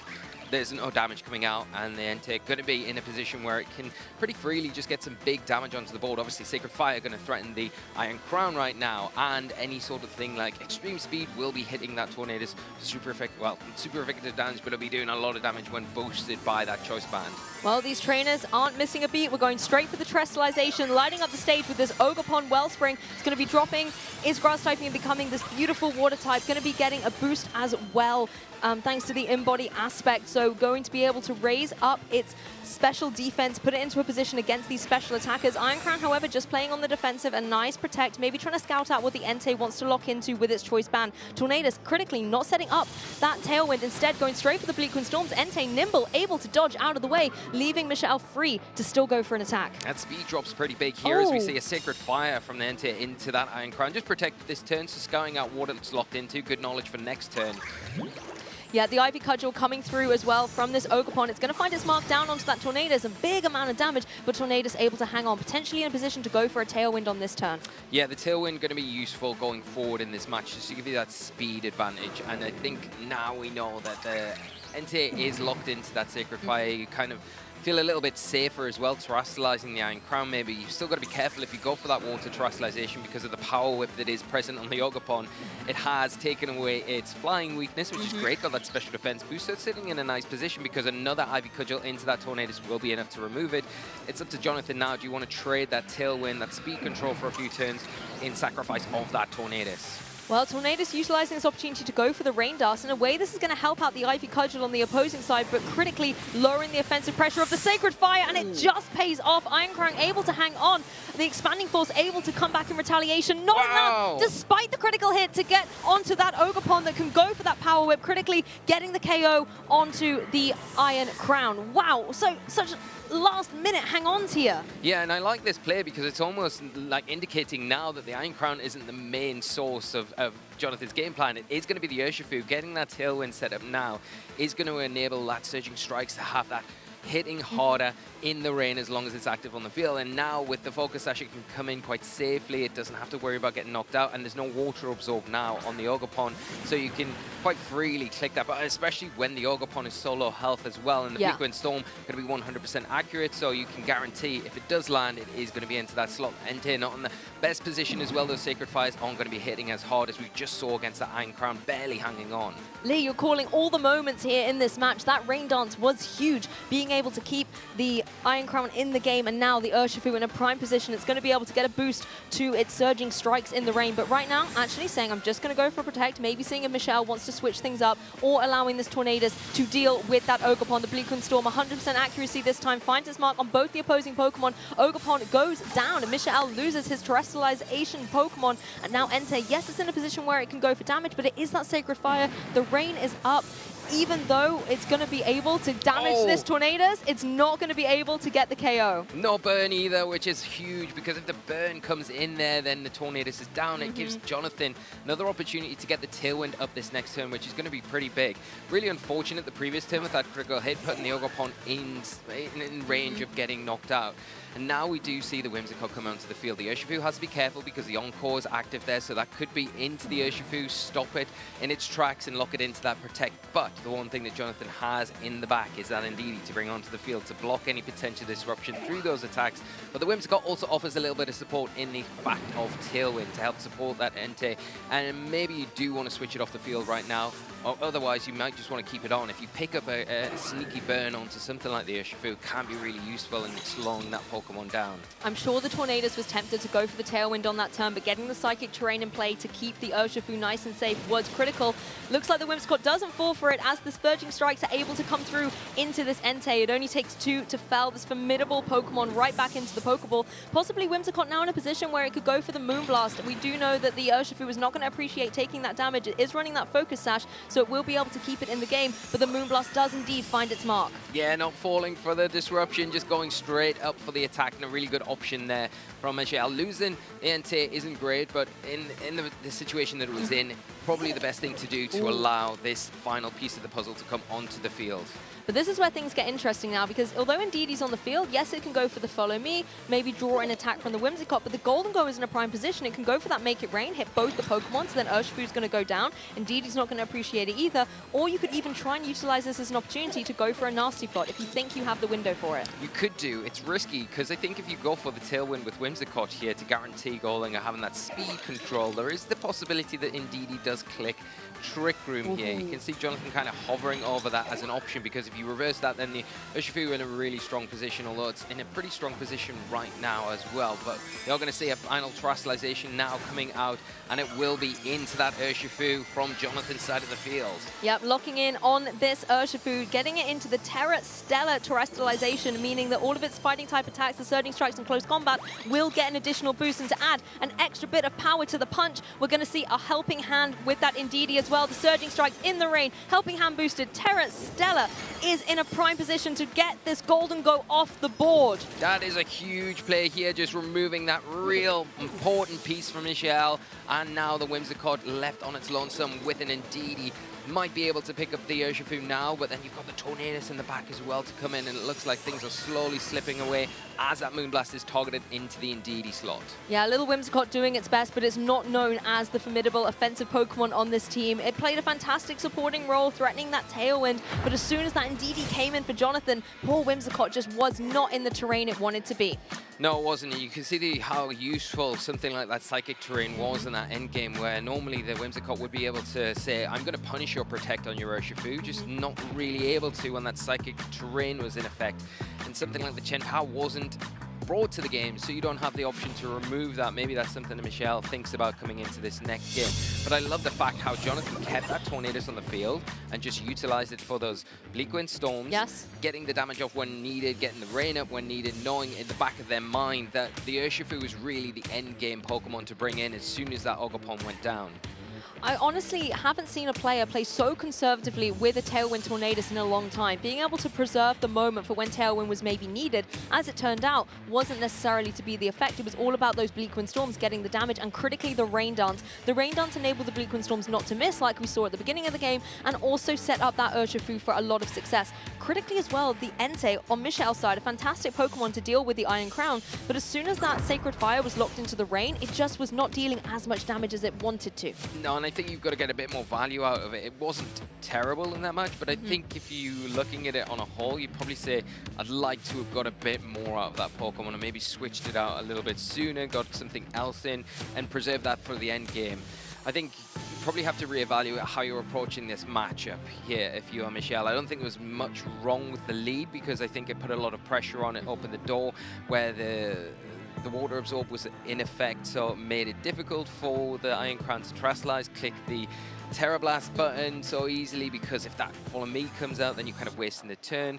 And the critical hit onto the Ogerpon as well was very unfortunate. I think if that hadn't happened, it probably would have stuck around a little bit longer, and things might have played out slightly differently there.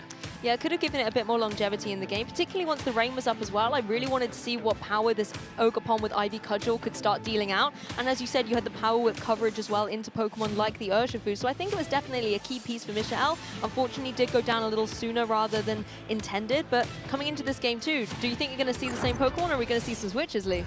Well, we're going to find out here. It looks like a little bit of a change-up from Jonathan, but not from Michelle. Yeah, Michelle going, let's just run this back, and let's make sure no critical hits come my way this time. Ogerpon, Entei out front and center. Tornadus and Ogerpon for Jonathan. Yeah, here we go. We've got that Bleak Wind Storm. It is threatening the Ogerpon once again. Of course, the Entei as well does have access to the Sacred Fires. Without the rain up, it is going to be hitting both of these Pokemon on Jonathan's side of the field pretty hard for big damage. So they have to be careful not to overextend themselves too much here.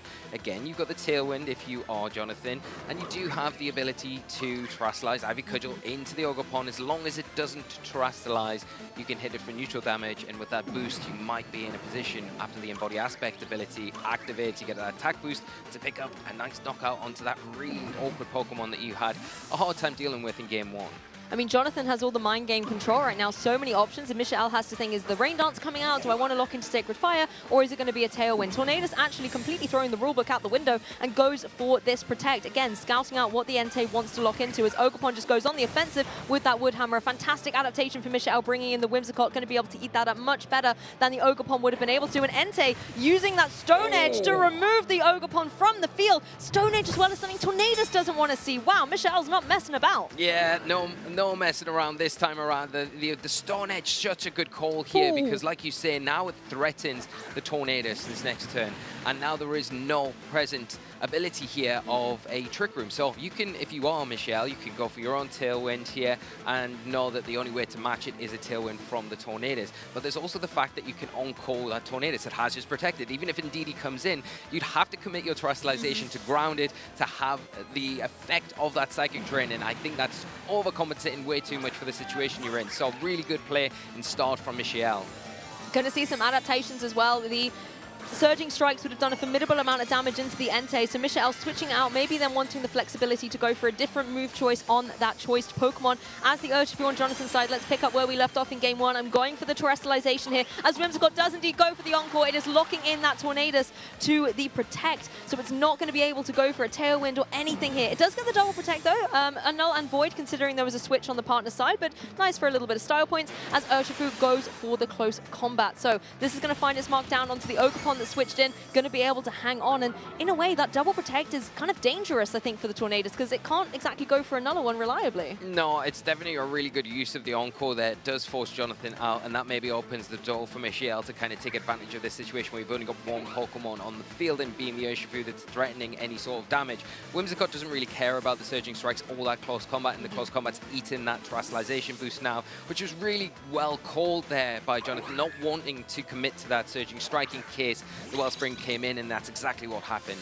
Yeah, because Wellspring would have had that water absorbed, so it would have eaten up all of that water-type damage and regaining some health at the same time. Urshifu now going on the defensive Psychic Trains on the field, so you don't have to fear a potential Encore in the next turn, as Whimsicott was trying for that Moonblast. But defensive play from Jonathan really paying off, as well as being able to switch up your ball position. However, Indeedee might pay the price for this adjustment. Does take a critical hit Ivy Cudgel, but it's Natural Ball keeping it in the game for now. Yeah, a big critical hit there onto the Indeedee, kind of put it in range now of another Ivy Cudgel. It might just have enough in the tank to be able to take a Moonblast, because it then can utilize that Follow Me and then give that Urshifu a little bit of protection. But you've got to really make sure that you are picking up the knockout and probably more likely going for the close combat into the Ogerpon here. So it leaves the Whimsicott kind of free once again to do what it wants this next turn, whether that be a Moonblast putting on pressure onto the Urshifu to catch out maybe and punish no Follow Me here, or whether I want to go for that Tailwind once again. Well, we're going to see another switch on the board. Tornadus joins to take that Moonblast instead of that Urshifu. But Ogerpon following up with the Ivy Cudgel as well, but Tornadus able to hang on, no critical hit this time,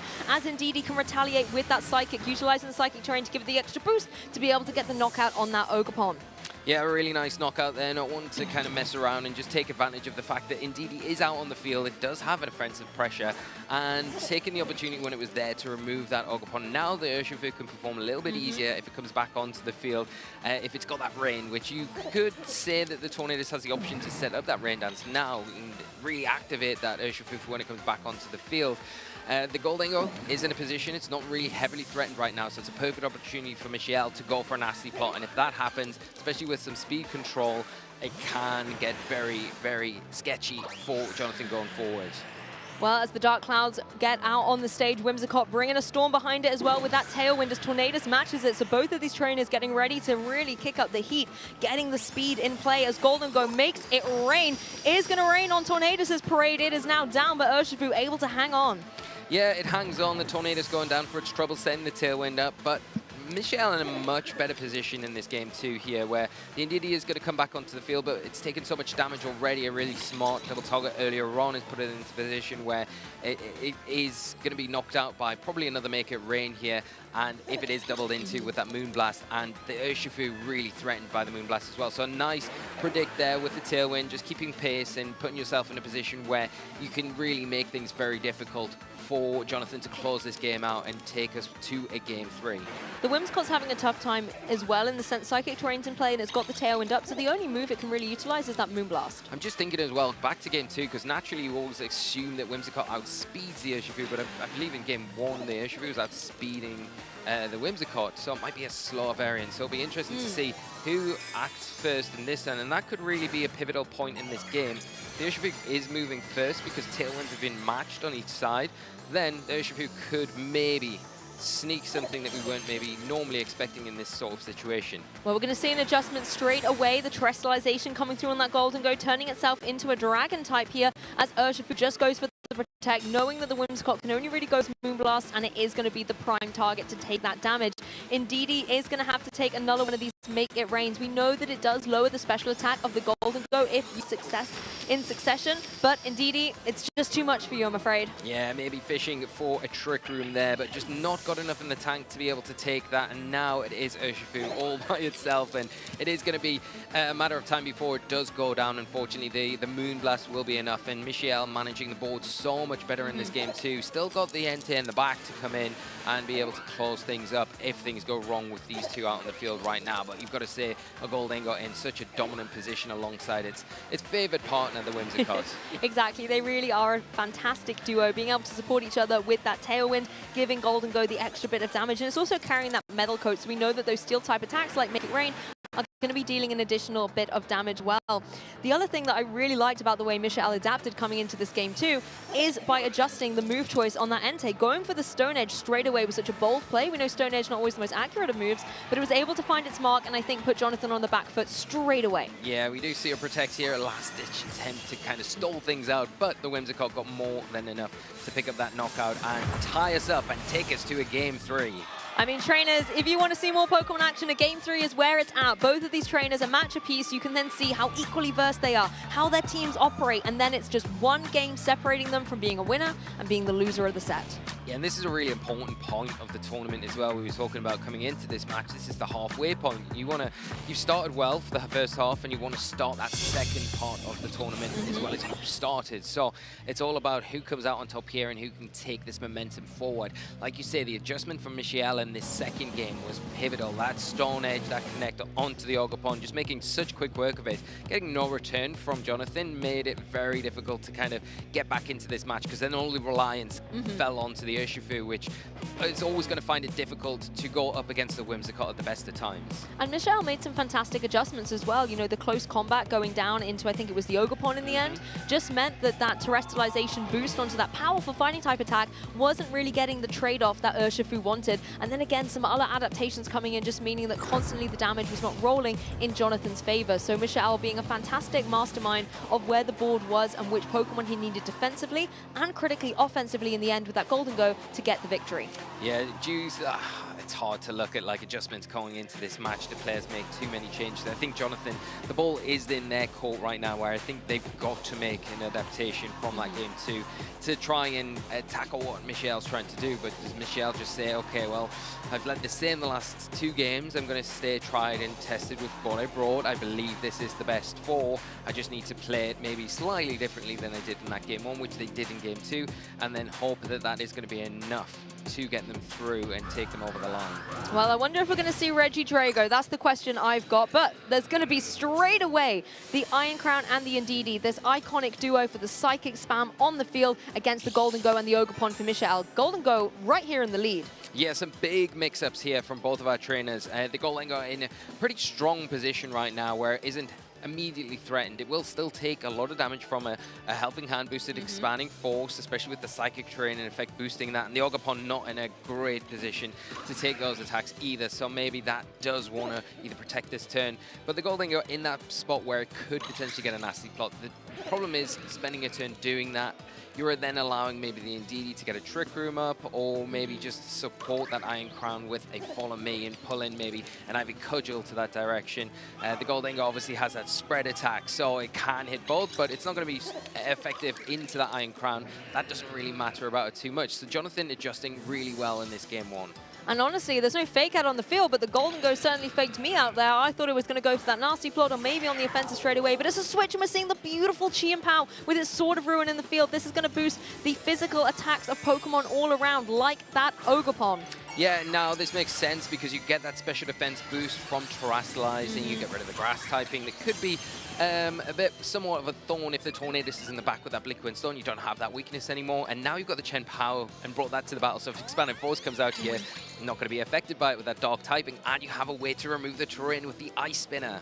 Well, it is indeed that Expanding Force, so the only target is going to be that Ogerpon. It does have the special defense boost, so it's going to be able to take that reliably well. I think a second one's going to be a little bit icy for it, But the Ivy Cudgel, of course, going to be able to find its mark down onto the Indeedee, but even with Sword of Ruin activated, it's not enough to be able to get the knockout. Yeah, that's a big, big attack there. And the Ogerpon takes that respectively well, but like you say, another one might, and Expanding Force might be enough to actually just pick that knockup out. And we know that the Iron Crown is outspeeding the Ogerpon. It's going to be able to attack first. And yes, you can get an Ice Spinner off, but if you do that, the Tachyon Cutter is threatening that Chen Pao for super effective damage. Yeah, the Helping Hand going to be able to give a little bit of an edge to the move coming through from the Iron Crown, particularly if it is going for that Expanding Force and the terrain is going to be out of here thanks to the Ice Spinner that the Chen Pao has just put on the field. It does also remove the Indeedee from play, so we now know the Psychic Terrain cannot come back in. Iron Crown, however, at least did single target down into that Ogerpon, and with the Helping Hand, who needs terrain, it's able to get the knockout, Lee. Yeah, that was a big play here. Thinking, okay, Jonathan, I'm going to lose my Psychic Terrain with the Ice Spinner.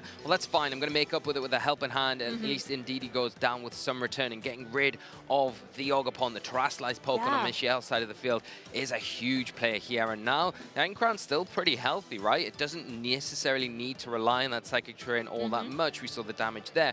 The Chen Pao has had its sash broken as well with that Rocky Helmet from the Indeedee from getting rid of the terrain, right? So yes, if you've got the Whimsicott on the back, if you're Michelle, you can come in, you can disrupt with the Encore because the Psychic Terrain's not an issue anymore. But at the same time, have you got enough in the tank, especially when Jonathan's got a little bit more resource than they've had in previous games? This could indeed be a turn that we reflect on at the end of the set because both our trainers made that trade, but who's come out the better of it? Chen Pao, yes, gets rid of the Indeedee and Psychic Terrain, but as you said, the Focus Sash is broken and it's not exactly one of the bulkiest Pokemon out there. It's very vulnerable. Yeah, it is very vulnerable. And the Chen Pao, if that goes down now, then you're leaving the Goldengo in front of this Ogerpon that can Terrasilize as well. Remember that Jonathan still has their Terrasalization, so that's got to be something that Michelle's thinking about.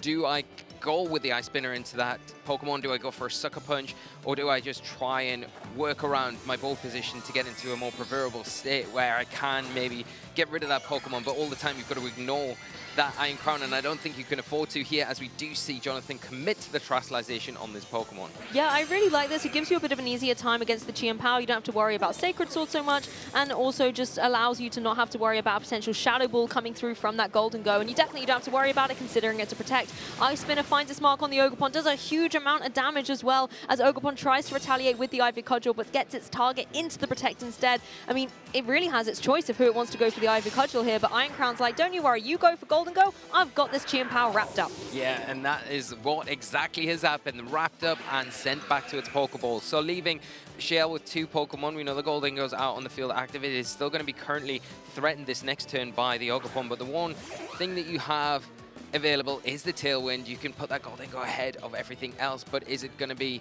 yes, it'll have enough to take down if you drop and make it rain now. It'll pick up the Ogerpon, but probably not going to pick up that Iron Crown, so that's going to be able to just sit on the field. It can threaten that Whimsicott with the Tachyon Cutter. It will pick up a knockout if it connects with that Pokemon and then just leaves the Golden Go against potentially 2 more Pokemon. Yeah, Whimsicott not happy here against its choice of opponents either, so it goes for that Tailwind to make it rain. Ogerpon goes down, but Iron Crown able to hang on so incredibly well, particularly thanks to his Terrestrialization here. It's not going to have to worry so much about anything at the moment. It's really in just a prime position. It can go for that Tachyon Cutter, like you said, into the Whimsicott. Going to be able to hit twice, going to be able to get the knockout, and now Golden Go, having lowered its special attack as well, it's going to need a nasty plot to be able to get that back up, but I don't see if Jonathan's going to give it room to maneuver here. Not if that last Pokemon is a Tornadus, and well-timed if it is. As you can see, it's going to come in now. It is going to have access to the Tailwind of its own, so matching speed. It'll instantly put the Iron Crown ahead of that Goldengo. It has got the Terra Blast, and that can also be boosted by a Rain Dance as well, so the Tornadus is in a predominant situation where it can just go for whatever supporting option it wants, leaving this Goldengo in a really, really bad position. And I think talking back to that turn we saw earlier with the trade and the Rocky Helmet on the Indeedee, the fact that then you had such a vulnerable Chen Pao, yes, Tachyon Cutter is able to hit twice, it does give you that coverage, but it just meant that suddenly Michelle didn't have that safety net. Yeah, especially if you were thinking, I can concentrate a bit more on the Iron Crown here and go after the Ogerpon. But we are seeing here the end of the match coming around. It is the Tailwind to get that speed set up and a Terra Blast doing big damage into that Goldengo. Yeah, Goldengo switches things up and goes for the Shadow Ball. It's going to find its mark on the Iron Crown, but Iron Crown able to hang on so incredibly well. Tornadus at full HP as well. It's just a matter of time here. I think Jonathan really wanting to give Iron Crown a proper moment in the spotlight, goes for that Rain Dance to boost up that Terra Blast even further. Yeah, and here we go. Terra Blast, boosted by the rain, boosted by the Terastallization. Here we go into the Gold Ingo. We know the damage from previously and is enough. Jonathan Marston is our winner of Swiss Round 5 here at the European International Championships. Yeah, the little Golden Go was not able to ruin the friendship between the Tornadus or the Iron Crown there in the end game. A phenomenal set from both these trainers, and Jonathan able to come out the victor. Wow, what a match between both of these trainers. How well Jonathan piloted that game 3 as well, especially after a really good start in game 1, and then Michelle made really good adjustments game 2, coming out and making life very difficult for Jonathan to kind of get any sort of momentum swing. But Jonathan, we said the ball was in their court going into that final game, and they reacted and they came out on top. I was so excited to see this Chi and Power adjustment from Michael, and I could see where the logic was. Having that the Ice Spinner to be able to remove the terrain to help out that Iron Crown was a really good opportunity. But on Jonathan's side, you just had so much more momentum coming through with Pokemon like that Ogerpon, particularly the fire variant of the Hearthflame Mask allows you so much flexibility over a lot of the Pokemon on Michael's side. You know, Golden Go, Chi and Power, Whimsicott, none of these Pokemon want to take a fire type Ivy Cudgel. No, not at all, especially with, if it does have the potential to Terastallize like it did at the time, and you lock into that and then you get the attack boost, and then you're turning a powerful move into a devastating move. And yeah, the threat of that really deterred a lot of attention down onto that Pokemon. But the real attention should have been on the Iron Crown. It just wasn't dealt with effectively enough in that match. And I think that's because Jonathan split decision making a lot of the time. And that comes down to smart board positioning. So why Jonathan is such a strong player, and probably why they didn't make many adjustments from that Birmingham team into this event with having such a strong finish there, saying, well, this team, I believe in it. It works well. I think it's maybe more down to me as a player, getting used to it, more comfortable with it, which they would have done naturally after playing so many rounds at Birmingham, having a deep run into day 2, and then saying, okay, well, let's see how we get on at this event, which is testament to the player itself, because it's hard making that commit to not changing your team after you've not won an event but got claws to keep things going and have that confidence and belief in the team to do well.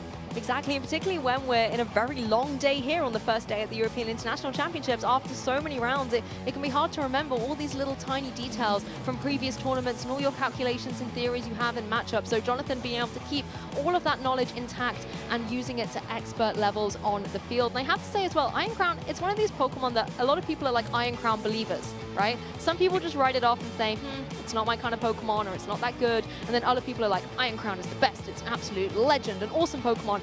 And I think after seeing it showcased so beautifully so far today, you know, we've had it on quite a few matches.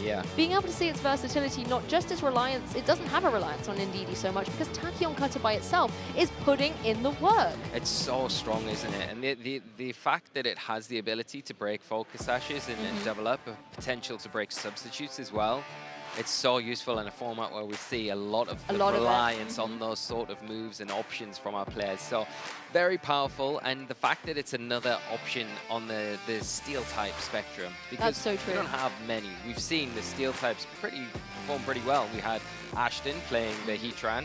That performed extremely well. We've got Gold Ingo. That didn't really kind of hit the heights that we wanted to. Maybe that was not the matchup for it. But like you see, the Iron Crown, it has got a lot of options for it, especially when you've got the Terastallization into the mix. And I love the ability in this team Jonathan's running. You've got the Tornadus with the Rain Dance, and you say automatically, well, that's for the Urshifu, right? Yeah, but, well, surely. You know, not necessarily, because it also protects the Steel typing on the Crown, and it boosts its Terra Blast once it does Terastallize. Yeah, that's true. And I think you make a good call about these steel types, right? Because a lot of trainers have the steel types in Terastallization, let's say. We've seen it on Tornadus before. We've seen it on Pokemon like Iron Jugulus before as well, because it is just such a good defensive type. And a trainer who was able to use steel types in the form of Iron Crown to perfection was Jonathan. So let's hear a little bit from him and Costa on the stage. Thank you very much, Lee and Lou. And I am here, of course, with none other than the, oh my lordy, Harrogate 2019 champ, of course, top 16 just I couldn't understand a couple of weeks ago. Mr. Jonathan Marston wins this round number 5. So, Jono, there's a lot of emotions. How are you feeling? Please walk me through. I'm feeling good. I don't remember much of that set, but being able to beat someone as good as Michael, it feels amazing. Big 5-0 as well, because I've never day 2'd an Internets before. So I'm hoping this is the first time. Still need to win one more, but yeah, I'm feeling really good. You're one set away from potentially doing it. Obviously, as we've always said, one set at a time, right? So, like you said, going up against Michael, there's probably going to be a lot of emotions, you know, top player, world's finalist, semi-finalist, quarters, you name it. But then again, you brought a lot of pressure, momentum, and knowledge in sort of understanding what you needed to do. So, walk me through in terms of matchup. Where do we go? Are you feeling comfortable? Are you not? Given the adaptations to his team. I'd say the matchup was a bit weird. So I've never seen something like that team before. I've seen similar stuff, but it felt like sort of two teams together. So I think a lot of my matchup felt like I needed to work out speeds, because there's a lot of ambiguous speeds. Like Entei can be faster than a lot of my team, so can Ogerpon, but it could also be slower. So I was sort of looking at it. I felt like Iron Crown was probably quite good, but like the Goldengo is a bit of an issue for it. So I wanted to like lead it, but not commit to the side spam in game 1 and 2. When I saw him not leading Goldengo, I thought, okay, I'm just going to lead Iron Crown in DD, see what he does, and go from there kind of thing.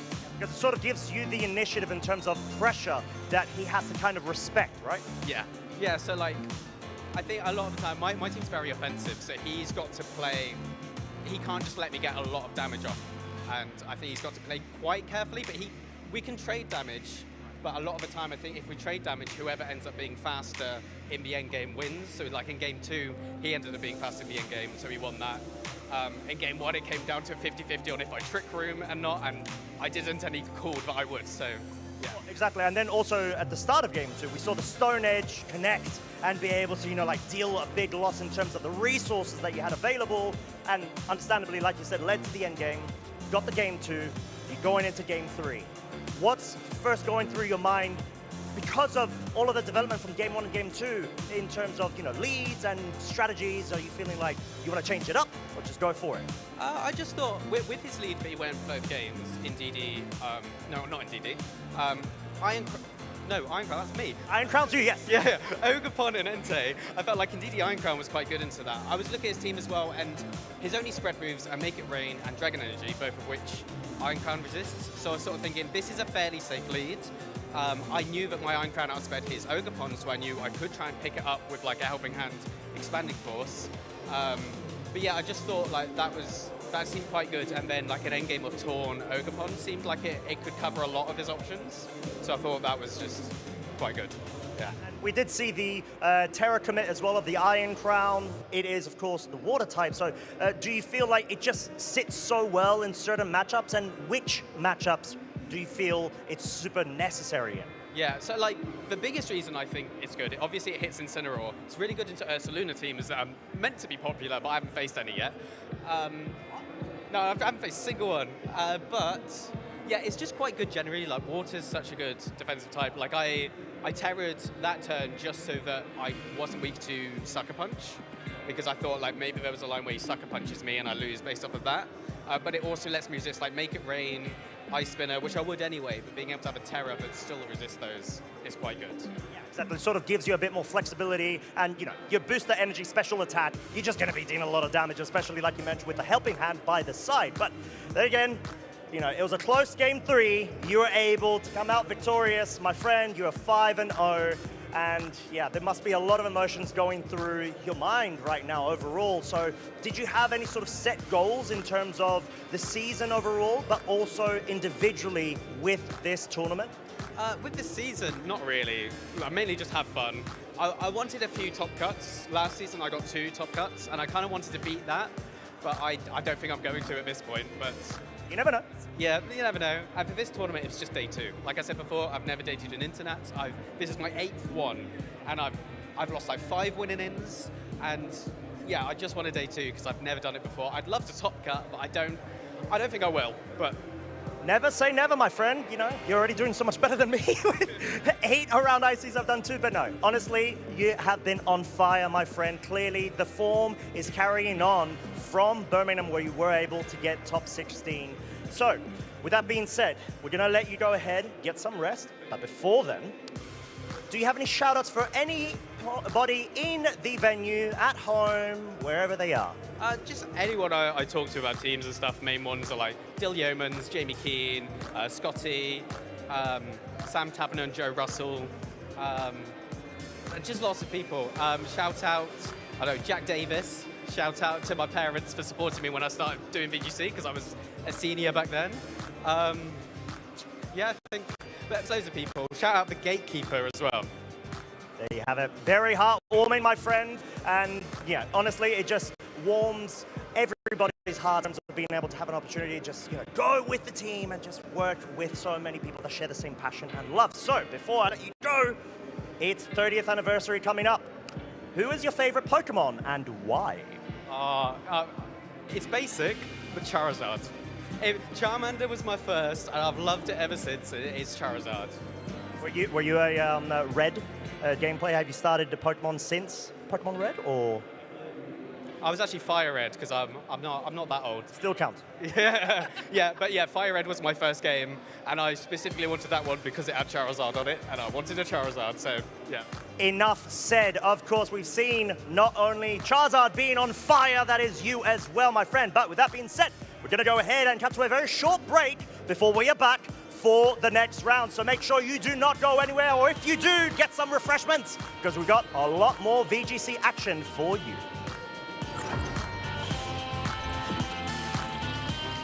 Hey Pokemon trainers!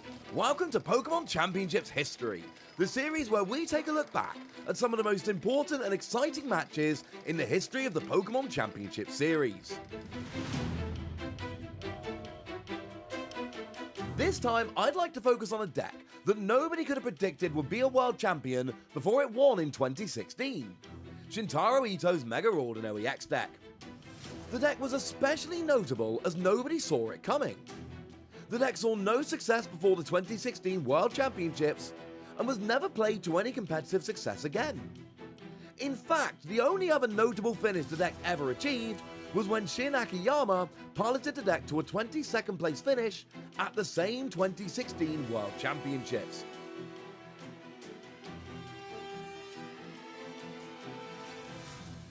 Now, Mega Ordinal EX was a card that almost the entire player base had overlooked.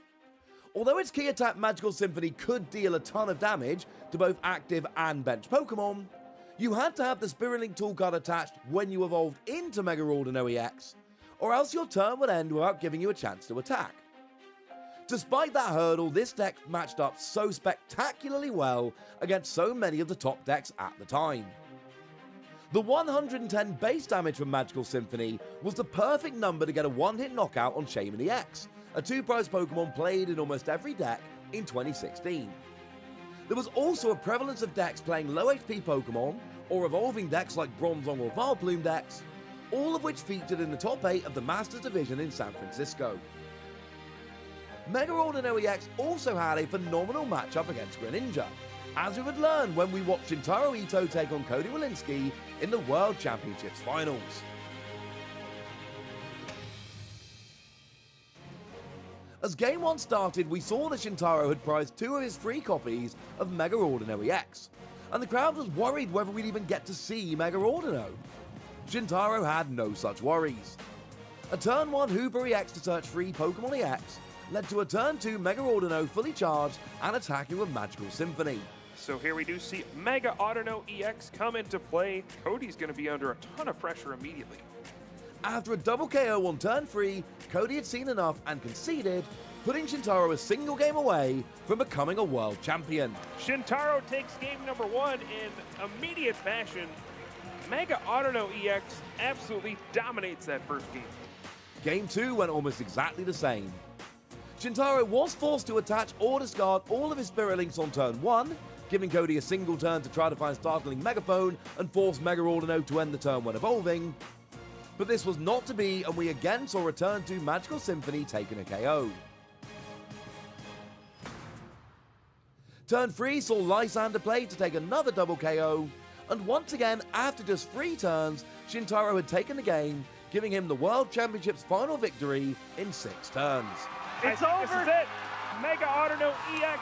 Shintaro Ito came into Worlds 2016 after back-to-back Japanese National Championship top 8 finishes, but left as a household name, something he would only further solidify with a second-place World Championships finish 3 years later.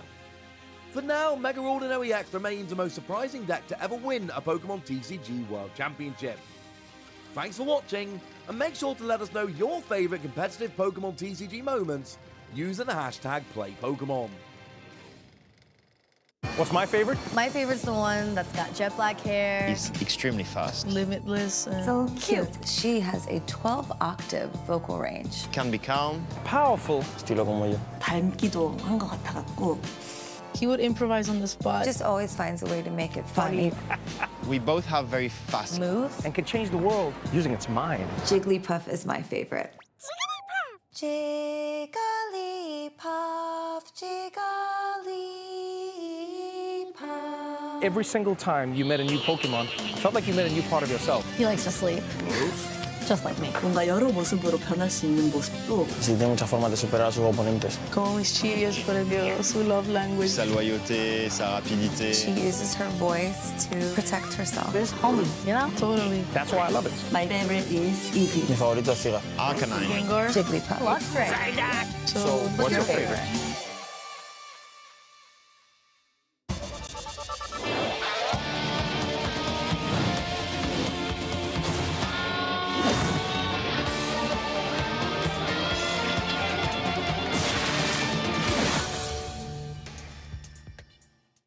Are you guys ready for the Pokémon Center? Yeah, so excited! What are you gonna get at the Pokémon Center? I'm gonna get the Jigglypuff. What are you gonna get? I'm gonna get the Pikachu. Oh, I'm so excited! Okay, let's go. Let's go. Let's go.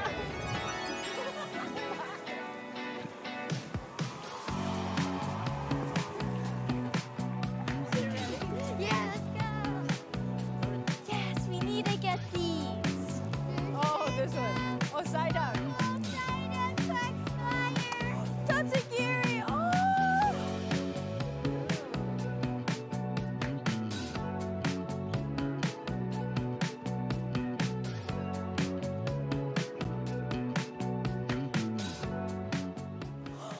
It's a Pikachu!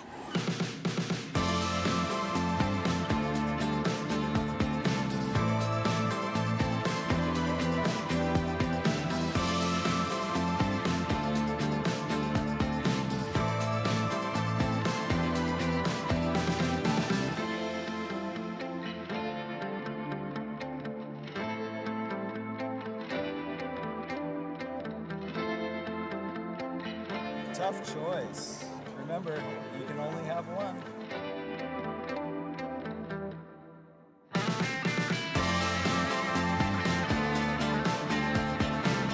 What did you get from the Pokémon Center? I actually got something for you. Thank you! That's so cool. I actually also got something for you. I got a Pikachu. Thank you! Oh, let's head to the arena, okay? Okay! How many Pikachus do you think you have? Too many, can't count. What are you gonna name your Jigglypuff? Probably Iggly Biggly Bob.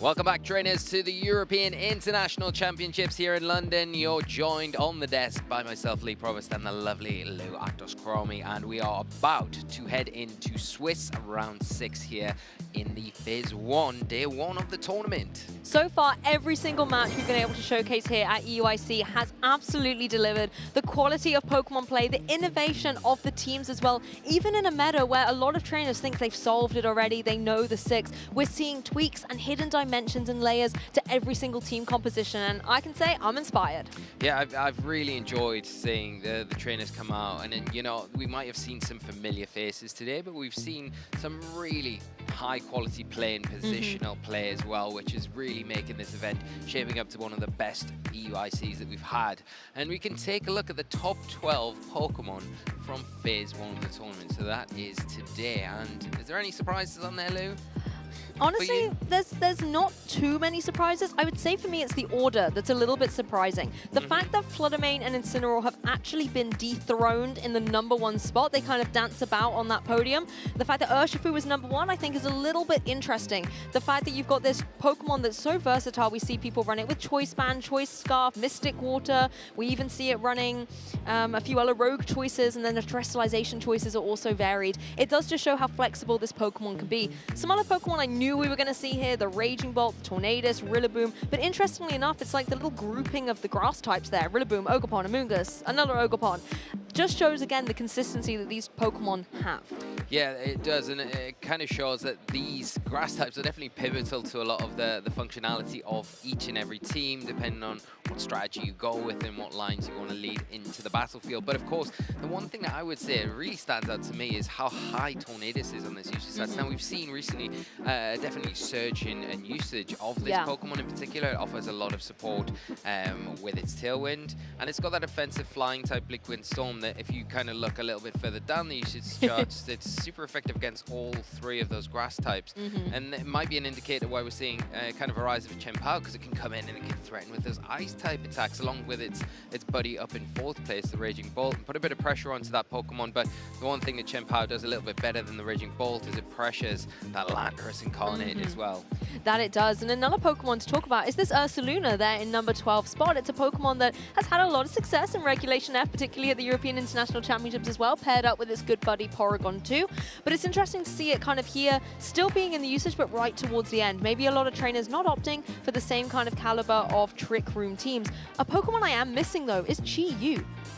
Yes, yeah, I felt like coming into this weekend, we've had many discussion about it leading up to this event, about especially you're very strong on the Chi-Yu being quite a strong Pokemon to bring in, and I 100% agreed with you. Stole it and put it on my caster predictions for this weekend. I did, I got the edge. I do think because it's so strong, that Beads of Ruin is so potent, especially when you've got a lot of these big special attackers in the format already in the name of like the Fluttermane, the Raging Bolt, and there's others as we go down the list that we can't see on the screen here. But I think in general, Chi-Yu are very good Pokemon that you can't really give too much room to on the battlefield.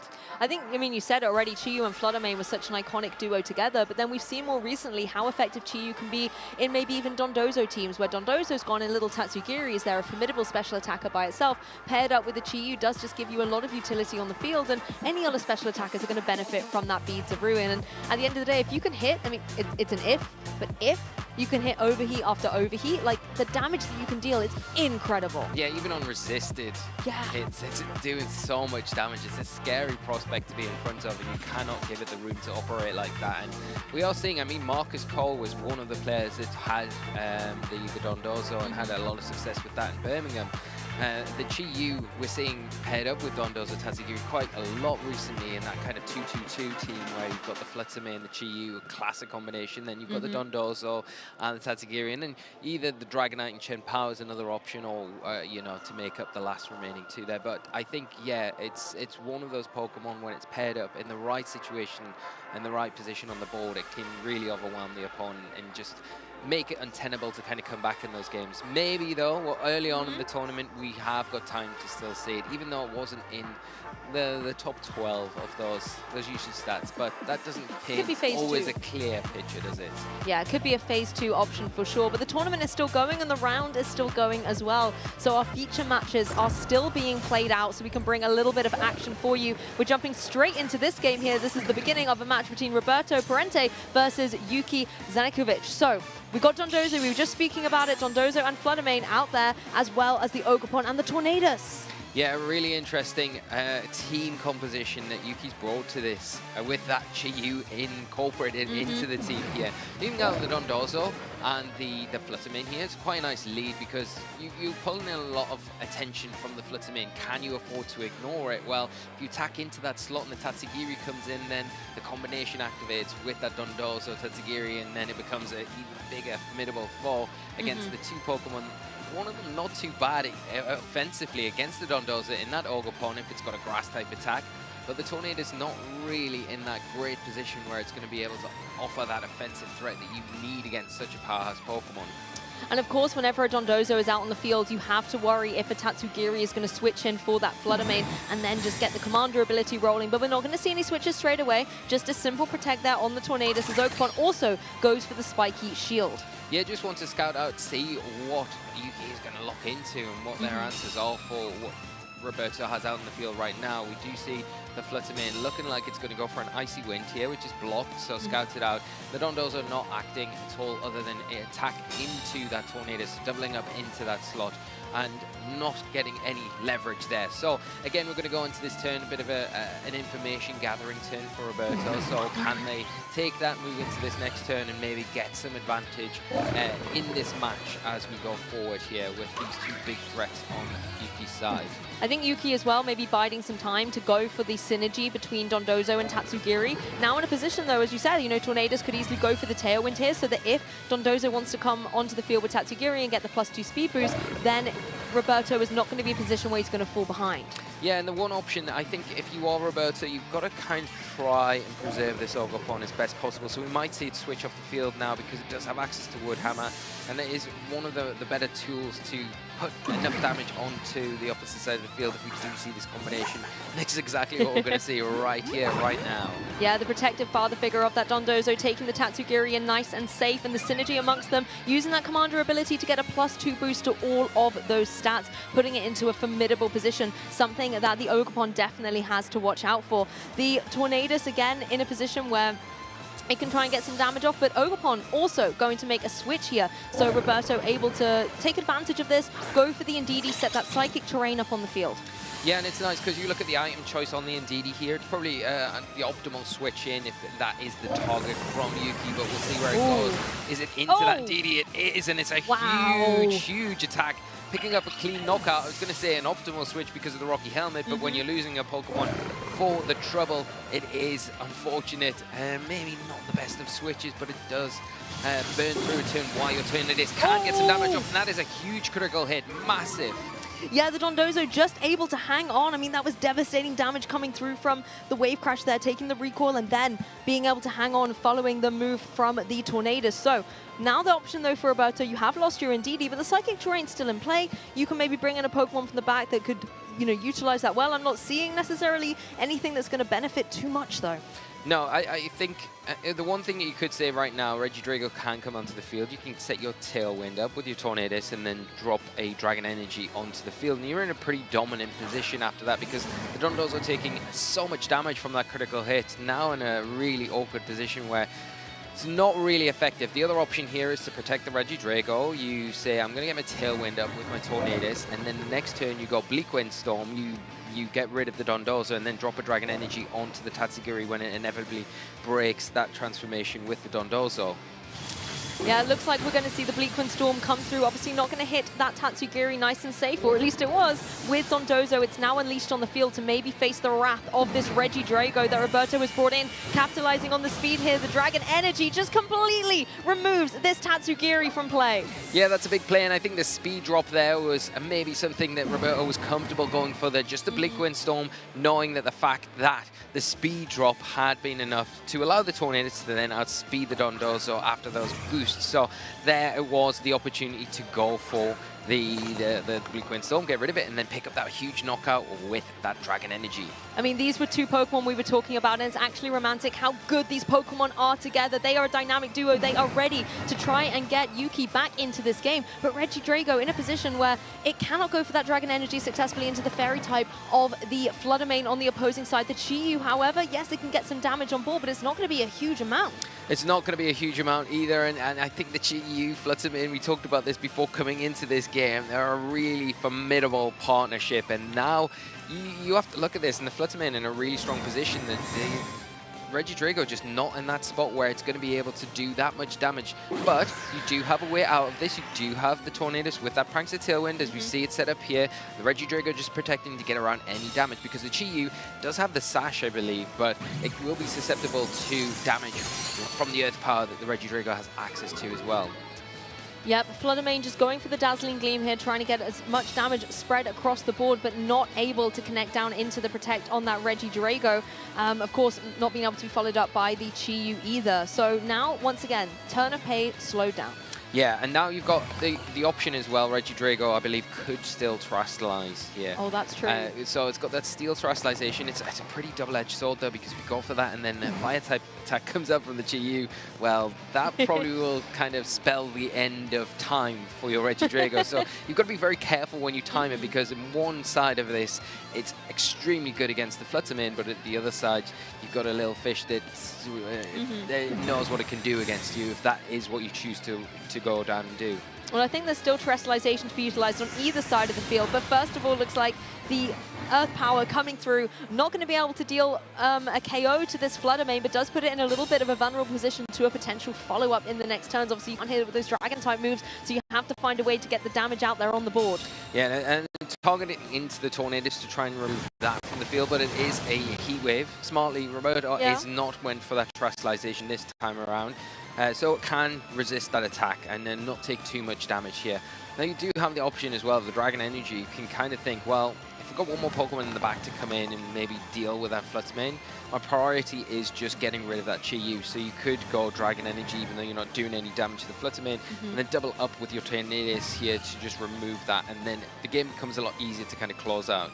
I'm intrigued to see as well when the Earth Powers might start switching towards that Chi-Yu. You can't really go for Dragon Energy anyway. Your health is being depleted, and Dragon Energy boosts up from the amount of HP you have remaining, and Draco Meteor would lower your special attack so formidably. But you can use the Beads of Ruin as well, maybe to try and deal with the opposing Fluttermane, but Earth Power putting it into a good position to do damage to the little fish. Well, here is the time. Terastallization coming out from our trainers now, and it will be the Fluttermane that goes first, and it will be that Fairy Terastallization boosting the power of those threatening Fairy-type attacks. The Moonblast, it's also boosted by the Terastallization and that Beads of Ruin. It is one of the Pokemon from the ancient past, almost like the eldest daughter out here on the field, being able to take that Earth Power thanks to its naturally good special defense, but it cannot take a double up coming through from this Tornadus. It is going to be able to get the knockout. Yuki unable to utilize the beautiful Terastallization of this Fluttermane in play. Yeah, really unfortunate there for Yuki. A smart target there from Roberto saying, okay, well, you've got the Beads of Ruin active on the field. I'm going to take advantage of that while I've got this speed control and attack with the Tailwind. Double up into that, and it was enough. The Blue Windstorm does connect, and now this Chi-Yu looking in really not the most comfortable spots. Yeah, Chi-Yu, I think, going to have a bit of a difficult time with that Fluttermane there to give it a helping hand, particularly as Roberto is able to bring the Ogerpon back in play. Ogerpon's not going to worry too much about what the Chi-Yu can send its way. Heat Waves, Overheats, Dark Pulses, is going to be able to eat those up. Yeah, now it's a pretty much a close game here where the Ogerpon can come in and it can just, you know, put on a bit of offensive pressure. You've got the Earth Power as well while this Tailwind's still in effect. So I think we're probably just going to see Yuki kind of make adjustments there, but it gives us a snapshot into some of the other games that are going on out in the field while we have our feature matches taking main center stage. Yeah, so it looks like Roberto was able to take that game one of the feature match. How the game actually went, we'll have to find out maybe a little bit later. We'll try and get you an update in case you're curious as one of our viewers, but the Swiss round has ended, so we have our next matches coming up shortly, so we're going to have to start jumping into that action very soon. Yeah, well, we can kick off with our standings after that last Swiss round. We're Swiss round on 5, we're going into Swiss round on 6 soon, and you can see that Alberto Spada is out in front from Italy, just tying up there with Justin Tang, Matteo, Alexander, and Victor as we go down. There's still a lot of 5-0s, pretty much all of them on this page, Lou. Yeah, exactly. And I am getting some insight as well that it looks like it went to game 3 in that feature match, but Roberto was able to come out the victor. So if you're maybe out there in the crowd able to catch that, I'm sure it was a thriller of a set. But some of our remaining undefeated matches, like you said, Victor Medina, who kicked off our tournament in absolute style, set the tone for how competitive our potential champions are going to be, as well as being able to see trainers like Nicholas Khan, Paul Chua, Alex Gomez-Berner that we got to feature earlier, as well as Ashton Cox. These names and faces that you're getting familiar with on our broadcast here are showing exactly why they deserve to be here. Yeah, and these players as well, they're guaranteeing a place. If they can win one more game from this point, they're guaranteeing a place in that phase 2. Very true. Every record that's 6-2 or will guarantee to be moving on to the next part of this tournament. So very close to progressing here. So the pressure on for them the next turn. But I think at this stage you can kind of relax a little bit as well and kind of breathe a bit easier, knowing that I've come into this, I'm performing extremely well, and things are going exactly how I planned at this stage, going undefeated over halfway through this tournament on the phase 1 of it. I think, yeah, you've got to be feeling good about it. Exactly, and you saw Justin Tang's name there as well, a trainer we talked about at the beginning of the show, has won 3 regional championships, but has yet to be able to take home an international crown. So maybe another trainer to keep an eye on to be able to go all the way 5-0, an incredible start. Got to be feeling confident. Definitely got to be feeling confident. I think on the performances they've had throughout the season so far, they've probably been, I mean, it's hard because there's been a lot of consistent players, but Justin consistently up there. When we were talking about our players to watch at the start of the broadcast today, I think we talked about all the accolades that Justin's had this season, and it is just top cut finish after another. So yeah, got to feel good coming into this event, and yeah, wouldn't be surprised to see them at the top of the pile come the end of this event. But I think you make a good call as well. You know, moving into Swiss round 6, if our trainers are able to go 5-0 to 6-0, they've locked in that phase 2. Obviously, the more wins you get going into that, the better your phase 2 chances of success to make it through to top cut. But you already have made it through to the next stage of the competition. And for a lot of our trainers, that could be their first time in many ways. You know, we're talking about a lot of our veterans, but a lot of our trainers here maybe are competing for one of the very first times, and who knows, maybe they could make a phase 2. And it's also stories that are great and exciting to follow as well. But we've got our trainers getting ready on the stage right now, and this is going to be another exciting game. 2 extremely good trainers getting ready to get into things here in Swiss round 6, and some interesting team choices as well. Some that we haven't been able to feature so far on the broadcast today. Yeah, we were just talking when we looked a little earlier at the top 12 usage stats for phase 1, and we talked about how Ursaluna was tucked away in 12th spot.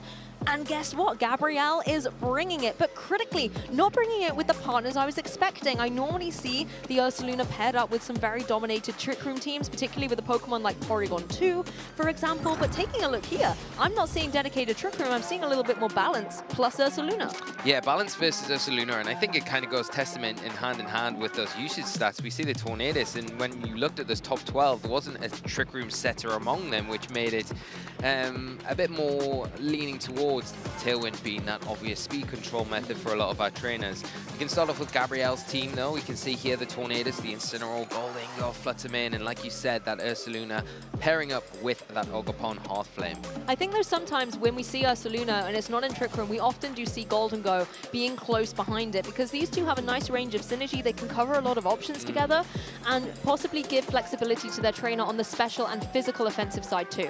Yeah, and we've also got, and something I want to just quickly note on, is the Sunny Day again on that Tornadus. We've seen it in previous games from other players, but it supports not only the Incineroar with the Flare Blitz there, the Fluttermane with that Photosynthesis, and the Ogerpon with its Ivy Cudgel. So powering up all 3 of those Pokemon there in slightly different ways, but it's such a good supporting option that you can bring, and you don't need to use that Sunny Day option. You can use the Tailwind option for that Goldingo that's really going to love that speed control, and also that Ursaluna as well. It probably is more on the speedier side of the bears that we like what we normally see.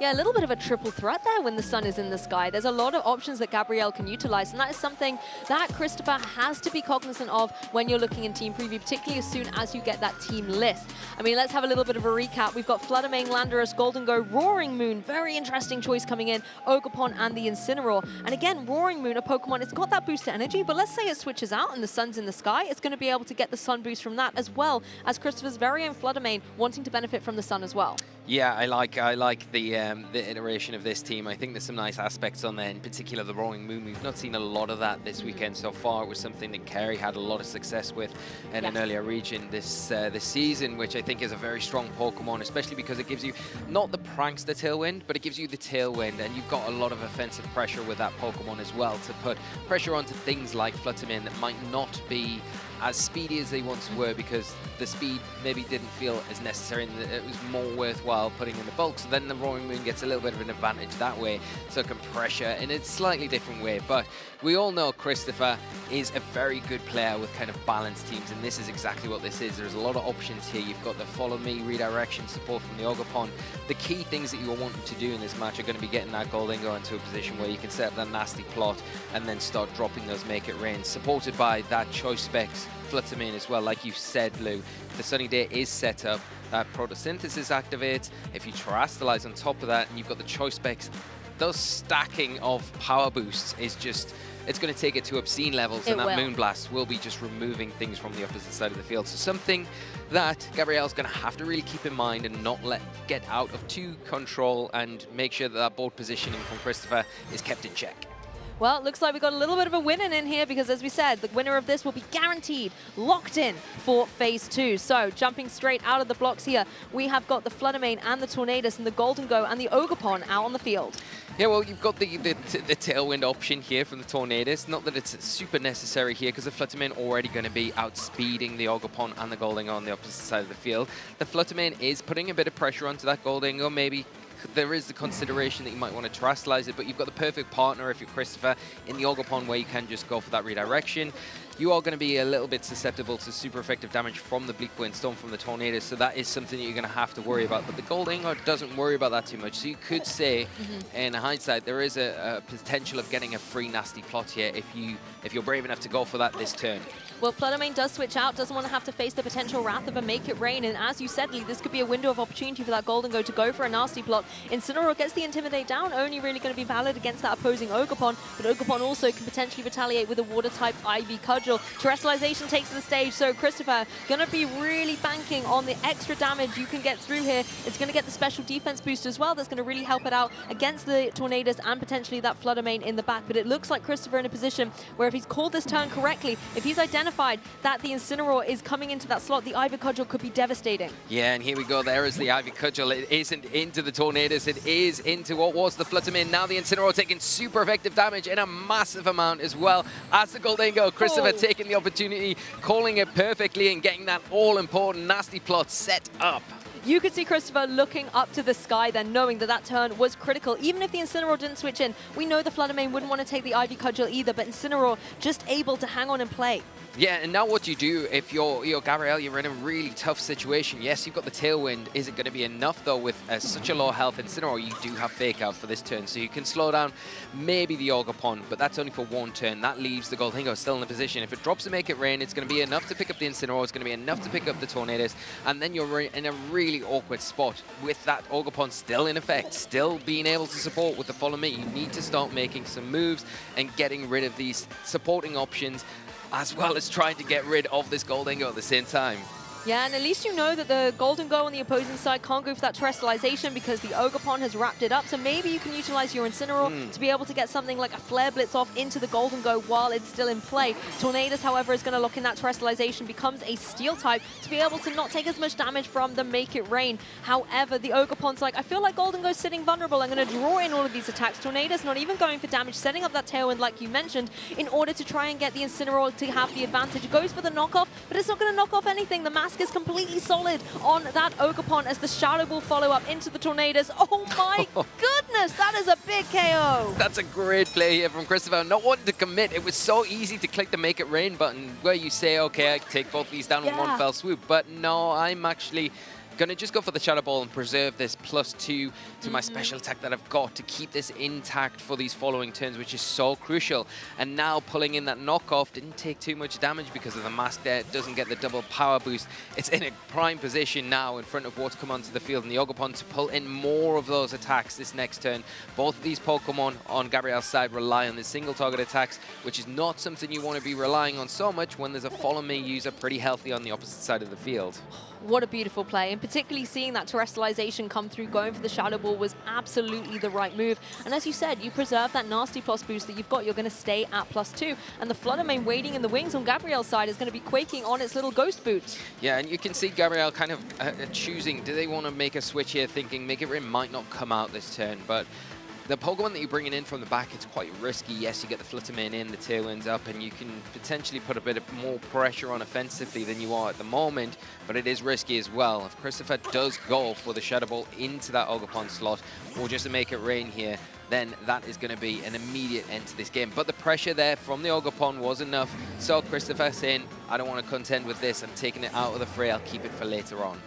Well, Bold and the Brave coming forward with that Fluttermane joins the field as the Golden Go gets out of there, but Roaring Moon has come to the forefront now. Spiky Shield just coming up on the Ogerpon. Christopher wanting to adjust this ball position nice and safely, not leave the Ogerpon being vulnerable, as Incineroar actually catches that Roaring Moon, does some really good, super effective damage into it, meaning that it has not come in as freely as Christopher would have liked, also enabling Gabrielle the opportunity to bring this Ogerpon back in from the back. That now means that you have the Incineroar in the back to intimidate this Roaring Moon on the next turn if you so wishes.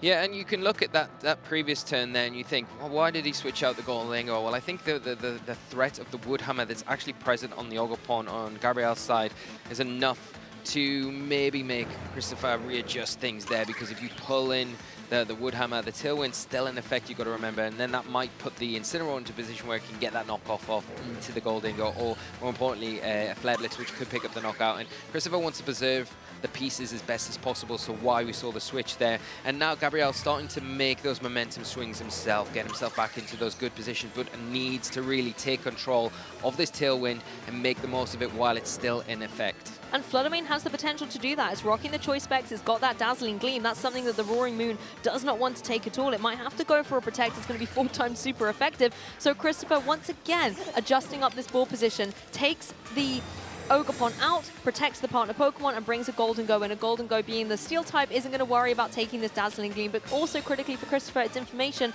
about what this Fluttermane has locked into. Yeah, the Dazzling Gleam going to be eaten up, soaked up so well by that Golden Go, despite the critical hit, so that does a little bit more. But the Woodhammer following up as well, going to be resisted, so a really nice switch from Christopher. And I think at this stage, if you're Christopher, you're stalling out these Tailwind turns. Can you stall them out long enough for you to enable that Roaring Moon to be in a position to get your own Tailwind in effect now that the Tornadus is out of play?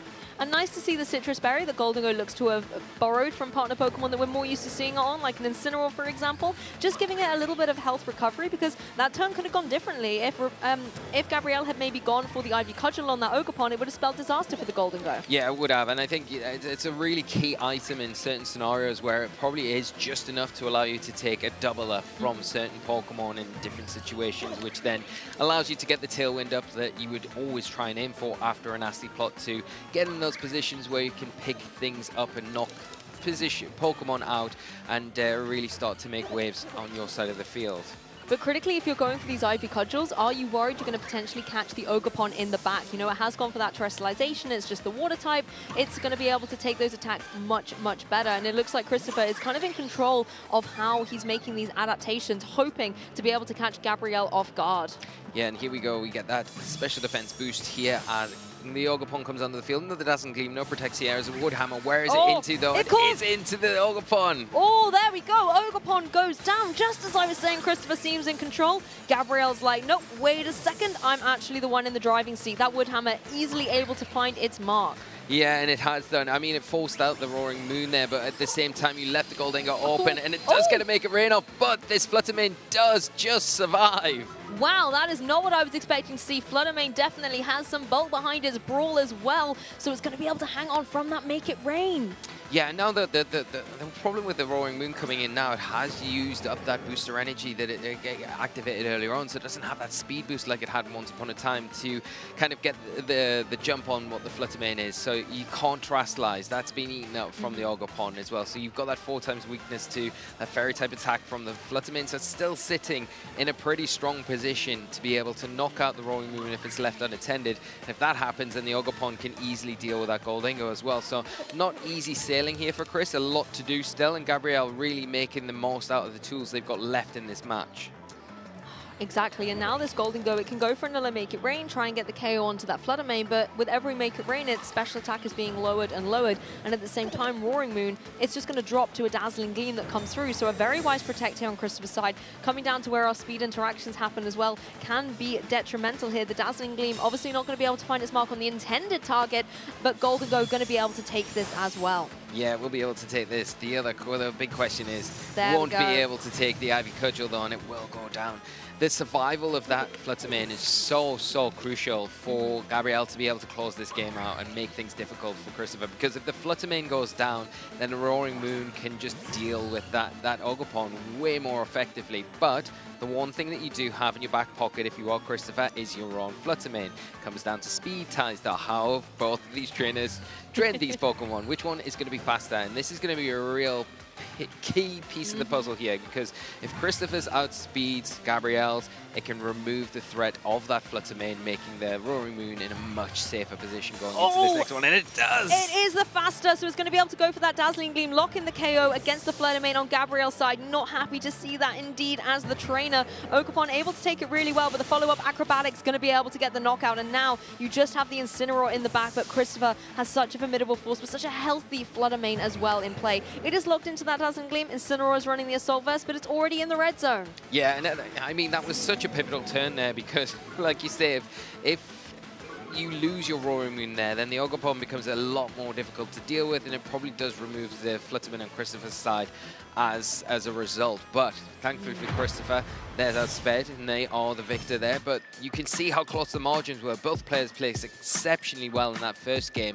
and it really did come down to the wire. Yeah, Christopher's Incineroar has fallen over with excitement there on the stage, because that end game was so intense. As you said, really came down to the interaction of these Flutter Manes, but what a game one these trainers have given us. Nice to see as well the way Christopher was able to protect that Roaring Moon throughout the set, even in the face constantly of the Flutter Mane on Gabrielle's side. Yeah, and he really played that Goldingo Ogerpon lead extremely well, getting that nasty plot set up. I mean, taking advantage of the protect on the turn one. I think that the problem was when he switched out the Goldingo, and there was the threat from the Woodhammer, but I think at that stage you'd probably say, I make the most of my Make It Rain. I've got the +2 set up. If I lose my Ogerpon as part and parcel of this attack, I'm going to get some big return, and it's worth losing my Ogerpon rather than switching up and repositioning to try and stall out that Tailwind. I think there was the opportunity maybe there to close the matchup a little bit quicker, but Gabrielle, full credit to them, putting the pressure on when they could, and then making use of the tools that they had available after what was a little bit of a slower, not conventional start that they probably would have liked to have seen.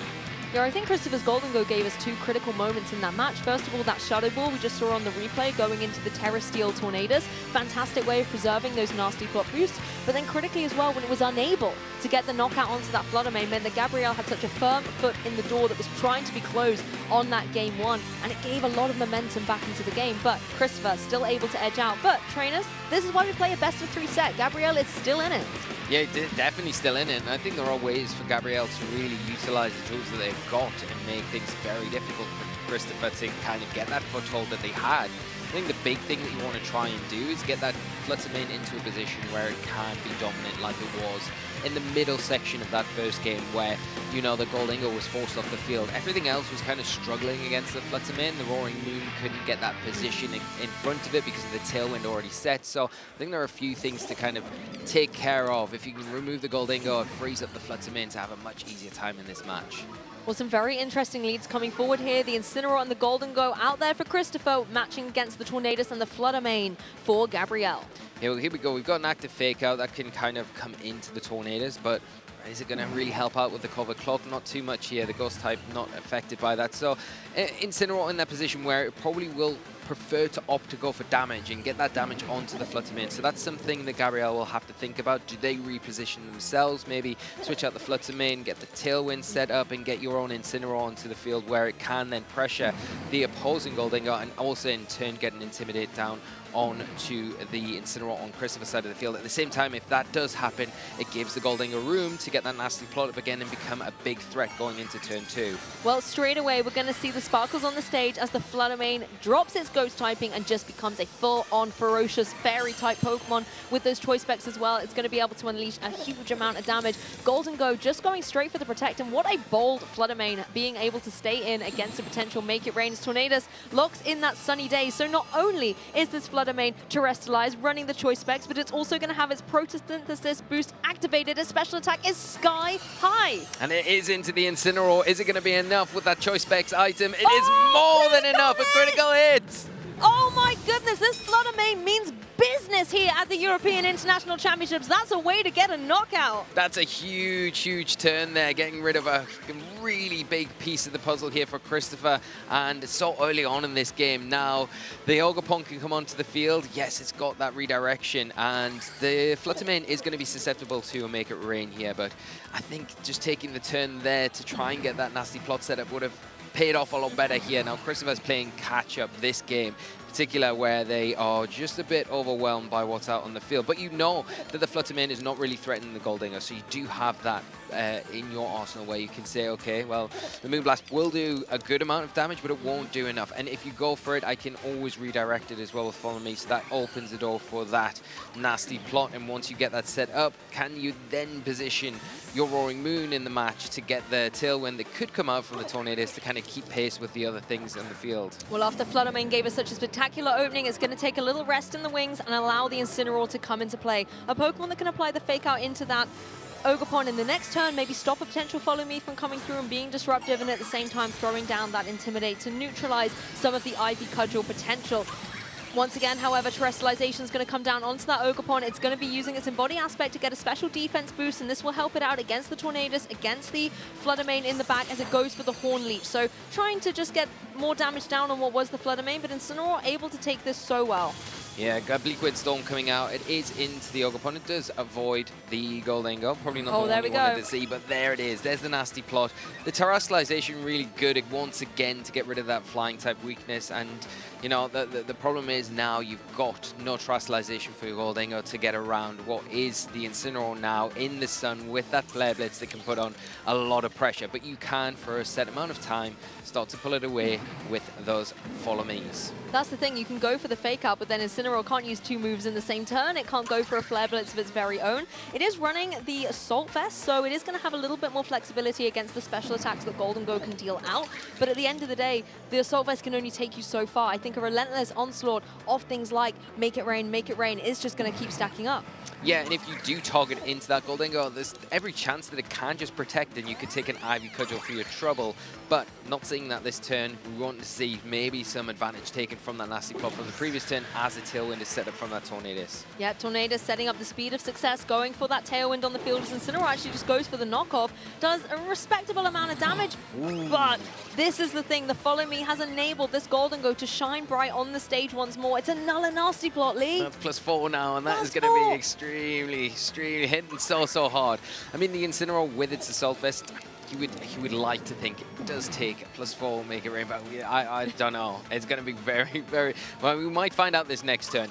And Christopher's in a good position where he can go for the Make It Rain and still have the protection from the Ogerpon. It's not going to go down from a knockoff Bleak Wind Storm combination, but there is a chance that the Flare Blitz boosted by the Sun and the Bleak Wind could be enough, and maybe why we're seeing a Spiky Shield come out this turn. Is this the moment we're going to see the hard work pay off as the Spiky Shield comes through? And no, biding their time a little bit. Golden Go also going for the defensive option here, burning through one of those Tailwind turns, as the Bleak Wind Storm is not going to be able to find its mark. It also means that if you're on that Incineroar, you're not going to be able to even go for something like a potential U-turn and switch up any ball position. We're just going to keep things exactly how they are. Yeah, and it's a nice way to stall out what the Sun that's only got a few turns left, and also the Tailwind as well that will be expiring soon enough, where you can say, okay, well, I can remove the Tornadus at the right time so that Tailwind kind of expires a turn after it goes down, so then it's not an option anymore. So when the Roaring Moon comes out onto the field, it's got that booster energy, you can take advantage of the speed boost and then be in that really stronger position that it wasn't really finding itself in that game one.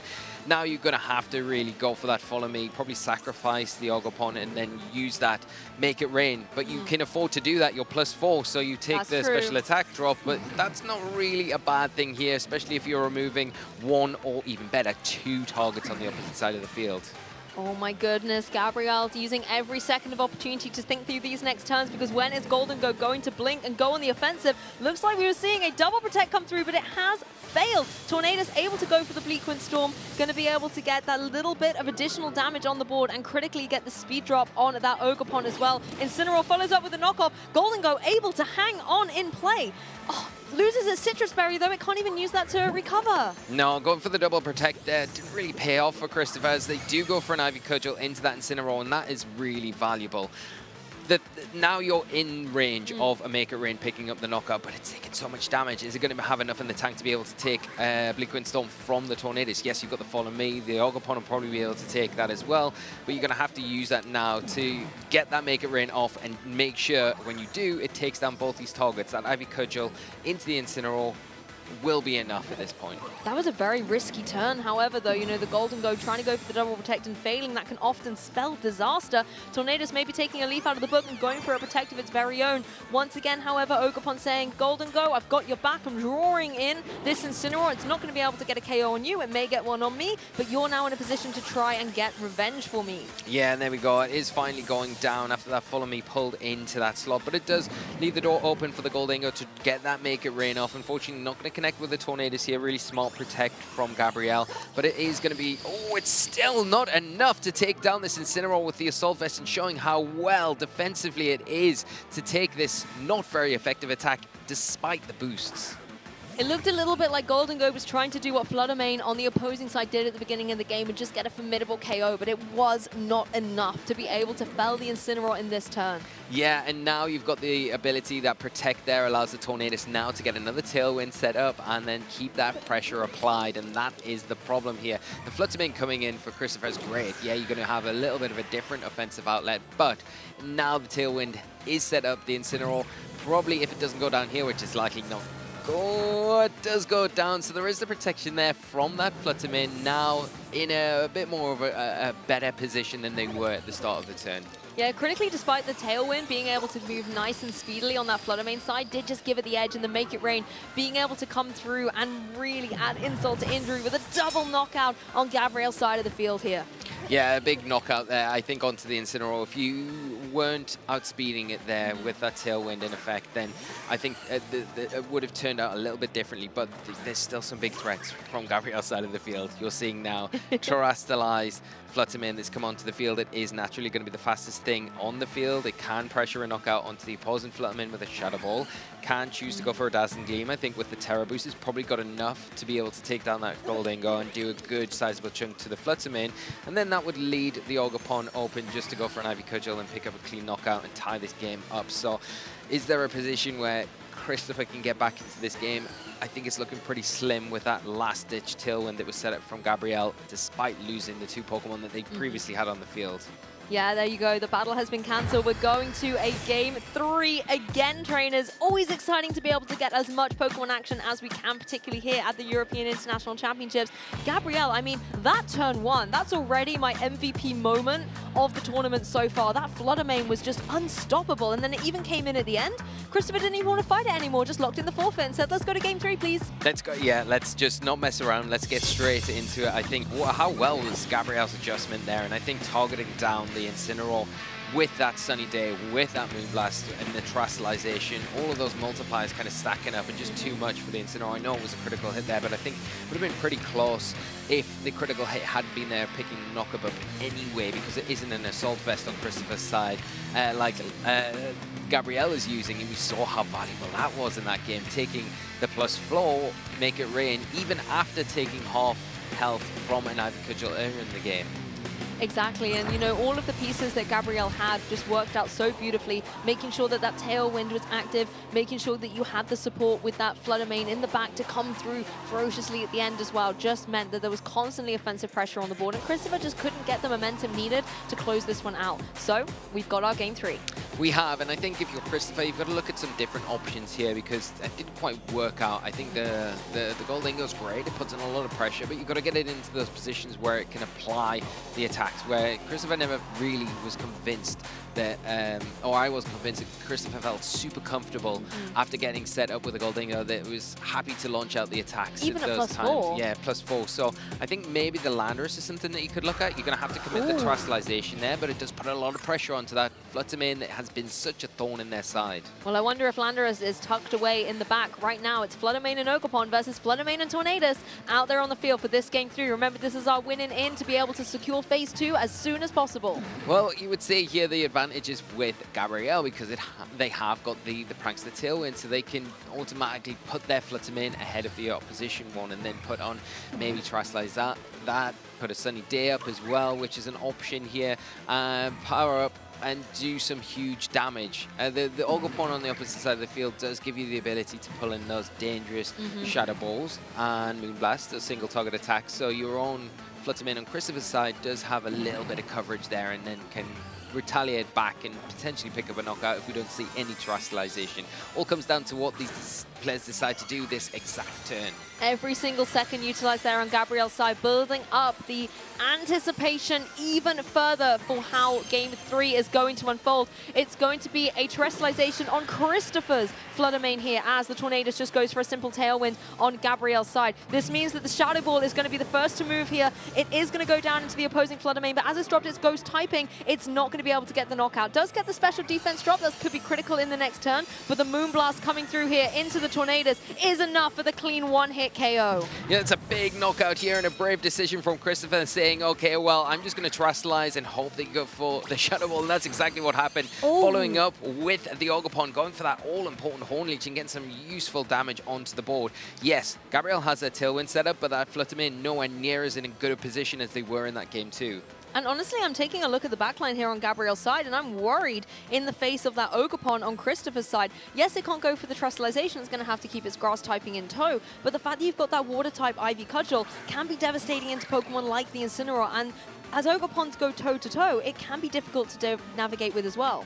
Yeah, well, I think one thing that you would look back at Game 1 and Game 2 is that Christopher has the capabilities of stalling out at least one cycle of Tailwind, but not 2 cycles of Tailwind. So you remove the Tornadus as soon as possible like they've done here, at the sacrifice of maybe taking over 50% damage on your Fluttermane. Well, that's fine, because I've got 2 Pokemon in the back. I can still bring in one of them, hopefully, maybe is that Incineroar, which can come in right now, and it isn't going to be as threatened. Some of the other pieces, like his own Fluttermane that's out right now in a Tailwind situation, the Ogerpon going to be outspeeding it, the Fluttermane going to be outspeeding it, and then you have that reliance on the Follow Me rather than anything else. I think that's a great observation. 1 Tailwind you can manage, 2 makes things a bit tricky, so removing it could be the way that Christopher is setting up to win this game. Incineroar joins the fray, the Intimidate only really going to be paying off against the Ogerpon, but now that it's no longer a Ghost, it has its pick of the litter when it wants to go for the Fake Out in the next turn. We're not going to face down against the Fluttermane, however, it's going to switch out as Christopher reveals the Incineroar in the back. So an Incineroar a piece and an Ogerpon a piece, Lee. Yeah, 1 Wellspring, 1 Half Flame. Which one is going to come out victorious? Well, we are going to see a Terastallization here, and this is going to be from Gabrielle's side. It will be that Half Flame, getting the attack boost, but that is kind of been undone by that really smart pivot to Incineroar, which has dropped the Intimidate onto the field and doing that, but the Embody Aspect ability will activate, and the Ivy Cudgel will be hitting hard, but Spiky Shield coming out from Christopher, just kind of covering that option. Yes, looks like Ogerpon on Gabrielle's side has dodged Disaster, but isn't able to connect through here. We've got the Protect on the Ogerpon on Christopher's side, so a little bit of a null and void turn.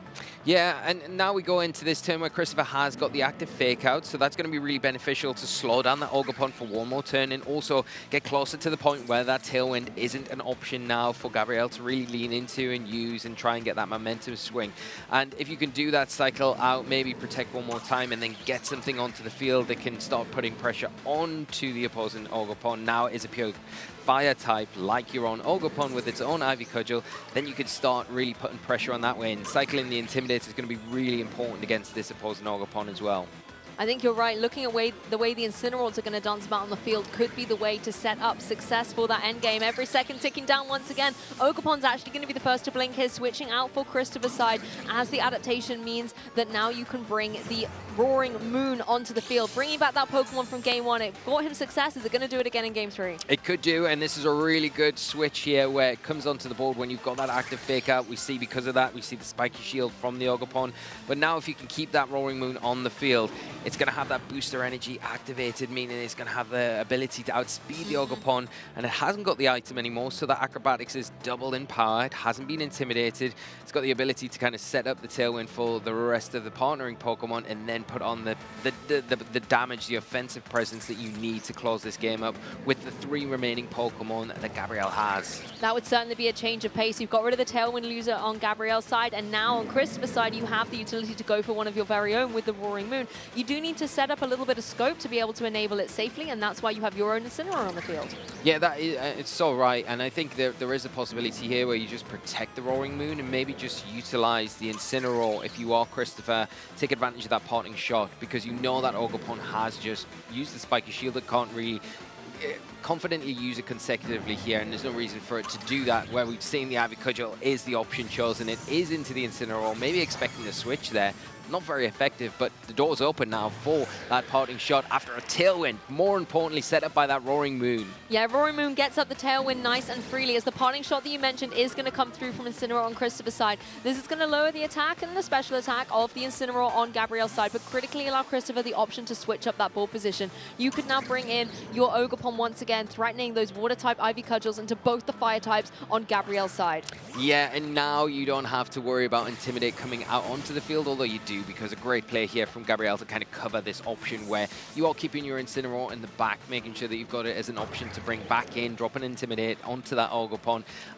But now you're not in the best of situations where the Tailwind's active on the opposite side of the field for Christopher, and everything on your side, if you're Gabrielle, is a sitting target for either the Acrobatics and then the double up from that Ogerpon with its Water-type Ivy Cudgel. Particularly as Gabrielle's Tailwind has just expired while Christopher was able in the same turn to get it set up on his side. So you know that Christopher is going to have the speed advantage. The Acrobatics is going to be able to have that same type of attack. It's just going to be able to do a huge amount of damage into potential Pokemon on the other side, enough to be able to get some good damage and possibly some knockouts, Lee. Yeah, definitely. I think knockouts are definitely on the horizon here, depending on where the target's coming into. The one thing that Gabrielle can lean into a bit is the Incineroar in that Intimidate. Both physical attackers on Christopher's side, so they're not going to appreciate having their attack drop, and it could be enough just to allow their own Ogerpon, maybe if we don't see a Spiky Shield here, to get through this turn and get some crucial damage onto the opposite side of the field. I like this as well, removing the Assault Vest from the Incineroar, maybe leaving it a bit more vulnerable to the Flutter Mane in the back, as Ogerpon does manage to take, respectively, the Ivy Cudgel from the opposing Ogerpon, and now it can retaliate with an Ivy Cudgel of its own. Not a scene you see every day. It's like they're scrapping away out there on the battlefield, but both of them still able to hang on. No critical hits in sight. No, and I'm a little bit surprised to not see the Wood Hammer there from the Ogerpon on Gabrielle's side, but maybe expecting a switch out as well, maybe thinking, oh, the Fluttermane could come in because I naturally have been so pressured from that Wellspring Ogerpon, but Christopher stayed tried and true in going for that Ivy Cudgel. Now the Ogerpon in a position where it is going to be knocked up by the Acrobatics from the Roaring Moon or the Ivy Cudgel, and you have got your Incineroar there, but it can only fake out and stop one of the targets, not both of them. Exactly, and we've seen a few times here Gabrielle taking every single available second because this is the win in, wants to make sure that he can already lock in phase 2 of the competition, but is it going to be able to be enough with the Pokemon in play? Makes a quick adaptation. Fluttermane is going to join the fray. It is. You're going to get that Incineroar out of there, so that Intimidate once again is going to be able to be cycled in that following turn, and we do see a Protect from the Roaring Moon here to get around that potential threat of the Fake Out that was present there, but just a double Protect, so a bit of a dead turn. But a good news for Gabrielle, as that is a turn wasted in Tailwind, where Christopher isn't taking advantage of it, and time is ticking for that before it does disappear. That's true, and although you may have evaded the Fake Out, you have to contend with the Fluttermane on the field now, as well as that Roaring Moon. Terrestrialization has already been used out there on the field. You're not going to be able to necessarily have that protective measure yourself on the Roaring Moon. No, and you've got the option as well where you can just switch the Incineroar back in now and drop another Intimidate onto the field, and that is going to lower the defensive presence of both of these physical attackers even more and give protection to whatever you have, 2 remaining Pokemon when that Tailwind ends, which could give you the edge. I think that's the thing. You have to be so self-aware of where Tailwind is at, because if you can stall them out like Gabrielle is trying desperately to do, and doing quite successfully, I might add, that's when you can then start playing the advantage again. Ogerpon goes for the follow me, though, wants to draw in all of the attacks and protect up this Flutter Mane, trying to land its mark down onto the Roaring Moon. Roaring Moon not able to get the KO on the Ogerpon, so it's also going to take in this Ivy Cudgel. It does go down, but critically it's taken both attacks, meaning Flutter Mane is in the prime position to shine. If it's going to be able to go for the Dazzling Gleam, it's going to be able to get a knockout on that Roaring Moon, and the Ogerpon is not going to appreciate it either. No, definitely not. And there it is. Dazzling Gleam, 4 times super effective, and a clean sweep from this Flutter Mane, taking down 2 key pieces of the puzzle there on Christopher's side of the field. Has he got enough with the remainder of Pokemon to clean this matchup, take it, and it all comes down to the wire here? I have to say, though, I'd be worried seeing the Flutter Mane on Christopher's side come back in. We did see in that previous game that it has the edge over the Flutter Mane with or without Tailwind. It has that terrestrialization. If it wants to go possibly into something like the Shadow Ball, that's going to get rid of the Flutter Mane on Gabrielle's side. Yeah, this is such a tricky situation here where you've got the kind of the Fake Out active there. You do. You've got the Intimidate that has dropped to lower. The opposing Incineroar's attack, but both Flutter Manes in that same situation where you're going to have any attack coming out into either of them from the opposing Flutter Mane will be enough to take it down, doesn't matter what you choose there. You're going to have the Moonblast into either. It's probably the best option because you have to lock into a move, and if you get rid of one of the Flutter Manes, you want to have at least a good attacking option into the opposing Incineroar that is remaining on the field. And Gabrielle has no choice. He has to go for the Dazzling Gleam on his own Flutter Mane. Is it going to be able to be enough? Fake Out comes through though on Christopher's side, so the Incineroar is not going to be able to go for a Fake Out into the opposing Flutter Mane. We know it's fast. It's going to be able to go for that Moonblast and get the KO on the opposing Flutter Mane here. Christopher looks to be in a dominant position.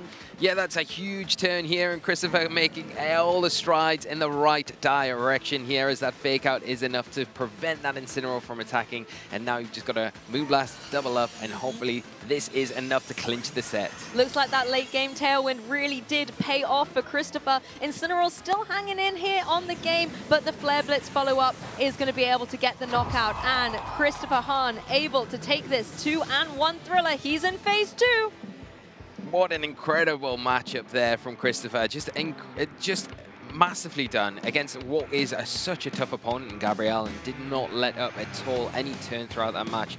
Applied the pressure, made really smart calls with repositioning their board time and time again, but Christopher just was relentless and just picked the moments and key positions. Getting the Tailwind up late game was really pivotal, and then taking advantage of the Flutter Mane that you terrestrialized so early on in the game, but preserved it so well, and it came in clutch right at the end. Yeah, you saw it at the beginning, getting that KO into the Tornadus, and then it was able to be revealed once again in the lineup next to this Roaring Moon. The Roaring Moon had been able to get that Tailwind up, but thankfully, even though Roaring Moon went down, Flutter Mane was like, I'm back, Christopher. I'm here to get the KOs. I'm here to get you into phase 2.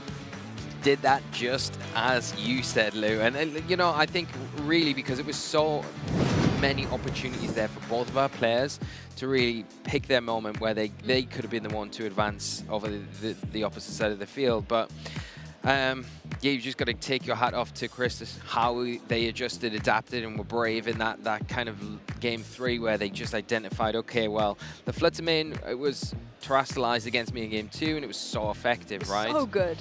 I'm going to use the same strategy going into game 3, and it really paid off. But I think the emphasis of Christopher knowing how valuable that Pokemon was, and then switching it out when they did, preserving it right till the end, really made all the difference. And I liked your observation as well in game 2, the fact that the Tornadus was able to set up Tailwind twice. That spelled a little bit of disaster towards the end game for Christopher, and it gave Gabrielle a lot of momentum. So then coming into game 3, not only did he go, hey, this Flutter Mane thing is really, really good when you have it terrestrialized. It can get these one-hit KOs, but also if I can get it critically into that Tornadus and deny a second Tailwind. You know, with the priority of the Prankster, it's going to be able to get 1, but if it can't get 2, and then my Roaring Moon can get 1 instead, then you almost completely flip the script and can enable your own endgame win. Yeah, without the Tornadus there, it really made things so much more difficult for Gabrielle, because not only losing that instant speed control as an option when it did end on the field, you kind of limited yourself on your switching capabilities as well, and made it a bit more obvious if something was pressured out on the field. It gave Christopher the opportunity to say, well, that is pressured. You're probably likely going to switch something in there, and you've only got one Pokemon in the back, so it makes it very easy for then to wear down that kind of cycling motion and edge closer and closer each and every turn towards that win, and it's inevitably what happened, even though it was still very, very close right at the end there. And honestly, whether it was the +4 Golden Go, that formidable Flutter Mane, or even the really unique choice of the Roaring Moon, I want to hear from the trainer that piloted them to great success. So Christopher and Costa, it's over to you. Thank you very much, Lou. Indeed, we do have the victor of Swiss round number 6, none other than Mr. Christopher Hahn. What a way to go about it, my friend. You've got a lot of achievements under your belt. 2022 NAIC champion in the seniors division. You have been on an absolute tear, my friend. How are you feeling? I mean, I feel great. Like, you know, Las Vegas, Toronto, I didn't end up making it to day 2. So just the fact that I'm 6-0, you know, I get the chance to play tomorrow, is really huge to me. Gabriel, he was such a good opponent. Like game 2, he called me on like, basically turn 1, you know, he called me out a lot of turns.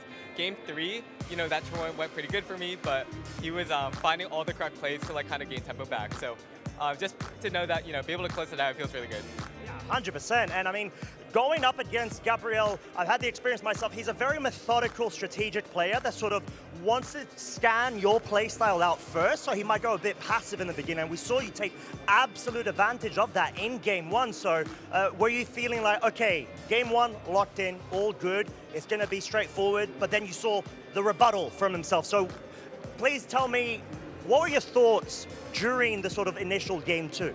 Yeah, so I mean, that game 2, my idea was, you know, you lead Gold Ensign. I kind of went for like a really risky play game 1, and I was like, I'm not sure it's gonna work again. I'm gonna try to go for some more consistency. Ended up backfiring, you know, the Moonblast and Sunny Day ended up killing me. It's a critical hit as well, if I'm not mistaken, right? It was a critical hit, and I knew I was on the back foot from then. I was kind of playing at the turns. You know, I figured double protect and double Nazi Block was like my win con, but also, you know, Gabriel also probably would have had the throne, and obviously he didn't. He played game 2 amazingly. So I knew I was on the back foot. I was like, okay, I'm just going to mentally prep for game 3. I feel like this Golden Go lead, I feel like it's not that great into his team, like what he's been leading, and I went from there. Yeah, and I mean, it paid off completely. So is this sort of like a matchup you feel considerably comfortable in, or is it purely around like playstyle vibes as well as certain pieces being removed from the board? I think his team is similar to something we saw at Toronto. I mean, I kind of looked at it. I actually didn't really know how to beat this Form Flutter lead until game 3. So yeah, it was something I was a little unexperienced with, I would say. That's fair enough. It's sort of like sometimes you're forced to experience it on the go, but it's also how quickly you're able to adapt with all of the pressures going on. So that being said, so far 6-0, huge congratulations for making it through to phase 2. You've got 2 more Swiss rounds of phase 1, of course. Naturally, you want to be able to do the best that you can in order to increase your chances. So how does it feel being able to get in a Masters Division phase 2? I mean, there's, for lack of a better word, there's a lot of pressure on me today. I'm actually finding out about a college decision tonight, so yeah. No pressure. Exactly. I was kind of like, you know, if I day 2 and, you know, if one of them goes my way, I'll be happy. So I'm really glad to unlock the 6-0. I played a lot of great opponents today, and yeah, I mean, it's just nice to know that I'll be playing tomorrow. I mean, exactly. It sort of like gives you a bit more ease, right? And you're able to slow down. But then, naturally, we're all competitors. We want to be able to do the best that we can. But of course, at least you've got that good cushion, apologies. So, with that being said, I would probably go ahead and start with the favorites because it is the 30th anniversary, and I do want to check out to see, generally, what is your favorite Pokemon and why? My favorite Pokemon's been Mimikyu since Gen 7. I'm just a big fan. I think it's a fun gimmick. I actually never used it in tournament, but it's still one of my favorites. I mean, it was on an absolute tear in the Sun and Moon era, no doubt about it. But with that being said, do you have any shout-outs that you would like to give to anybody here in the venue or even at home or wherever they are tuning in from? Well, of course, I have to shout out my mom and my dad, but, you know, my mom brought me to the tournament. She flew the red-eye flight with us. You know, she takes us to all these, so I'm really grateful for her. I feel like I'm so lucky to have, you know, just have such supportive parents. I also have to thank the people I worked with. So I did a lot of replays. I did a lot of practice with Justin Tang, Louis Fonteville, Carlos Cabal. They're all amazing people, and you know, they're just there for me. we run matchups, you know, we kind of say, oh, this is what we like, this is what we don't like. And I feel like it worked out really well. I feel like all the matches today, I kind of knew them in and out. And it felt like relatively easy to me, so I feel that I got to thank them for that. 100%. It is very heartwarming to be able to just feel all of your energy and your passion and, you know, just absolutely getting rewarded for it. So huge congrats once again, Christopher. Thank you so much for your time and for the amazing display that you had in terms of what was a close set against Gabriel. With that said, we're going to let you go ahead, get some rest going into the next round. So give one final applause, please, to Christopher Hahn getting through to phase 2. We're going to go ahead, cut to a short break, and we'll be back very shortly for the next segment.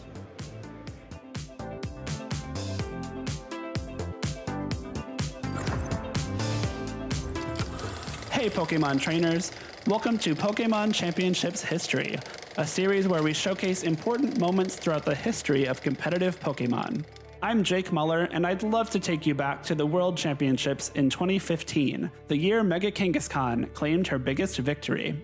But first, we need to go back one more year to 2014. Pokemon X and Pokemon Y introduced Mega Evolutions to competitive Pokemon, and Mega Kangaskhan dominated the metagame throughout the entire season. However, when the 2014 World Championships rolled around, Mega Kangaskhan fell to the wayside, failing to make a single appearance in top 8.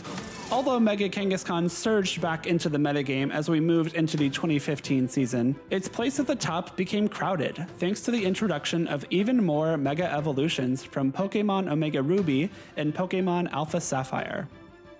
As the World Championships loomed, the community wondered whether Mega Kangaskhan would once again be pushed out of the metagame by a high presence of Pokemon that could counter it.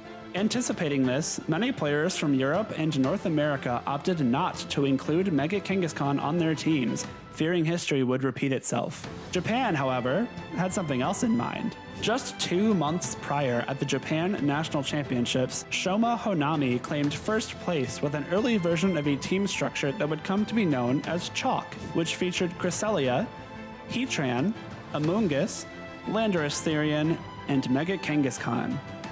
This team composition boasted an unmatched combination of power and flexibility, leading Shoma and many other Japanese players to ride the Mega Kangaskhan wave all the way to Boston. As the 2015 World Championships progressed, it became clear that Chalk was the team to beat, even though the competition was full of teams with outside Mega Evolution picks, like Mega Mawile, does connect with the Garchomp and does pick up the knockout. Mega Charizard X, we go for the Flare Blitz here on the Thunderous, Mega Salamence, the Hyper Voice, and Mega Charizard Y. We go for the Flamethrower here. 6 of the top 8 players used teams that followed the Chalk guidelines, including Shoma Honami himself. While the extraordinary success of this team composition at the biggest event of the season was astounding, even more interesting was the variation seen within Chalk just inside this top 8. While all 6 teams had both Mega Kangaskhan and Landorus Therian, many players opted for some alternate options for the remaining Pokemon.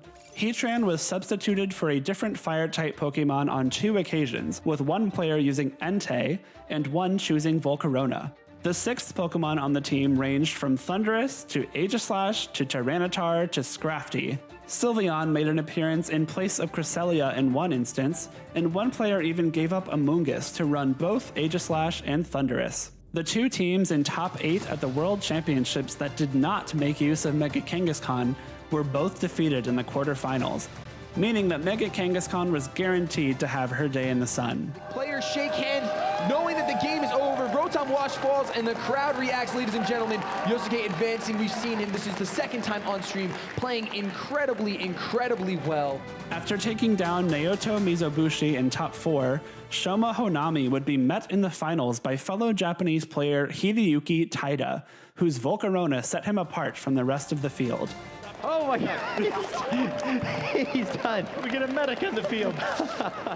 The championship match was a back-and-forth affair. Shoma won Game 1 thanks to consistent damage output from his Landorus Therian and clever use of disruptive attacks like Thunderwave and Swagger. And here we go. Will it be able to hit through Confusion is the question. No, it hits itself. Huge. Shoma very excited. But Hideyuki turned the tides and even the score at 1 game all after his Pokemon broke through Confusion on crucial turns. A lot on the line for these two trainers. Almost $20,000 in prizing here as it hits through with a big Shadow Sneak, and I think that will pick up the feint here on the Thundurus. It is definitely at this point looking like Hideyuki's taking it to a Game 3. In the deciding game, Shoma made expert use of Heatran's defensive utility and offensive power, proving that the original Chalk Fire-type Pokemon was still #1. Should do a ton here. Oh my gosh, picking up the feint on Hideyuki's Pokemon as well as catching the burn, activating the weakness policy there, but the burn is absolutely huge and it's only a matter of protects before this one is over. Fittingly, Mega Kangaskhan re-entered the field right before Hideyuki conceded defeat. Shoma's decision to stay true to his run to the Japan Nationals title with the original components of the Chalk team composition paid off as he became the 2015 Pokemon World Champion. Shoma Honami is your 2015 Pokemon Video Game World Champion. Thank you for watching, and let us know some of your favorite moments in VGC history by using the hashtag #PlayPokemon.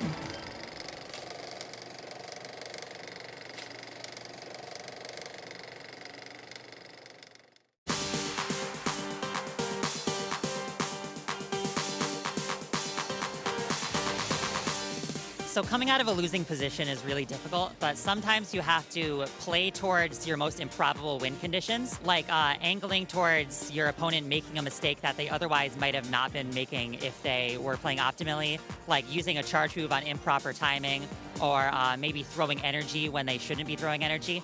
In TCG, to come out of a losing position, you want to make sure that you have your bench full and you can sacrifice a single card up front just to be able to build up your bench and then bring that up and then change the tide of the match. It's a wonderful tactic to use. Honestly, it's good to kind of take a step back, just take a few seconds, reset, look at your team sheet, look at the Pokemon you have left, and kind of see what options you have given the pieces you still have in play. And that's really all you can hope for in a battle. Don't continue the way you're going. You're stuck in a position where the current path is losing, so let's try a new idea. Let's swap back out, try and make a catch. Do something unexpected. Maybe try and do more baiting if you're not someone who's used to baiting. Have a just different play up your sleeve. That way you can just throw your opponent off. And the other thing is, it may seem like a losing position, but a lot of times, by playing a game out fully and being fully invested the entire way, you end up winning in the end in a very close match. So the game is never over until you finally see the win or loss screen. To come out of a losing position, I think you should always think positively and think about, what can I do to improve my position? You shouldn't be thinking about what your opponent has, and you should be thinking about what you have and how to better yourself. If you're already losing, you just gotta go for broke, just make a hard read and try to get back into it. And then just have fun and try to win.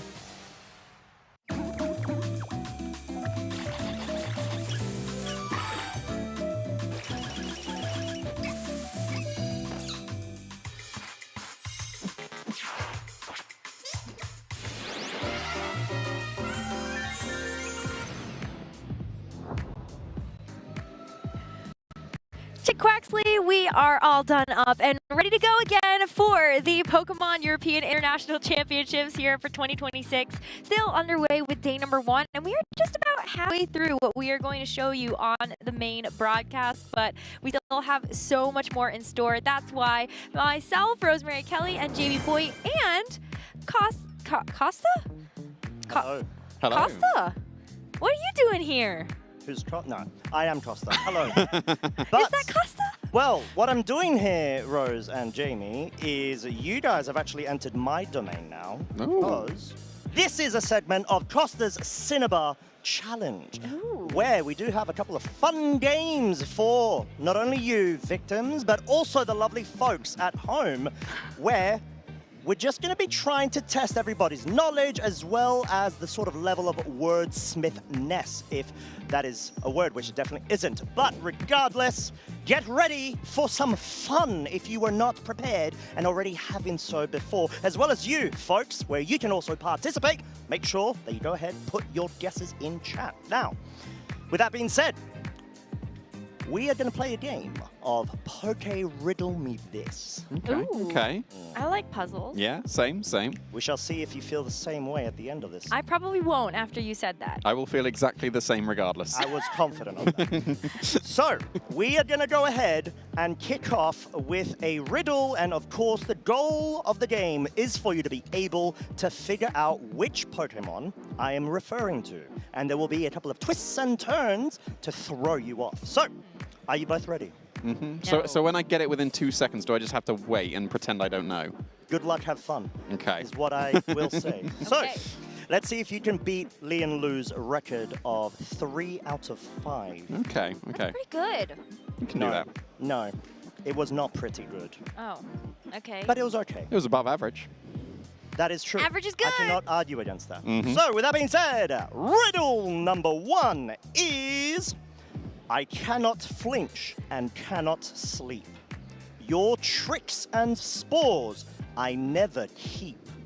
My armor blocks what status brings. My pot of gold, the envy of kings. So yeah, I've got it and I have to wait, right? Who am I? Golden Go. Yeah, right? Golden Go. Is that your final answer? Yeah. Say it again. Right? You had like Here we go. 6 sentences. Well, I've already my locked in my brain final broke. answer because I've said yes, but if you want to change... I cannot flinch is what I lost the line of. I cannot flinch and cannot sleep. Technically, it can flinch to things like Rock Slide. Your tricks and spores I never keep.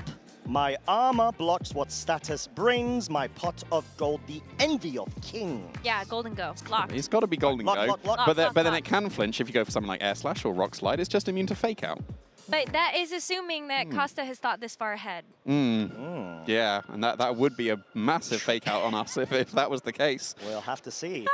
Depends on if there's terrestrialization involved as well, right? True. No, no, well, I'm still locking Golden Go. Yeah, All right, Golden Go. so Final answer. Let's see if you folks got it correct. And I can confirm it is indeed Golden Go. So he didn't think about Rock Slide. No. I did. It's just got a covert cloak.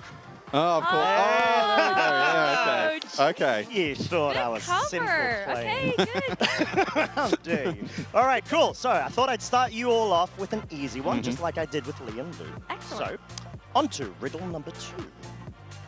I boost the field with psychic force. Priority attacks lose their course. Protect my ally, let them strike. My terrain stops moves you'd like. Who am I? Indeedee, female. Yeah, indeed, female. I'm just Indeedee, actually, because they both do that. But male doesn't have access to follow me, and it was said about true. keeping the other partner safe. So Alright, it's got to be the female version of Indeedee. You're right. So that's Indeedee, female. That's a Lock lock-in? it. Lock-in? Yeah. All right, cool. So, let's give a moment for chat. Yeah, again, like we said, we need to still... High five! That's not confirmed correct just yet. I asked at the beginning, should I wait when I get it within 2 seconds? And I've got it within 2 seconds both times, and you didn't I confirm said or good deny. luck, have fun. Yes, exactly that. So next time, let's give chat a little bit of time. All right. Okay. We shall see. So I can confirm the answer is Indeedee female. Very good, very good. Gave you a freebie 2 times in a row, but that will not be the case moving onward. Okay, bring it. All right, cool. Are you ready? Riddle number 3. My power grows with every fall. Defeat my foes and I will stall. Each knockout makes me stronger still. A boosting beast that sweeps at will. It's either an Ultra Beast or it has Moxie. I thought of something else instead, but again, I'm going to let chat have a little bit of time first. Because I think it's something that doesn't usually use the ability that he's referring to when we have it in actual VGC. Because I'm thinking of Supreme Overlord King Gambit. Ooh. Can you say it again? Of course. My power grows with every fall. Defeat my foes, and I will stall. Each knockout makes me stronger still. A boosting beast that sweeps at will. See, it's the boosting beast that throws me Yeah, off, beast, and I it guess. makes me feel like it's either an Ultra Beast or it is some type of beast that has the Moxie ability. Like, because it looks like a beast. So I love the Supreme Overlord answer because I do Yeah, agree because then it's knockout foes that makes it stronger, but it's when Yeah. your partners are KO'd that Supreme Overlord actually activates. So yeah, that's the wrong way round. So it would be it couldn't be Last Respects either, because that's what. No, that doesn't work.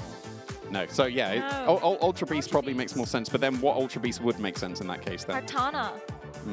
But it said something about the third line that Costa said was something about a stall. Yeah. So I 30 seconds left. Oh, we have a timer. Oh Okay. my god. Oh, now I'm panicking. Maybe it's Stakataka. I mean, I guess so if we're going for an Ultra Beast. I mean, Sablei's the Pokemon with the ability stall. So 15 seconds. Should we just go with Stakataka? I think so. Yeah. I'm gonna lock in Stakataka. Yeah, let's go with Stakataka if I want. Locked in?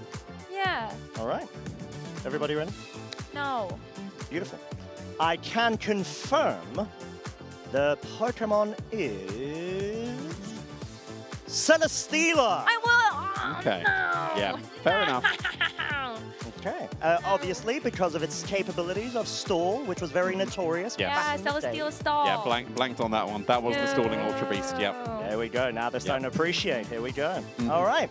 It's okay. 2 We out of were 3. I think it was. Doing really well. I give us half a point because. No. Because we make the rules, of course. You do not. That is not factual.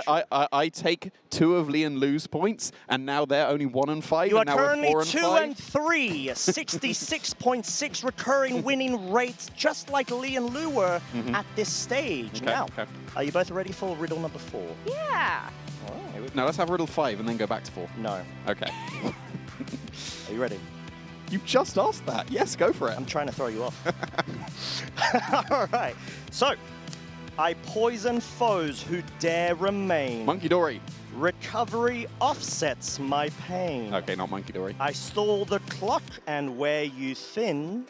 Endgames are where I win. Poison Heal. Who am I? It has to be a Pokemon with Poison Heal. Well, that would be think. Gliscor then. That's Yeah. the like we don't really see it in VGC, but that's the main Poison Heal Pokemon because the other one's Breloom, isn't it? And Yeah. that doesn't do that. So I think that is the first Pokemon that Yeah. comes to my head. But Costa, can you repeat Of course. it again? So, I poison foes who dare remain. Recovery offsets my pain. I stall the clock and wear you thin. Endgames are where I win. Or can it be Toxapex? Can it be a Pokemon that has a toxic ability that has recovery? The move recovery. well, yeah, you'd Baneful Bunker get poisons on, with the Toxapex. That would be the Yeah. main way you would do it. And then you can stall, poison stall. Or is there something else that I'm missing? But I think it has to be, I do not think that the answer is Gliscor. Because I think Poison Heal doesn't fit. I mean, this I second used Eviolite Golbat back in the day because that was able to stall because it was actually really bulky, You're but it's an not going to be exception. that. It's not going to be I that. do think it's Toxapex. Toxapex probably, I think, makes the most sense given what we've heard Or so would far. it be like Glamour? But But that doesn't Glamour. recover. Glamour doesn't recover. There's not many poison Pokemon that actually recover. Yeah, so I think Toxapex. Hmm. I'm going to lock in Toxapex. Yeah, let's go with Toxapex. Okay, final answer then. Right. Let's see if you folks also got it right or not. We shall find out soon. The fake out. Naturally. Now, the correct answer is indeed Toxapex! There we go. So we are no worse than Lee and Lou, at least. So. Yes! You have been able to outbeat them at Yep. the current moment. Yes. And we'll stop there. So we have a We 75% win rate not rather than a stop 60%. there at all. We are going to go onto a 5th and final. I love these. Keep them These are coming. great. Yeah, yeah. Beautiful. Right. I did not ask for your feedback just yet, but it is not appreciated. So, riddle number 5. Get yourselves ready as we have got a doozy. So, I eat my berry when I drop my guard.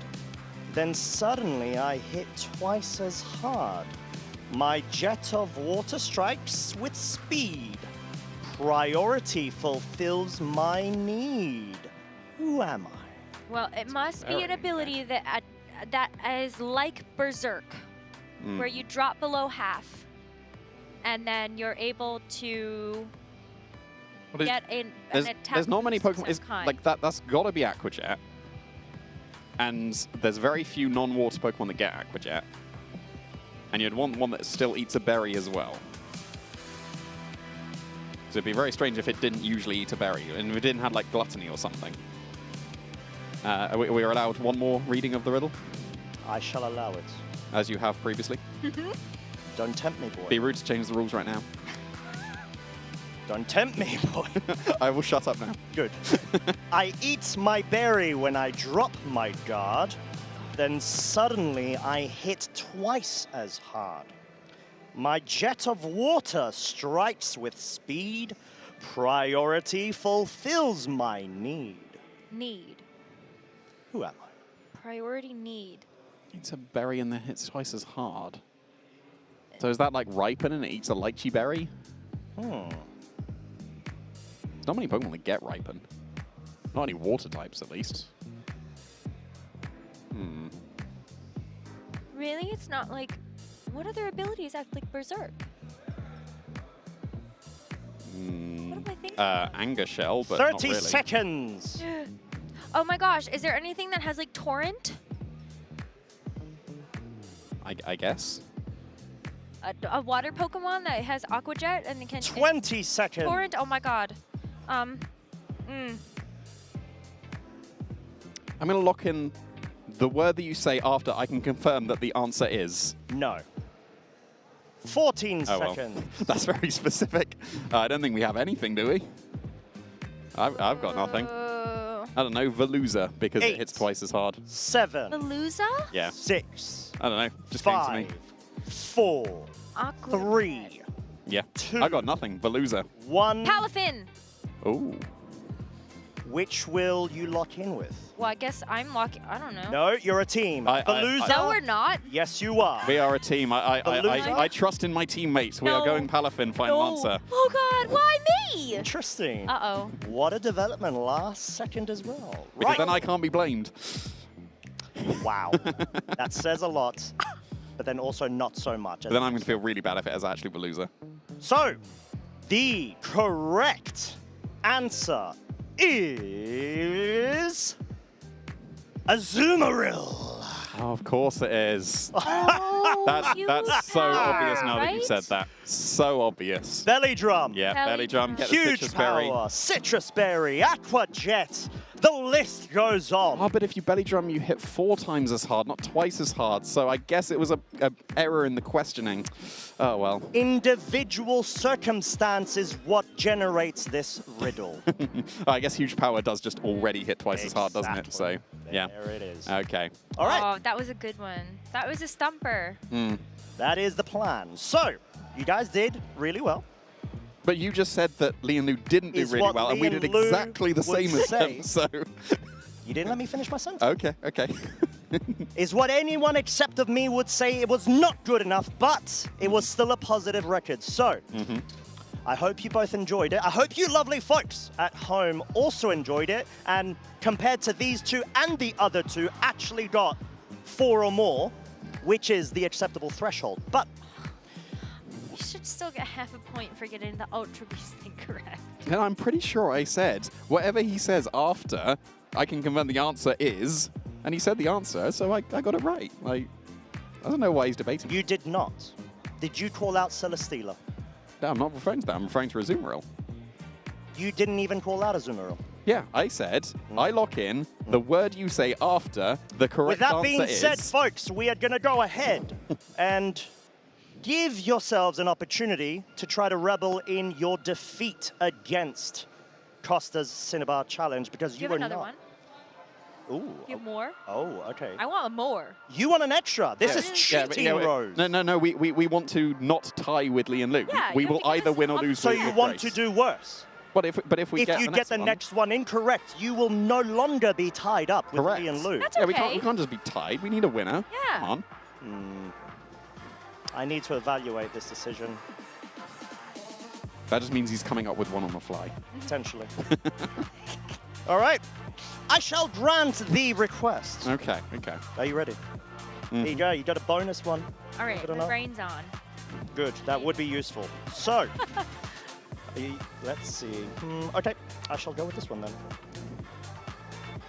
I never sleep, though I should tire. My orb inflicts a burning fire. Instead of weakening my might, it doubles power in the fight. Who am I? That sounded like Ursaluna getting his Flame Orb activating its Gust. It's a Guts Pokemon, though. But it could be any Guts Pokemon, and so it's got to be the first line, and it said it couldn't sleep. Can't sleep. So what Guts Pokemon? Like, well, if you're burned, you can't sleep anyway. Yeah. So, But I'm thinking it could be Hariyama. I mean, that's also got Guts. Yeah. There's Heracross that's got Guts. Yeah. There's probably a couple of other things that I'm forgetting that get Guts because they're not relevant. So, yeah, like almost all of that just implied a Guts Pokemon. Yeah. And Ursaluna is just the most common Guts Pokemon that we have in the formats. Are we allowed a reading one more time? Yes. Is what I would say if I allowed you the opportunity, because you got a bonus point riddle there. Then merely the first line. Very well. I eat is not the right riddle. Compose. I never sleep, though I should tire. Should tire. I shall allow more lines. My orb inflicts a burning fire. Instead of awakening my might, it doubles power in the fight. Guts is only a 1.5 times boost, so again, if that's referring to Flame Orb, that's an error in the questioning again. There was never an error in any of the riddles. We confirmed. Of course, of course. But it does, like, it orb inflicts a burning desire. Feels like it has to be Flame Orb. It has to be Flame Orb because then it activates Guts. Power would be referring to Guts. It could But- technically be Drifblim with Flare Boost. Ooh. Now that's an interesting choice. Oh, I don't know. But it's He's like- been but hyping up Drifblim this weekend. But the first But- the first line says, I cannot sleep, but I tire. I never sleep, though I should tire. So it's Cyclozar because that's got tires. Your analysis is not helping. Wait, okay, so but I cannot wait. I cannot. No, I don't have it right. But it can't sleep because it's got burn, right? Yeah. Like if you just get burned by a Flame Orb, you can't get any Even status. though I tire. Hmm. So what would be like a? I should tire. I should tire. So you're thinking like there might be a Pokemon that needs to rest.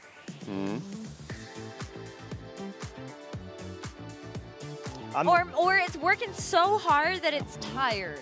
Interesting. 30 seconds! I think it's just we are overcomplicating this. We just got to go It's with Ursaluna. Ursaluna, right? Yeah. Lock it. Are we Ship it. sure? Ship? Yeah. Ursaluna, not Blood Moon. Yeah, like the normal one. So the Hisui. Yes. What? Wait.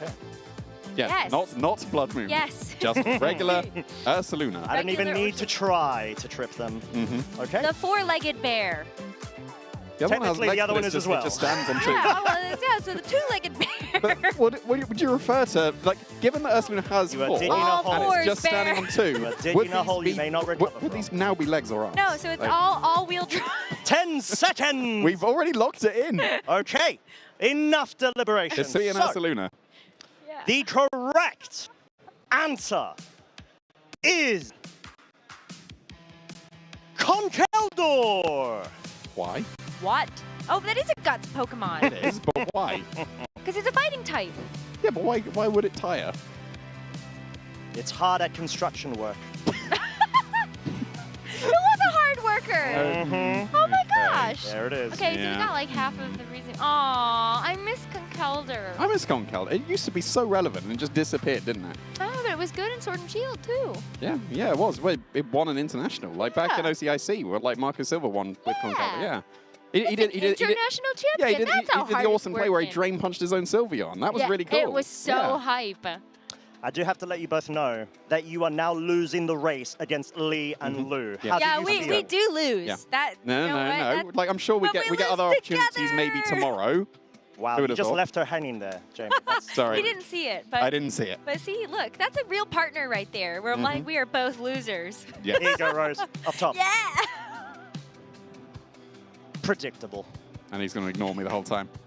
Okay, No fine. chance. Right, so what we're going to do is we're going to go ahead and cut to a short break, and we'll be back with the next round. So get ready, get your refreshments, is what I would say before we go ahead and check the rankings Yeah, of the yeah. next round. We've got a round to be able to do, right? We're into the point where we've got some trainers that have guaranteed their way into phase number 2, and we'll be able to see which trainers at the 5-1 record are able to get there. But obviously, there's all the trainers that we can see on screen have got that 6-0 record, and they have guaranteed their place in phase 2 of this international tournament. Yeah, what a way to go about it, especially because there's so much on the line at this prestige event, especially to the build-up of later on this season, North America International Championships. And already a couple of notable names, both with balance, let's say more reliant cores, as well as some innovations on the field. Yeah, it's been really interesting to see what the trainers have been bringing to this tournament, and there's been some small innovations that we've been seeing going forward. Like we saw the Icy win Chempao win Birmingham Regionals, and then it was able to have a really good showing on stream.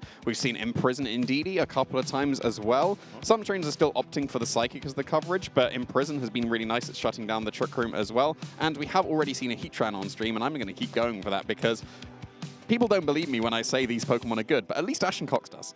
No, that's fair. And Ashton Cox is actually a great trainer as well. And a 6-0 is guaranteed his place in phase 2, so... Yeah, I mean, I think it really takes a great trainer to be able to make Heatran work.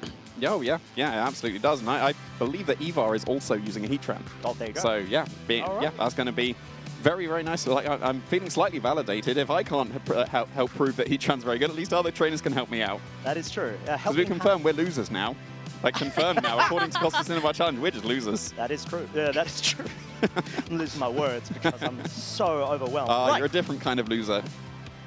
The best. So, moving on.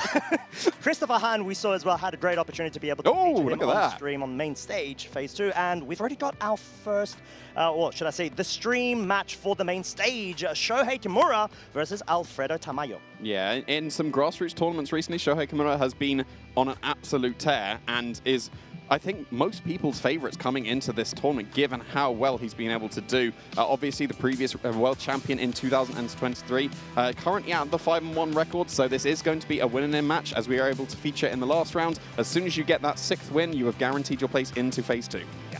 And for Shohei, this is definitely an important tournament. He is one of those players that can heavily benefit from making it to a top 4 of an international championship. It would secure a direct invite for him to go to the World Championships this year in San Francisco. And that was something we also got a chance to actually talk to a couple of our other Japanese players about too, right, Costa? Yeah, exactly. And it's just such a great way to be able to see what kind of innovation these trainers are able to bring to the fore, especially because we've got regional differences between all of the various meta iterations. And obviously being able to have a chat with Shoma Honami earlier on, it was just great to be able to see him go ahead and bring that sort of hyper-offensive style of team, accompanied with, I would say, his very aggressive and amazing identification of board state comprehension.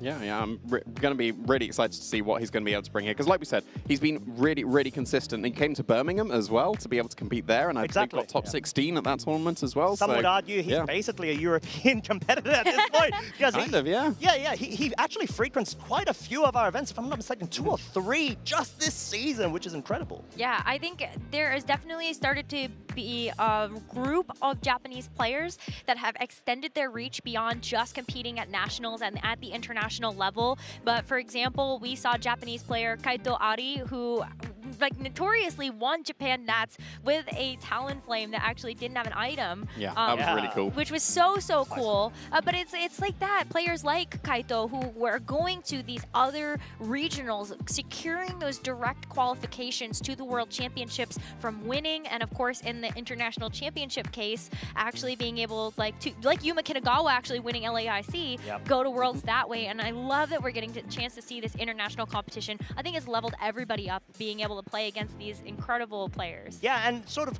why not try, especially when it comes to the international level, where if you get at least top 4, you're able to get that automatic invite into the World Championship. Yeah, for sure. And, whoa, what's this? Costa's using teleport again. I'm going to use Taunt on him to stop him, but unfortunately Costa is oblivious, so he's immune to that and has disappeared once again. So, yeah, we can jump into the game very, very shortly. We've been hyping up a little bit of Porygon 2 Ursaluna, given the fact that Nils Dunlop was able to win the European International Championship 2 years ago when we were back in the Regulation F format there as well. And it seems like Alfredo has done a very, very good job here, has got one win away to be able to secure his place in that Phase 2 with that combination. Yeah, and I'm really excited that we get a chance to feature somebody that we haven't really had a chance to before.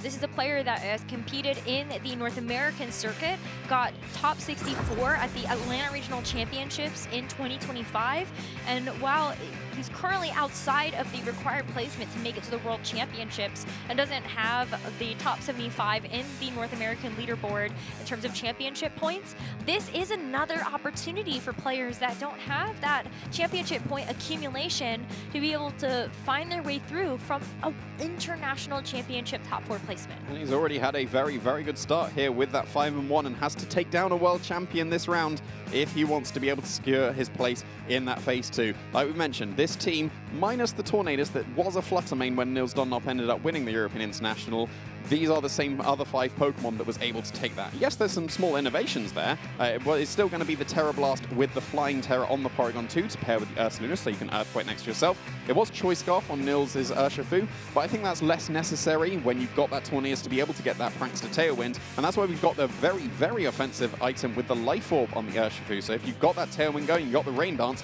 those Surging Strikes are going to hurt. Yeah, and I think this is one of the reasons why a lot of people are looking at the Life Orb versus something like the Mystic Water, is because those close combats are also going to be doing a lot of damage with additional damage modifier. And so I love Alfredo's team being able to play in both the Tailwind as well as the Trick Room and the speed control, but you also have multiple ways that you may not need to rely on that in order to actually find success. We'll get a chance to look at Shohei Kimura's team very briefly as well, our 2023 world champion, and he is going to be bringing another balanced team.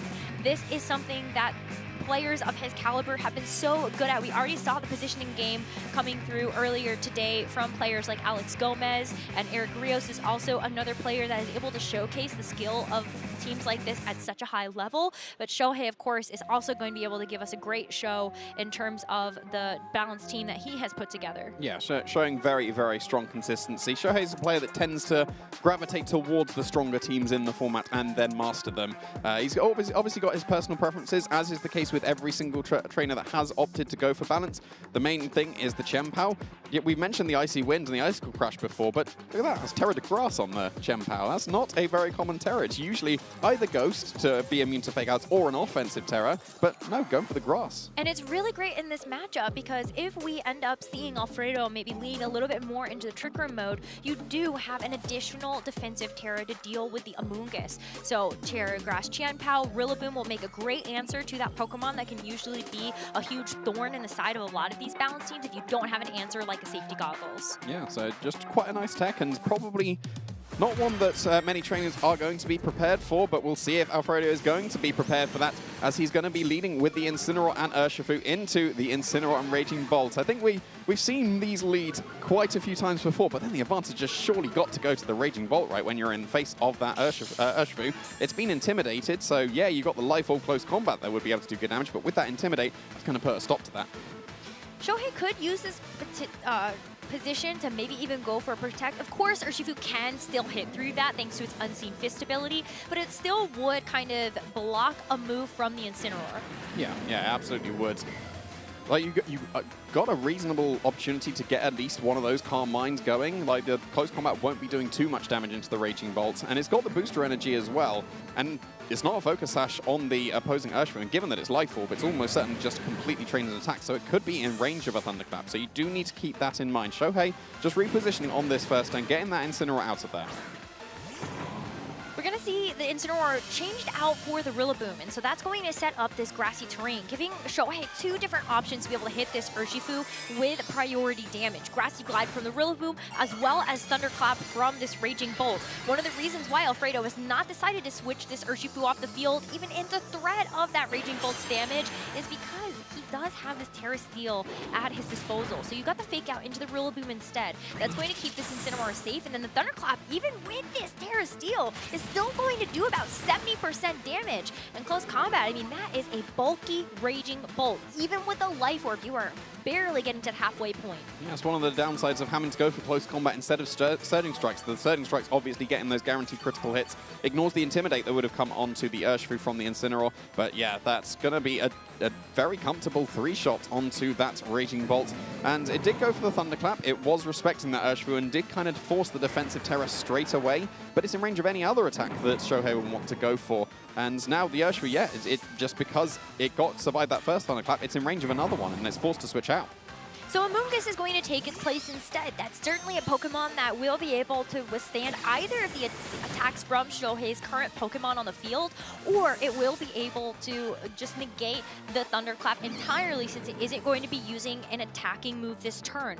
But for now, Shohei gets to see the reveal of the Amoonguss, use the U-turn, and find something else that's going to be better suited to deal with the current Pokemon on Alfredo's side. Incineroar on Shohei's side does have the safety goggles, so that would be able to ignore it pretty nicely. If you go for something like a Dragon Pulse this turn, then you could consider just switching into the Rillaboom with the Raging Bolt, and then you'd be completely immune to the spores. Granted, you would have to sacrifice your booster energy boost to be able to do that, but if you just go on the offensive, or maybe even get a Calm Mind, then that could be very nice for Shohei, but it's going to be Landorus joining the field, not that safety goggles Incineroar. The Landorus is going to prove to be just a little bit of a problem, especially when you know that there's going to be that Incineroar at low HP. Even with the Assault Vest, that item might not be enough to actually tank an Earth Power from this Landorus. And you also have the ability to hit things with neutral damage with the Sludge Bombs. Either the Tornadus or the Urshifu wouldn't be on the receiving end of that either.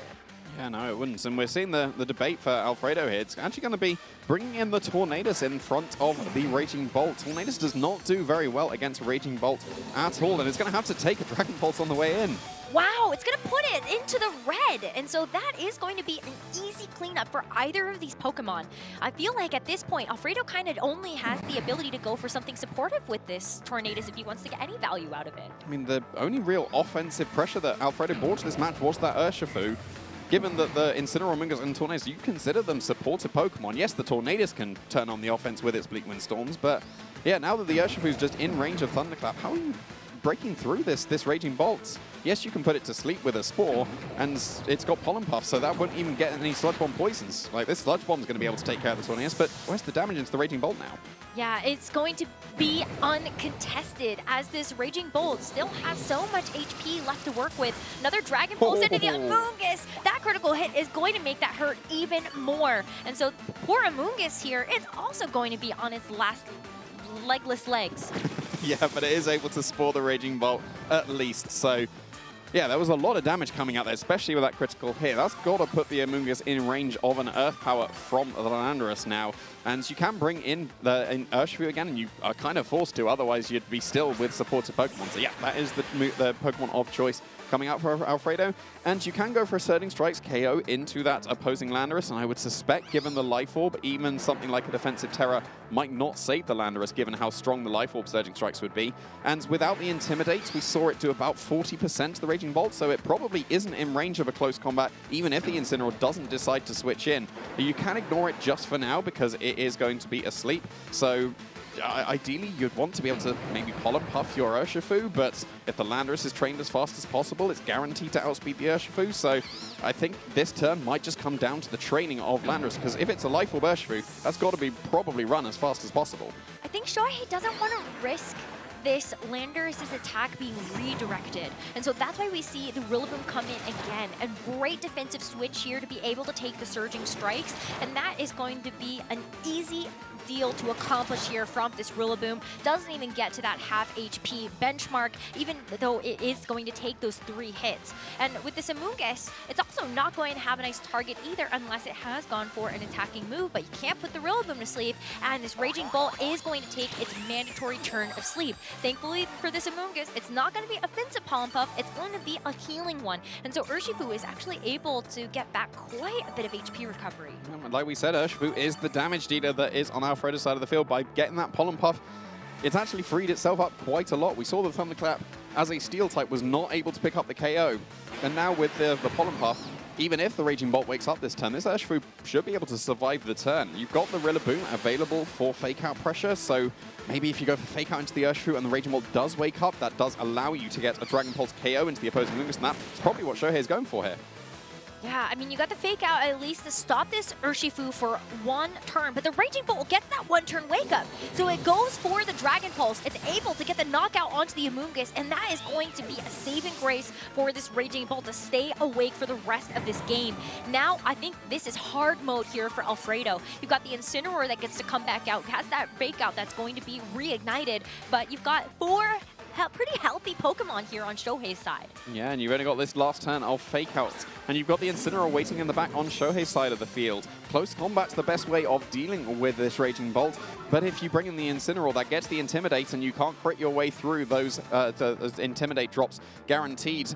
Otherwise, if you're going for the Surging Strikes, that's going to be resisted by the Raging Bolt. So it's still an incredibly strong position coming out for Shohei here. The Landorus is still waiting in the back to just be able to one-shot this Incineroar whenever he wants. If he can get into a position where he has Fake Out active and the Landorus, then he can go for a Fake Out into the Urshifu and get a substitute. At the moment, you've still got the Rillaboom and the Raging Bolt that can be faked out, and you can't go for a Protect in front of the Urshifu. And that's why we're seeing Jin just go on the offense. But yeah, not enough to KO that Raging Bolt, even without an Intimidate.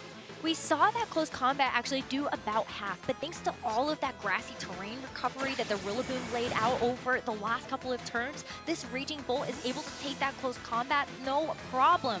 And we see Shohei continue to play it safe as he softens up these final 2 Pokemon on Alfredo's side. It's going to be the Incineroar pivoting back in. There's the Intimidate drop that you would want if you are Shohei in front of this physical and Urshifu and Incineroar. And so the Flare Blitz doesn't hurt at all. No, and so it's going to do a tiny bit of recall to the Incineroar that's probably going to put it in range of 2 Dragon Pulses, because here's the first one, and yeah, that's going to be pretty much sealed up for Shohei here. All you need to do is go for that Fake Out into the Urshifu, Dragon Pulse into the Incineroar. That will be a KO based on the damage that we've just seen. And then it's a 4v1, and you can easily take care of the Urshifu. Even though it can get a KO into this Incineroar, it can't get a KO into that Rillaboom. You'll have Fake Out pressure in the future. This is just going to be going through the motions at this point for this first game for Shohei. But I do think that that's important, right? Even though you are pretty confident you have locked the game up, it's still good for you to make sure that you have solid fundamentals throughout the entire day. Yep. Because at the end of all of this, if Shohei wins this match in the next game, then he is guaranteed to play in Phase 2 of our Swiss rounds that will kick off tonight. And so he wants to maintain his A game throughout the rest of today. Yeah, and he's taken this first game. Alfredo has clicked the forfeit button, and yep, Shohei is able to very comfortably win this first game. I don't think that Alfredo brought the Pokemon that could deal the damage to the Raging Bolt, and that Pokemon is the Ursaluna, right? With the 3 supported Pokemon again around the Urshifu, well, that's usually beaten by Raging Bolt. So if that's the Pokemon that you're relying on to pick up all the knockouts, but you can't actually get the knockouts, as we saw, the close combat, it didn't even get close to being able to KO the Raging Bolt. So I think we do need to see a switch up from Alfredo, and it's got to be that Ursaluna potentially with that Trick Room mode at the Porygon 2. I think you're right about that one. I think it would also help to solve a lot of the problems of the Pokemon that Shohei brought being naturally faster. Even with the priority damage, I think that you can still give yourself that advantage of, well, Ursaluna also has a great type matchup into the Raging Bolt, as you're saying, not just offensively, but you can't Thunderclap it because of that ground typing, since it would be immune. So that's just another way that you can deal with that. And I think better preservation of that Amoonguss. There were a couple of times I felt like Alfredo made a decision to switch in something that just took a tremendous amount of damage, and that's kind of what some of these balanced teams can be about. If you just have the wrong position, Did that show Miraidon? I was Yeah, like, I is think that his team? that might have just been a throwback to the previous regulation that we had. But of course, we're still in regulation. Now, they're going to stick with the same teams that they've got at the bottom of the screen, as you can see. And we'll have to see if there is going to be a switch. Like we were just saying, Ursaluna kind of has to be brought to take care of the Raging Bolt quicker than Alfredo was trying to do in that first game. But at the same time, if you're expecting that, then Shohei could easily switch it up himself. And I feel like it's kind of got to be the Ursaluna based on how that first game went. So the Pokemon that's going to be very nice against that Ursaluna, well, that Urshifu. The Urshifu didn't come to the game, neither did the Champow, and both of those would be able to threaten some really good damage into that Ursaluna. So I wouldn't be surprised to see a switch up coming out from Shohei. Or if he's comfortable sticking with that Raging Bolt, you can get the Intimidates with the Incineroar still and keep it reasonably safe from that Ursaluna. And even if there isn't the adjustment to the Ursaluna, I really don't mind the Chanpao coming anyway. It's got that super effective damage into the Tornadus, into the Amoonguss, both Pokemon that Alfredo decided to bring to that very first game. And you also just have the added benefit of that Sword of Ruin being able to help boost up some of your own physical damage on your side. But look at this. Alfredo actually doesn't bring the Porygon 2. In fact, brings that Ursaluna as the adjustment as you were hoping to see, but next to the Tornadus. Yeah, you usually run the Ursaluna with some speed to be able to benefit from the tailwind coming out from the Tornadus, and it's definitely going to be faster than the Raging Bolt if you didn't run minimum speed on the Ursaluna. That's the only caveat. But on these kind of teams you don't tend to. You did get intimidated though, and you don't have your Flame Orb on this turn, so that's kind of a free Calm Mind if you do want it on that Raging Bolt. Yes, you could go for a Headlong Rush on this turn, but that's really not going to be doing as much damage as you would want without that Gust boost. So I wouldn't be surprised if we just see that free Calm Mind coming out from this Raging Bolt. It could be a Calm Mind, and then it could also be a parting shot from this Incineroar to be able to pivot out and bring in something like the Rillaboom so that you have Fake Out active for the next turn. I feel like the Protector from the Ursaluna is quite safe. You want to give yourself that guaranteed momentum to be able to at least get that Flame Orb activated, but Shohei, instead of going for the parting shot, does try to fake out that Pokemon instead. So if you wanted to end up seeing some type of fake out present, you would have to bring in that Rillaboom manually on the next turn to help give this Raging Bolt with a Calm Mind boost a bit of support. Yeah, now do you consider the Terrestrialization on the Raging Bolt just to get rid of that weakness to the Headlong Rush? Granted, it is intimidated, but the Guts is kind of cancelling that out, and Ursaluna should still be able to pick up the knockout on the Raging Bolt with a Headlong Rush. And then you've got the awkward mind game of, well, is it going to be just a switch out of Incineroar to Rillaboom and protect the Raging Bolt ready for a fake out afterwards? And then if that's going to be the case, then you can go for a Facade into that Incineroar instead. So there is a slight mind game on this turn. Do you Terrestrialize the Raging Bolt? And if you don't, and it doesn't protect, then Headlong Rush is the correct play. But if it does Terrestrialize, or it goes for the Protect, then Facade instead will be what Alfredo would need to go for. Well, I feel like maybe it was a little bit of those mind games. I love Shohei's just kind of jamming out. He's really feeling it. But it's going to be a switch of the Landorus. And so we were talking about Rillaboom being a great defensive switch, but what if you just neutralize the damage entirely and you are immune because you are a flying type? Shohei called this perfectly with the ability to bring in this Landorus in the face of the Headlong Rush. Yeah, that's a very, very nicely done, because that could have been a Facade. And granted, it was intimidated, so it would have been really close if it had picked up the knockout on the Landorus, but it probably would have just fallen short. And now you've got two really offensive Pokemon available on Shohei's side that will outspeed the Ursaluna. Well, I say will outspeed. Potentially will for the Raging Bolt. We'll have to wait and see if that's going to be the case. But yeah, now that you're outspeeding both Pokemon, then the Earth Power from the Landorus is threatening a huge amount of damage to the Incineroar. Usually Assault Vest 1s are able to survive that, but if you go for the double up into the Ursaluna with the Earth Power and the Dragon Pulse, that should be able to pick up the knockout as well. But a Porygon 2, that should be able to survive. Porygon 2 might be exactly what the doctor ordered, as it will be able to provide a lot of natural bulk in this matchup that Alfredo can use to his advantage, make sure that he can actually get some good switches in. He's also going to invest into the Incineroar. This is going to be a grass terrestrialization, and so something that will be able to keep this Incineroar safe in the face of these Landorus's ground type attacks. But what about the Sludge Bombs? That is something that can still be a huge threat as Shohei decides to invest that terrestrialization as well onto this Raging Bolt. And that isn't that a little interesting though? We actually saw the Incineroar get the terrestrialization first, and it is This is going to take the interesting, Earth yeah. Power. But now the knockoff is going to connect onto the Landers to remove the Life Orb. Yeah, that's a either very slow Raging Bolt or very speedy Incineroar. And yeah, look at that Dragon Ball.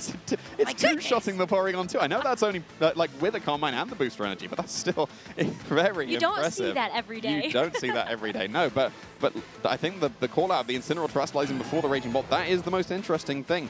Given that we've got Porygon 2 with Trick Room available to it, you have Tailwind as well, and if Incineroar is run very speedy, then it's going to be able to outspeed a lot of Pokemon in that Tailwind. So yeah, that's I think the most interesting thing that happened that turn. But given there is still no Trick Room on the field, obviously Porygon 2 has just joined the field, the Incineroar is open to a potential Sludge Bomb. That's probably why it's switching into the Tornadus.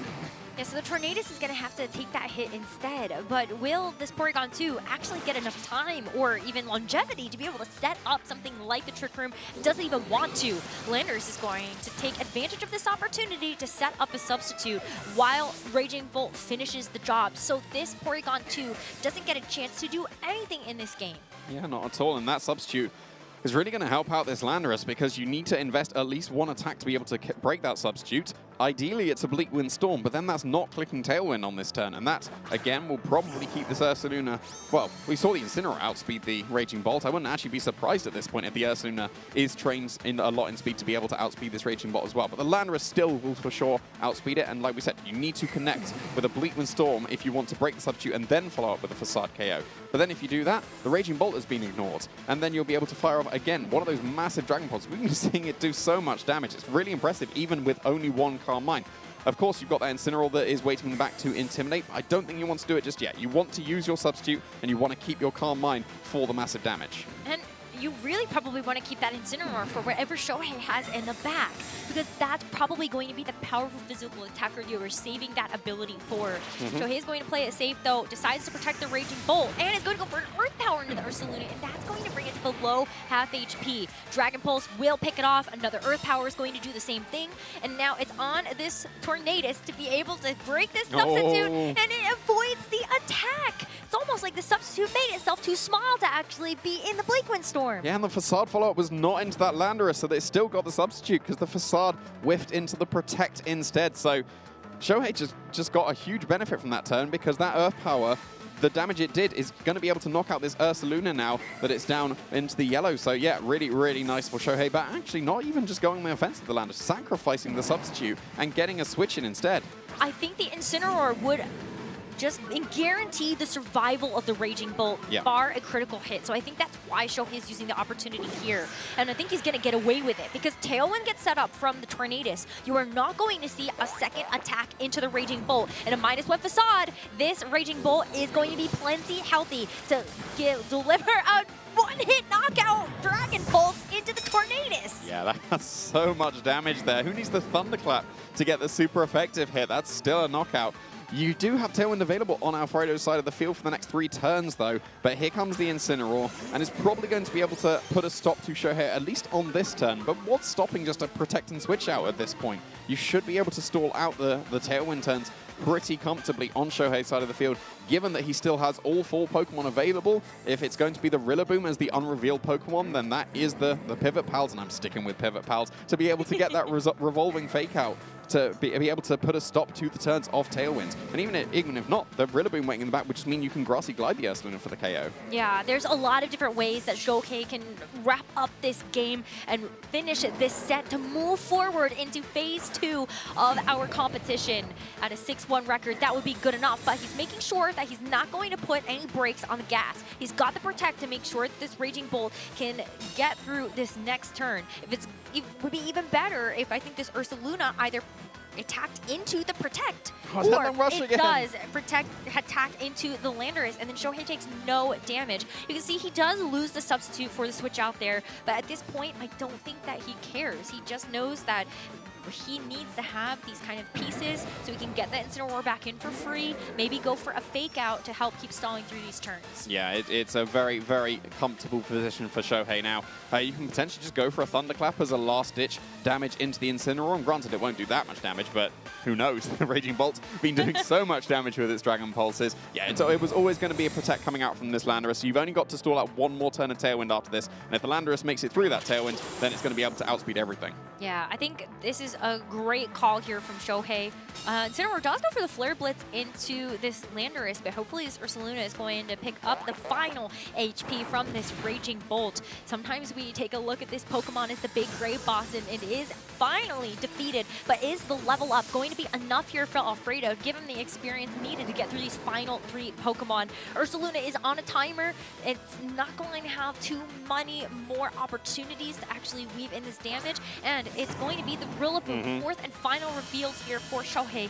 The perfect Pokemon to bring in the final couple of turns. Yeah, probably the safest way for Shohei to guarantee that he has this would be to switch out that Landorus into the Incineroar, go for a Grassy Glide into the Ursaluna, and even if it's a Flare Blitz into the opposing Rillaboom, then it would be kept safe by that Intimidate. Unless there's a critical hit, but I don't think even that would save Alfredo at this point, because then you just get the switch back into the Landorus. You'd be able to go for Fake Out into Ursaluna and Sludge Bomb into the Incineroar, and then you go for Earth Power. So I think, again, we are once again going through the motions, and it seems like Alfredo knows it. There was no Protect there. The Grassy Glide is going to be able to pick up the knockout on this Ursaluna, and I don't think Incineroar is going to be able to do it.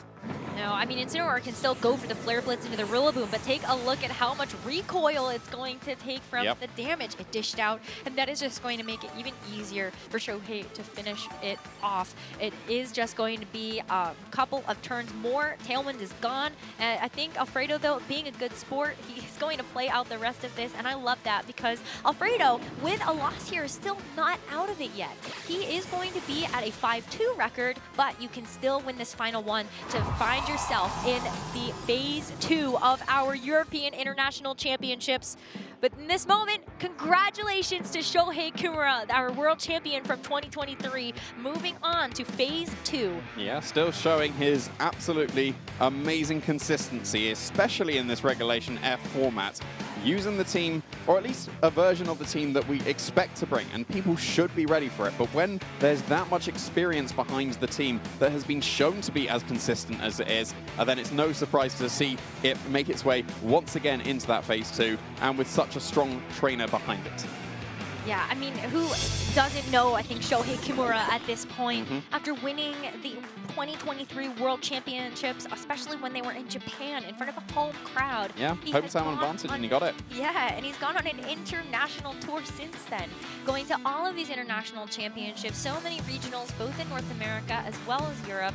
And I remember I was actually at a regional, and I was sitting next to him at a table, and I went, whoa, like that's like such star power. And he's shown us time and time again why he is considered one of the best in the world, not just as a world champion, but with all of the accomplishments that he's gotten in the international regional circuit. Yeah, and I think he would be a lot of trainers' favorite going into this tournament, just given how he's been doing. Like a few grassroots tournaments over the last few weekends, he's been able to win very comfortably. They were huge too, like several hundred competitors. Yeah, it was very, very impressive. He was able to come over to Birmingham just a couple of weeks ago and be able to get that top 16. So just, yeah, the consistency is still being shown. As we saw there were lots of plays that were just safe, and there wasn't really much that Alfredo could do. I think the adjustment was the correct one, going for that Ursaluna to be able to try and break through the Raging Bolt, but it was still just outpositioned very, very nicely from Shohei.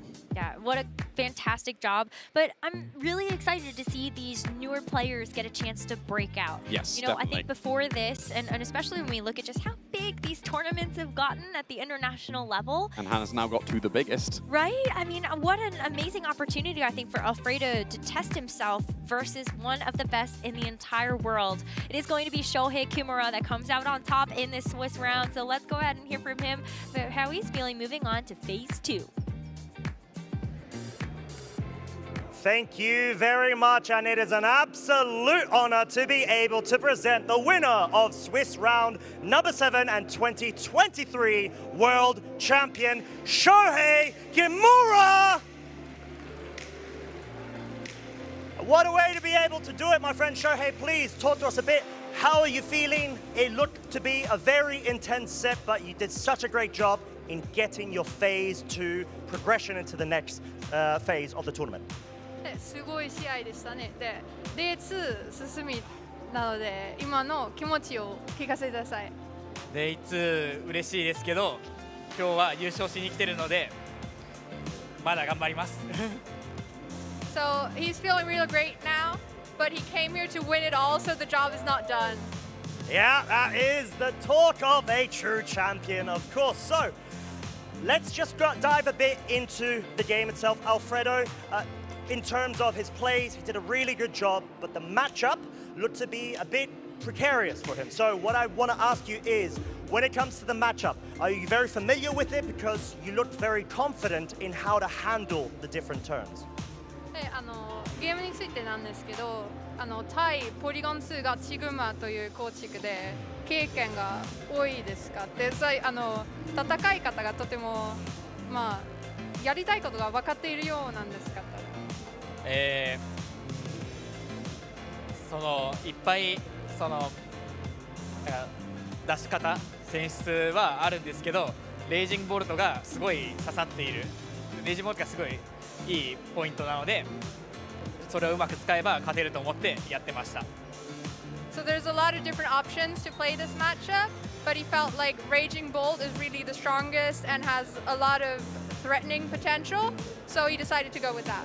And it makes sense. It is one of the best Pokemon of the format for a very good reason, if not many reasons. So we saw game 1, you were able to do such a good job. Game 2, there was sort of some situations where you had to prioritize getting, let's say, there was a substitute, if I'm not mistaken as well. There were some reads that you needed to do. So when you're ahead game 1, did you feel a bit cautious and worried if Alfredo changed his lead going into game 2? ゲーム1勝ってからゲーム2はアルフレードさんが何かサプライズを出すかって心配しましたか？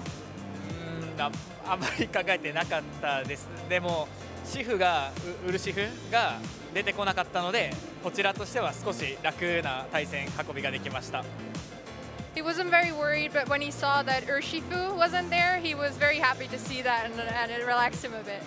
Yeah, I think that's something that a lot of Raging Bolt trainers feel naturally when they see the Urshifu there, so that's a good shout. So with that being said, you have been going to a lot of events this season so far.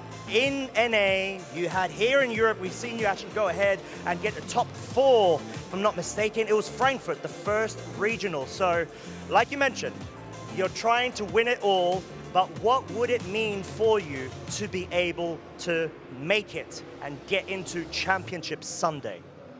で、全部優勝したいと言いましたねって、海外の大会とかもいろいろ出ましたんで、今週末全優勝したら、自分的にどういう意味？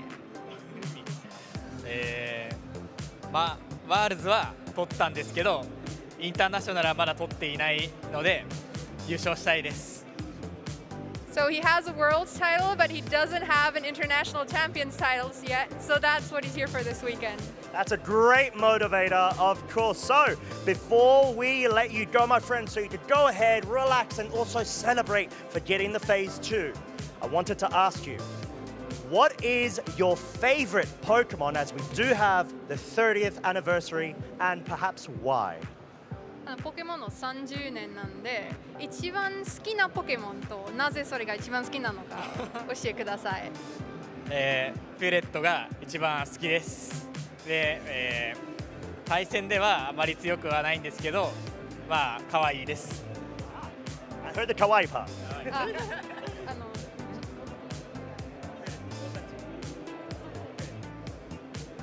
His favorite is Furret.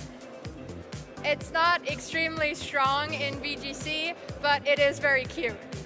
There is no doubt about that. It gets follow me as well. It's got some great stuff going for it too, if it was a Centric. But with that being said, that was amazing to hear from yourself.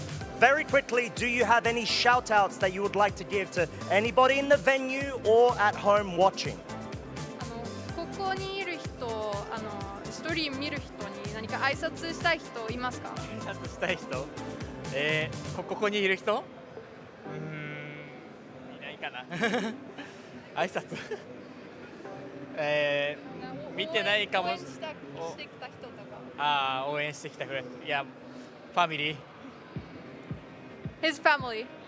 And that's all that is needed. Shohei, thank you so much for your time. We really appreciate it. Congrats, of course, for getting into Phase 2. Give one more loud round of applause to Shohei Kimura. Thank you very much, everybody. We have got another round remaining of phase 1. So with that being said, make sure to get your refreshments. You will not want to miss any of the action coming up, and we'll be back very shortly.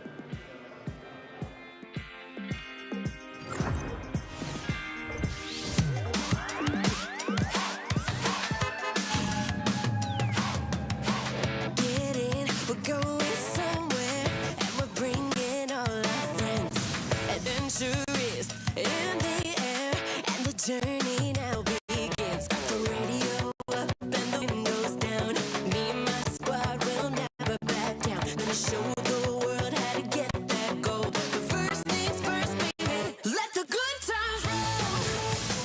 Are you ready? Are you ready? To put the pedal to the metal, let the good times roll.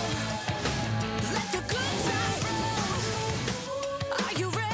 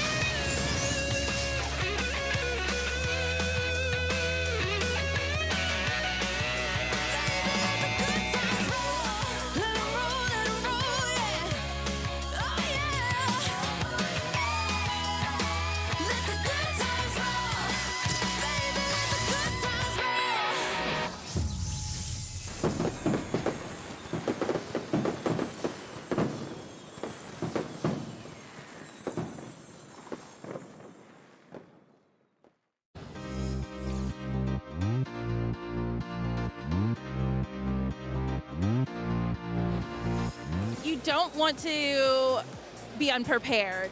Definitely study the venue, definitely study the game that you're playing, watch past streams. Don't just decide, hey, I'm gonna book a flight and fly and not know anything. God, one thing not to do before a tournament is second guessing yourself and changing your team at the last minute. You gotta trust your instinct and hope that the practice pulls you through. The big advice that I got whenever preparing for this event is to not change your deck last minute. You want to go with something that you're comfortable with, that you know the matchups with. You've been practicing with it for a while. So if you're going to switch your deck, then it's going to be probably last minute and you're not going to know your matchups really well, because at the end of the day, TCG, this is a card game and we're all here to have fun. So go with the deck that you're most comfortable with and the one that you're going to have the most fun with. Two things not to do before a tournament. First, don't leave packing your bag or packing everything up to the morning of. You're going to forget something, you're going to be rushing, you don't want to do that going in. And the other piece is don't go in without any prep. You got to make sure you're prepping, you're taking your time, trust your guts. Also, last minute changes don't always work. I would say just don't stress yourself out, don't psych yourself out, do your prep, but don't be too nervous. Always show up to have fun, have a good time, just go out there, do your best, and yeah, just don't be too stressed. Something not to do before a tournament is not check your deck size. Make sure you have 60 cards, make sure all your sleeves are fresh. I've heard so many horror stories about people forgetting cards before their round, getting deck checked, and getting penalties from not having correct sleeves. So just be really careful. I don't want it to happen to me. I don't want it to happen to any other players as well.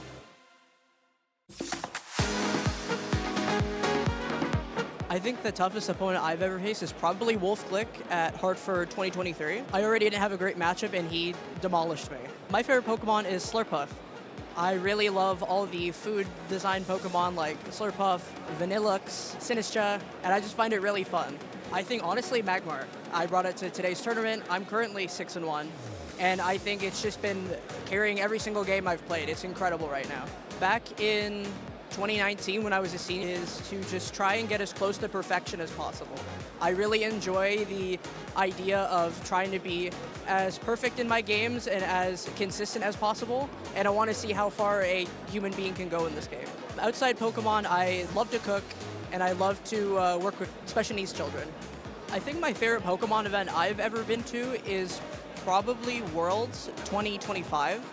I really enjoyed the whole event, and while I didn't do the best, I had a great time with all my friends, and I really enjoyed the atmosphere. My favorite type of food is probably just homemade, really anything. Could be stir fries, steaks, salads, just anything from home. I'm probably Team Blastoise. I prefer Venusaur of the three, but I think Blastoise is really fun. If I could create a Pokemon, it would probably be a regional form of Gothitelle. I really like the dress and the whole aesthetic of the Pokemon, and I think as a ice type, it'd be a really nice winter type of Pokemon where you have a nice like coat, nice earmuffs, instead of the branching out hair. I think it'd be very cute.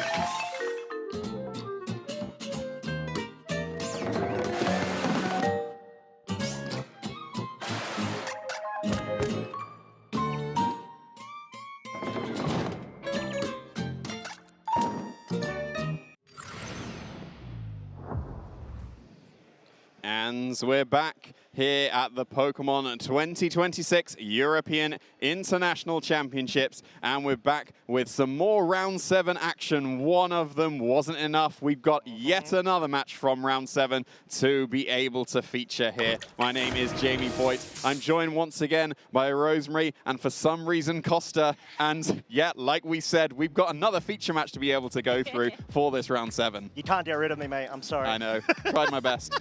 Even tried to taunt you to keep you from that teleport, but nope. No. Too oblivious. I just strike back. That's kind of what I do. Yeah. Yeah. Anywho, yes, so we get to show more matches, and obviously we're not on to Swiss round number 8 just yet, but the fact that we've got such quality class in terms of Marcus Coe versus Lorenzo Silvestrini is hype. It absolutely is. Marcus Coe, of course, was able to reach the finals of the Birmingham Regional Championships just a couple of weekends ago. And Lorenzo Silvestrini is already a regional champion in his own right. Yeah, Stuttgart 2024. And that is going to be back when we actually had this Regulation F format. So you know that Lorenzo is coming in here with a lot of previous and tried and true success. So I can't wait to see what both of them have brought. But for Marcus, is this similar to the Birmingham team that you saw? I think it might be identical. I think so. Yeah, it does seem to be the case. Ooh, a lot of moves that can miss. 2-2. Yeah, that's a lot. What we referred to, this kind of team, quite a lot. Although I guess the Wheezing isn't quite a 2 because it's not paired with something that would obviously be it. But you know, it's going to be that Dondozo Tatsugiri mode. You've got some really offensive Pokemon around it. We've got the Dragonite there. We can see an immediate switch in of the Tatsugiri, so it's Dondozo straight away coming out here for Marcus in the face of that Fluttermane and Urshifu. Yeah, it sort of pays to the confidence that Marcus has in terms of being able to maybe try to initiate an immediate sweep potential, but Lorenzo trying to essentially get one step ahead, brings the Rillaboom in. Not only do you have grass terrain, you're able to take a wave crash essentially to the face, you've got Fake Out available for the next turn. So great foresight from the Lorenzo, really. But I feel like with this, Dondozo, I'm kind of wondering when I look at how it has been put together. You've got Rocky Helmet. Usually when you're getting these commander boosts as well, it takes a lot to actually be able to get this Dondozo out of commission. And so where do you feel like Lorenzo is set up to deal with this, or is this going to be like the level 6 raid boss that we've got? Well, I was about to say that we've got the supportive Fluttermane here, and it's going to be paralyzing the Dondozo straight away, so those speed boosts have been completely mitigated. Of course, it's still got all its bulk available, but it hasn't got its offense this turn because there is that full paralysis immediately coming out for the Dondozo. Well, that's sort of what you want to do when you are anticipating the Tatsugiri switch in. Just absolutely slow down the momentum, or quite literally any move coming out. And Thunder Wave, sure, it's not 100% accurate, but you need essentially commit. And that could have easily have been a Wave Crash into the Flutter main, just trying to get a quick KO, which would be my prediction from Marcus. It would have got the KO as well. Exactly, We've seen somewhat of a trend for very bulky Fluttermanes on the defensive side, but I don't think even the max defense ones have been able to survive a +2 Wave Crash, so that was a bit unfortunate there for the Dondozo, and now it has to determine whether it wants to be going for that terrestrialization in the fake of a potential Woodhammer. But no, it's just to fake out this first turn, get some Rocky Helmet chip damage, but then you also get this chip damage with the Moonblast as well. I think this is where I feel like Lorenzo has definitely started to get into a better position. I mean, look at this. Like, you've got the Grassy Glide, I think, as well, if you were worried about the speed being a factor between these two Pokemon. But the Fluttermane is, of course, going to be faster now that that Thunder Wave has hit. So I think you're very free and clear to go for things like the Moonblast. Just see if you can hit really hard and get the most mileage out of this Fluttermane before you get knocked out. And that's sort of the trick that you may find yourself falling into if you're a Dondozo player, where it's a bit blueprinted and telegraphed in terms of what you kind of want to do. And in this situation, Marcus, even though the Dondozo didn't get knocked out there, is stuck in such an awkward spot where it can't switch out, and you're forced to essentially stay on the field, hope you can move. I mean, he might actually just might actually KO itself Oh, here. it will, Definitely yeah. Crash Recoil, right? So that was is too much damage. Is that trade good? You got rid of the Fluttermane, but I feel like Lorenzo's perfectly happy to be able to bring in something else in this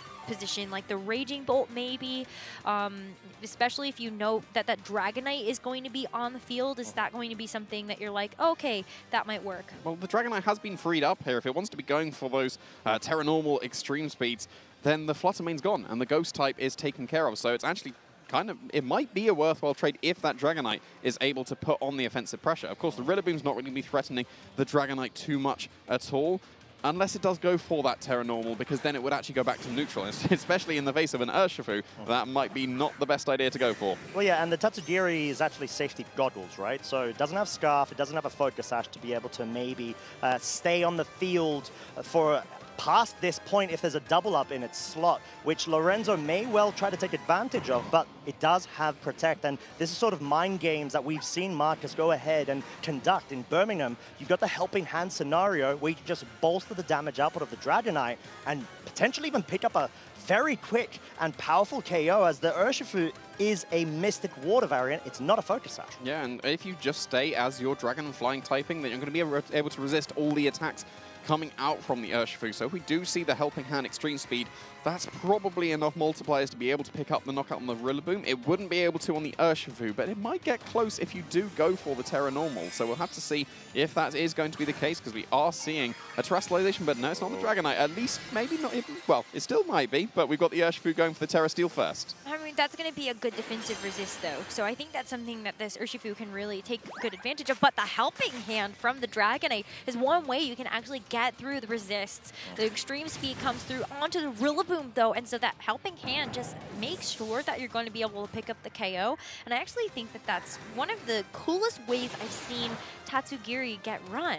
Yep. You know that Tatsugiri is an important part of the Dondozo combination and what we often see from these 2-2-2 teams, where you're expecting to have these very distinguished duos. But I think with the Tatsugiri being able to provide a benefit in an additional way, and it's not just a Dondozo bot, I think that's really cool. Yeah, truly, and that's the benefit, I guess, of being able to have that utility, since you're not a Choice Scarf, so you may not be able to offer speed control, but then again, this is safety goggles, let's not forget. So it may actually be trained to be quite bulky in order to be able to withstand a couple more, more popular moves, such as, let's say, this Ogerpon Hearthflame, where it can try to lash out in terms of Grassy Glide, but surely at this range may only have to get KO'd from a double up of a close combat as well.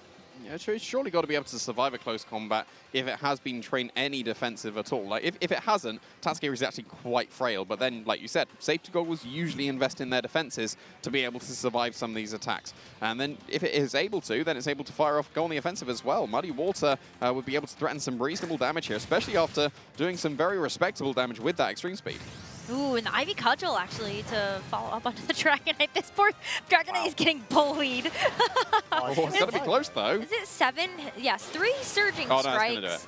The Ivy Cudgel, and another set of 3 Surging Strikes to knock this poor thing out. Yeah, I mean, to be fair, though, it did a really good job. It sort of forced a 2-shot onto the Ogerpon, and we saw that Tatsugiri hasn't moved just yet, so if it double connects, this might be enough range. Oh, I got another? No, I got that as well. Accuracy dropping, like, okay, sure, like Urshifu can bypass protects, but it sort of is a bit stuck against the wall if it can't hit what it targets. Yeah, I mean, like, that Urshifu might need some glasses. I'm not sure. But it is something that I feel like could actually really benefit Marcus in this situation. I mean, partially why we see Muddy Water on these Pokemon is like, you can play for the paralysis for Thunder Wave, but you can also play for the accuracy drops on Muddy Water. I mean, Tatsugiri's forced to run Muddy Water as its offensive move. It does have access to Hydro Pump, I guess, but there's no real consistent options yet. It kind of has to be that Muddy Water. Oh, pretty. Very pretty. My favorite shiny. It is Shiny so is the good. best. Love it so The blue much. flame is so good. Well, it's like it's the blue and the black that do it for me. It's Yep. like the combination of the two together is just so pretty. I think Wo-Chan also has a great shiny. Yeah, and it's about to be knocked out by an Aqua Jet and an Ivy Cudgel. But that's a shame. Well, you say that. It depends on the speed tiering as well, I would say, of the Urshifu in terms of the training, but also if it can connect with an Aqua Jet, because it is a -1 of accuracy, right?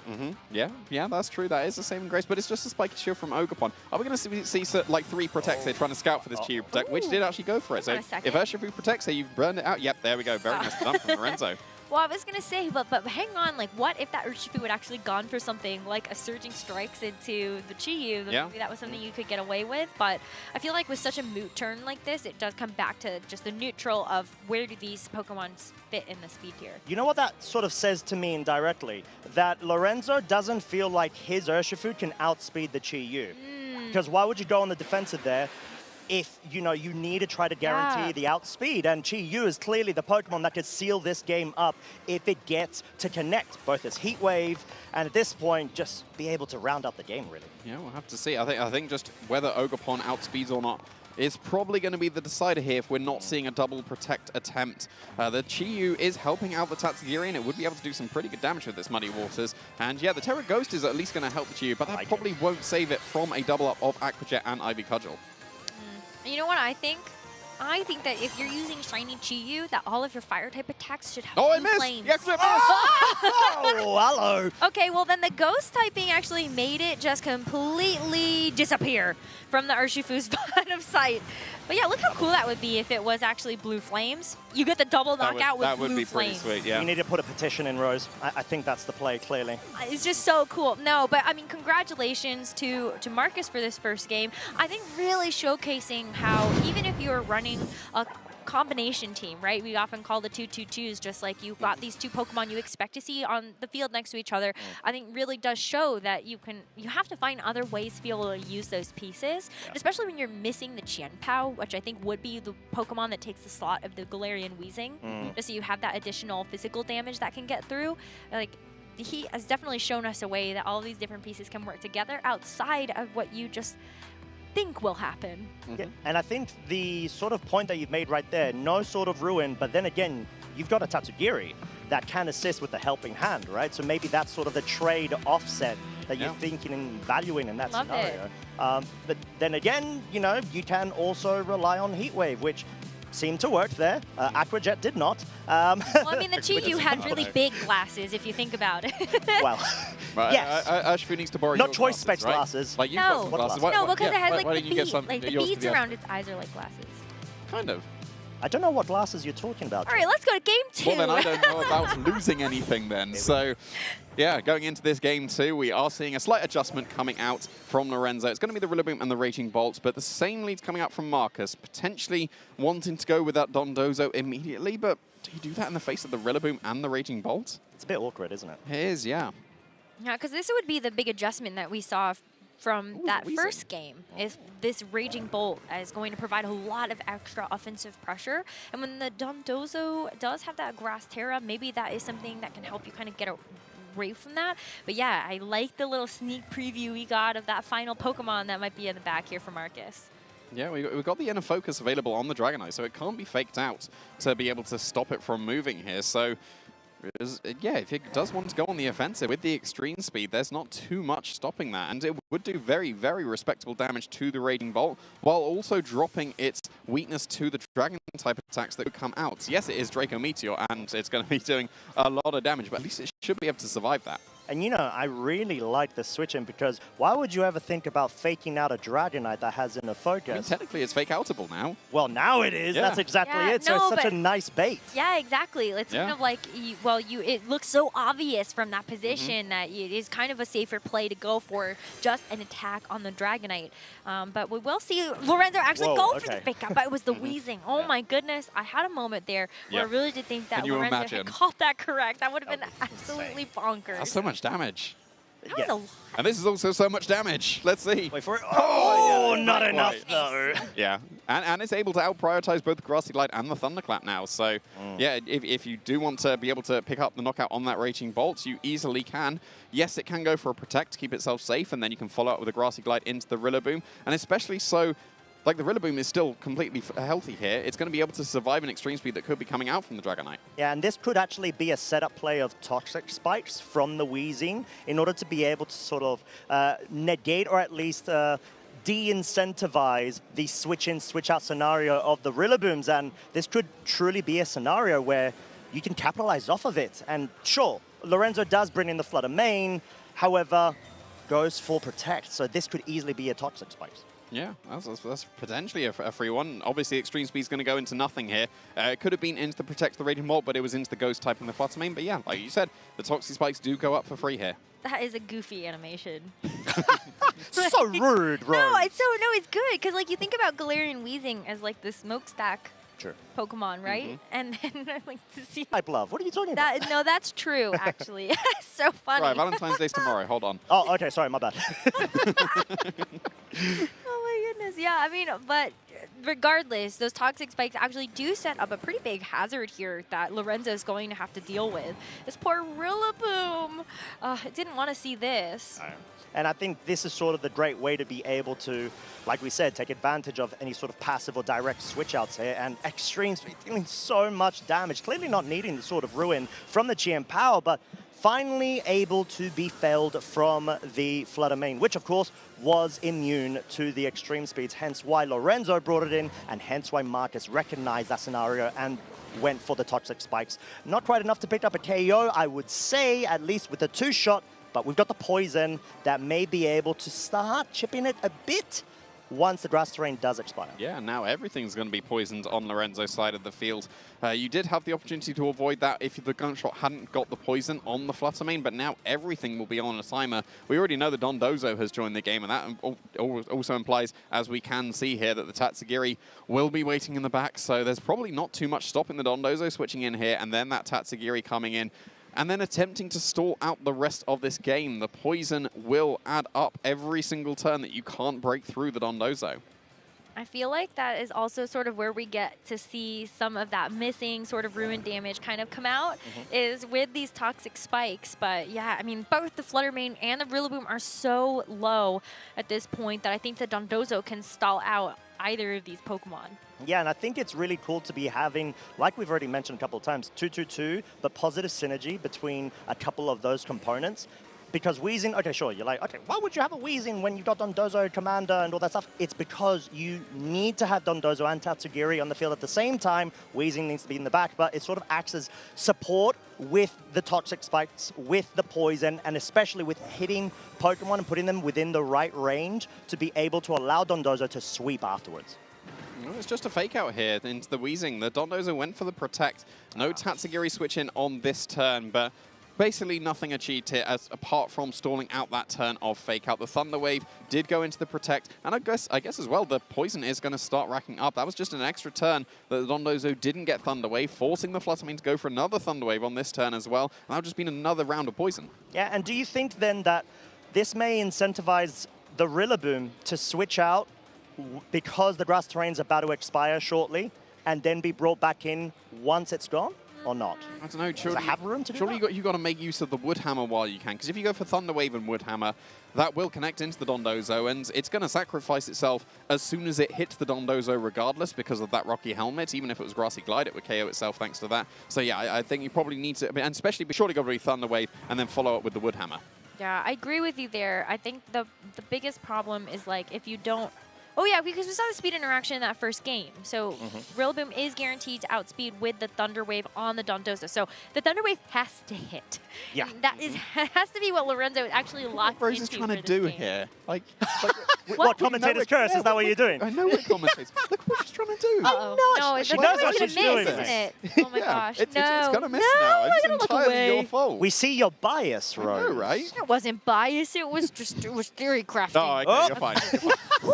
I get to keep. I get to. Okay, I get to stay here. No, but so at this point, then, right? The Thunder Wave does limit this Dondozo's speed, and so there you go. Like the final little bit. Little? That was a lot of damage. Final little bit of final extra. A little bit of over half your health. No, but like you said, paralysis. Oh, no. Yeah. Here we go again. I mean, that's sort of like, you have to accept positive and negative RNG if you're running a team like Marcus's, just generally, because obviously, like we said, there's so many non-100% accurate moves, but then also, if you're put in an awkward spot where you can't essentially get the switch outs and Dondozos are sitting fish, duck, you take it, name it, whatever, then you're susceptible to the paralysis and, being whittled down over time. I think along the same vein, you're looking at these Pokemon that are built to be bulky. You have to expect that they can also be crit. Just the longer that the games play out, it just opens you up to more and more variants. So it isn't just the Thunder Wave. I think it's just the timing of the game. But you get some and you lose some. And unfortunately for Lorenzo, I do think that with how low a lot of his Pokemon are starting to get, this is looking like it's swinging more into Marcus's favor. I mean, you still got to go for just the Protect to stall out the Poison, at least on this turn.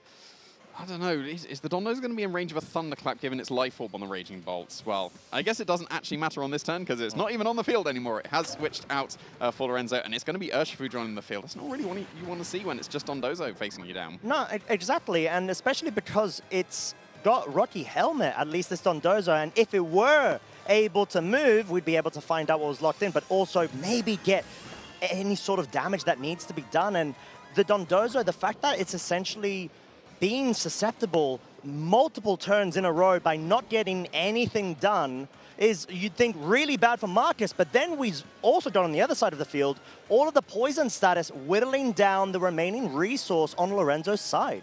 At this point, the Dondozo's surely got to be in range of Moonblast and close combat. And granted, you won't be able to do the nice thing where you can KO the Dondozo and then hit the Tatsugiri. It's not going to be in range of that. And well, it's another paralysis here.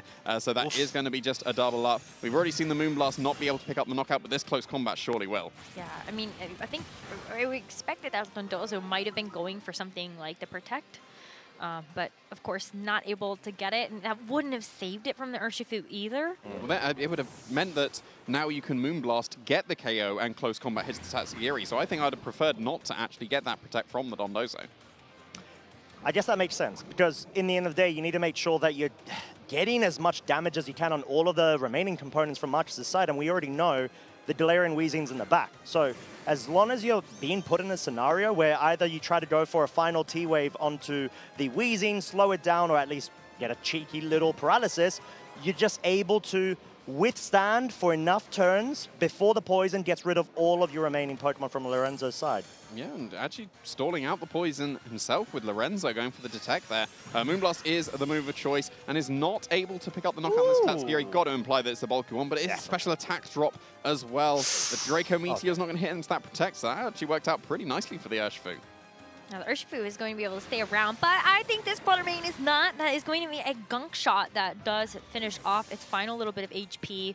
I believe that's going to bring Lorenzo down to his final 2 Pokemon. Yeah, just the Raging Bolt waiting in the back. Because it switched in and then just switched out. It's kind of like a bait.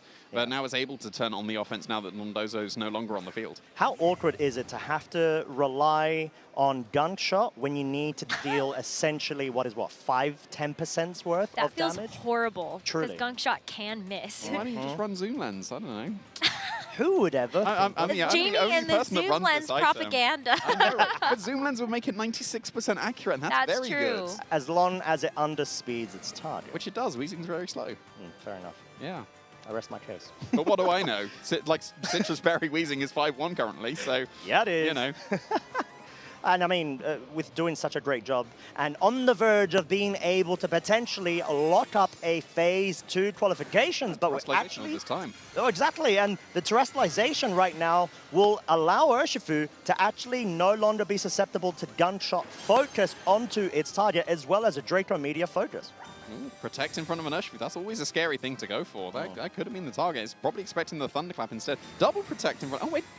This is the thing. That's what I'm trying to tell you. Yeah, I keep forgetting that just Unseen Fist being turned off does not compute in my head. Like, when neutralizing gas is available, you can with Weezing, you can protect in front of Urshifu, and like I always forget that. That's just the main thing that just does not compute. It is weird because you look at the Urshifu and you're always like, I can't protect in front of you. It's such a staple. It explains like a couple of turns ago as well. Yeah. And it's sort of to the point where now Marcus just essentially needs to go for multiple consecutive protects in a row and should surely be able to win this one out because you need to be... got to be able to do it, right? It should, unless there's any sort of weirdness. This is Gunk Shot.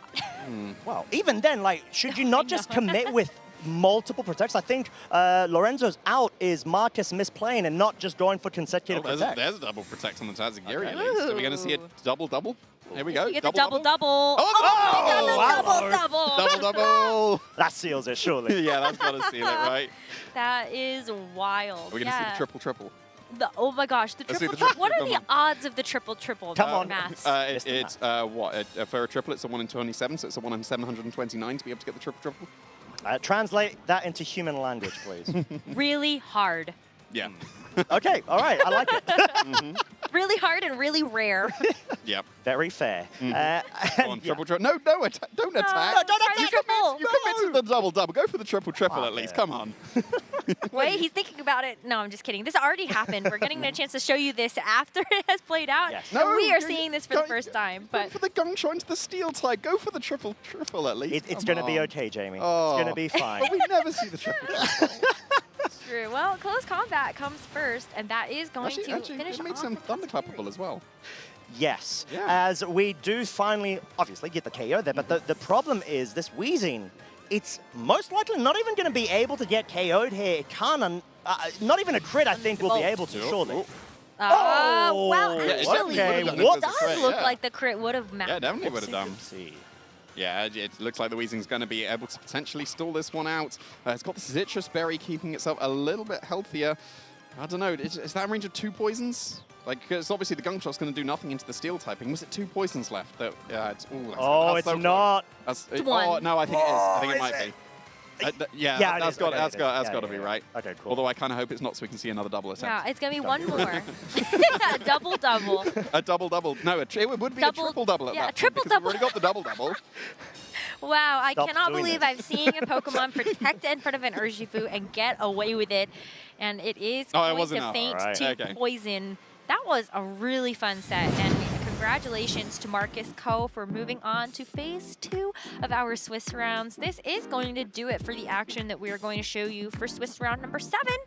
But we have one more round of Swiss, and this is who is currently undefeated at 7-0. We do have a couple of players to showcase for you at 6-1, but essentially everyone that is at has 6 wins. You need 6 wins at the end of these 8 rounds of Swiss, and you will make it forward to play in Phase 2.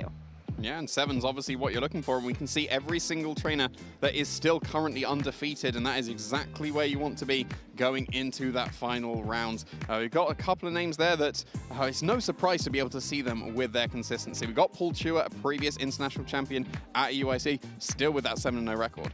Yeah, an amazing representation as well from multiple regions, actually. It hits, I think, pretty much every single region from the looks of it, although I think we may be missing, in this graphic, a Japanese player, but we've seen them be on absolute riot so far. And what do you know? Ashton Cox is 6-1 with that Heatran, Jamie. Yeah, I'm always very happy to see that, so we'll have to see if he's able to convert that final win to give himself a slight advantage, because of course 7 wins and 1 loss is much more preferable than that 6-2 record, although that will still guarantee your place in that phase 2.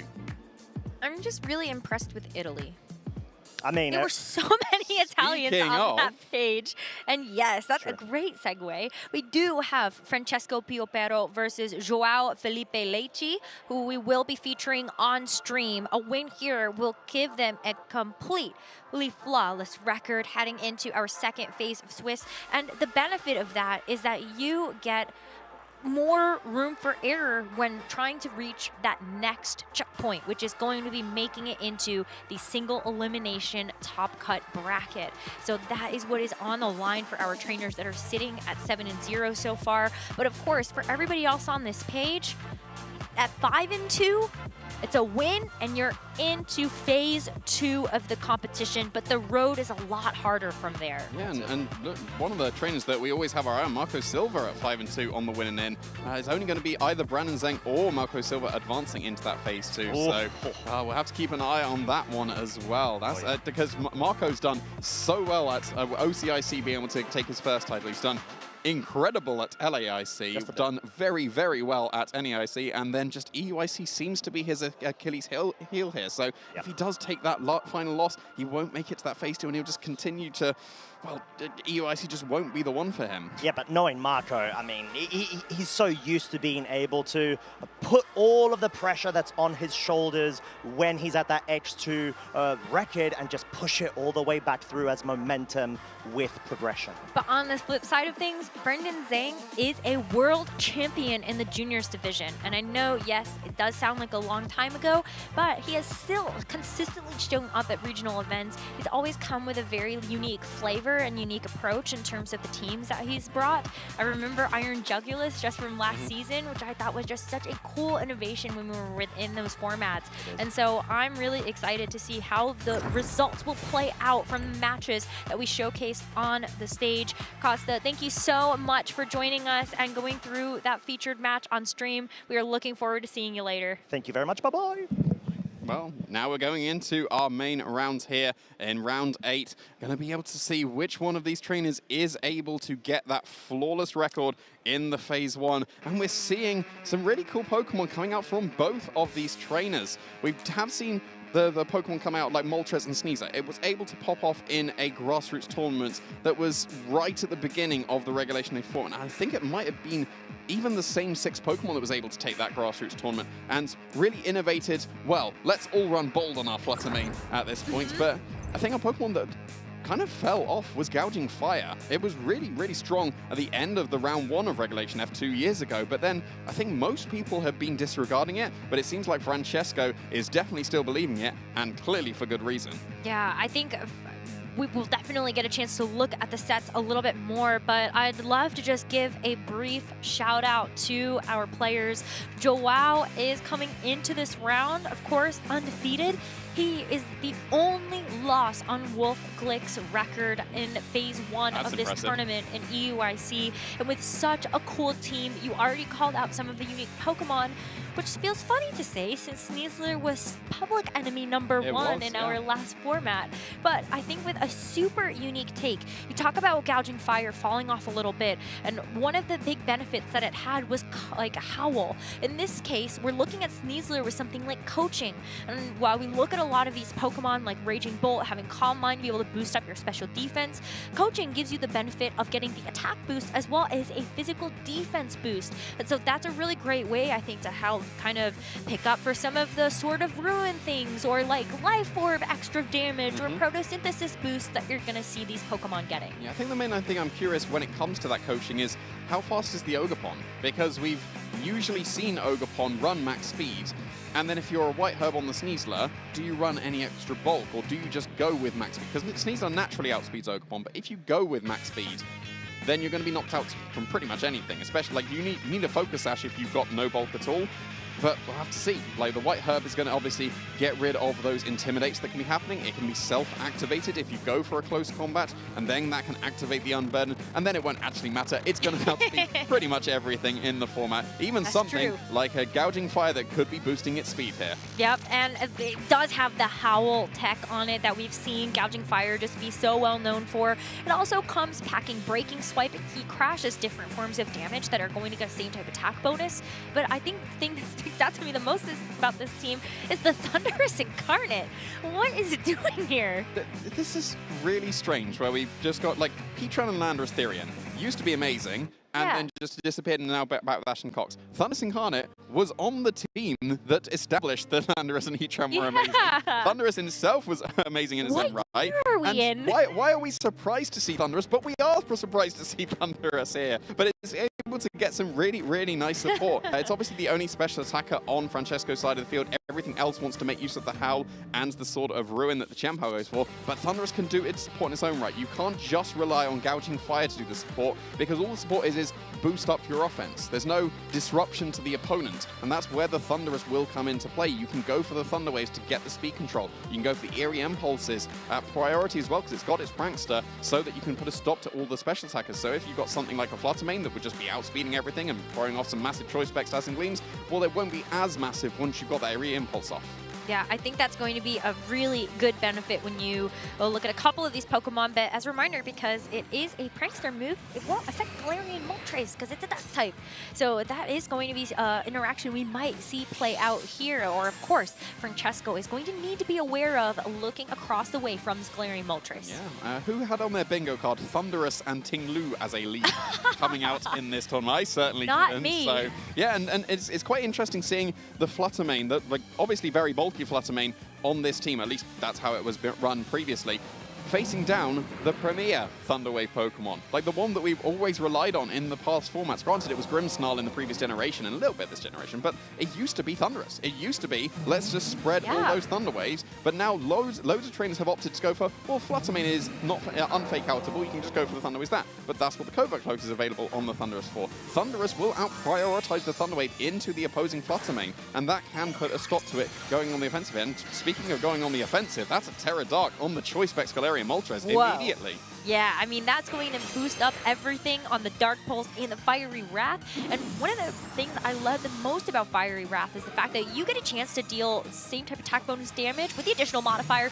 but also you could get a chance to flinch. Might not be super impactful here, but the Galarian Moltres at the very least does actually outspeed the Ting-Lu. I do see that but yeah, I mean, that is going to be no flinch there, and we are just going to end up seeing a little bit of additional damage come through from the Ting-Lu. Yeah, that's not even Assault Vest on the Ting-Lu that we've so commonly seen. Got Clear Ramlet as well, so its special defense is slightly weaker than it would be otherwise, but that was... It's still in the green. Like, what? that was no damage at all. I know it was Eerie Impulsed, and we've got the Vessel of Ruin helping it out as well. But yeah, that's really, really impressive from the Ting-Lu. The damage from the Throat Chop was fine. It's a 3-shot into the Fluttermane, and that's almost certainly confirming it is going to be that bulky Fluttermane, because the Clear Amulet Ting-Lus are run quite offensive to benefit from Howls and actually do some serious damage here. And like I've mentioned, Thunder Wave coming out from the Thundurus is going to be faster than that Fluttermane thanks to that Prankster.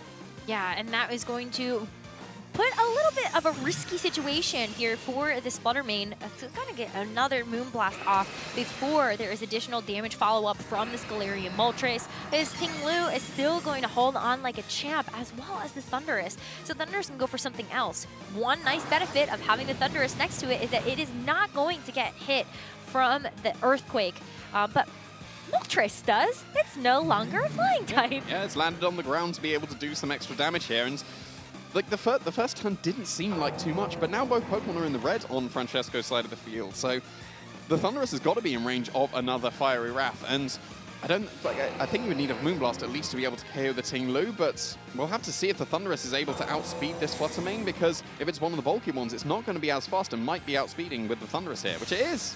The Wild Bolt Storm is not going to actually pick up the knockout onto the Fluttermane, but maybe it's going to be saved because the Fluttermane gets fully paralyzed. Moltres still gets to go for the Fiery Wrath. It's going to miss the Ting Lu because it did protect itself, but the Thundurus is finally felled, and now we see what Francesco has decided to lock in for the rest of this game, at least another decision. There are a couple of really cool Pokemon that I think Francesco could bring out here. Yeah, there definitely is, especially with the Fluttermane paralyzed now.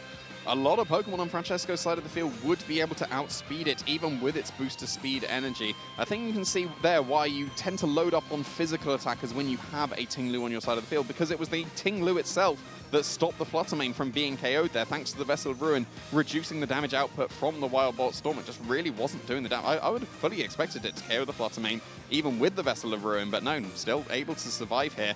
But I think that might be a good thing, depending on what Francesco brings in, because it's taken so much damage and is probably going to be outsped by a lot of Pokemon on Francesco's side of the field. So then you really just get your pick of KO. If it's something like the Urshifu, then you can just guarantee that you're going to be able to hit into that Fluttermane, and it would resist the Fiery Wrath coming out. It's going to be the Dragonite instead, though, so that's going to be a bit more awkward if it actually outspeeds the Fluttermane, because you tend to make use of the Scale Shot to increase your speed, and that means you tend to run max speed, but it's going to be very close if the Dragonite's able to actually outspeed this Fluttermane. The Dragonite can't hit it with the extreme speed, but it at least has Iron Head as an additional source of damage that would be able to get a KO onto the Fluttermane. Of course, Fluttermane going to be immune to that Scale Shot as well, so maybe you will be able to go through with the Iron Head here, but only one way to find out, and that's to see what's going to happen on this turn.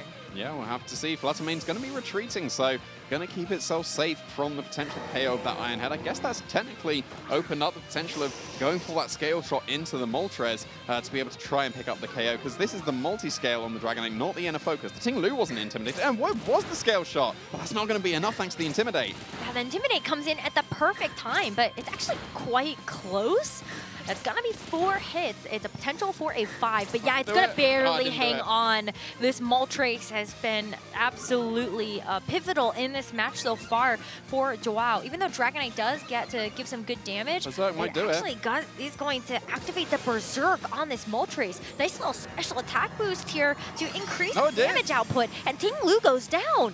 Ting Lu's just been KO'd to multiple Fiery Wraths from a Moltres. That shouldn't happen, and yet it did. Like, wow. Very abnormal, for sure. I know, right? Like, granted, it's not an Assault Vest on the Ting Lu, and now we do have the Gouging Fire joining the field. That's going to be able to get its booster energy. That's got to be the speed boost. That is what it goes for when we are run on these kind of teams, because then you'll be able to start going for those howls and outspeed everything and get some massive damage. The Arcanine being on the field means that you can potentially just go for something like a Breaking Swipe, get the KO on the Moltres, while also reducing the damage output on the Arcanine. But both Pokemon here are weak to Rock Slide, and the Arcanine has yet to choose its move, and only one of these Pokemon can defensively Terastallize out of that.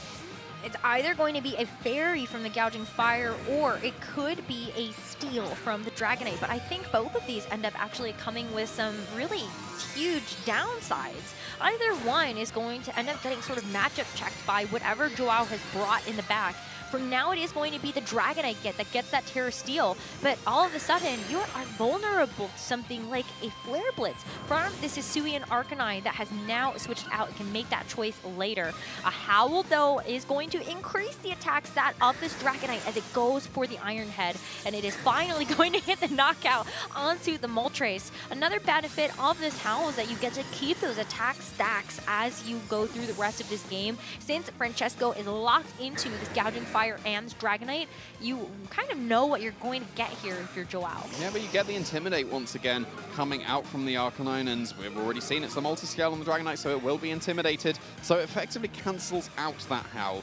Now, the Gouging Fire can't go for the Breaking Swipe for the KO into the low HP Fluttermane, obviously, because it is that Fairy type, which is what you would want to go for into the Arcanine to keep the Dragonite safe from the Flare Blitz, because it's got its reduced defense now that it's gone for the Scale Shot. At least it will, for sure, outspeed both the Arcanine and the Fluttermane. But the Arcanine, I don't think, can be dealt with on this turn. The damage is not going to be coming from the Gouging Fire because it's only got its supported Breaking Swipe. P-Crash will do nothing because of the quad resistance. And then the Dragonite, yeah, it can do some pretty reasonable damage here, but I don't think you're going to be able to deal with Arcanine quick enough. Yeah, because aren't you at neutral now with the Dragonite, Yeah. right? So we're actually going to see a Protect. One way out of this, maybe for Francesco, is you can actually howl through the Protect. Because this Gouging Fire is so fast, you get to protect this Dragonite on this turn, give it an attack boost, actually give it a +1, and then you get to see what this Arcanine has locked into. So it's going to be Flare Blitz was the target to the Dragonite, but it's going to be the Thunder Wave from this Flutter Mane to connect onto the Gouging Fire. Now all of a sudden, that booster speed is gone. There is actually no way now for Francesco to remove this Flutter Mane. I think I was going to say the Heat Crash would probably have made the best choice there with the Gouging Fire being so fast. That would free up the Dragonite to go for additional damage into the Arcanine. Yeah, it would, but now you've got that Howl boost. You can do some pretty impressive damage with the Iron Head, especially with the Steel Terrestrialization.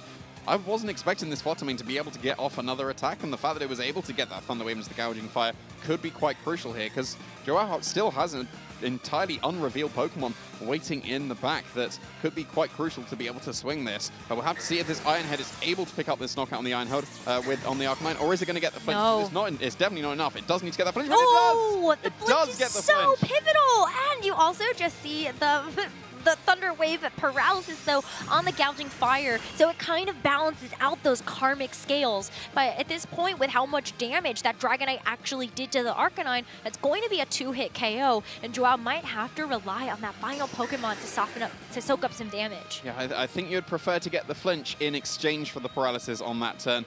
The fact that it does two-shot the Arcanine is incredibly important here. That's why we're seeing the Arcanine be preserved. It can get another Intimidate to stop that Iron Head being a KO, and we are going to reveal that it is the Ogerpon. So if it is another Iron Head into that slot, then it would resist that very nicely. But really, really nice call coming from Francesco here. Scale shot into that Ogerpon. Will Five do it? It doesn't look like not it's quite. going to be, but it's going to put it into a position where Heat Crash from the Gouging Fire will be plenty. Or the Dragonite can follow up with something like an Extreme Speed, and that would also be a huge benefit. This Dragonite is going to drop its defense just because that is what Scale Shot is going to give and take for, but it's not going to matter in front of this Flutter Mane, and it's going to be paralyses across the board here for the Flutter Mane and the Gouging Fire. Yeah, that's what Thunder Wave can do, right? It's just, we haven't seen Thunder Wave on Thunderous for ages, and here we go. It's paying off very, very nicely for both of these trainers. The Dragonite, I think, is still in a pretty reasonable position after getting that scale shot. The Ogerpon might even just be in range of regular old Extreme Speed, and you don't need to risk the accuracy. It'd be pretty close if it is able to. And you can go for a Spiky Shield, I guess, to be able to get some extra chip damage onto that Dragonite. The Flutter Mane, it surely can't get off another attack, right? Because the Gouging Fire, it's got paralyzed twice that it could have been able to get the knockout. It's surely got to be able to on this turn, right? You would think so, but I am not going to speak that into existence because I've definitely spoken too many misses in at this point. Yeah, I can guarantee it's not getting the KO on the Flutter Mane this turn because it's now an Arcanine. That is true. We do see the Intimidate drop onto both of these physical attackers, so that might help to keep at least Joao in this with the Arcanine. But with a Spiky Shield that can also mitigate something here, is going to be the Scale Shot into the Spiky Shield, since that actually doesn't end up dealing contact damage. You will not actually see the Spiky Shield deal residual, but it's going to be a perfect time here for Francesco to go for Howl. In the face of this Arcanine, you offset that Intimidate. Yeah, we're calling the Arcanine switching in there very nicely. That could have been a Heat Crash into the Flutter Mane slot, and that would have been kind of negligible. So yeah, the Howl like Breaking Swipe would have been reasonable as well, but Howl I think is quite nice here because we've already seen the Iron Head is a two-shot into the Arcanine, and it wouldn't have been if the Intimidate was able to stick. So getting it back up to a position where it will still two-shot. But of course, you can't safely go for that Iron Head on this turn because you've got the redirection available on the Ogerpon. And yeah, you can go for a Breaking Swipe, I guess, into the Arcanine. But then if you go for Follow Me here, you have the potential to Flare Blitz knock out that opposing Dragonite. It's definitely going to be in range of it. It's got -2 defenses, so it'll be easily able to be pick up the KO there. Or do you go for something like the Rock Slide, given that you've got those -2 drops on the defense, then actually will do some respectable damage. Ooh, it's just an Extreme Speed, though. And so that is going to be a knockout onto the Ogerpon and leave Joao down to just the Flutter Mane. such low HP it was Rock Slide. next to that Arcanine as the Rock Slide is going to be selected. Now this Dragonite has actually lost quite a few stages of its defense, but it's still going to be able to hang on through that. And with those Scale Shot speed boosts that it's received, it will be able to outspeed this Arcanine. Arcanine can no longer, with that Choice Band, actually select something like the Extreme Speed to kind of get the upper hand. So Francesco, I think, might be able to take this away. Well, assuming this Iron Head is still able to do as much damage as previous, it will be able to pick up the KO like it is, and this is very likely to be the win. And I say very likely because there is a paralyzed Gouging Fire currently that still is not able to move with that full paralysis. Is the Moonblast able to pick up the knockout on the Dragonite? Let's see. It is. Yeah. So now we have to break through paralysis. Yeah, we do. And so this is a little bit dangerous, right? I mean, the Gouging Fire is going to be taking neutral damage here. Is it range of 2? Probably. I would think so as well, doesn't matter. but the Heat Crash is going to be just fine.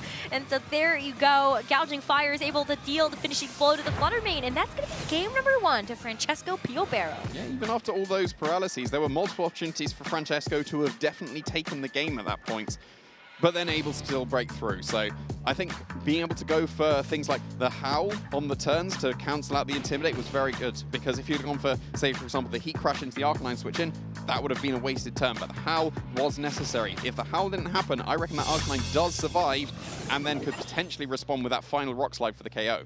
This is the type of game that certainly tests your patience, whether it is just continuing to think through the turns of when is the right time to howl versus, you know, making sure you are as strong in your mental as possible for the full paralyses that come through, and also just with that patient waiting game of when you actually throw out your damage. I think Francesco Piobero did that beautifully, and now it really is on Joao to figure out how you are going to approach this game number 2. I feel like this does get very, very close when you consider how many full paralyses actually did come through for both the Flutter Mane and the Gouging Fire. And if that had gone any different way, we might have seen a different game win. But the trainers did opt into that, given the fact that they led with both Pokemon that did have access to the Thunder Wave. The Thunderous, it did all right. Like the Air Impulse was actually...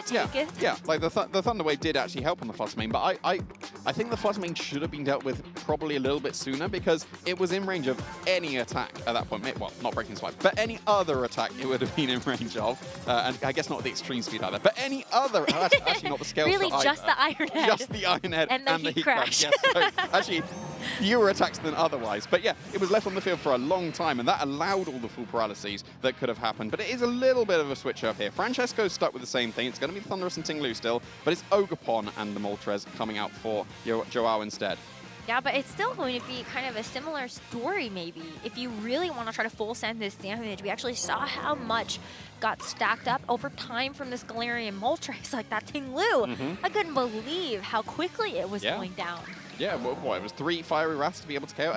Granted, with a -2 Moonblast to help, but that was still very, very impressive, especially when it got that Berserk to be able to do extra damage as well. I wouldn't be surprised if we see a Terra Dark once again, because yes, it does get the extra damage, but it also removes the weakness to the Wildbot Storm that could be coming out from the Thunderous. Granted, it does ground the Moltres, and then that just frees up the Tinglu to be able to go for the Earthquakes that it did like to go for in that previous game. But it is still threatened here by the Ogerpon. You don't need to necessarily go for any follow-me's here. You can go on the offensive into that opposing Tinglu. It might be forced into a defensive translation in the face of that, or it can just go for a Protect to keep itself safe on this turn instead. Yeah, I think the Protect does make a lot of sense, and maybe you allow your own Thunderous to try to kind of chip away at both of these Pokemon. You actually get the paralysis onto the Galarian Moltres, and we've already seen just how much RNG can play a role in this match when both trainers are opting into those particular roles. This Galarian Moltres is going to break through, though, and be able to actually dish out a Fiery Wrath into the Thunderous. And so that is going to be a huge amount of damage, a 3-hit knockout. If this Ogerpon is also able to get some damage down into it, that Thunderous actually could get knocked down on this next turn, too. Yeah, and you've still got to contend with the Tinglu as well. I don't know, the Tinglu doesn't seem too threatening at this point. Yeah, you can go for the Earthquake, but that won't do too much to the Ogerpon, and it'll do okay damage to the opposing Moltres. Do you consider at this point going for a Thunder Wave? into the opposing Ogerpon, just because then you've got both Pokemon paralyzed, and then you're obviously being able to potentially get those turns where they don't move when they get fully paralyzed. That could potentially free up the Tinglu. If it's double targeted again by the Ivy Cudgel and the Fiery Wrath, it'll be close if it's KO'd, but if it is able to get one of those paralyses, that will obviously allow it to get through the turn and get off one of its attacks here. And going for the defensive terrestrialization in the face of the Ogerpon still makes perfect sense here, but granted, it does open up a neutrality now to the Fiery Wrath.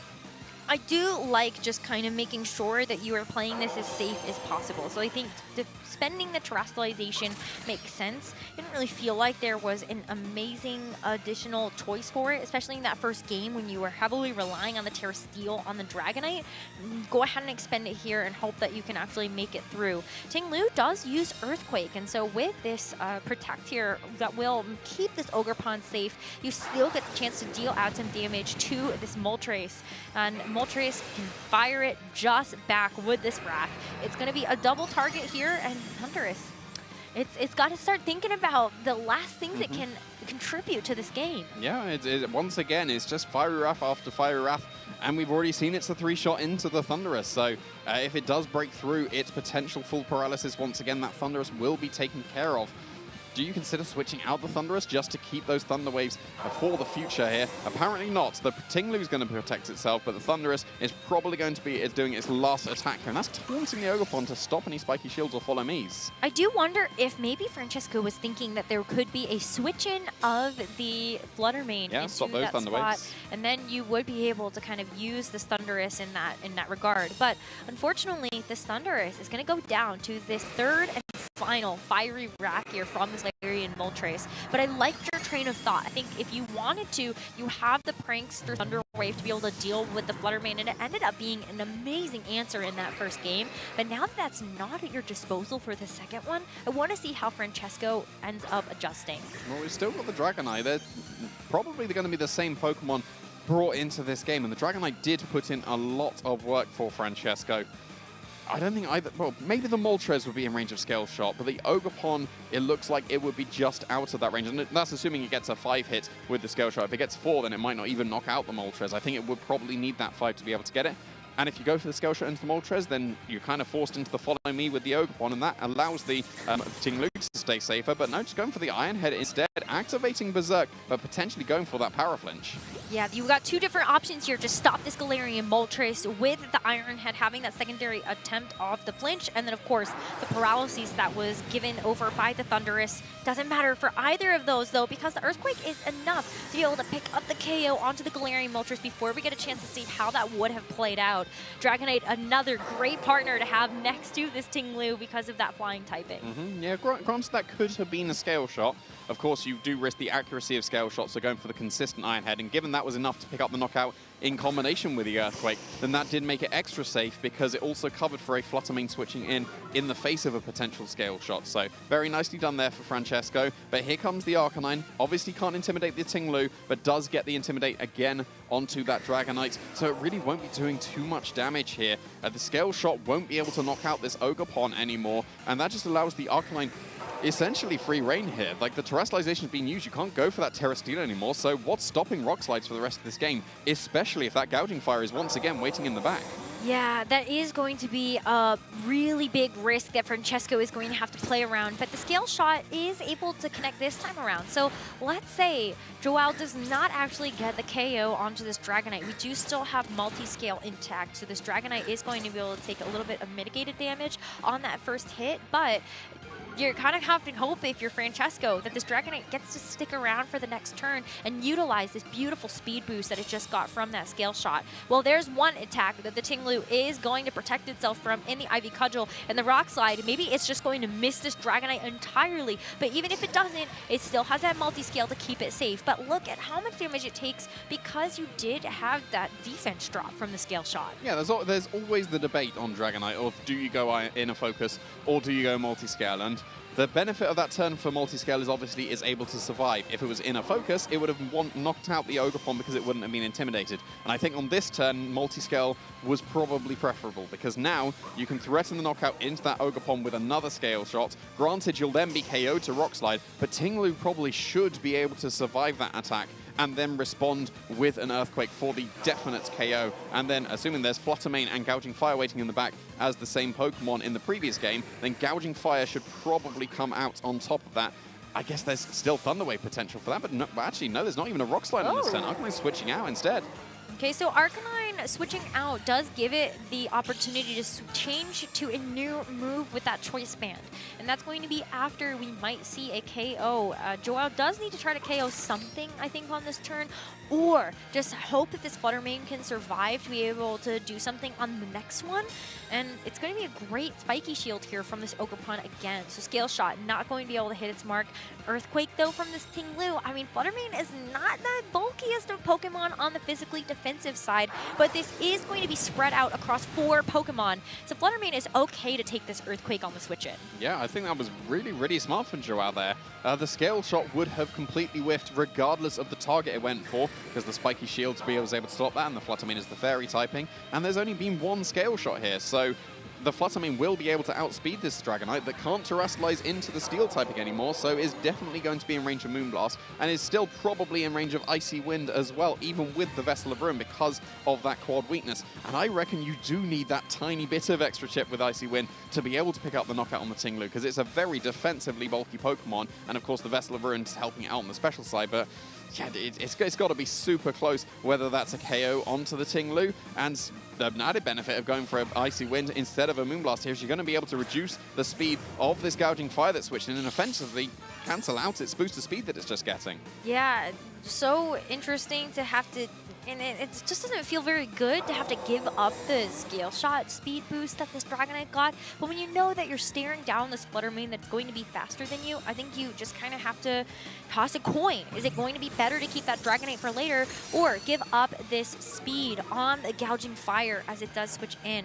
Ivy Cudgel is going to try to touch this Ting-Lu, but with that Protect, it keeps itself in the game. And now this Gouging Fire, like, it actually can still be a threat here, right? I mean, both Pokemon are quite likely in range of Heat Wave. I say quite likely. Every other Flutter Mane before we've had this innovation of the bold ones, I would have strongly expected it to be able to pick up the knockout with Heat Crash.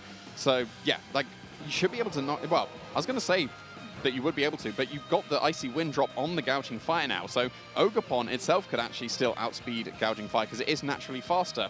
So you could be able to just do some extra damage with that Moonblast into Gouging Fire. Maybe you go for the Thunder Wave to guarantee that it's going to be slower than the Arcanine waiting in the back. And then do you get that extra damage available with the Ivy Cudgel onto the Ting-Lu for the KO? If 1 is a question mark, Icy Wind number 2 will not be.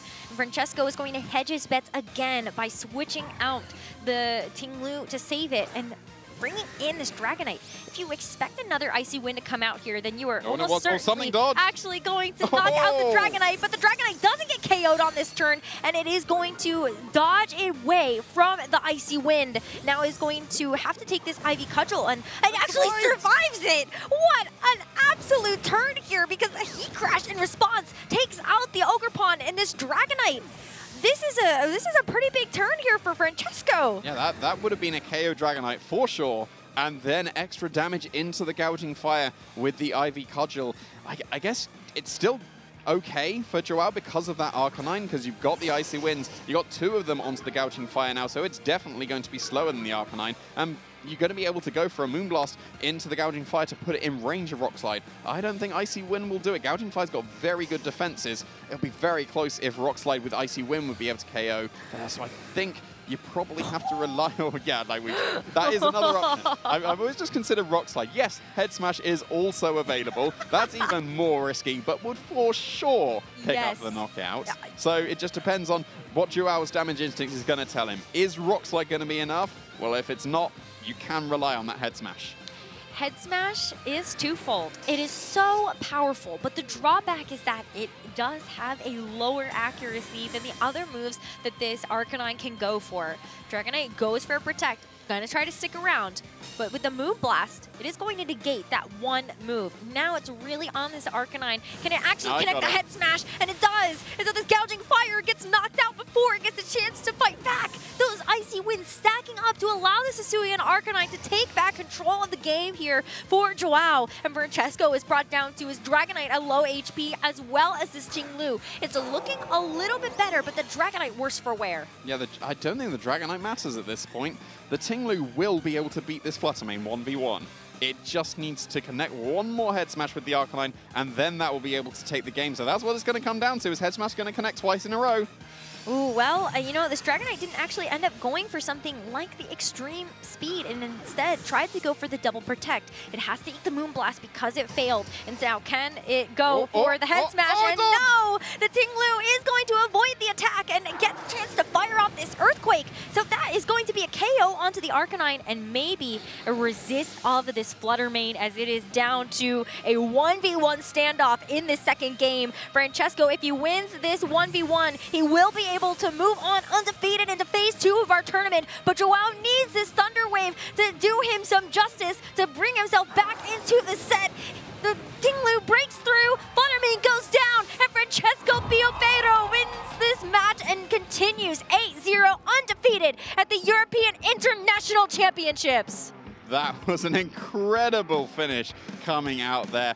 It was unfortunate for that Arcanine, but that is the big risk that you take when you run Head Smash. When it connects, it's almost certainly a one-hit knockout, and when it doesn't connect, that could cost you the game, unfortunately, here for Joao. It was really, really nicely played from both of these trainers. And we do need to remember as well, the Dragonite did dodge an Icy Wind on the switch-in as well, and that could have been the crucial decider, because then you can go for Rock Slide instead to be able to pick up the knockouts. So, yeah, a little bit unfortunate for Joao there, but Francesco playing to his out absolutely perfectly and being able to nail that endgame. I still love Joao's team. This Galarian Moltres is a standout to me. Oftentimes when we see this Pokemon, I feel like we do end up seeing a bit more of a defensive Terra on it, but this one was all-out offense. Choice specs with that Terra Dark, those Fiery Wraths were really adding up to substantial damage, but it is on these next particular couple of turns with that critical survival of the Dragonite, the dodge of that Icy Wind that just really swung it back here for Francesco. Yeah, there's that one Head Smash, but it needed to be two, and it was not. The Ting-Lu would have been KO'd there, and it would have sent us into that game 3, but unfortunately that was not the case. The Earthquake KOs the Arcanine, and Ting-Lu beats that Fluttermane almost all the time. It was that Thunder Wave that could have saved the Fluttermane, but I think you'd have probably needed maybe 3 full paralyses to be able to break through the amount of HP that was left with the Moonblast. Hey, but where there's a will, there's a way. Yeah, but there wasn't a way. And where there's a Rock Slide, sometimes there's a way. But there wasn't either of those, so you're right. There wasn't either of those, no. I just think, though, when I still think this game was very fun. And, well, of course, there was some, you know, some RNG traded in both directions. We see both of our players have opted into that by bringing those particular tech choices. Yeah. So they know that they can be both on the giving end and the receiving end of something like a Thunder Wave paralysis or a move missing. Yeah, I mean, you've got the potential flinches coming out from Arcanine and the Moltres as well. You've got the Scale Shot variants that we've seen so many Scale Shot misses across the previous regulation that we had. Iron Head can flinch, and we did see that into the Arcanine as well. Like that was a crucial one, because if that Flare Blitz would have gone off, then the Dragonite would have been KO'd. So yeah, they're like that's just how some of these games end up going. You've got the potential of the RNG going your way, and you've got it going away as well. And in this case, it went to Francesco Piopero, who is going to remain undefeated in this end of phase 1. And I just need to hear how excited he is, because you can always see his excitement. Relieved? Let's hear his excitement for getting that 8-0. What a way to be able to round off our final phase 1 round. Mr. Francesco Piopero still undefeated, 8-0. Please, a round of applause. What a way to go about it, Francesco. Not only have you made it into phase 2, you have not dropped a single set. How are you feeling? Please talk me through everything. I'm feeling amazing, honestly. This is an honor to come to play here again on the stage. Last year I got out on the stage, now I'm back on it, and I plan on staying on it as long as possible. Fighting talk of the next world-class pedigree. And like you mentioned, top 16 last season. Clearly, the goal must be to progress even further. So far, you could not have done better. So, huge congratulations. against Joao, which truly, it felt like there's so many back and forths. Game 1, I'm going to be completely honest with you, it felt like it was going Joao's way initially, early to mid-game, but then slowly yet surely, you just brought it back, and that Thunderous was absolute MVP. So is that essentially what it's meant to do, especially in those matchups and being led with Tin Lu? Yes, I usually do that. I've been bringing Thunderous almost every game today, so it's really a revelation. When I saw this version of the team that a friend of mine brought back, shout out to Arash for the team, because I've been playing the archetype all of December, and I tried Thunderous, and then I decided to go back on the older version, and then I just ended up using other stuff, and the team felt a little bit away. Then I saw him play it, and I was like, what if I was right? What if he's onto something? And yeah, I think we both were. So game 1 was very tense. He played amazingly. He didn't do a single mistake, in my opinion. And I had to bring it back with Iron Head flinch, but I think there were so many odds going on in the game that it had to happen eventually to something to go off. And I was able to bring it back by also reading some of his plays, and was very, very cool. The way game 2 went was pretty similar. Both of us were playing our odds, and yeah, it turned out to be a really cool set, in my opinion. No, honestly, and I think everybody in the crowd were going absolutely wild. There's so many back and forths, and sort of like we were saying, game 1, it felt like, okay, you came back in such a great way, and then game 2, it felt like it was reversed initially, where it's like, oh, okay, Joel's coming back right now, but then it really came down to the crucial sort of final turns there. The Icy Wind miss, it felt pretty big, I'm not gonna lie. So what were your feelings when you saw that interaction play out? So how it played out is that Icy Wind missed the D-Knight. That meant that the Ivy Cudgel went onto the D-Knight and not the Gouging Fire. So what that meant was that essentially his Arcanine decided to go for Head Smash. I think it didn't change too much at the end of the game. I think maybe we would have had like scenarios where his Arcanine would have gone for Rock Slide, single target, because my D-Knight was going down with an Icy Wind, and like I would have protected my Pokemon, and that's, I think, what it changed. I don't think the Icy Wind mattered too much, but I think like some of the, definitely like the choice of Joao to lock onto Head Smash was correct, but it also meant a huge risk on his end, and that's like how it went. I was like praying it would miss, and it did, and yeah, I'm glad it did, honestly. I didn't want to go to a game 3 against such a good player and a really, really dangerous team, yeah. 100%, and sort of that's all the smallest of details is what matters. Like you said, that could have influenced the decision between Rock Slide, focus, or commit with the Rock Smash. And, you know, in the end of the day, the Head Smash, apologies, we saw that you're able to get through. You're 8-0, Francesco. It must be an amazing feeling. So I do want to sort of tap into your general overall goals. We already discussed the whole journey right now. The only thing going in your mind was first, phase 2, tick, you've accomplished it. Now, must be top cut next, but you have literally put yourself in the best spot. So what does it take to be able to stay calm when you're so far ahead in terms of your record and not get overwhelmed or sort of lead your mind down a path where you sort of drop your guard, per se? So what you said is correct. I worked a lot on my mindset. This is the 3rd time I go undefeated in a phase 1 of an international. This is the 3rd time in 2 years. And like I've been playing this game for so long, and I think I grew so much as a person. Like you see me on the stage, and yeah, you've been seeing me grow because I've been the same player, but after 4 years of competing, I am a very different person. I had to learn, I had to grow, and my emotions are a huge part of me. So what I did that unlocked my potential, I think, was not try to suppress them, but to fuel them. To embrace them. To embrace them and use them to fuel me. I'm a huge like emotional person. Some people can play cool and have an advantage at the beginning on the big stage. So I had to work on it to be better. And honestly, like along the way, I may have you know, had some troubles with the people around me, maybe I disappointed somebody, and I worked on me to be back here and to be a better person. So thank you, guys. If production would allow me to mic drop, I would, but they definitely do not. But I'm personally very proud of you. What you're sort of tapping into is something so real that not everyone sort of comes to terms with, and it's a true value of personal growth, and some would say, forgive the pun, evolution, in terms of your own progress. So I'm gonna let you go ahead, get some rest, but right before we do, we've got two more very quick topics. Do you have any shout outs you would like to give to anybody in-house, at home, anywhere on the globe? Yes, so I first want to shout out my mother and my father for always supporting me along the way and believing in what I was doing, even if they didn't know what I was really doing. I want to shout out my brother Luigi and my brother Andrea.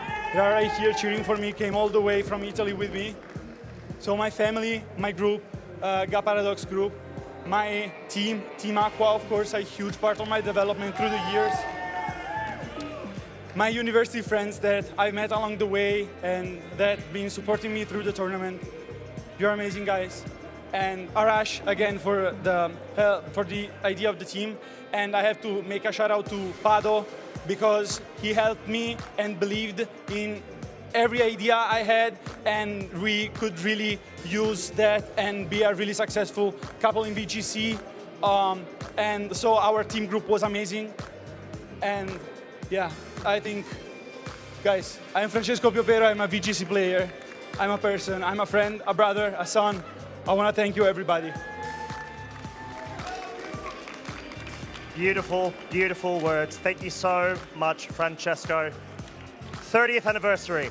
You know I've got to ask you, what is your favorite Pokemon and why? My favorite Pokemon is Omanite. Because it was given to me. I didn't choose it because my friend says that we have the same glimpse in our eyes, which is nothing.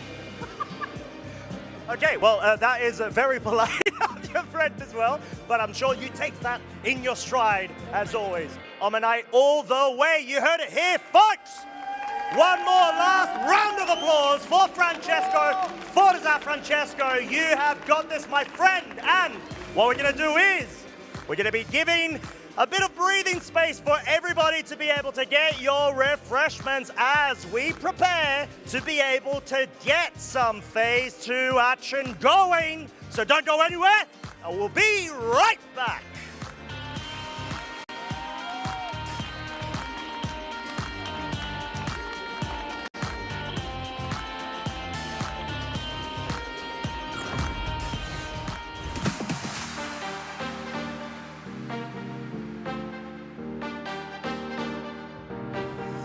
One of my pre-game rituals is I always listen to the Beach Boys before I play, and we always stock up on those like little applesauce packets because we'll know we'll need them in between rounds. A pre-game ritual that I typically do to kind of calm down my nerves for round one is that typically I'll think about my family, friends that are supporting me back home and probably like cheering, like looking at the standings and results, and I try to just like find comfort in that there's people like waiting for me to get back, and then just lock in for that round one. As of the last couple regionals I've attended, definitely eating breakfast. The first couple I tried doing on an empty stomach, and that is not a great way to go. I found myself a bit tired in the afternoon, so definitely get a breakfast, even if it's light, a banana, a granola bar. Get something in your body, get yourself ready to go, and you'll have a great day. Pre-game rituals I swear by are probably just not even looking at my deck box. I test the night before, and I don't want to see my deck until I'm queued up against the first player, and I'm flipping over that first card. So for me, when I'm prepping for a game, I'm getting ready. The things I like to do are think about my team, think about the matchups I have, think about my prep, what I know, and just try not to sweat it, honestly. Like, there's so many different teams out there, there's so many different calcs and everything, and you can spend a long time bogging yourself down. Believe in your practice. Comfort is king. You prep for this, you rock it. So the pre-game rituals that I swear by is to take a deep breath and remember that it is impossible to win if you do not have fun. This is all about enjoying yourself, meeting new people, and just having fun with the game. Hey Pokemon trainers, welcome to Pokemon Championships History, a series where we showcase important matches throughout the history of competitive Pokemon. Let's flash back to the 2015 Pokemon World Championships in Boston, Massachusetts. This classic moment happened in the Seniors Division Championship match between Mark McQuillan from Great Britain and Koki Honda from Japan. VGC 2015 was a season most remembered for two things: Mega Kangaskhan and Japanese trainers dominating the metagame. Japan this year came in full force. I mean, they really did. Yeah, they just took the junior division championships in the Masters division. They're pretty much guaranteed. I mean, 7 out of 8 top cut players in the Masters division were Japanese. So Japan's here to play, and I'm pretty sure Koki wants to be able to try to set up a clean sweep. This will be for what decides the divisions. clean sweep. Mm-hmm. Oh my goodness. Mega Kangaskhan was the queen of VGC in this era, as nearly 67% of all top cut teams across all 3 age divisions had Mega Kangaskhan on their team. Mark was the last trainer who could stand in the way of Japan claiming all 3 VGC titles in Boston. Mark was also aging up into the Masters division for the 2016 season, so this would be his final match in seniors and his final chance at redemption. Mark had been on the world stage before. At the 2014 World Championships, he fought through the tournament only to lose in the seniors finals match. So with the weight of the world on his shoulders and the fear of finishing second 2 years in a row, Mark had to find a solution for Kangaskhan, and his answer was Machamp. But before Game 1 could start, the casters had one simple question. Mark M, does that M stand for Machamp? Question. Mark felt incredibly confident in this matchup. He even winked at the camera when he correctly predicted a Landorus switch in. Cresselia disrupted much of Koki's game plan by setting up Trick Room and skill swapping away key abilities. When it was finally knocked out, it was time for the crowd favorite to join the fray. There's the Machamp, the crowd is going wild right now. Machamp's ability is No Guard, which disregards accuracy and ensures that all attacks hit without fail. Mark used Dynamic Punch as the main attack because without its dubious 50% accuracy, it is now 100% a problem for Kangaskhan. That's a no guard Dynamic Punch, a move that normally has 50% accuracy, but thanks to that ability, never gonna miss. Mark finished up Game 1 in convincing fashion and was now 1 win away from fulfilling his dream of becoming world champion. The crowd was captivated by Cresselia and Machamp, realizing they were the ideal brains and brawn combination that was capable of defeating Kangaskhan in a format ultimately warped by its success. Did you ever think that you'd see a Parental Bond Cresselia and a Machamp in the senior division final championships here? I don't think that ever crossed my mind once. As Game 2 progressed, Mark built up momentum by making all the right plays. The will of the crowd had been determined, and Mark was eager to give them the Machamp sweep they so desperately wanted. We're gonna see Dynamic Punch into that same slot. Ladies and gentlemen, will it pick up the knockout? It picks up the knockout. It's a crit. That is a critical hit on an incoming Mega Kangaskhan. Lost its Parental Bond and now lost its will to fight. Dynamic Punch is just gonna punch this Heatran right in the dome. Is it gonna pick up the knockout? It picks up another knockout. Mark breathed new hope into VGC by showing that no Pokemon can exist without counters. The match was forfeited. Ladies and gentlemen, say hello and congratulate, applaud, give a huge hand to your new Seniors Division World Champion, Mark Machampion McQuillan. Mark and his Machamp played a flawless set in the finals and brought a title back home to Great Britain. He also redeemed himself from his 2014 loss and gave VGC trainers around the world one of the most dominant and memorable Pokemon matches of all time. Thank you for watching, and let us know some of your favorite moments in VGC history by using the hashtag #PlayPokemon.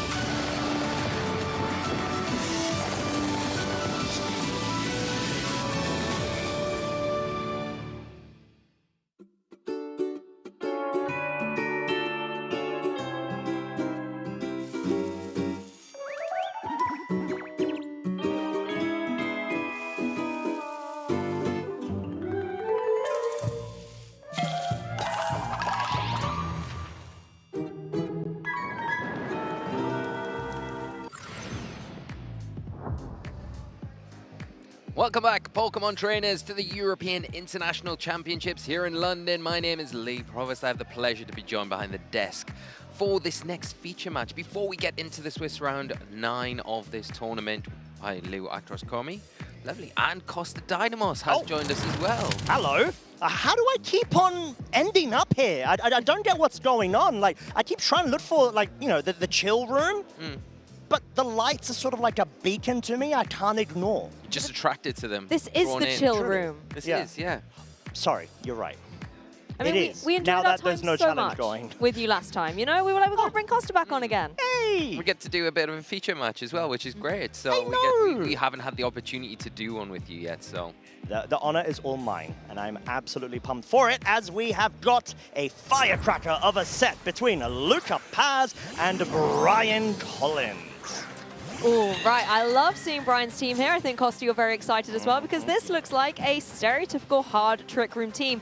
Indeedee and Hatterene are a perfect duo to be able to set up not only the Psychic terrain, but a potential Trick Room too. That's a bit of a throwback combination. Yeah. I haven't seen in a long time, especially that Hatterene there that is going to be able to have that easy setup of the Trick Room. We know that the fake out from the Incineroar is not going to be a thing to shut this operation down. But the one Pokemon on the opposite side of the field, on Luca's side, that will enjoy that Trick Room is that Ursaluna, because it can, here, if Trick Room does get set up, there is the potential of just throwing out an Earthquake. I know the Flame Orb hasn't been activated, but you can get that initial damage on the field while this setup is going, or you could kind of go for the Protect, maybe risk Trick Room not setting up, and hope you can get a big attack off next turn.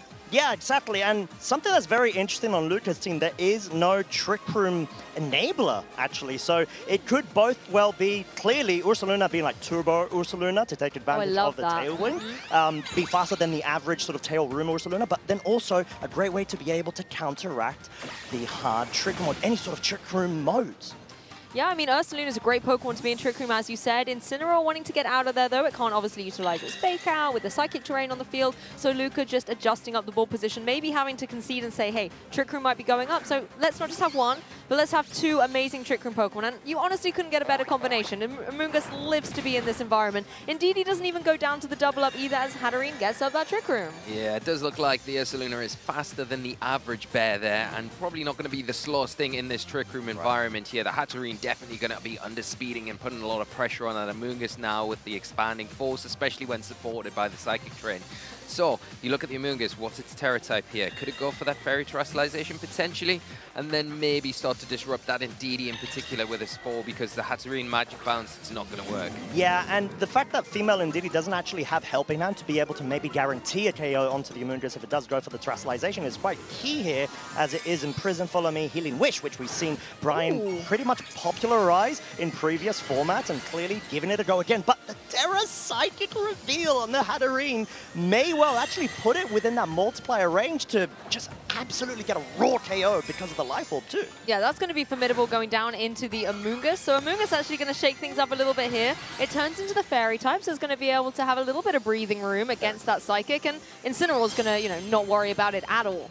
No, Incineroar going to be having a great time here in front of this expanding force. Just look at it. The Amoonguss is going to take a lot of damage. This is Life Orb boosted, Terra boosted, Psychic Terrain boosted. And not enough. Wow, okay. So clearly Luca factoring this in and putting enough bulk to be able to at least have more on the special defensive side, as opposed to, let's say, the classic sort of defensive, because of the Rocky Helmet item. That's what you would naturally assume, but putting the female Indeedee to sleep and further expiring the remaining turns of Trick Room whilst not being able to have a lot of motion from Brian's side to capitalize off of, let's say, the sweepers, like we got a bit of a sneak preview there with Iron Hands, right? Is so crucial, and that's what Lucas clearly identified.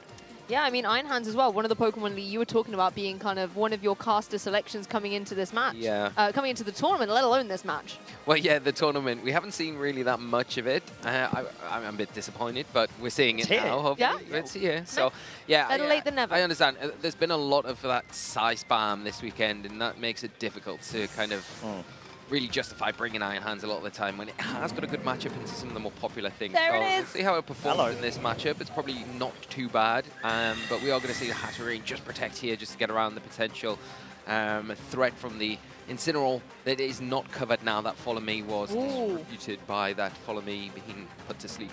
Yeah, and actually, the fact that the safety goggles is on the Iron Hands is such a cool, I would say, adaptation in terms of respecting the casual Amoonguss on the other side of the field clearly being an answer for Trick Room, rather than, let's say, like a clear amulet that would typically be the item on the Iron Hands. Yeah, we often see safety goggles on Indeedee, right? And unfortunately in this situation, it wasn't running that. That's why I got put to sleep. But this was a great switch then in for Brian, because thanks to the magic bounce on the Hatterene, you can't go for the Spore into it.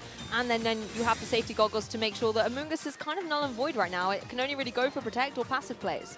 Yeah, that's it. And I think, you know, now that the Iron Hands can come in, it can function a lot easier in front of these two Pokemon, not worrying about having that status inflicted on it and doing this, the close combat. Not an option we see too often, but when it is used, it is very effective. Yeah, and sort of, it's a great pin from Brian's side, because Hatterene is always going to move first under Trick Room because it's just got a lower speed tier versus the Iron Hands, right? So you guarantee the Amoonguss slot. The safety goggles, it helps you counteract the Spore for disruption, so it essentially means it's a lovely little pin to force the KO onto either the Incineroar or the Ursaluna, because it hadn't teared out of its weakness to the fighting side. Yeah, this is another Pokemon Iron Hand wants to see, and it wants to just go, I think, for another clean, close combat down into that Ursaluna. But again, if you're Luca, you know that that's going to be the temptation, right? So you might want to play defensively, go for the Protect on Ursaluna, and try and find a way to deal with this Iron Hands before it's able to go through the Ursaluna. But I don't know what Amoonguss can do in this position. Yeah, I think it's a tough situation for Luca, because you probably, like you rightly said, you want to protect the Ursaluna, get through these remaining turns of Trick Room here, and then you're in a position to really threaten everything on Brian's side of the field, especially now you've got that Guts activation with the Flame Orb, you've got the Earthquake, the spread damage, and as you can see, Brian got the Torkoal in the back, and not a Pokemon that really wants to come in on an Earthquake either, so I think preserving the Ursaluna is a really good idea, but you probably are quite happy at this point to just allow that Amoonguss to go down, burn another turn of this Trick Room. Yeah, because obviously now you're at a point where the Trick Room's going to be expiring, as well as the Psychic Terrain by the end of this turn. Okay, Amoonguss going to be going down, but then you just allow the Ursaluna to be in a spot where you just spam EQ essentially, and just hope to be able to pick up the KO. And the fact that, you know, Hatterene's already been able to get recoil damage through the Life Orb, it puts it well within the range, I would say, to be able to win this one out. So Luca, sure, you've lost a lot of your resources, but you've finally been able to survive the 5 turns of Trick Room to be able to essentially force a board state to your advantage. I think that's a great observation, actually. You know, the Twisted Dimensions have returned to normal. Yes, you've lost your Amoonguss, but now the Trick Room's over. You don't necessarily need it to be in that pivotal role. And I'll be honest, Amoonguss stayed on the field so long, it ate through those Trick Room turns, and it was definitely in play a lot longer than I was expecting it to. Now that you've lost your Amoonguss, Luca has the opportunity to bring in this beautiful Flutter Mane to apply more offensive pressure. Yeah, it's easy play now for Luca that they stalled out that Trick Room. They've got a Moonblast from the Fluttermane in the Indeedee slot, and then a Facade into the Hatterene, and you pretty much knocked out 2 Pokemon in one fell swoop, and then the options are very limited then for Brian, because you're looking at relying on a Torkoal to potentially pull the rest of the game. The one thing is that Indeedee still hasn't taken a sleep turn, so it has to have that guaranteed sleep turn, so not even a Wake Up and a Follow Me could help them set up maybe a potential second Trick Room here. So things looking pretty dicey for Brian, but never say never, because you never know what could happen in a Pokemon set. Well, yeah, because I was thinking, is there a scenario where Brian could actually bring the female Indeedee in earlier? Let's say, for example, the fact that Safety Goggles Iron Hands on the field, you would never go for Spore into that turn, in order for you to be able to set up a Trick Room, and reactivate full 4-5 turns worth of Trick Room, just a turn where the Amoonguss actually went down. But clearly that just wasn't able to work out for himself, and now we've just got an absolute riot of a time from not only the Ursaluna Guts boosted, you've got the special attack booster energy from the Flutter as well. Exactly, and the Fluttermane has the option to go for that Shadow Ball. It's now obviously just the Psychic type of that Hatterene. It's not going to appreciate taking that damage at all. The Iron Hands coming back into place. Again, it's going to be in a difficult spot against that Fluttermane, and it's going to be tempting to go into that Ursaluna, and Ursaluna in such a formidable spot. The Fake Out slows it down, but then Fluttermane is still completely open. Yeah, and you can see the Shadow Ball. It all comes down to whether the Hatterene can survive, and unfortunately not with that the boost to the attack, it's just too much to take. And you can see that Trick Room has slipped away, unfortunately. But the Iron Hand's still not in a bad position here. It does threaten the Ursaluna. The only problem is it's probably slower. So without that Trick Room, it is going to be susceptible to taking those big attacks. And like we've already said, if an Earthquake is up before, then it's new little partner that's just arrived on the field is not going to enjoy that either. The best little buddy, but not the right one for this scenario, I would say, because you surely just go for Protect on Flutter Main and just spam EQ. The choice specs means the Torkoal can't go for Protect. The Iron Hands, okay, sure, it is very bulky, but it doesn't have Protect either. So this is just sort of a clean sort of a wrap-up of this game one, where there wasn't terrestrialization option to be able to allow himself a bit more room from Brian's side because you weren't able to pick up the necessary KOs under Trick Room conditions with the Hatterene. I mean, this Ursaluna has been incredible throughout this game, whether it was with the Facade, going through Trick Room turns, now being able to get that big damage with the Headlong Rush. I mean, it's certainly been eating its honey. It's got a lot of energy to go through this set. Yeah, it definitely has, and I mean this end board position here is perfect for Luca. I think they were very patient throughout the game, knew the threat of Trick Room was something they probably couldn't initially prevent, so let's just ride the storm and get through that, and once I can, I know I've got the tools in the back that I can bring in and set up this board position like we can see here with the Ursaluna, pretty healthy, and that Flutter Main to just really overcome these big threats that were brought by Brian. Yeah, you know what I'll probably like to see? Obviously, a way to be able to capitalize off of Trick Room turns, no doubt, from Brian's side, but there's a nasty plot for Rigoraph, by the way, in case anybody wasn't aware. Yeah, so that could be very threatening. Psychic Seed allows special defense +1 stage, which is terrific when you've got female and DD by your side, but you want to be able to just get the mode going with the immediate damage as soon as possible, and maybe then bring the Torkoal in, just click the Eruption button, which it loves so much to do, and then force a scenario where Luca just has no out. Because, okay, a Moonguess, it is weak to fire types, but the fact that it's Terra Fairies, not water or fire or anything like that, means it actually will probably get knocked out from that Eruption if well placed against. You just want to see Torkoal shine, don't you? You want to see Torkoal Obviously do I its do. thing. What are you talking about? Well, why don't we get into game 2? Maybe see if it is going to go for that Eruption and make Costa's day behind the desk. Trick Room mode looks to be activated, though. I mean, I'm seeing the Ndidi Hatterene lead once again, but this time Luca's like, I'm calling it straight away. I'm bringing my threats.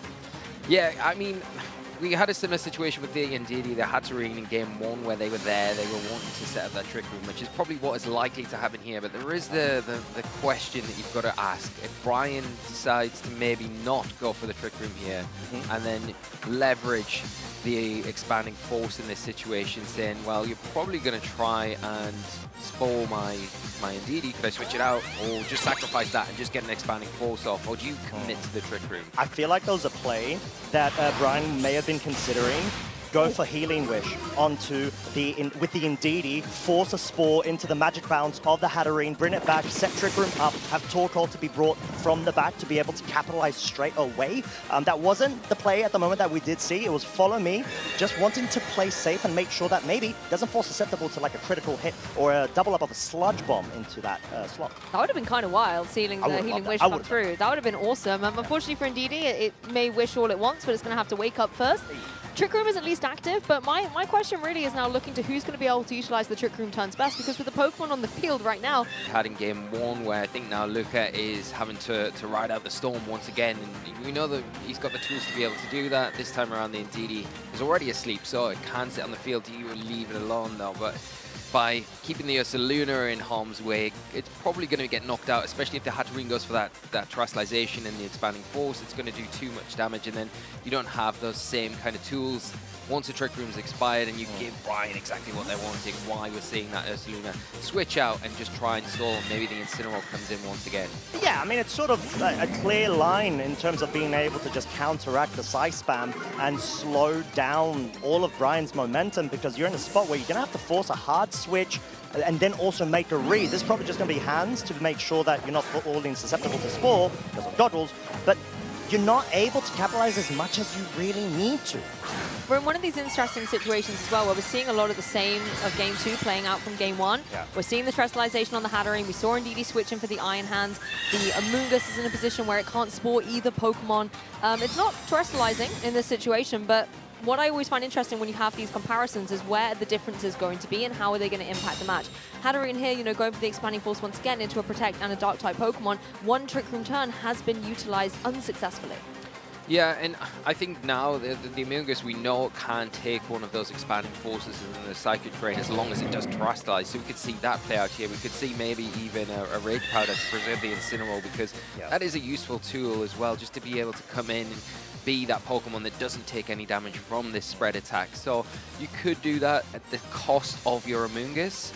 Is it got enough in the tank to be able to take the Expanding Force and a close combat? It's questionable. It could be a roll, you know.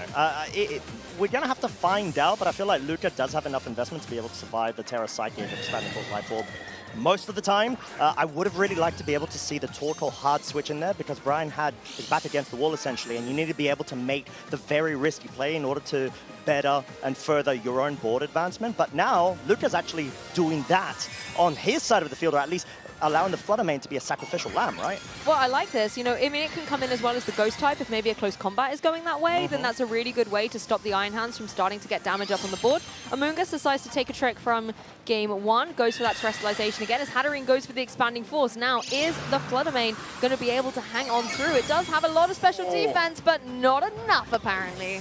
That is a huge, huge attack, and you would think if there was one Pokemon that could maybe come in. Fluttermane has huge special defense, but not able to really contend with that. And then the follow-up, just too much. This combination here is very important and showing and why Brian has so much faith in these two Pokemon. Yeah, and now you're going to be able to force an Intimidate, or let's say an attack drop, onto the Iron Hands because it's not clear Amulet. But then again, you're in a scenario where you don't have as much leeway compared to Game 1. So Brian has been able to sort of figure out a point where you're still able to force the KOs, but Luca's just going to have to find a way to stall. What is it, 2 more turns of Trick Room remaining? 2 more turns. It's going to look very difficult here, I think, you know, coming through. You've got the Incineroar on the field, and yes, you have Ursaluna. If you can maybe get your Ursaluna trying to get some damage out, this would be a way for Luca to come back in. But the Iron Hands, I think, looking to be in such a strong position. It did just go for that one close combat, so his defenses are going to be a little bit weaker going into this turn. But if it can get another one of those close combats off, particularly into the Ursaluna, it's going to give Brian a lot of momentum to try and push for a Game 3.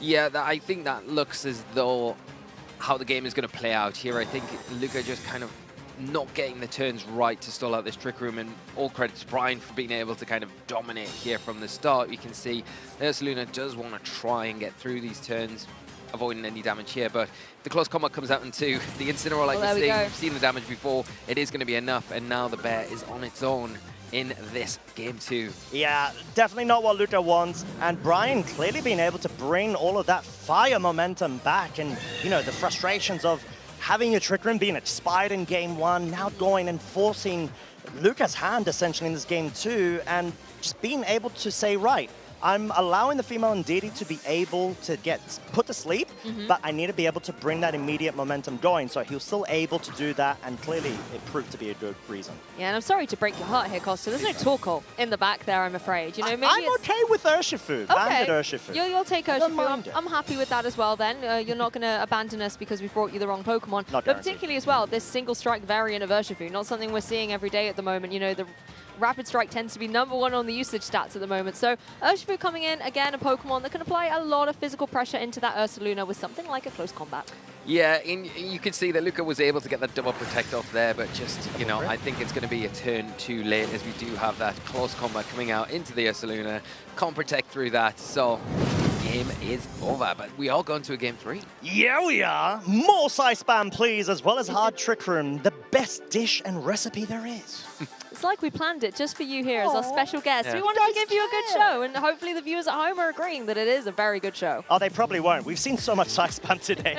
I don't think they're fans anymore. This is different, you know? You might think, oh, Side Spam, I know that. It's got Iron Crown in it. Well, where's Iron Crown now, you know? It's not there. Not right now. Not in this match. Not in Not this. in this match. If you're just joining us, trust me, Iron Crown has been around a lot today. Honestly, truly. And we get to see more action from Game 3, so I'm quite curious to see if there's going to be a scenario where there's a healing wish play from the get-go, because there's so many different mind games, probably going to be the same leads from both sides. Yeah, I mean, there's always the possibility here as well that you see a straight switch into the Iron Hands from the Indeedee and you preserve that so you don't allow it to go to sleep, right? Because I think the Spore's coming out into that slot if Luca goes for the same play. Yeah. It does leave you a bit vulnerable if you're Hatterene because the Facade, even though it's not Flame Orb boosted, and then that Sludge Bomb could be a combination. It could be enough to take down the Hatterene, and then it's probably too risky to go for in a Game 3, Turn 1.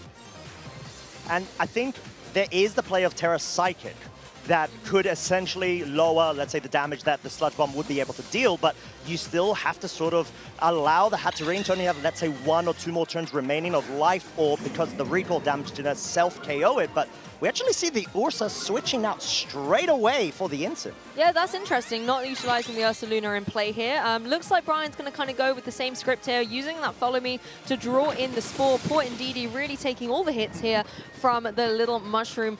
Going to be taking a Null and Nap here in this Game 3, but of course it does free up Hatterene to go for that Trick Room. And now that you don't have to contend with the Ursaluna on the other side, it's really just the Amoonguss you have to get through. Yeah, the Amoonguss, that particular Pokemon. Yes, yeah. It finds a way to absolutely bewild everybody, especially Lee. He is such a big fan of it. Well, thank you for saving me there, as I just couldn't get Amoonguss out of my throat there, but...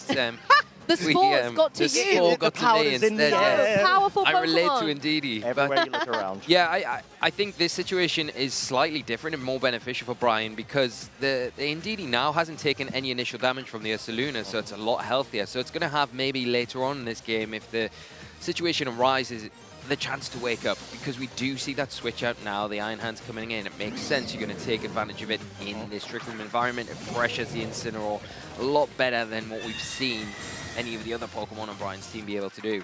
And we could actually see a knockoff into the hands with the Protect from the Amoonguss in order to be able to allow a Spore into in the subsequent turn. But no, it's actually going to be the U-turn going for the straight pivot. Now you get to enable the Flame Orb, right? Yeah, that's true. You could bring the Ursaluna in, get that Flame Orb Guts Boost activation in play, and at the same time, you're then free to go for another Intimidate on the Iron Hands a little bit later on. So I think this is a fantastic pivot coming through from Luca here. You're once again trying to get your Trick Room answer pieces in play with Amoonguss and, of course, Ursaluna when it rejoins. And as long as you can find a way to dance around this Iron Hands, then Ursaluna, I think, could do a fantastic job. Yeah, I couldn't agree more, and I think the ability now to preserve the Incineroar, switch it in for the Amoonguss, it really allows you just that momentum swing where you can get through these Trick Room turns, because every time that we get through a set, we're getting closer to it ending, and then especially along the way, if you're activating that Flame Orb, if you're kind of preserving the sleep on the Indeedee, which is an option that you can use if you're Brian, but it's not a supporting role as long as it is asleep.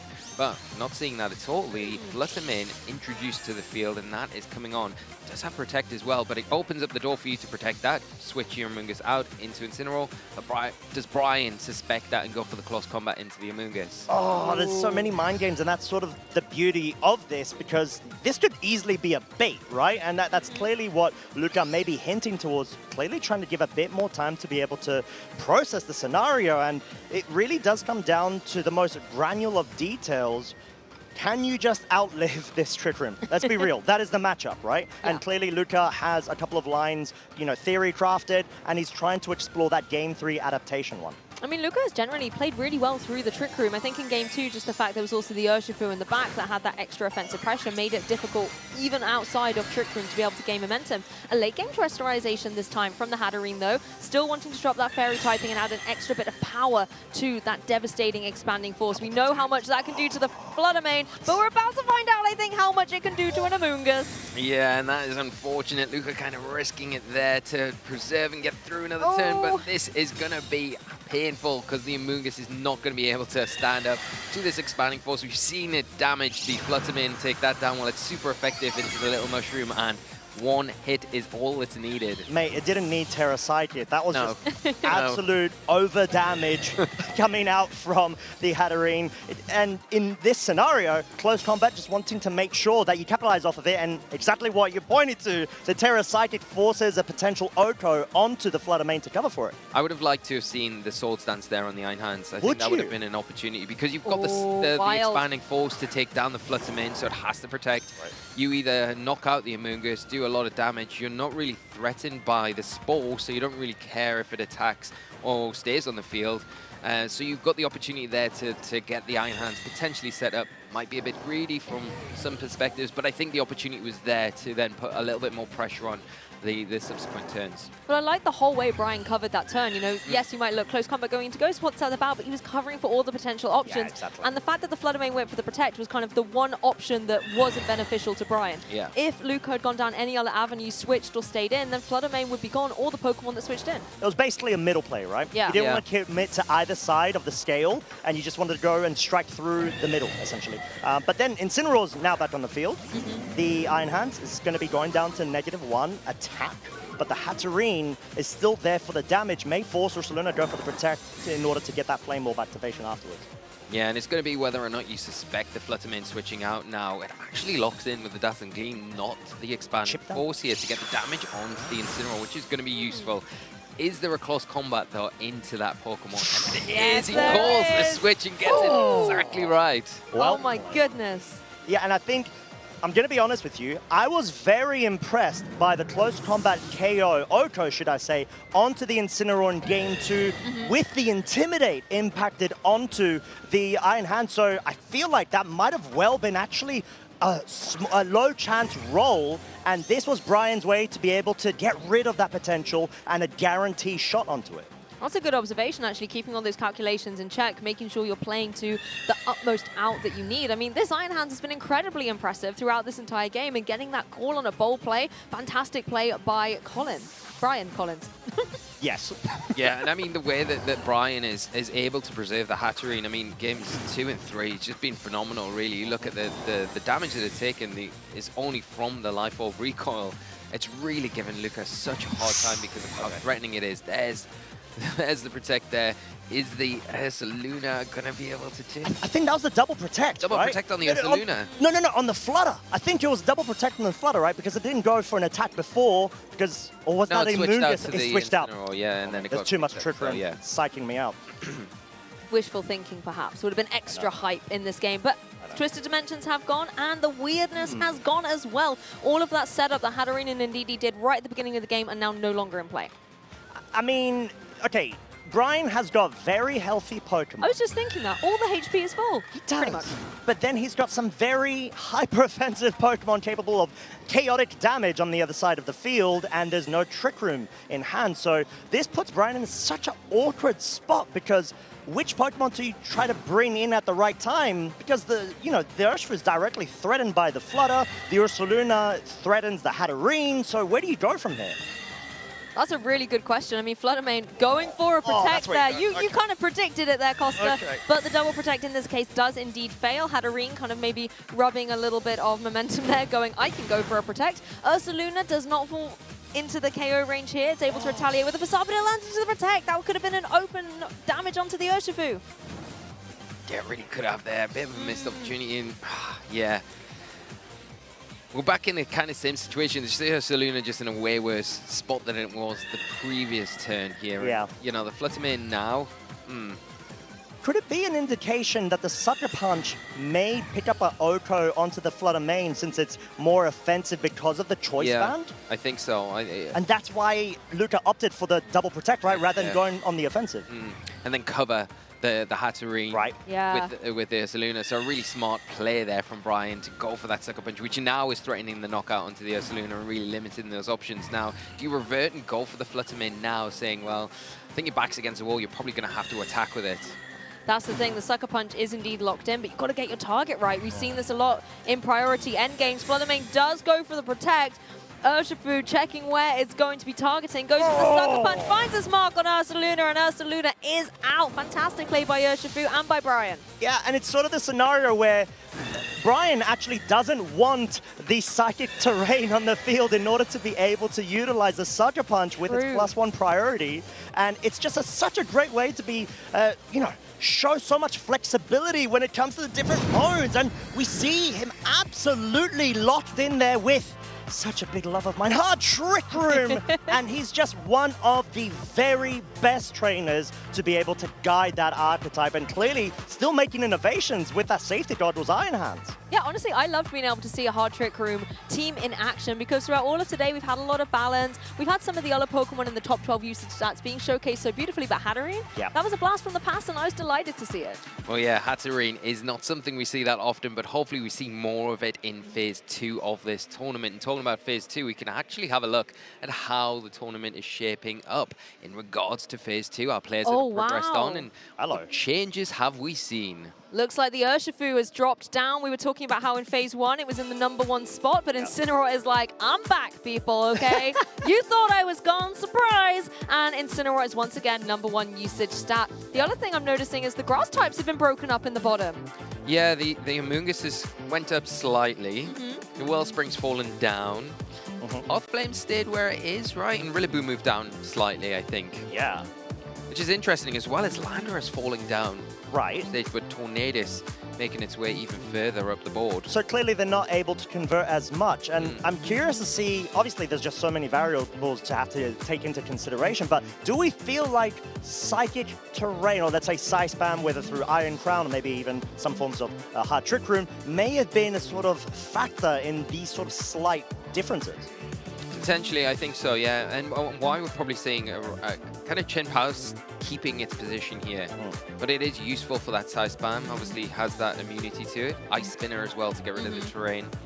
And maybe why we're seeing that archetype do so well this weekend when we have had it on the broadcast. Yeah. I mean, these are the Pokemon, but what about the players that we're seeing in Phase 2 as well? So many familiar names from this broadcast alone, but some others we haven't even been able to feature yet. Wolfglick, for example, our reigning EUIC champion, already locked into Phase 2, a fantastic contender. I'm not surprised to see him there, along with a lot of these trainers. Yeah, clearly here to be able to keep the title intact, and what a champ to be able to do that. And like we said, so many trainers we've already featured. There are some that we haven't, like for example, Flavio Del Pidio, being able to actually be a previous EUIC champion. If I'm not mistaken, was it 2019? Yes, 2019 for Flavio. Yeah, and clearly, you know, bringing all the heat once again. Yeah, an incredible array of players, and you know, there are more players that will be moving into Phase 2 that we're featuring just on this overlay here, but you can see the big names that we've got, and these are the players that we're following. Like more. We've been able to feature a lot more of these throughout the broadcast today, and you can see like players like Juan Solano. Yeah. We knew coming in off that hot streak of Santiago regionals, has managed to get to Phase 2 of this tournament, which is great to see.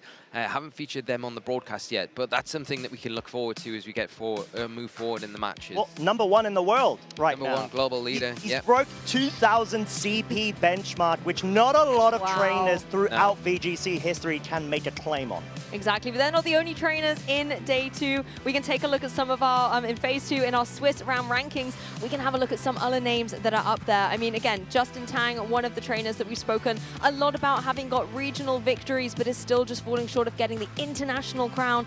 Jonathan Marston, we're able to see it take a victory over Michael Kelch earlier today as well on that 7-1 record. Incredible. Yeah, truly. And I think this is such a great way to be able to evaluate the scalability of how each of these tournaments keep not only becoming more competitive and difficult, but also more in terms of player attendance, because I'm not sure if you both have noticed, we've got 6 trainers that are undefeated going into Phase 2, and I think that's purely down to how many trainers we've had overall rock up in Day 1. Yeah, it's incredible, really, and what an accomplishment. You know, we're not quite at that end stage yet, but you've got to really congratulate all the players that have made it through to this stage of the tournament, because you look at the field, you look at the players out there, the amount of players that have came and attended and played this weekend, it's incredible to think that you're kind of getting into into that smaller section. And huge congratulations. But there is still more work to do. You can see current parents for Swiss round 9 in our featured match and our notable matches. I'm so excited to be able to see this. Undefeated, like you were saying, Costa, Giuseppe Musico versus Paul Chua. That is going to be our feature match as we start moving forward in the competition into that phase 2. Yeah, and Paul Chua, I mean, if I'm not mistaken, is he second globally in terms of the amount of regional titles as well as, of course, internationals behind Wolf and a previous, obviously, EUIC champion? 6-time regional champion. 6-time regional. That's a lot of more champions. Times in a regional final as well on top of that. So Paul is just a phenomenal competitor, and Giuseppe, we'll get into that in a minute. But we are going to say bye-bye to Costa. Thank you so much for joining us, and we'll have some more fun with you later. Yeah, we'll take the show from here as we dive into Swiss round 9. Going to be Giuseppe Musico on your left-hand side, running a really awesome team. We've got a lot of the familiar faces we've seen across the day, but I'm so excited to see that Chi and Pao, the Sword of Ruin, boosting up all of those physical attackers, the Urshifu, the Incineroar, the Rillaboom on its side of the field does make a match that I love. Paul's side, however, again, we've got this iconic core with the Incineroar and the Hearthflame Mask Ogerpon, as well as, of course, the Raging Bolt, Rillaboom, Fluttermane, and Urshifu. Yeah, this is, you know, something that Paul is very, very familiar with. Very, you know, had a very good run in the Toronto Regional, where they did have a phenomenal finish. Not quite able to get over the line there, but we've talked about Paul and the accomplishments that they've had. But Giuseppe, no stranger to this scene either. We've got Giuseppe with their team. We can take a quick and closer look here at that Landorus. It has got Substitute with that Life Orb, Steel Terra typing there. The Fire defensive terrestrialization on the Rillaboom. Interestingly, no high horsepower, which we'd normally generally see on that Rillaboom. Calm Mind on the Raging Bolt, quite common there with that booster energy complementing that. Chen Pao, though, is there. Not Ice Spinner, but the more powerful Icicle Crash, and an interesting Terra type there, going for the Ice Terra typing to boost the power of those Ice type attacks, and speed control with that Icy Wind. Then you've got the Taunt on the Incineroar there, which is going to be useful, and then the Splash Plate boosting another defensive terrestrializing Rapid Strike Urshifu. But the key elements to this piece of this team are going to be getting that Raging Bolt in a preferable position, supporting with your Fake Out Geo, getting those Calm Minds set up, maybe relying on that terrestrialization, and then just going at the opposing team. I wouldn't be surprised to see the day 1 tournament close out very similarly to how we opened it, with Victor Medina going for those Incineroar, Rillaboom switches, constantly supporting up the Raging Bolt, and that's exactly what Giuseppe has the potential to do as well. But he's first of all got to get through a formidable opponent in the form of Paul Chua. Again, looking at this team, we've got those pivoting pals, Rillaboom and Incineroar there to support the Raging Bolt. It's that Calm Mind variant, so it's going to want to try and get set up. And you have that combination of leftovers and the grassy terrain that Rillaboom kindly sets up for it to give it longevity in the match. Yeah, and, you know, Paul, like we've said, it's a, you know, very, I don't know if it's exactly the same team that they piloted last time out, but they're going to be very close, and things like that Sword Stance on the Ogerpon, a useful tool to get around the pivoting that you see so commonly with that Intimidate on the Incineroar. You can kind of punish that at the right time, get that Sword Stance set up, and then really put on the stoppers. But we're going to get into it, Lou. Here we go. Yeah, we're not waiting around. Urshifu and Fluttermane are ready for action, as is the Landorus and the Rillaboom on Giuseppe's side. Yeah, the Rillaboom in a nice position now where it can put on a lot of pressure, especially onto the Urshifu. It's not going to be sitting happy right now with the Fake Out potentially going to disrupt its ability to move here, or the Grassy Glide or the Wood Hammer that can do devastating damage. And that's not the only thing that's going to be worried about those grass type attacks. The Fluttermane has to be wary of those as well, especially alongside the Landorus now that is sitting in a decent position where it can threaten some big damage onto that Fluttermane, especially with those Sludge Bombs boosted by that Life Orb.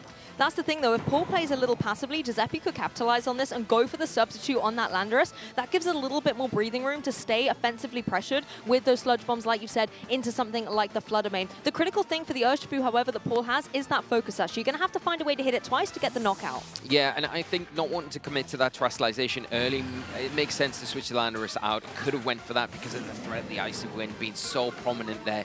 That's why we're seeing the Incineroar come onto the field and put an all-important Intimidate onto that Urshifu. Yeah, Incineroar, the Serene gracing us with its presence here in Swiss round 9. The Fluttermane on the opposing side just playing defensively, as is the other partner Pokemon on Paul's side. Most critically, I think, for the Urshifu, this is to avoid taking a potential fake out, but Rillaboom was like, I'm not faking out today, I'm here for action. The Wood Hammer was going to come down into that Fluttermane, so a fantastic defensive play on Paul's side, and a nice ball position switch for Giuseppe.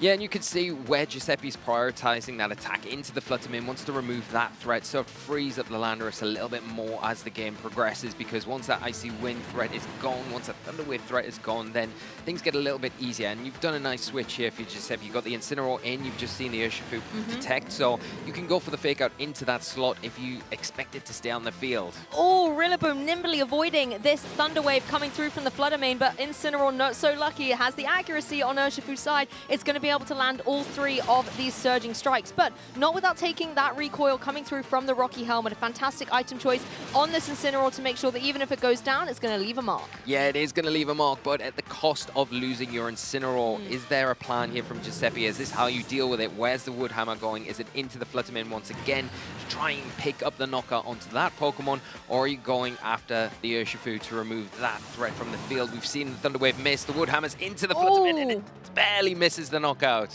Rillaboom does so much into that, using the grassy terrain to give it the additional bit of oomph into the Wood Hammer, but the Fluttermane clearly trained to perfection to be able to hang on there. Yeah, but this is all right, I think. You know, that sacrifice of losing the Incineroar for the amount of damage that you've done onto that Fluttermane is fine, because you've got the Grassy Glide. You can go into that slot now and kind of cover that Pokemon. You've also got the Raging Bolt onto the field, the Booster Energy activated, and you can pressure this Urshifu on the opposite side of the field in Poles, and you can almost take an opportunity here where you are pressuring both Pokemon on Pole's side of the field, so you can the opportunity is there to get a Calm Mind, and that's what you're looking for with Giuseppe. We talked about at the top of the show. Try and get that Calm Mind, try and get it set up, and then you can go on from there. And if a Wood Hammer won't get the job done, you can always follow up with a priority Grassy Glide to get the knockout onto that Fluttermane. However, Urshifu free to go for this close combat. Raging Bolt has a fantastic amount of bulk to it though, so it's able to eat that up really well. And now this Urshifu is in a vulnerable spot. Its Focus Sash has been broken, its defenses are dropped as well from the close combat, so it's going to be able to be KO'd if anything really comes its way. Raging Bolt critically as well, going, I'm going to take this opportunity, set up my Calm Mind, and now it is a threat that Paul has to deal with. Yeah, and you can see how valuable that Intimidate was from the Incineroar onto the Urshifu, in particular for these close combats that the Urshifu has to kind of lean into here. Still got access to Terastallization on both sides of the field, so you would expect maybe the Raging Bolt is the one that you would want to Terastallize here, but it then does become a bit more weaker to the Surging Strikes on the Urshifu, but you still have your Rillaboom intact, you have the Grassy Glide to go after it if you so choose.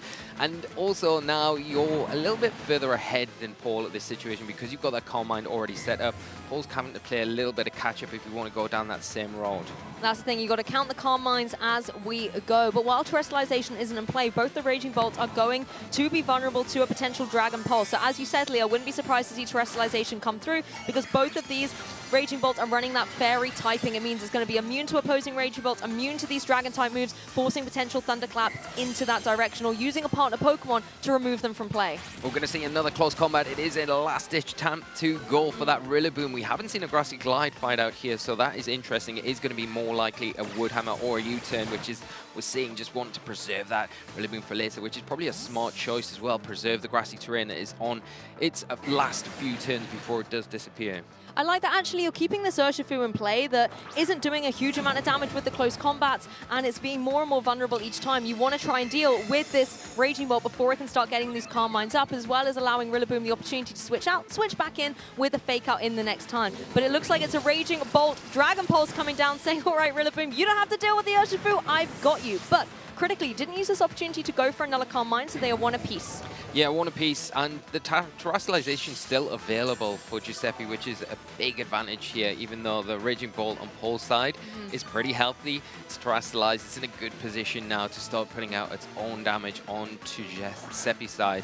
And what we're going to see as the partnering Pokemon is going to be the Ogerpon, which, you know, with its speed and the ability to put on a lot of damage, and not only that, but support as well with things like redirection, it can be a really good supporting partner for this Raging Bolt that has just had that Calm Mind set up on Paul's side. And considering Giuseppe didn't go for the Terrestrialization on his Raging Bolt, it could have been a nice opportunity for Paul to go for a Dragon Pulse into that Pokemon then, but as it already had the Calm Mind boost up, it wouldn't have been dealing the monumental damage that it needs to. So I like that Paul used the opportunity to go for the Calm Mind too. Yeah, I think you had to kind of play catch-up then. With the threat now that the Ogerpon's on the field, it has went for the Spiky Shield, probably to get around the Sludge Bomb here that is coming out from this Landorus now, and you can see it dodging that.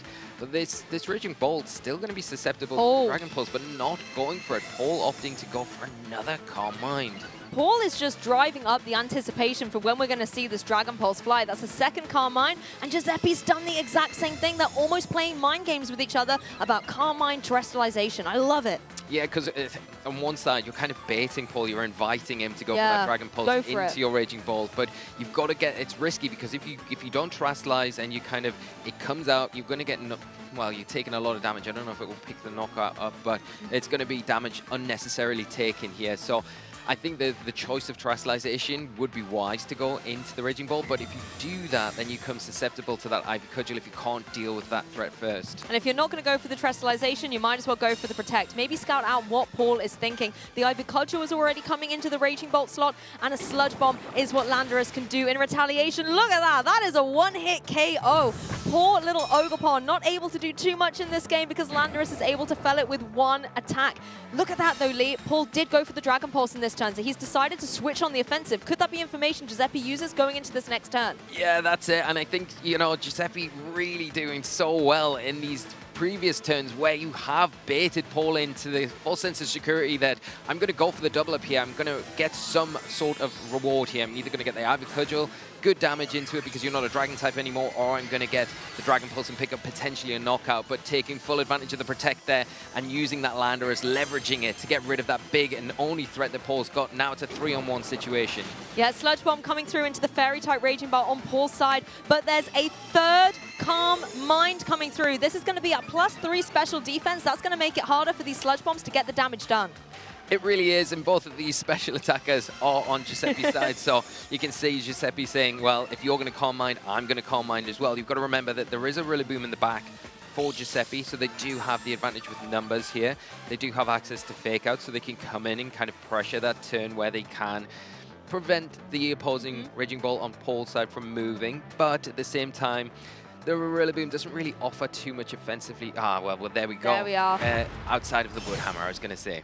Yeah, well, it looks like Paul maybe saw the writing on the wall there and said, right, let's just get into game 2. We can shake things up a little bit, refocus, readjust, and try and keep this undefeated run on form.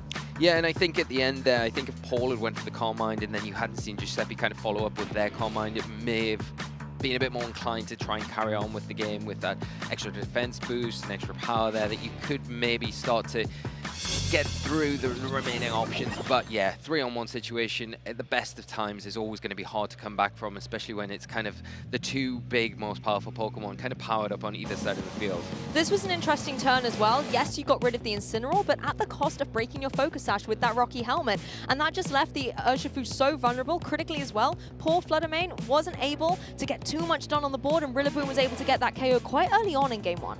Yeah, it was a really decisive turn, I think, getting the Wood Hammer onto the Fluttermane, and we saw turn 1 as well. It went into the Protect, so you could see how much emphasis Giuseppe had on getting rid of that Fluttermane early on, and kind of was quite happy to ignore the Urshifu, saying, yeah, well, as long as I can break the Focus Sash, I don't mind sacrificing my Incineroar in the early game, because in the long run, it's going to pay off, and every time you do close combat, you're getting weaker on your special defensive side, and I'm going to have the opportunity to get my Raging Bolt in like they did perfectly and get that early Calm Mind, which really started to kind of pile on the pressure. Well, Paul really wanted to get into game 2, and the leads are out. It's going to be the Fluttermane and the Urshifu for Paul against the Incineroar and Raging Bolt here for Giuseppe.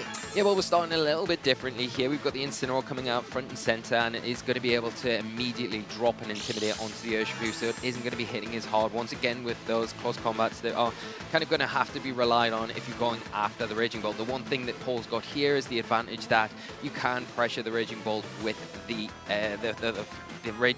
Fluttermane, sorry. No, you definitely But you want to try and get the Rillaboom onto the field, I think, as soon as possible, so you can then pile that pressure on with the Wood Hammer into the Fluttermane. Maybe you can utilize your Incineroar here, but the U-turns are not opted for. You want to just switch it in. You want to preserve that maybe going forward in this match.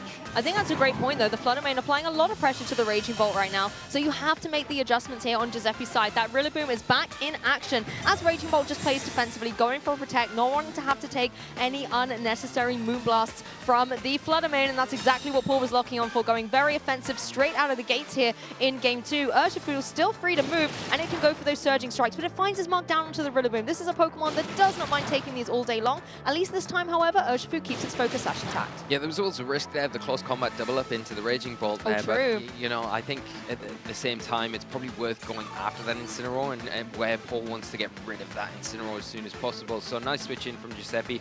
Got access to that Fake Out for a turn here, but more importantly got access to that Wood Hammer there. Rillaboom not immediately threatened by a knockout from either of these Pokemon. You would say it's pretty safe right now.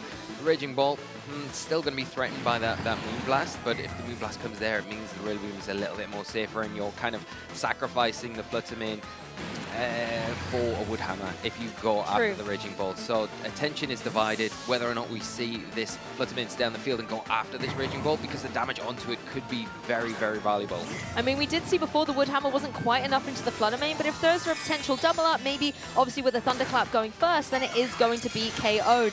But instead, we're going to see Raging Bolt straight away go for that Terrestrialization, so it can breathe a little easier in the face of that Fluttermane. Does not have to worry about a super effective Moonblast coming across the field towards it, as Fluttermane actually goes straight for the Protect. So if Giuseppe has tried to target down this Pokemon, this turn is not going to be able to deal the damage it wanted. No, Protect into that slot. It's a Dragon Pulse protected Dragon Gibby. Pulse. Oh, it's a huge knockout. Honestly, the Raging Bolt on Giuseppe's side, its head is firmly in the clouds amongst the Opalite sky it has created, and that is incredible damage coming through with the Dragon Pulse. A fantastic call, catching Paul completely unawares. Yeah, that is massive there. Saying going, I'm going to go for the Fake Out, because if the Urshifu stays in, I can stop it from moving, but if anything else comes in, I'm going to catch it with this Dragon Pulse, and exactly what happens. Losing the Raging Bolt if your Paul is huge here, and now Giuseppe in a huge momentum swing. Can they capitalize on it? It was great because you expected the Calm Mind there, but no, I love the change up from Giuseppe and taking a dominant step forward in being able to seal up this match. I really like that, because even if the Fluttermane had gone for the Moonblast, because you terrestrialized, you were in a defensive spot, you didn't have to worry about it too much. You can utilize the opportunity to go on the offensive with that partner slot. Rillaboom getting out of there saying, hey, I want to Fake Out a little bit later on, maybe slow down the pace of play of that Ogerpon. Let's bring the beautiful Serena Incineroar back onto the field. This is going to put the Intimidate down critically onto the opposing Ogerpon and keep the Fake Out in play. Thunderwave will find its mark onto the Raging Bolt. We don't see this every day, but as it's dropped its electric typing, it is going to be vulnerable to that status here. Yeah, and a really good turn here. We are seeing the Swords Dance as well. Paul taking the opportunity to set this Pokemon up and get around that Intimidate that's just been dropped. And there it is, fully paralyzed. The Thunder Wave coming in, key here to preventing that Raging Bolt potentially setting up on its own. Okay. Paul not being phased by what happened in the previous turn and capitalizes so beautifully here. Gets that Swords Dance up, so it's now at +1, as the Fluttermane as well was able to get a little bit of revenge onto that Raging Bolt. You do have the Fake Out from the Incineroar, so there is that aspect where you can slow down this Ogerpon for like one turn at least and try and get that Calm Mind up. But you're still going to have to be aware of the Raging Bolt and it taking neutral damage from this Ivy Cudgel that now is on +1. Moonblast as well, something that is going to be doing big damage without those Calm Mind boosts. Let's see if Raging Bolt can come through, and it can. It breaks through the paralysis and goes for that Dragon Pulse. Doesn't get the KO onto the Ogerpon, but does put it into a very vulnerable range for a potential follow-up. Maybe even like a Flare Blitz coming through from the Incineroar. But you've got Thunderclap as well that can bypass that paralysis. Then if you pick up that Ogerpon now, probably is it going to be in range of the Thunderclap? It's going to be very close, I think, if it goes for that. So that's something that Paul needs to be aware of going in this next turn. Could you go for another Swords Dance? That's the question. While you try and go for the Moonblast with your Fluttermane into the Raging Bolt and get that little bit of extra damage off. But doing that makes your attention all on that Raging Bolt. You leave that Incineroar alone. I think you've got to start trying to focus down on that a little bit more and pay a bit more attention to that, because the longer that sticks around, the more opportunity it's going to get to come off the field and then come back on and cycle those Intimidates, which can be a little bit frustrating to deal with. Well, just a defensive play from Paul's side here, going for the Protect and the Spiky Shield. Maybe trying to see what Giuseppe was thinking here. Raging Bolt, we're never going to know because it was paralyzed. And of course, Incineroar going for the Flare Blitz here. It actually found its mark down into the Spiky Shield on that Ogerpon. So clearly Giuseppe thinking, I can eliminate this Pokemon. Let's just get it off the board and bring 2 Pokemon out for Paul.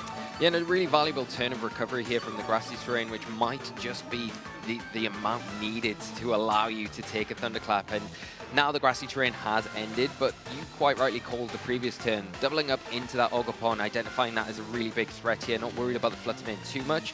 The follow-up with the Flare Blitz into that slot, so I'd expect maybe Thunderclap Flare Blitz here is going to be what we see coming out. And it is that, oh, and it is enough. Oh, the Thunderclap is able to get the KO on that Ogerpon, and even if Giuseppe was doubling up into it, that damage can now be redirected into the Flutter Mane. It does go for the Moonblast, tries to get the damage on the Raging Bolt, but Incineroar is free, so free to go for this Flare Blitz. It does a huge amount of damage into this Flutter Mane. Yes, it's going to take a bit of recoil, but I'm not sure what Flutter Mane can do to be able to get out of this position. I guess one way that helps is you still have this Urshifu with the Focus Sash intact. Yeah, but if you go after the Incineroar, we saw what happened last time you go into the Rocky Helmet activates and you kind of break that Focus Sash and put yourself in that vulnerable position once again. You're also going to have to contend with the fact that Thunderclap is on the field. It is active at the minute, and are you going to be able to rely so much on that fully paralysis? We've seen it kick in, it could happen again, but we're seeing a switch up now. Urshifu being kept for later. Thunderclap coming out, taking it right down to its Focus Sash. Yeah, Thunderclap able to connect. Urshifu still in the game though. The switch on the other slot for Giuseppe means that Urshifu will be allowed to move. Thunder Wave going into a ground type, however, is not going to be able to get any momentum swinging on the board. The Surging Strikes finds its target on the Raging Bolt. This is nice considering that there was the Rocky Helmet paired next to it, so this way you're not going to take that recoil, and in this case it would have been a KO because it's on 1 HP. Yeah, and the really nice switch there from Giuseppe once again, and you're kind of happy at this stage to let that Raging Bolt go down because it's done more than enough here to allow a free switch in to something like the Rillaboom. It can bring that grassy terrain back on the field. It can pressure with those priority attacks the Urshifu and also that Flutter Mane as well. And now you've got the Fake Out. You can go after the Urshifu here. If it doesn't protect, you pick up the knockout, and it leaves the Landorus in this position where it could potentially go for a Sludge Bomb into the Flutter Mane or potentially try and sneak a substitute if needed, but I feel like it's very unnecessary at this stage in the game. I feel sorry for the Urshifu here because now Rillaboom has joined. You have the utility to go for Fake Out, or if that doesn't work, you can always go for that Grassy Glide, and the priority is just going to remove it from play. Paul says, I'm not going to play out this endgame. GG's, Giuseppe, you have been able to take this match. What a phenomenal play, and what a game by Giuseppe, and done in such fashion, you know, but controlling the board, the positions of all of their Pokemon and every step of the way, and being able to execute their game plan like we see Giuseppe do time and time again. Such a momentum swing with that Raging Bolt. You know, in Game 1, we saw both the Raging Bolts in play, Terrestrialize, Calm Minds, and they were constantly attacking those partner Pokemon. But in Game 2, Giuseppe really went on the dominant force, being able to catch the Raging Bolt coming in on Paul's side, and that's when the momentum started to swing into victory. Yeah, that was really unfortunate for Paul. You can see what they're trying to do, get their Raging Bolt onto the field, but just getting caught out with that switch. And you've got to give all credit to Giuseppe in that situation for, you know, making that play possible and then catching the Raging Bolt. Must have felt really great and saying, oh, well, this match just got a whole lot easier after the opposing Raging Bolt went down. And I think as well, preserving the Rillaboom in the back was really nice there from Giuseppe, because you had the utility to then bring that Grassy Terrain back into play, not so much for recovery, but just via having that priority Grassy Glide that we saw in Game 1 be able to finish off the Flutter Mane, and then you could still apply that pressure regardless of how maybe the speeds have been. You know, there was a Flutter Mane with an icy win there that could have played some interactions, but also critically, you keep having that Fake Out rolling. You do keep that Fake Out rolling. You saw Giuseppe use it masterfully in that game, and I mean, the pivoting there at the right time, it wasn't too much, it was just the right amount, and I think it really put the stoppers on what Paul was wanting to do, and utilizing the tools that they had in the Flutter Mane, you saw was quite impactful. Obviously, it's a great answer to something like the Raging Bolt, but it just wasn't quite hitting enough. And then the Ogerpon, what a great call with the Swords Dance on the Intimidate switch in, but again, you weren't really able to leverage it as much as you wanted because of that disruption with the Fake Out there, and it really was just played so well by Giuseppe, and then leveraging the Landorus at the end there to just kind of close things up alongside the Rillaboom after the Raging Bolt had done its job. And the interesting thing in Game 2 as well, Lou, sorry I'm yakking on, no, but please I keep think going. there's so much to dissect and dive into with this match, was the early terrestrialization of the Raging Bolt to preserve its health. Yes, because I of like that that. threat of the Moonblast, and that's something that we don't commonly see so often with players, where they'll dive in so early with the terrestrialization. You know, you want to preserve it, but Giuseppe knowing the right time even in different situations, when to lock in with it, and it worked out so well. I mean, you're yapping out wisdom is all I can tell you because... You're too nice. No, but in that game 1, we saw Giuseppe hold on and on to that terrestrialization. Bit in Paul in that Exactly. situation and didn't do that in game 2, yeah? Exactly. In game 2, it was more like, no, I'm clicking that button straight away. We're going to get that terrestrialization in play. And that was such a contrast to how he played in game 1 that actually I think it led to a good momentum swing into that game 2, particularly as it was a case of, hey, I can just ignore this Flutter Mane right now and just not have to worry about it. It wasn't so much about having the terrestrialization to be immune to a Dragon Pulse. It was used for a different effect. Yeah, and I think that false sense of security that Giuseppe kind of tends to lend... Lures them in. Yeah, lures them in and gets you thinking, okay, well, I had an opportunity that last turn.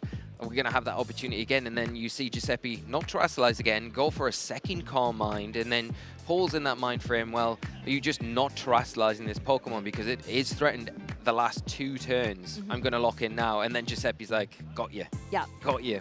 And then it's too late because you wasted a turn, and then you're playing catch-up, and then Giuseppe, just with the way that they play, it's very difficult to kind of get back in with the tools that they still had available at the time. I did like the Ogerpon Swords Dance as well that Loved you it, called out yeah. because as the Intimidate came in, it's like, you think that affects me? I'm going to boost myself up. And yes, it only goes to +1, but +1, particularly with an Ivy Cudgel, and if critical hits can start coming into effect, that can be really, really strong for the Ogerpon. However, it just looked like on Giuseppe's side, particularly as you had, you know, Pokemon that could deal well with that opposing Urshifu, particularly once, the Ogerpon, particularly once it was in a more vulnerable state. There was a lot of priority on the field with the thunderclaps and everything. It just wasn't Ogerpon's day. Yeah, it wasn't, and I think as well, it was quite smart of Giuseppe to lead with the Incineroar as well, and then switch it straight out to preserve it, because we saw in game 1, they were quite happy to kind of sacrifice it for the cost of breaking the Focus Sash, that additional damage onto the Urshifu, which came in quite important later on in the game to put it in position where it was easily picked off.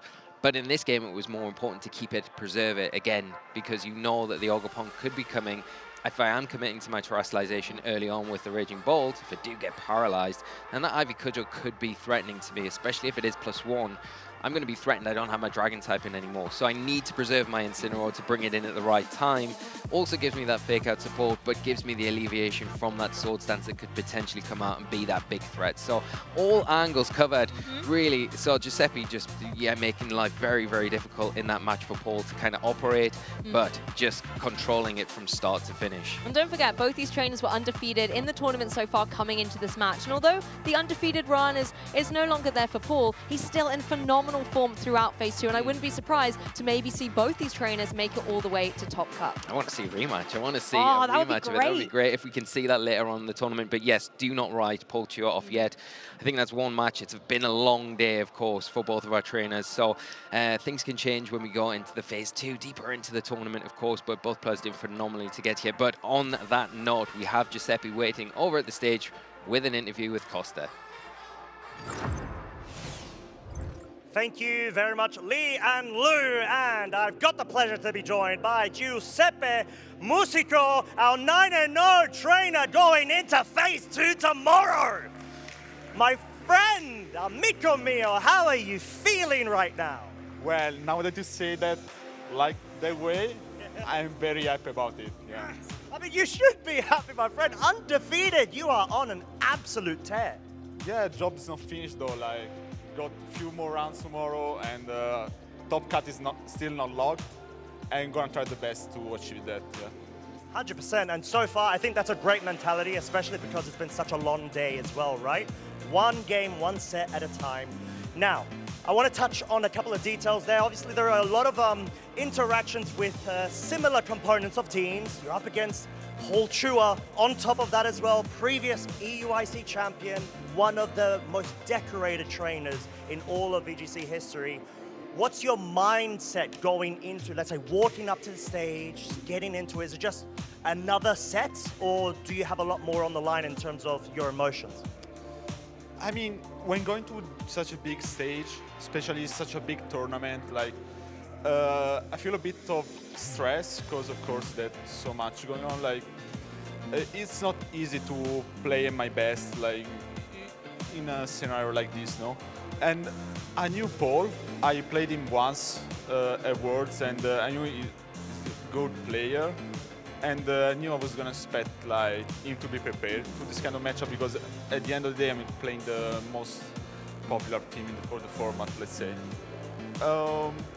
Yeah, like, to be honest, I didn't expect the match to go so smooth, because I knew it was gonna be prepared at the mirror. I mean, not a full mirror, but because we had a few changes there. But yeah, I knew it was gonna be prepared. But yeah, then I managed to win like not that difficultly. Like game 1, game 2 were both close, but I expected it to be more like tight as a matchup. Yeah. A few more back and forths, I guess, but then again, you were able to play, I would say, even though you stated yourself as sort of like most popular cores and the sort of balanced archetypes, you still found a way to play it quite aggressively, in my opinion, in terms of being direct with what your win conditions were. For example, I think in game 2, you got 1 or 2 card mines set up, but then you didn't even commit with the Terra on the Raging Bolt. So is that something that you've identified might work in your advantage versus Hall's playstyle? Yeah, it was game 1 actually, and at some point, so that it was not protecting like that to Shifor, not clicking a project, it was always weak to club, but in my mind I was like, okay, yeah, let him do that, I won't give him any free switch, I'm just gonna set up to be in a better position later in the game, and that's what I did. Then, yeah, I think I made a call in not tear the Bolt. I think I had some reason to do that, because I was scared of him clicking Surging on it. Something like that, and yeah, I think it worked out anyway. Maybe there was a turn where he could have exploited that situation by me not committing to the Terra, but yeah, in the end, it worked just fine for me. 100%, and you sort of found a way to be able to force so much momentum onto Paul that even though he did have the idea of Swords Dance, maybe that's a good win condition to be able to go for the damage, you just did such a great job. So honestly, it was a masterclass. In my personal opinion, it was such a great set to be able to see with very well experienced trainers. So with that being said, now going into phase 2, you are undefeated, 9-0, like you said, 1 set at a time, 1 game at a time. But you've already been quite consistent in terms of recent performances. You got in the top 4 at Lille, you got in top 8 at Stuttgart as well this very season. So for yourself, how do you get so, I'd say, consistent in terms of wanting to always be involved with the meta, but also make the right call? I think that what works out for me is always trying my best and playing what I know will work for me. Like, because this kind of team, Incineroar, Rillaboom, what we call balance, it's what I've been playing for years at this point. So I'm always like, okay, if I don't know what to play, I'll play that because I still got some experience from the previous formats. Of course, with the meta shifting, it works differently, but the top cut in Lille and Stuttgart was playing Incineroar, Rillaboom as well. And yeah, maybe the team worked differently, but still, like, I got experience with this fake out pressure and this kind of plays where, yeah, maybe I have the fake out, they can double protect, but I can just click fake out and attacks because they could predict also me switching the second fake out. Like, there's always that pressure, mind games where do I click fake out or switch the other fake out to do that the next turn, you know? And that's one kind of playing style that, as I said, I've been playing like that for years, you know. It's playing to your strengths, right? Which is so crucial, and for you to allow more room for errors or flexibility depending on momentum stuff. But then again, like we said, it was great and fantastic to be able to see you do so well, but it's not yet over. However, I want to make sure you get some really good rest going into tomorrow. We're going to be continuing phase 2. Just 2 final quick topics. First off, do you have any shout outs you would like to give to anybody, whether in the venue, at home, or wherever they may be? Yeah, shout out to Il Server, my team. Like, when there is big events like this, we're always like every day on call testing, even though like, yeah, the last 2 weeks I've not been testing this team, but I was playing so many games that I think I actually improved with the other guys as well. Playing other teams, seeing like what other people tend to do in such matchups. And yeah, that's working out. Like, so in particular, I want to shout out to Stefano Greppi, who made this team. First, he won last regional with this team. Sambi as well, in Alfull, of course, and yeah, Sean is not from server, but an English friend as well. Yeah. And that's it. Well, there you have it. That is really good to hear. Like you said, Stefano was able to just go ahead a couple of weeks ago and pick up Birmingham Regional, which is so hyped to see. And now the final one. As you know, 30th anniversary is coming up. What is your favorite Pokemon? Or who and why? So it has to be Mega Gengar, because I like the design, but I actually won my first and only regional back then, 2018, with Mega Gengar, so it has to be that. I mean, that's such a good shout. Shadow Tag as well is just so oppressive to be able to force scenarios, and it's a really cool design. But with that being said, thank you so much for giving us your time, your absolute best and passion on this stage, and of course throughout the season. We're going to make sure you get some rest, as we're not yet quite finished with the show. However, we will be tossing back to the cast desk in order to be able to wrap things up. So, if you had a great time, make sure to stay online, and of course, later on tune in for more action tomorrow. So, with that being said, we're going to throw it back to the casters, but thank you so much to Giuseppe and everybody in attendance. Thank you so much, Costa. Great to hear some insights from Giuseppe. Not only a phenomenal trainer, but great taste in Pokemon as well. The Mega Gengar, I absolutely love that. But looking forward to seeing more of Giuseppe tomorrow. And I don't need to ask what your favorite Pokemon is, Lou. I think we all know who that little beauty is. I think we might know. What about you, Lee? What's one of your favorite Pokemon?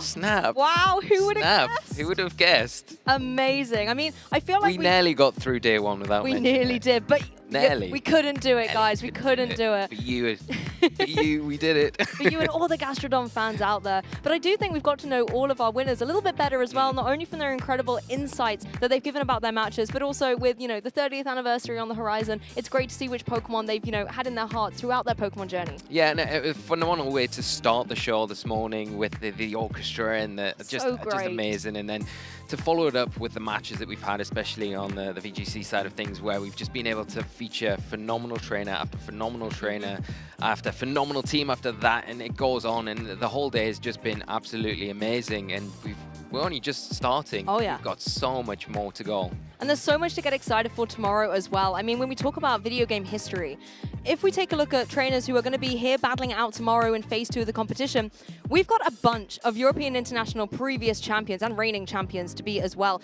If you want to make sure that you're there for the action, though, do make sure to tune in tomorrow. We're going to be kicking things off at 9 a.m. local time.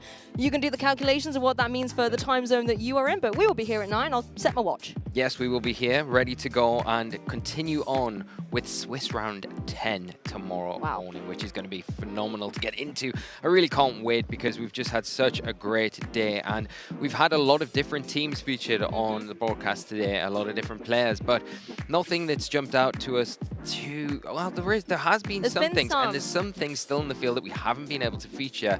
Was more of a reason to keep tuning in tomorrow, that there's some surprises in the field still that could really have a big impact in the rest of the tournament. But I think that's the thing when we think back to the Latin American International Championships, that Hisuian Typhlosion on Yuma's winning team was one of those unique Pokemon that stood out. And I think that's why it's one of the Pokemon that you guys can pick up. It's part of the distribution, so you can make sure to get that locked into your game. You just need to redeem it at EUIC 26 Heatwave, with the eye of EUIC being a cheeky one there. Make sure not to miss that key detail to be able to get your very own Hisuian Typhlosion. Yes, this mystery gift event in Scarlet and Violet is running until the 20th of February. So you've got a good amount of time to claim this in-game.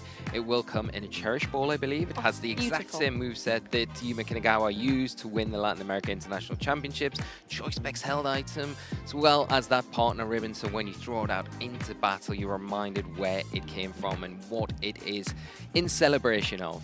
Exactly, but there is a timer on that. It all expires on Friday, 20th of February. So do make sure that you get it before that time. You don't miss out. No, you don't want to miss out. And I love these distributions that we have at these international championships. It's such a great celebration of our champions. You know, we've had so many in Scarlet and Violet and so many favorite ones. I think back to we just featured Paul Chua. I mean, we got Paul Chua's shiny Arcanine for when they won back in 2023, which is incredible, you know. So we've had so many along the years as we come and go from these events, and I'm sure we've got lots more to look forward to. But whose Pokemon will be the next distribution at maybe some event further down the line? Who knows? We've still got to have all these matches to play out we and decide do. who our champion is, Lou. And speaking of champions, as I was saying earlier, there's so many previous EUIC champions battling it out still in competition. So I've got a small list. Lee, count them with me, right? So we have got Flavio Del Pidio, who won this tournament in 2019. We've got Eric Rios, who won this tournament in 2022. We've got Paul Chua, as you just mentioned, from 2023. Nils Dunlop from 2024. Wolf Glick from 2025. So many trainers who have won this tournament before, still in contention to potentially win it again. I'm excited for that tomorrow. Yeah, that's not even counting the other international championships that have come and gone, and we've got them still in the tournament, as well as world champions as well, which is, wow, stacked event to say the least. But what's been your standout from today, Lou? If we were to, before we wrap up, I would love to know. If I had to pick one highlight moment, I mean, there's just so many, but I think for me, it's being able to see a lot of the innovation that these trainers are bringing. I loved being able to see Shoma's Whimsicott, for example, in a format that is dominated by Tornado, seeing a different Tailwind setter. You know, it really piqued my interest a little bit. What about you, Lee? I would have to agree with you. I think one thing that's really stood out to me today is just how impressive our players have actually been on a kind of a base playing level, where they've been able to kind of pilot their teams to such a high level. I've been so impressed across the board with, you know, how the outcomes of matches have been played, how board positions have been cultivated in games in really awkward situations, and our players kind of come out and time and time again are able to find ways that are sometimes just impossible to get, but they find a way. They know their team inside out, and I think it's phenomenal to see, and I'm just looking forward to that continuing as the weekend goes on. So massive congratulations, big pat on the back to all of our players that we've had to feature on the broadcast, and the ones we haven't been able to feature that have managed to progress in the tournament as well. So hopefully there's a lot more to come tomorrow. But on that note, let us know. Use the hashtag #PlayPokemon. Let us know what your favorite moment from today has been and what you're most looking forward to over the next couple of days. Well, we've certainly been very impressed, but I think it's now time for us all to rest. So from Lee and myself, it's time to say a toodaloo, and we're going to see you tomorrow.